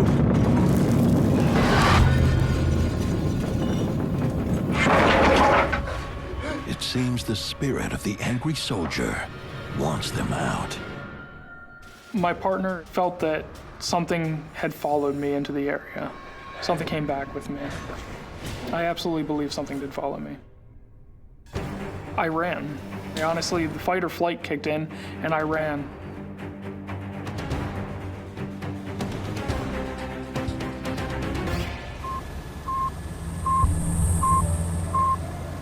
After these events took place, it definitely opened up my mind to a whole different world that I had no understanding of.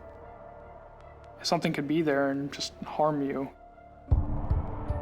This place is creepy. It is beyond evil. I do have my fears about the things that these spirits can do to us.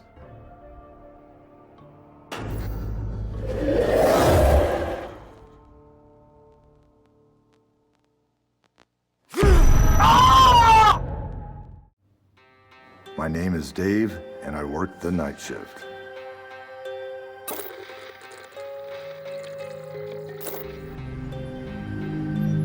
Dave takes a new job at a large convention hotel in the downtown core. I was the operations director for the hotel. My general manager, who's also a dear friend of mine, she asked if I could step into that role. Working the night shift in the off-season gives the hotel an unusually quiet feel. Dave's job entails everything from overseeing the housekeeping staff to setting up conference rooms. Just check the list. 408 needs to be prepped for a late check-in. Okay, I got it. He's been in the hotel business for more than 30 years and knows that most places come with a rumor of at least one resident ghost. I had heard stories from some of the other employees there about this little girl they would see on occasion. And I thought, you know, stories, they're whatever. Then a few months in, some strange things started happening. I was working night shift with a young lady. She was pretty new. She'd been there maybe a month.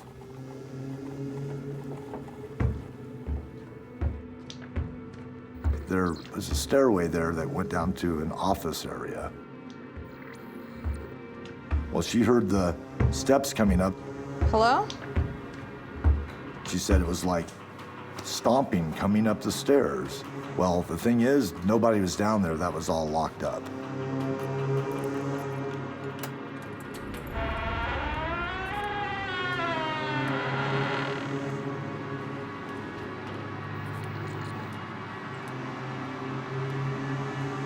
Hello?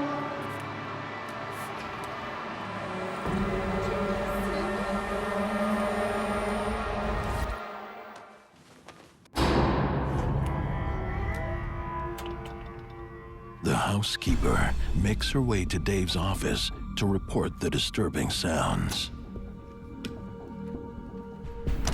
Hello? But before she can get to Dave, something rattles behind the closet doors.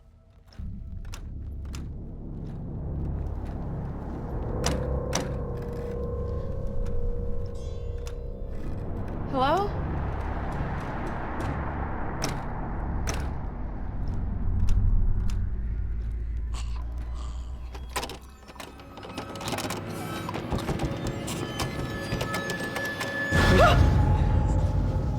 You okay?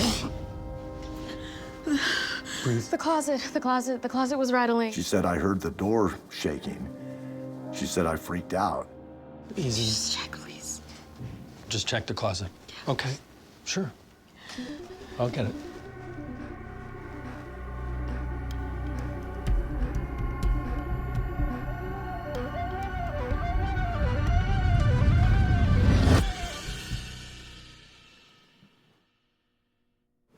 There's just boxes and stuff here.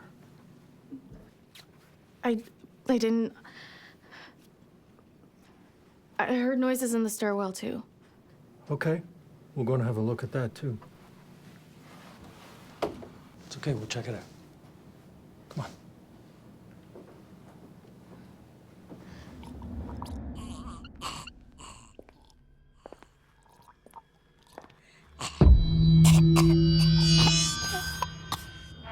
Although still shaken, the housekeeper cautiously shows Dave the stairwell.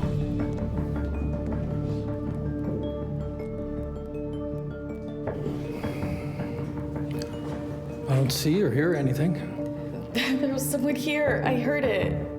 No one could have gotten in or out from down there. Just take a break. You know, get a cup of tea or coffee and just Yeah. relax, okay?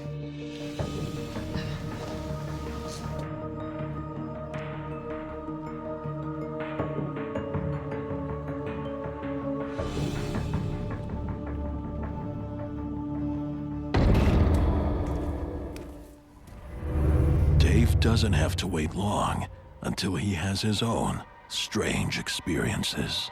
I went back to work the next day, just everything is normal, and I was setting up for a convention. And I thought I heard something like a thumping. Well, the thing is, the room was all locked up. Nobody had been there since about 4 o'clock that day.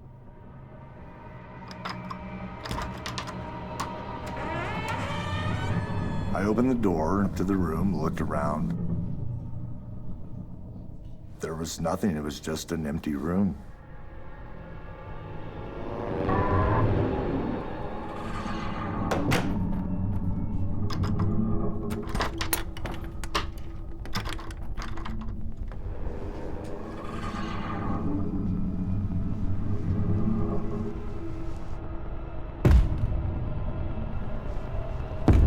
It happened again.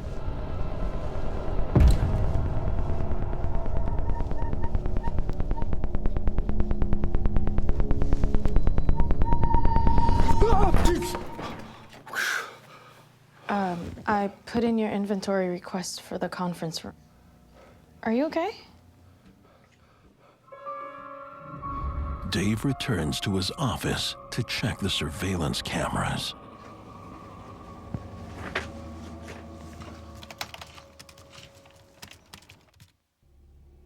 Nothing was ever captured. No one could have gotten in or out from there.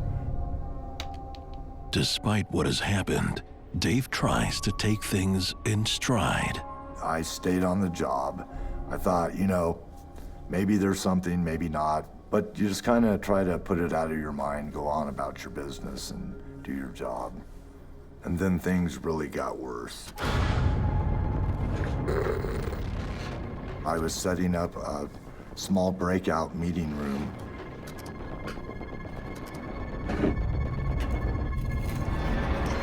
And something caught my eye. I looked over towards the doorway and I didn't see anything. I thought,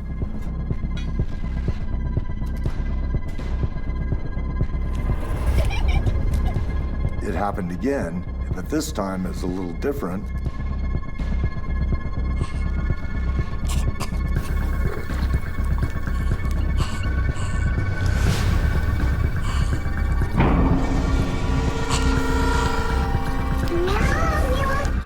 During the off-season, Dave is working as an overnight operations director at what appears to be a a normal hotel. But then, he starts experiencing a series of unexplained phenomena, culminating in a frightening encounter. It looked like a little girl's head peeking around the side of the door. And I thought, what? Did I see that?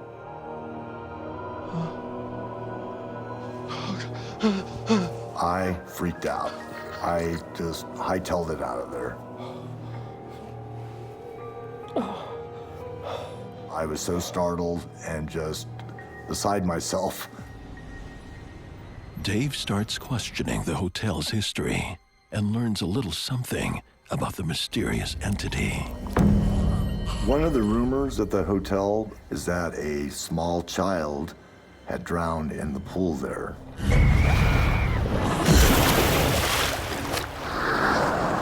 So I thought, maybe this is that child still lingering. At that point, I was like, wow, what these stories people have been telling me it's really happening. There are several reasons why a spirit might linger after its death, but one of the most common reasons is that the person was not expecting to die. A quick death, and they suddenly find themselves outside the body, confused. Where am I? What happened? What's going on? Why is nobody looking at me and talking at me? Can they see me? Do they know I'm here? After what he's learned, Dave seriously considers quitting. But jobs are scarce. I've worked in hotels since I was 15. In that area, what I did for a living, you only had a few options. In search of answers, Dave investigates the pool, which has been closed for several months, awaiting repair.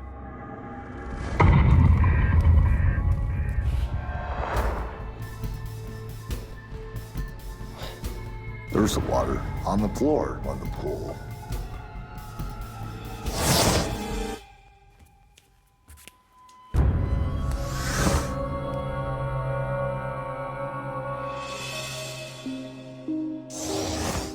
It's very unsettling to hear that and think there could be a spirit there that is trapped somehow. And I mean, that's very unsettling.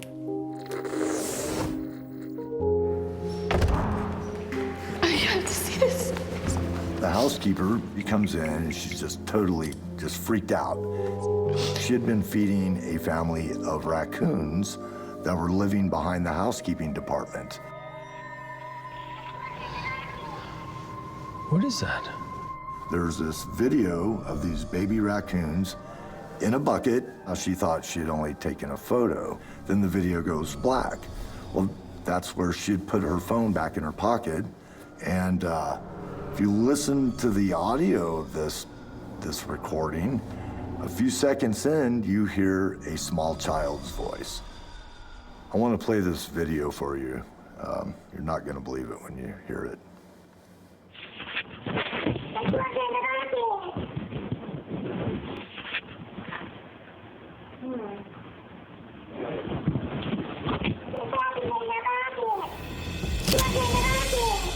There were no children present on the property, and to pick up a small child's voice on some random recording, that is remarkable. I mean, it's just amazing to me. I believe this is the voice of the spirit of the little girl I had been seeing around the property. I believe I actually saw a dead person, and now I'm hearing her voice right here on this recording. Did you hear that?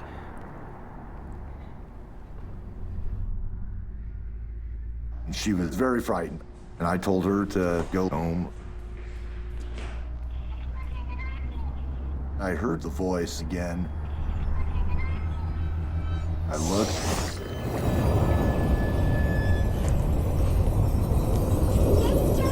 There's the little girl standing across from the pool, just looking at me. She was staring right into my eyes.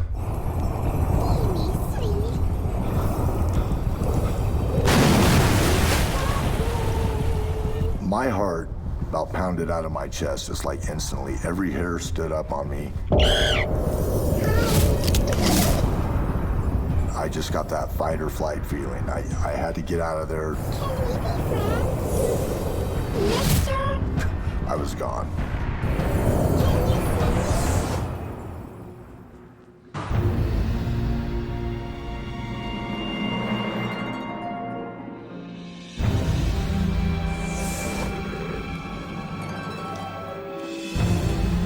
I retired from the hotel business. I was in it for 40 years. I now work for a big box home improvement store. Any ghosts? There are no ghosts at my new job, at least not yet. I started out very skeptical about the others' claims of this little girl on the property, and now I'm definitely a believer.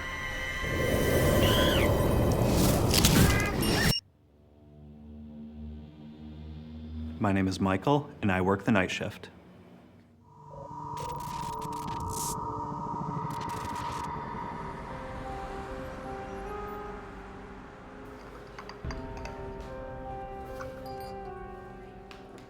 Since graduating high school, Michael has been working the dinner rush at one of the longest-running restaurants in his town.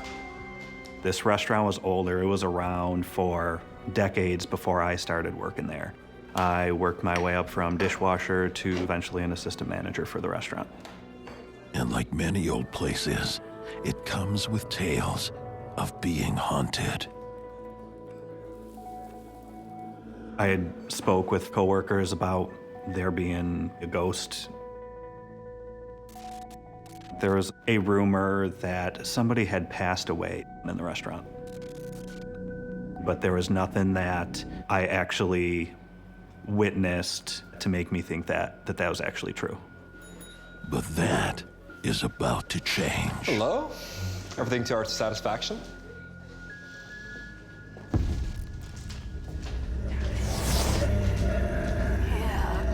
There were some sounds that I couldn't explain, and sometimes customers heard them as well. Thanks for coming. Have a good night. I would just kind of shrug off as, oh, it's an old restaurant, it's just a piece of equipment or something like that. It's just the fans.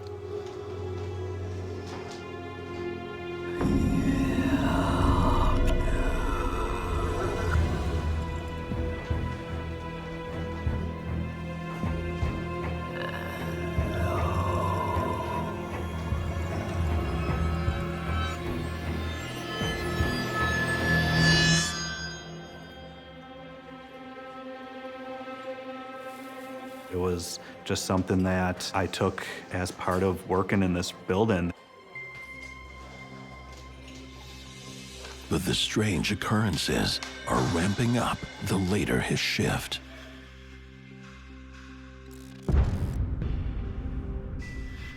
There were also definitely times where I felt like I wasn't alone. One of the first times I can remember feeling like I was being watched, I was in the office in the basement by myself. The time between 2:30, 3 in the morning is generally known as dead time, when paranormal activity is supposed to be at its heaviest.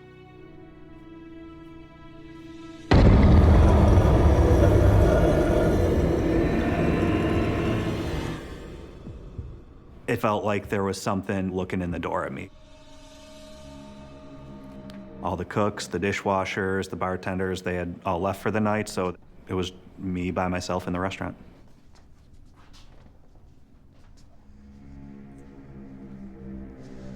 When I went to investigate, I didn't know what to expect.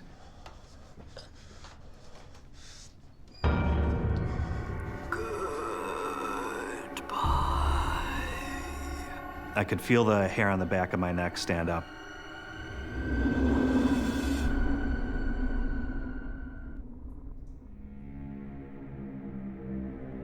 There was nobody there.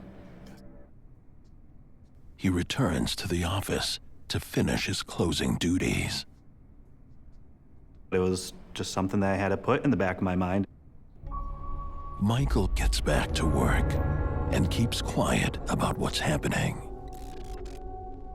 You went back? I was in college, needed the money, so I needed to go back to work. Kitchen was closed, all the money was counted and put away in the safe. And then something strange happened.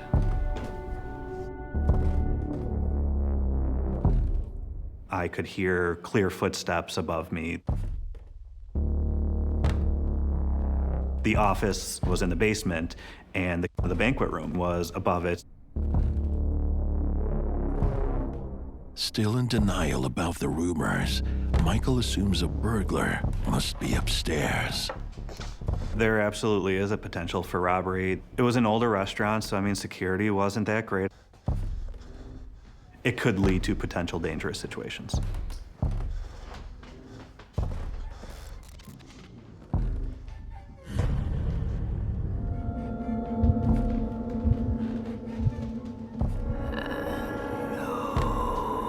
I peek around the corner to see if anybody's there.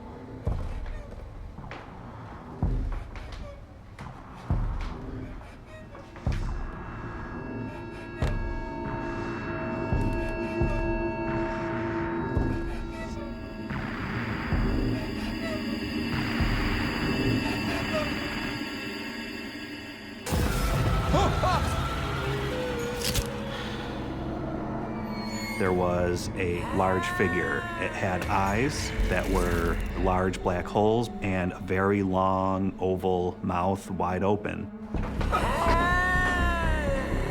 I was absolutely terrified at that moment. I remember thinking all these stories that people have told me in the past, there is something there with me. It looked like a person, but it didn't look like a person. A lot of times, with an incomplete manifestation, you may see an incomplete face, black eyes, but the rest of the body is intact. It's a spirit that's unable to control itself or be able to manifest completely. After this horrifying experience, Michael can keep silent no longer. You okay, dude? Michael sits down for a drink with his colleague, Jason. Can I tell you something? He confides in Jason about what he's seen. I go to the banquet room. I open the curtain. It's a ghost. It's a ghost right there, an old woman. She looked dead. I was so scared, I ran downstairs. I swear to God, the same thing happened to me. My name is Jason, and I work the night shift. Michael learns he isn't the only night shift manager to be haunted. When I first started at the restaurant, I heard rumors that there were strange things going on.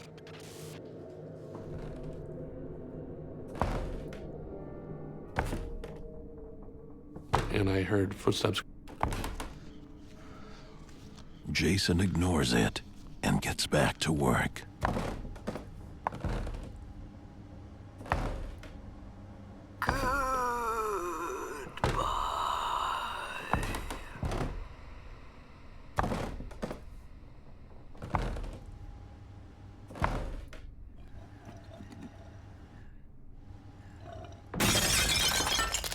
I heard what sounded like a huge stack of plates just crash to the floor. That's when I knew that it wasn't alone. Michael is working the closing shift in a restaurant known for being haunted. After a frightening encounter, Michael discovers his co-worker, Jason. I swear to God, the same thing happened to me. Has a terrifying tale of his own. I thought I was getting robbed. We had a large cake knife that we didn't need anymore, so we just stored it in the office. So I grabbed that to defend myself. I went out to try to investigate. I tensed up. Somebody there? My adrenaline was pumping. Got ready to have a fight with somebody.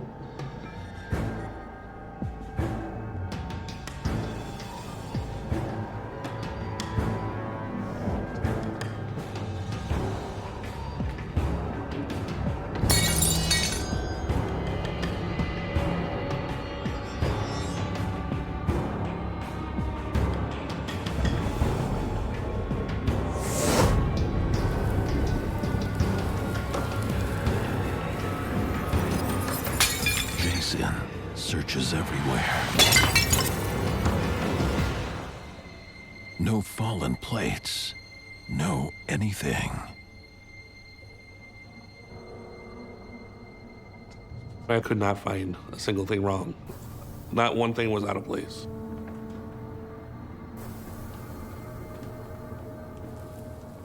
It was at this moment that I really began to feel that this place is truly haunted. I was my pants. I locked myself in the office, finished my duties, and got out of there as fast as I possibly could. Jason's story confirms what they both suspected. We looked at each other instantly and knew the rumors were true. I have no problem admitting that it scared the out of me. That's really weird. But who or what is haunting the restaurant? There was a story of this one elderly woman who, during a baby shower, had a heart attack in the banquet room of the restaurant. That could have been the source of this paranormal activity. If that did, in fact, occur, then that would, in my eyes, lead to some paranormal activity there. We all have a choice when we die. We either go to the light or we choose to stay. I think the old woman stays at the restaurant and remains at the restaurant because that's where she was happiest.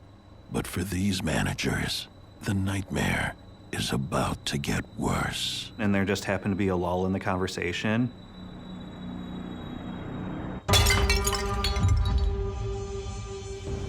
We hear things crashing. You heard that, right? Yeah. Both of us had heard the same thing. I was super scared. We got up and started walking through the dining room.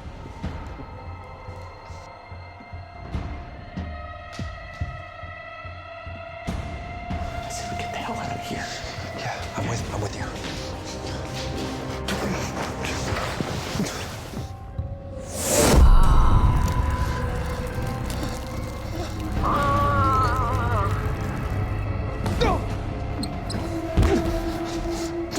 When I saw the thing in front of me, I just jumped back.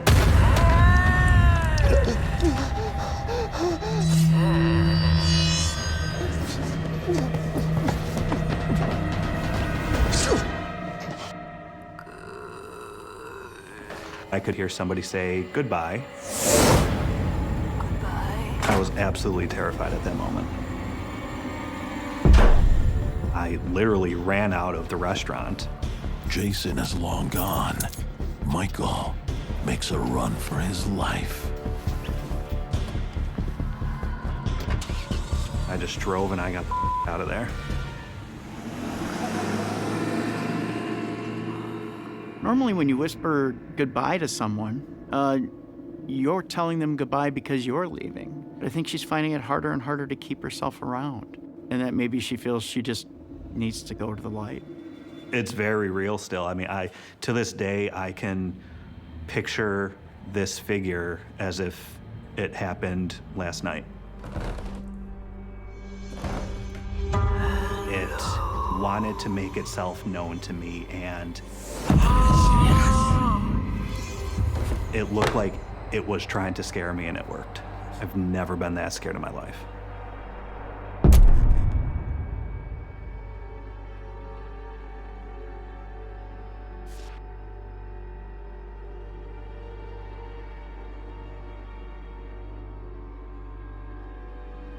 I'm a man of science, so I don't just jump to the unexplainable first. But I believe it is a female entity that existed in the restaurant.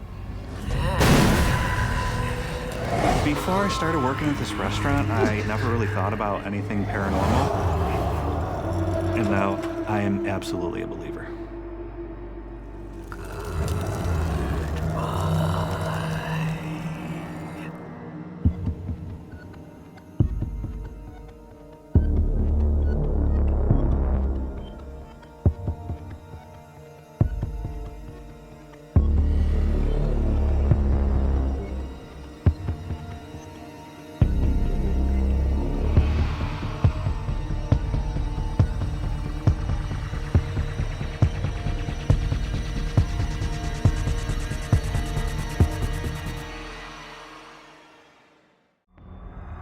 see it, I don't believe it.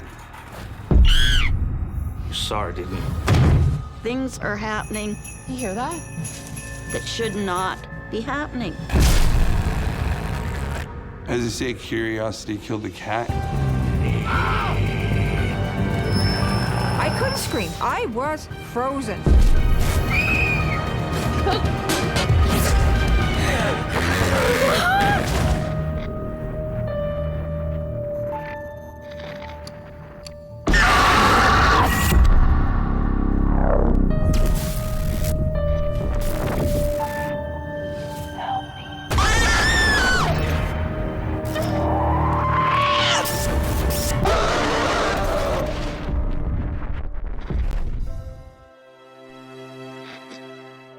What you're about to watch is based on true events. Some details have been altered to protect confidentiality. My name is Nina, and I work the night shift.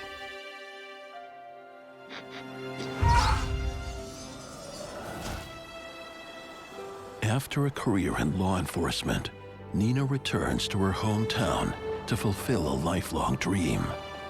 I'm the owner, manager of a historic inn located in a little mining town.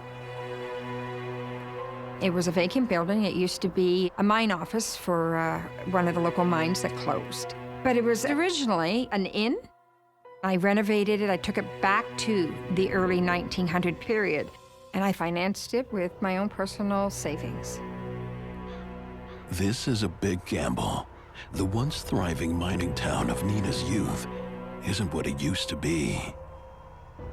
It became a ghost town. All the businesses went out, and it's just your old-timers still living there. The property Nina owns has a history. There were so many ghost stories always being told. Many, many accidents in the mines, many deaths of people. I was well aware of it. It was a risk, but I believe in the town.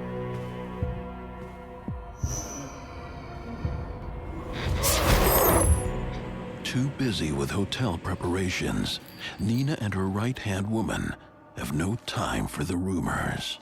Put that one up there, Chief. My name is Trina, and I work the night shift. Trina has been a very close friend of mine for years, and when I decided to go into this business venture, I asked Trina to come work with me. With Trina's help, Nina is ready to open just in time for the holidays. The first thing I experienced at the inn was around Christmas time when we were decorating. So we put up this beautiful Christmas tree, and the Christmas tree had these bells on them. You hear that? Yeah. And out of nowhere, oh my gosh, the bells started ringing. I looked at Nina, and Nina looked at me, and I thought, this shouldn't be happening. I looked around. There was no source of air conditioning, no source of heat coming up. Nobody came in the front door, but the bells would just ring. And I found it really strange, perplexing.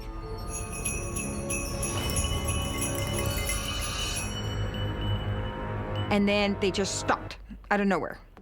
But then, something else grabs their attention. The garland on the stairs that we just put up 10 minutes earlier, it started swaying in, out on the balustrade.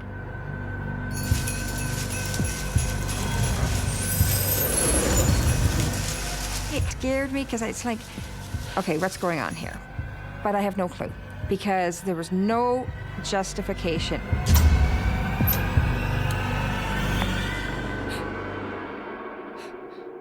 It was the first experience that something just wasn't right in the building, or something just wasn't right, period. With every passing night, nowhere in the hotel is safe from the strange behaviors.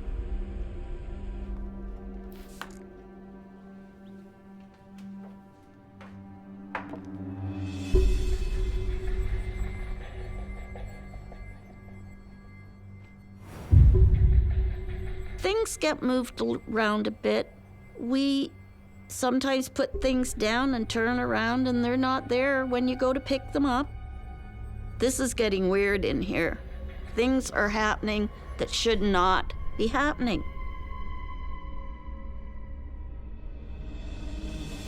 When you work a night shift, you are much more likely to experience a haunting because it's late and you're tired and you are revisiting the same location every night. Nina can't shake the feeling that something is tracking her every move. You always felt like you're being watched, as if there's a presence there, but you can't see anything. But you are being watched all the time in that building, and it would almost raise the hairs up on your back. And you don't know what's there, you don't know what's around, but there is definitely something. Later that night, now alone, it gets more bizarre.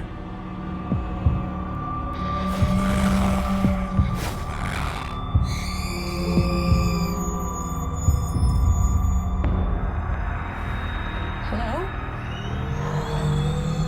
On occasion, I would hear high-pitched rills throughout the building.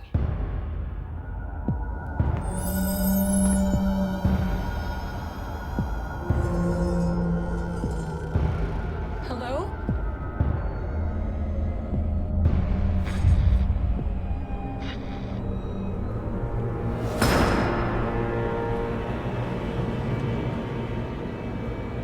Doors slamming, as if someone is walking around in the building. But at this time of night, everybody's out like a light.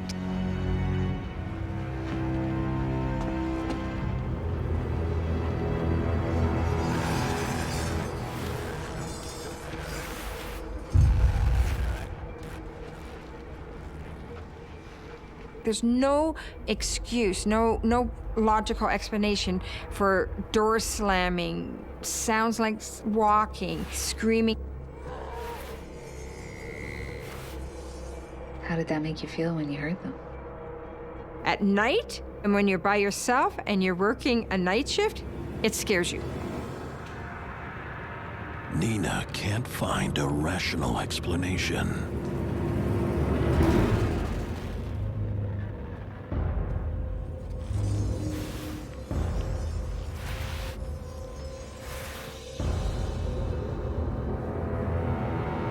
All the activity that's happening definitely signifies that this is a haunted location.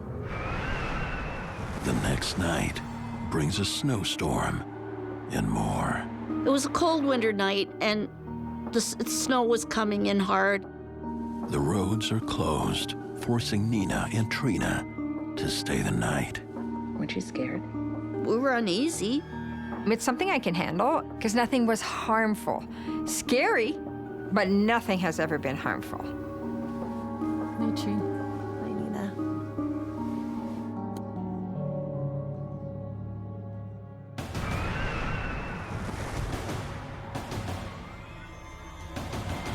I'm in a sound sleep in the middle of the night.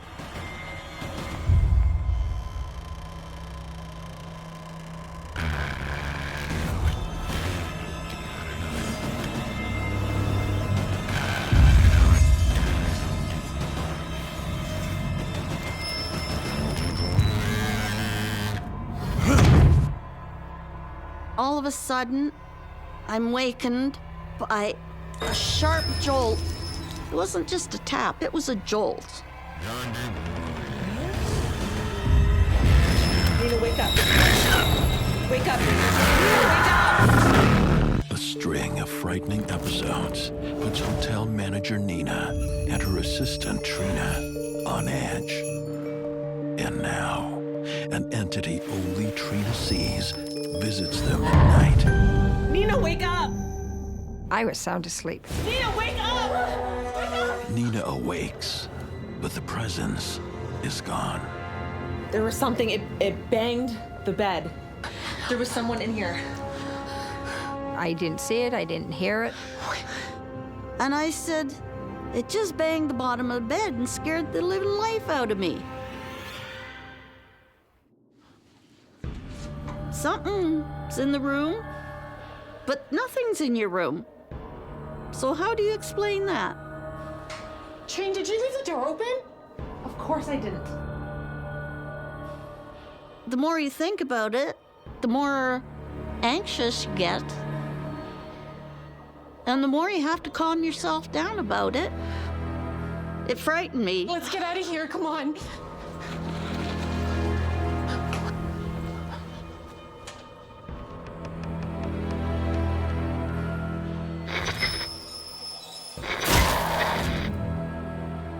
Nina believes her friend, so they search for an intruder on the security cameras. I told myself that there was logical explanation. But after reviewing the security footage, Nina doesn't know how to explain it. When I watched those videos, nothing. Nobody entering, absolutely no movement of anybody coming in or out. I don't see anything. I can't justify what was going on.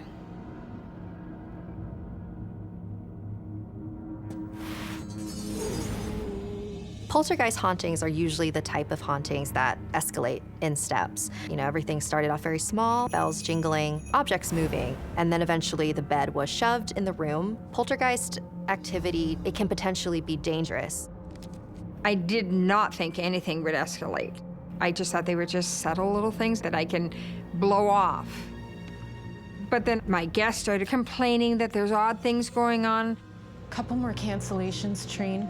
This isn't looking good. And it's like, what are we going to do? I just don't know what to do. Before anything can be done, it gets stranger. I was going to take a snooze in the manager's room. But then out of the corner of my eye, something moved, and immediately you turn.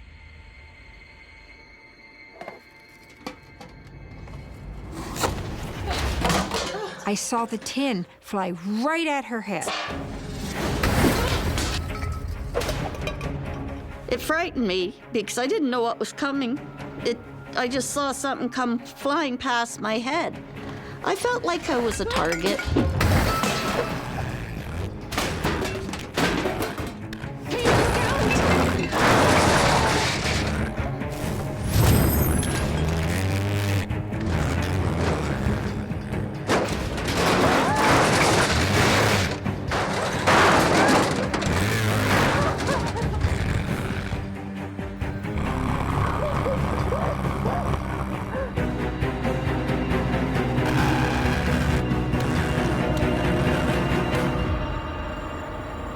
Something did this to her and directed it right at her head.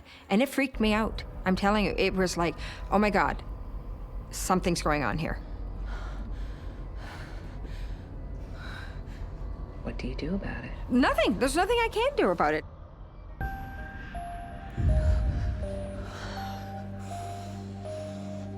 When Trina has tin cans being thrown at her, could possibly be a combination of an intelligent spirit and a poltergeist in this inn. Trina's haunting the other night, and now this attack is too much. Oh my God, I gotta get out of this building. It made me quite anxious. I had to go.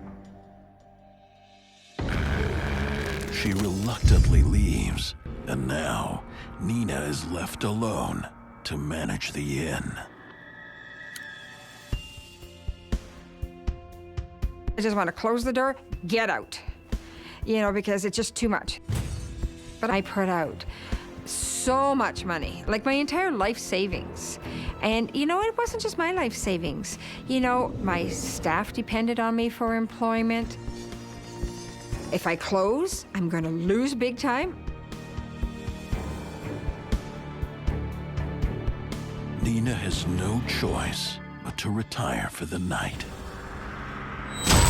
I had just finished closing up the inn for the night, and I was tired. I went upstairs, time to go to bed, and I went into a good sleep.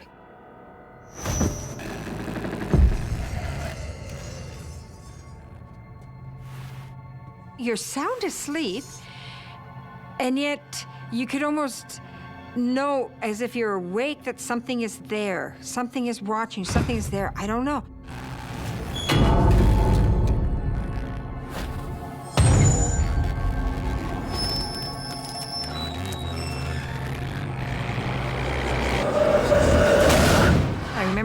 on my back, and I woke up and right at the end of my bed, something is standing there.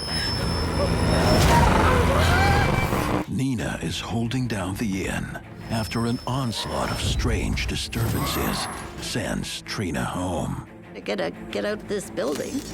Nina's jolted awake in the middle of the night.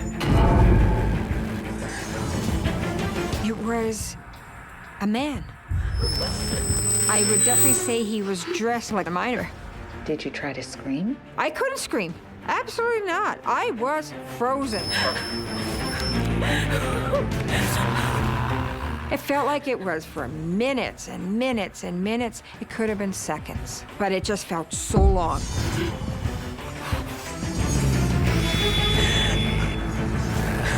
It really scared the hell out of me. I now know something is in my building.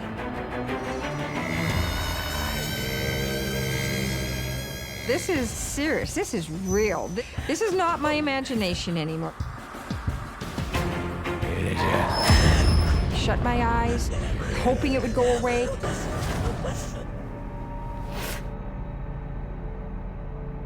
And when I opened it, it was gone. And that was the ultimate experience for me. This scared me.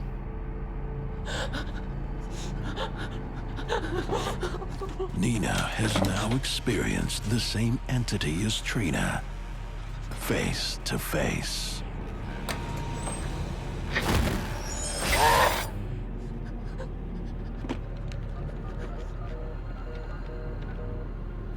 I get a phone call from Nina. She is very agitated.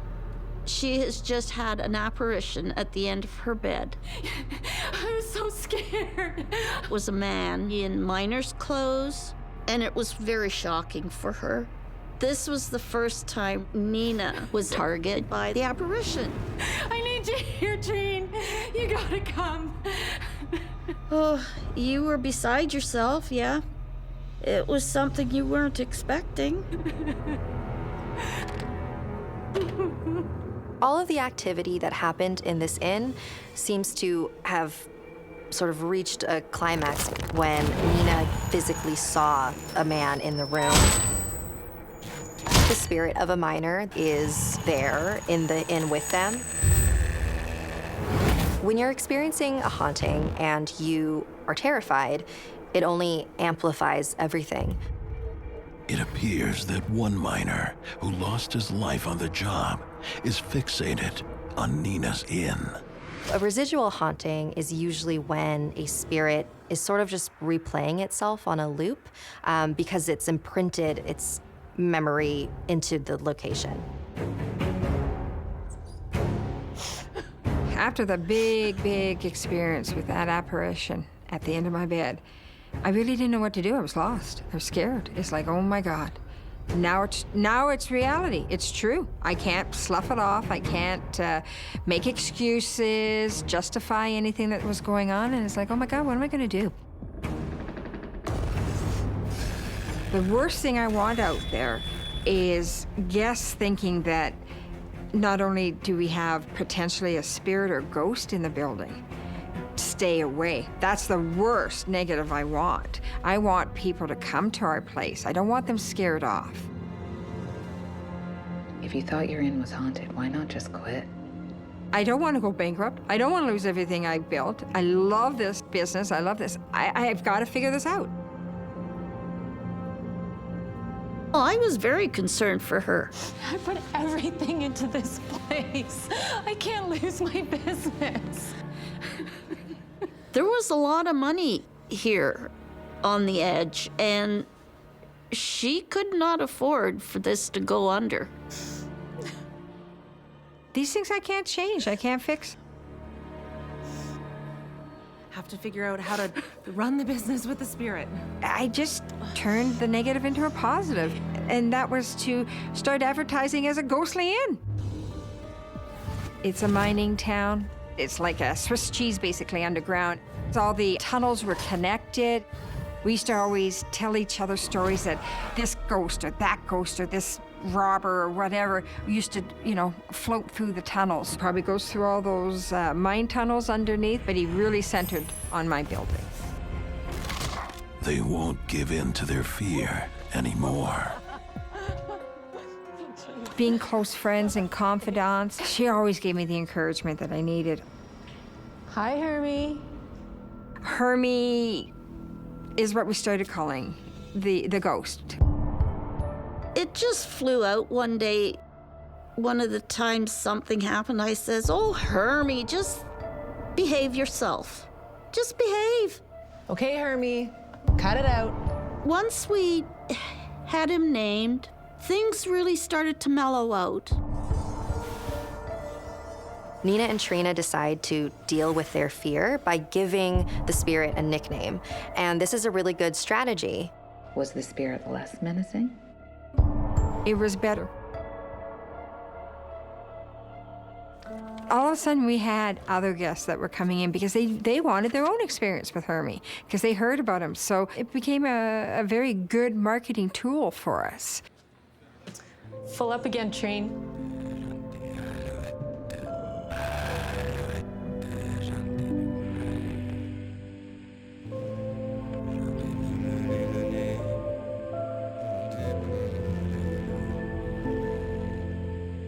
I asked the new owner if she has heard of or experienced any strange situations, and she said she hasn't experienced anything. So I think maybe when I left, Hermie left.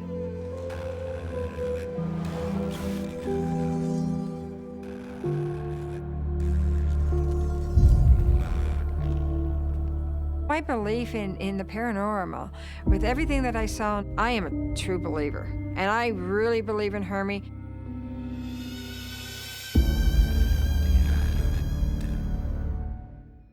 My name is Hector, and I work the night shift.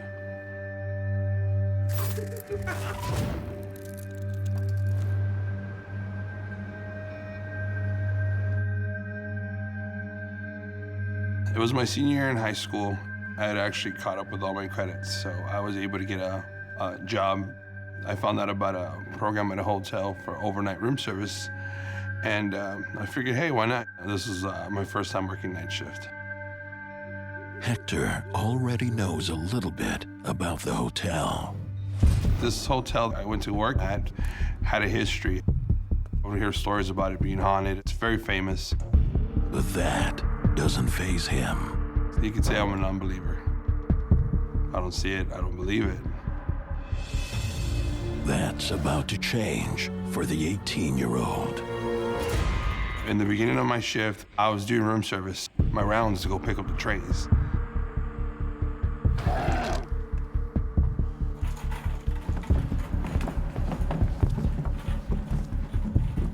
The maintenance guys kept going on about it, what they experienced. Be careful. I'm cool. And I kind of, shrugged it off, just kept walking. Hector has no time for distractions. He's got a busy night. I was doing my rounds, and this was around 3 o'clock in the morning.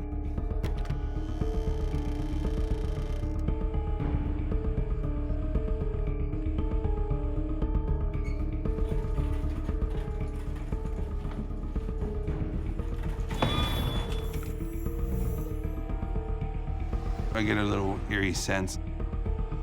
A sense like somebody was behind me. Didn't see nothing. But then, Hector sees something or someone. There shouldn't be a little girl out in 3 o'clock in the morning. So as I ended up running down the hallway, and I looked down the hallways, didn't see her. Security, do you see a little girl walking around on the second floor? They're like, no, we just see you.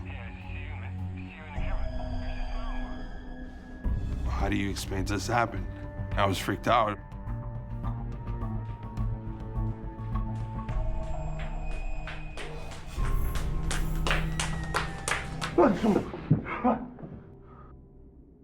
You saw her, didn't you? The maintenance man, he got a hold of me and he was like, hey, he goes, you saw her, right? Follow me.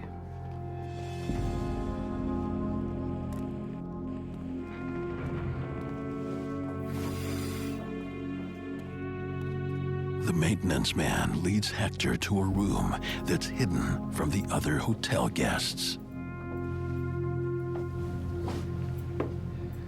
You gotta see this.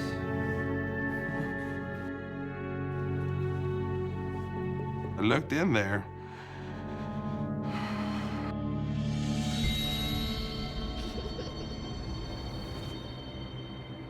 It was a little girl's room.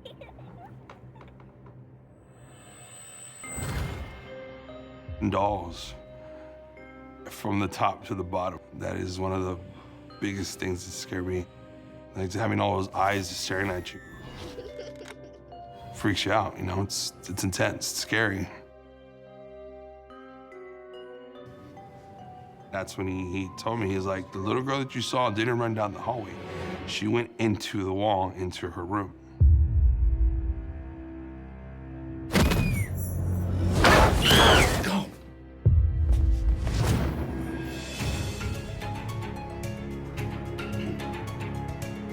She's the daughter of the former owner.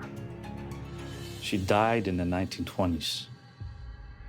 Only his little girl's room with the dolls is still originally intact because that's where she passed away in. She died because she was sick. That's where she was comfortable. That room, that hallway, that was her place. I believe the little girl is attached to the room. Although there's a sense of creepiness with the dolls in the boarded up room, there's not a feeling of danger or malevolence with that. I don't think physically she could harm him. For one reason or another, spirits do stay around, and I think she chose to stay in a place where she was happiest. The hotel is haunted. Although the maintenance man believes in the paranormal, Hector has mixed feelings. I knew what I saw was real, but the spirit stuff, is it true? Is it not true? At that moment, I figured, you know, hey, I gotta do my work. So I went back down to that second floor. I'd heard giggles. Again, I figured, hey, you know, again, being young, foolish, I didn't want to walk away.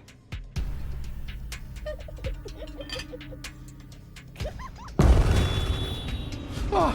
I was a little girl from that room. I froze. I just experienced a little girl, you know, finding out about her death. I didn't know what to do. She was very white, had brownish hair, curly at the ends. And she had like this 20s and 30s kind of dress. As soon as I saw her, she moved.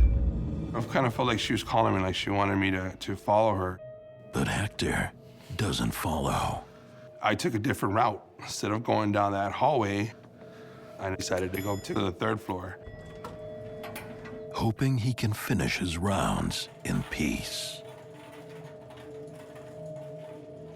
I'm young, you know, I'm 18 and, you know, brave and, you know, kind of foolish at that moment. So I didn't want to walk away.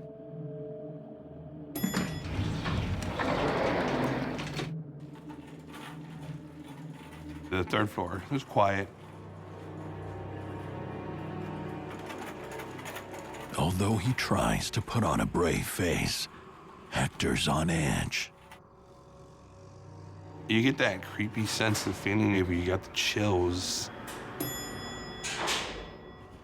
At that moment, I hear a ding.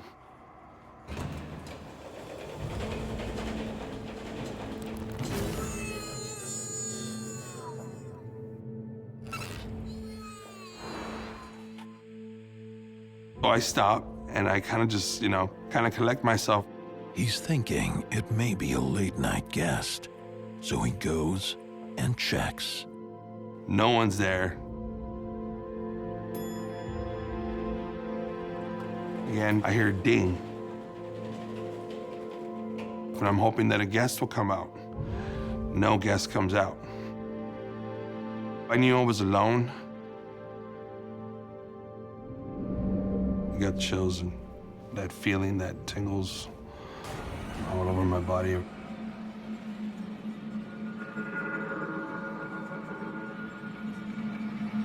I remember just standing in front of that mirror and just seeing this woman behind me. Well, this is terrifying. Teenage Hector is a skeptic when he starts his shift, until he sees the spirit of a dead girl. But it gets worse. A different entity manifests. God, I'm just sorry. I got chills. And this spirit is much angrier.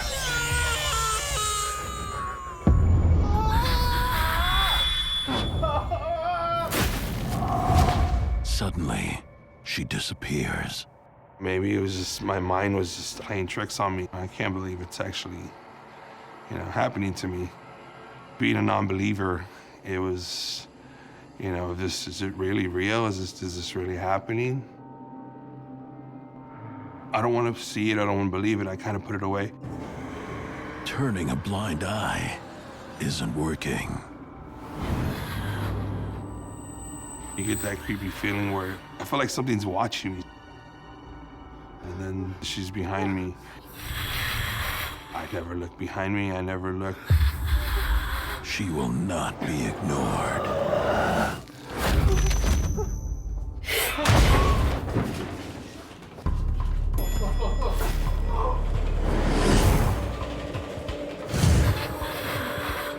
She was just piercing into my soul.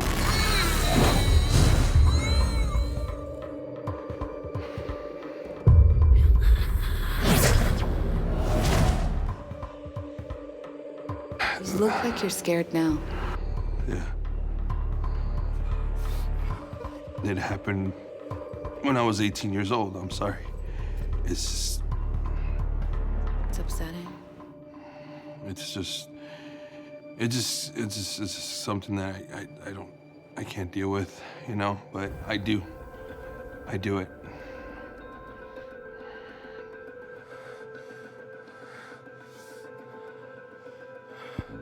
Still to this day, when I speak about it, it still scares me because I can still remember her look.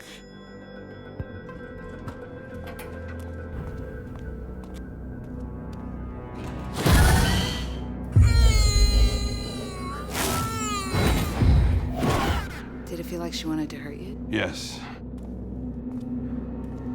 That night, Hector manages to escape, physically unscathed. And at that moment, I left. But the emotional scars still run deep.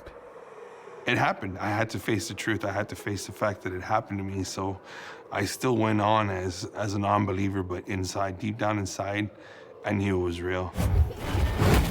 Did you want to quit at this point?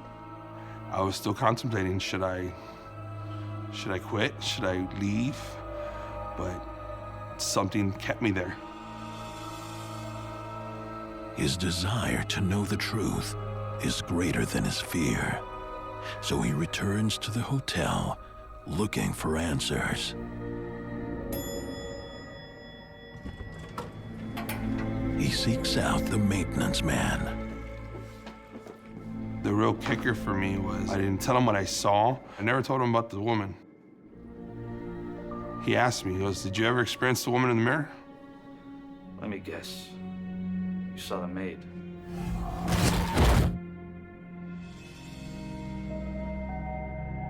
I'm sorry. He told me that she was a maid at the hotel.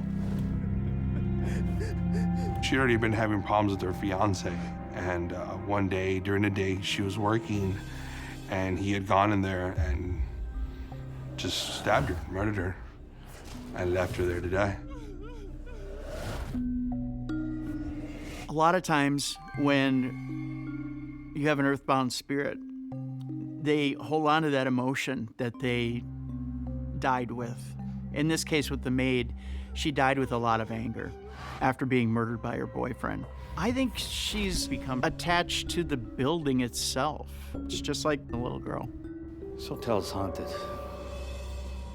She's not the only one of them. It's very common for malevolent spirits to be attached either to the earth itself or to a building. Hector isn't interested in any more otherworldly encounters. It took me a while to finally say, you know what, I don't want to see it. As I say, curiosity killed the cat. He's not risking his life tonight. He goes to get his things to leave.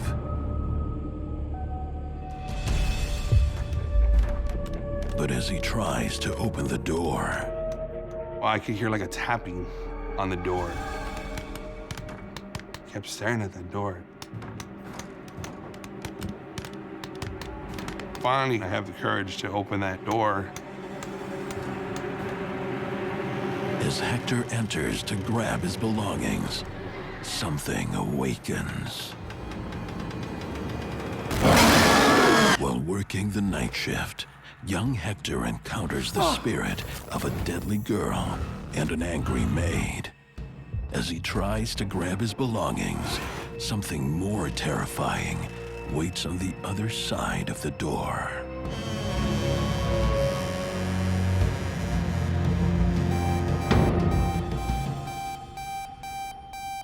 I kept hearing like a loud,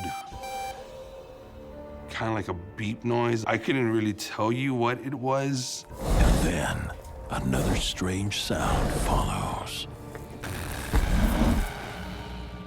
The breathing that just kept getting harder and harder, louder and louder. He can't make any sense of it. It felt like a man's breathing, but it felt like something that wasn't man. It's freaky, gives you the chills. All Hector wants to do is escape, but something won't let him.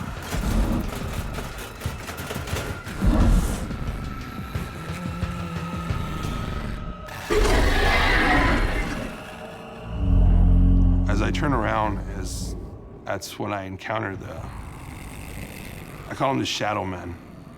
It was the shape of a human, but it wasn't misty. It wasn't like, smoky. It was just like I'm looking at a shadow. I didn't know what to do. At that moment, it's just like everything started recurring in my head again. A little girl, finding out about her death, feeling that terror with that woman, and now experiencing this. It's like, this is it. This is. It felt like an ending to me.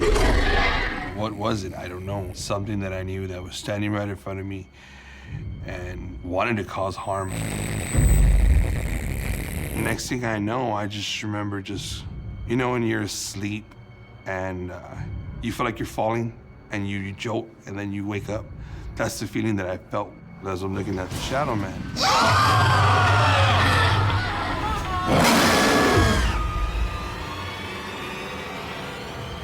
And next thing I know, it knocked me down.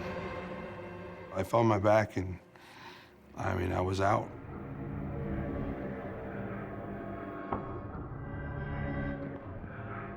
I would say at that point where Hector is being thrown down, that's a fairly large malevolent being. Hector was attacked, he blacked out, and actually had a physical experience.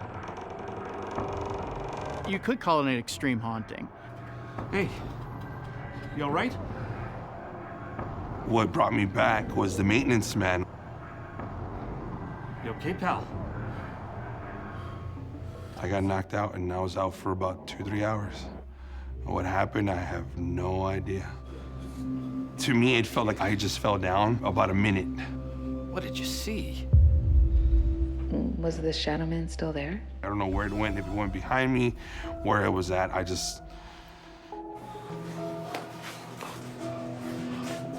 Hey. Hector ends his hotel stay. I didn't talk to nobody, I just left. I never looked back. And till this day, I still have never gone back.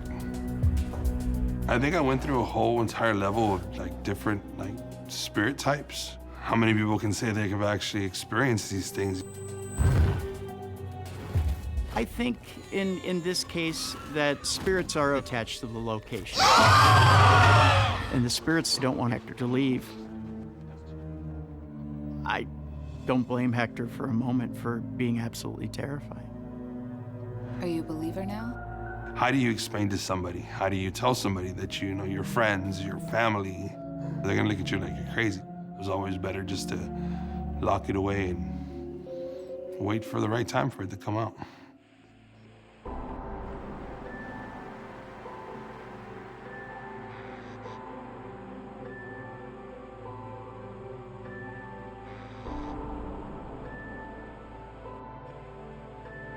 What are you hoping will happen by telling your story now?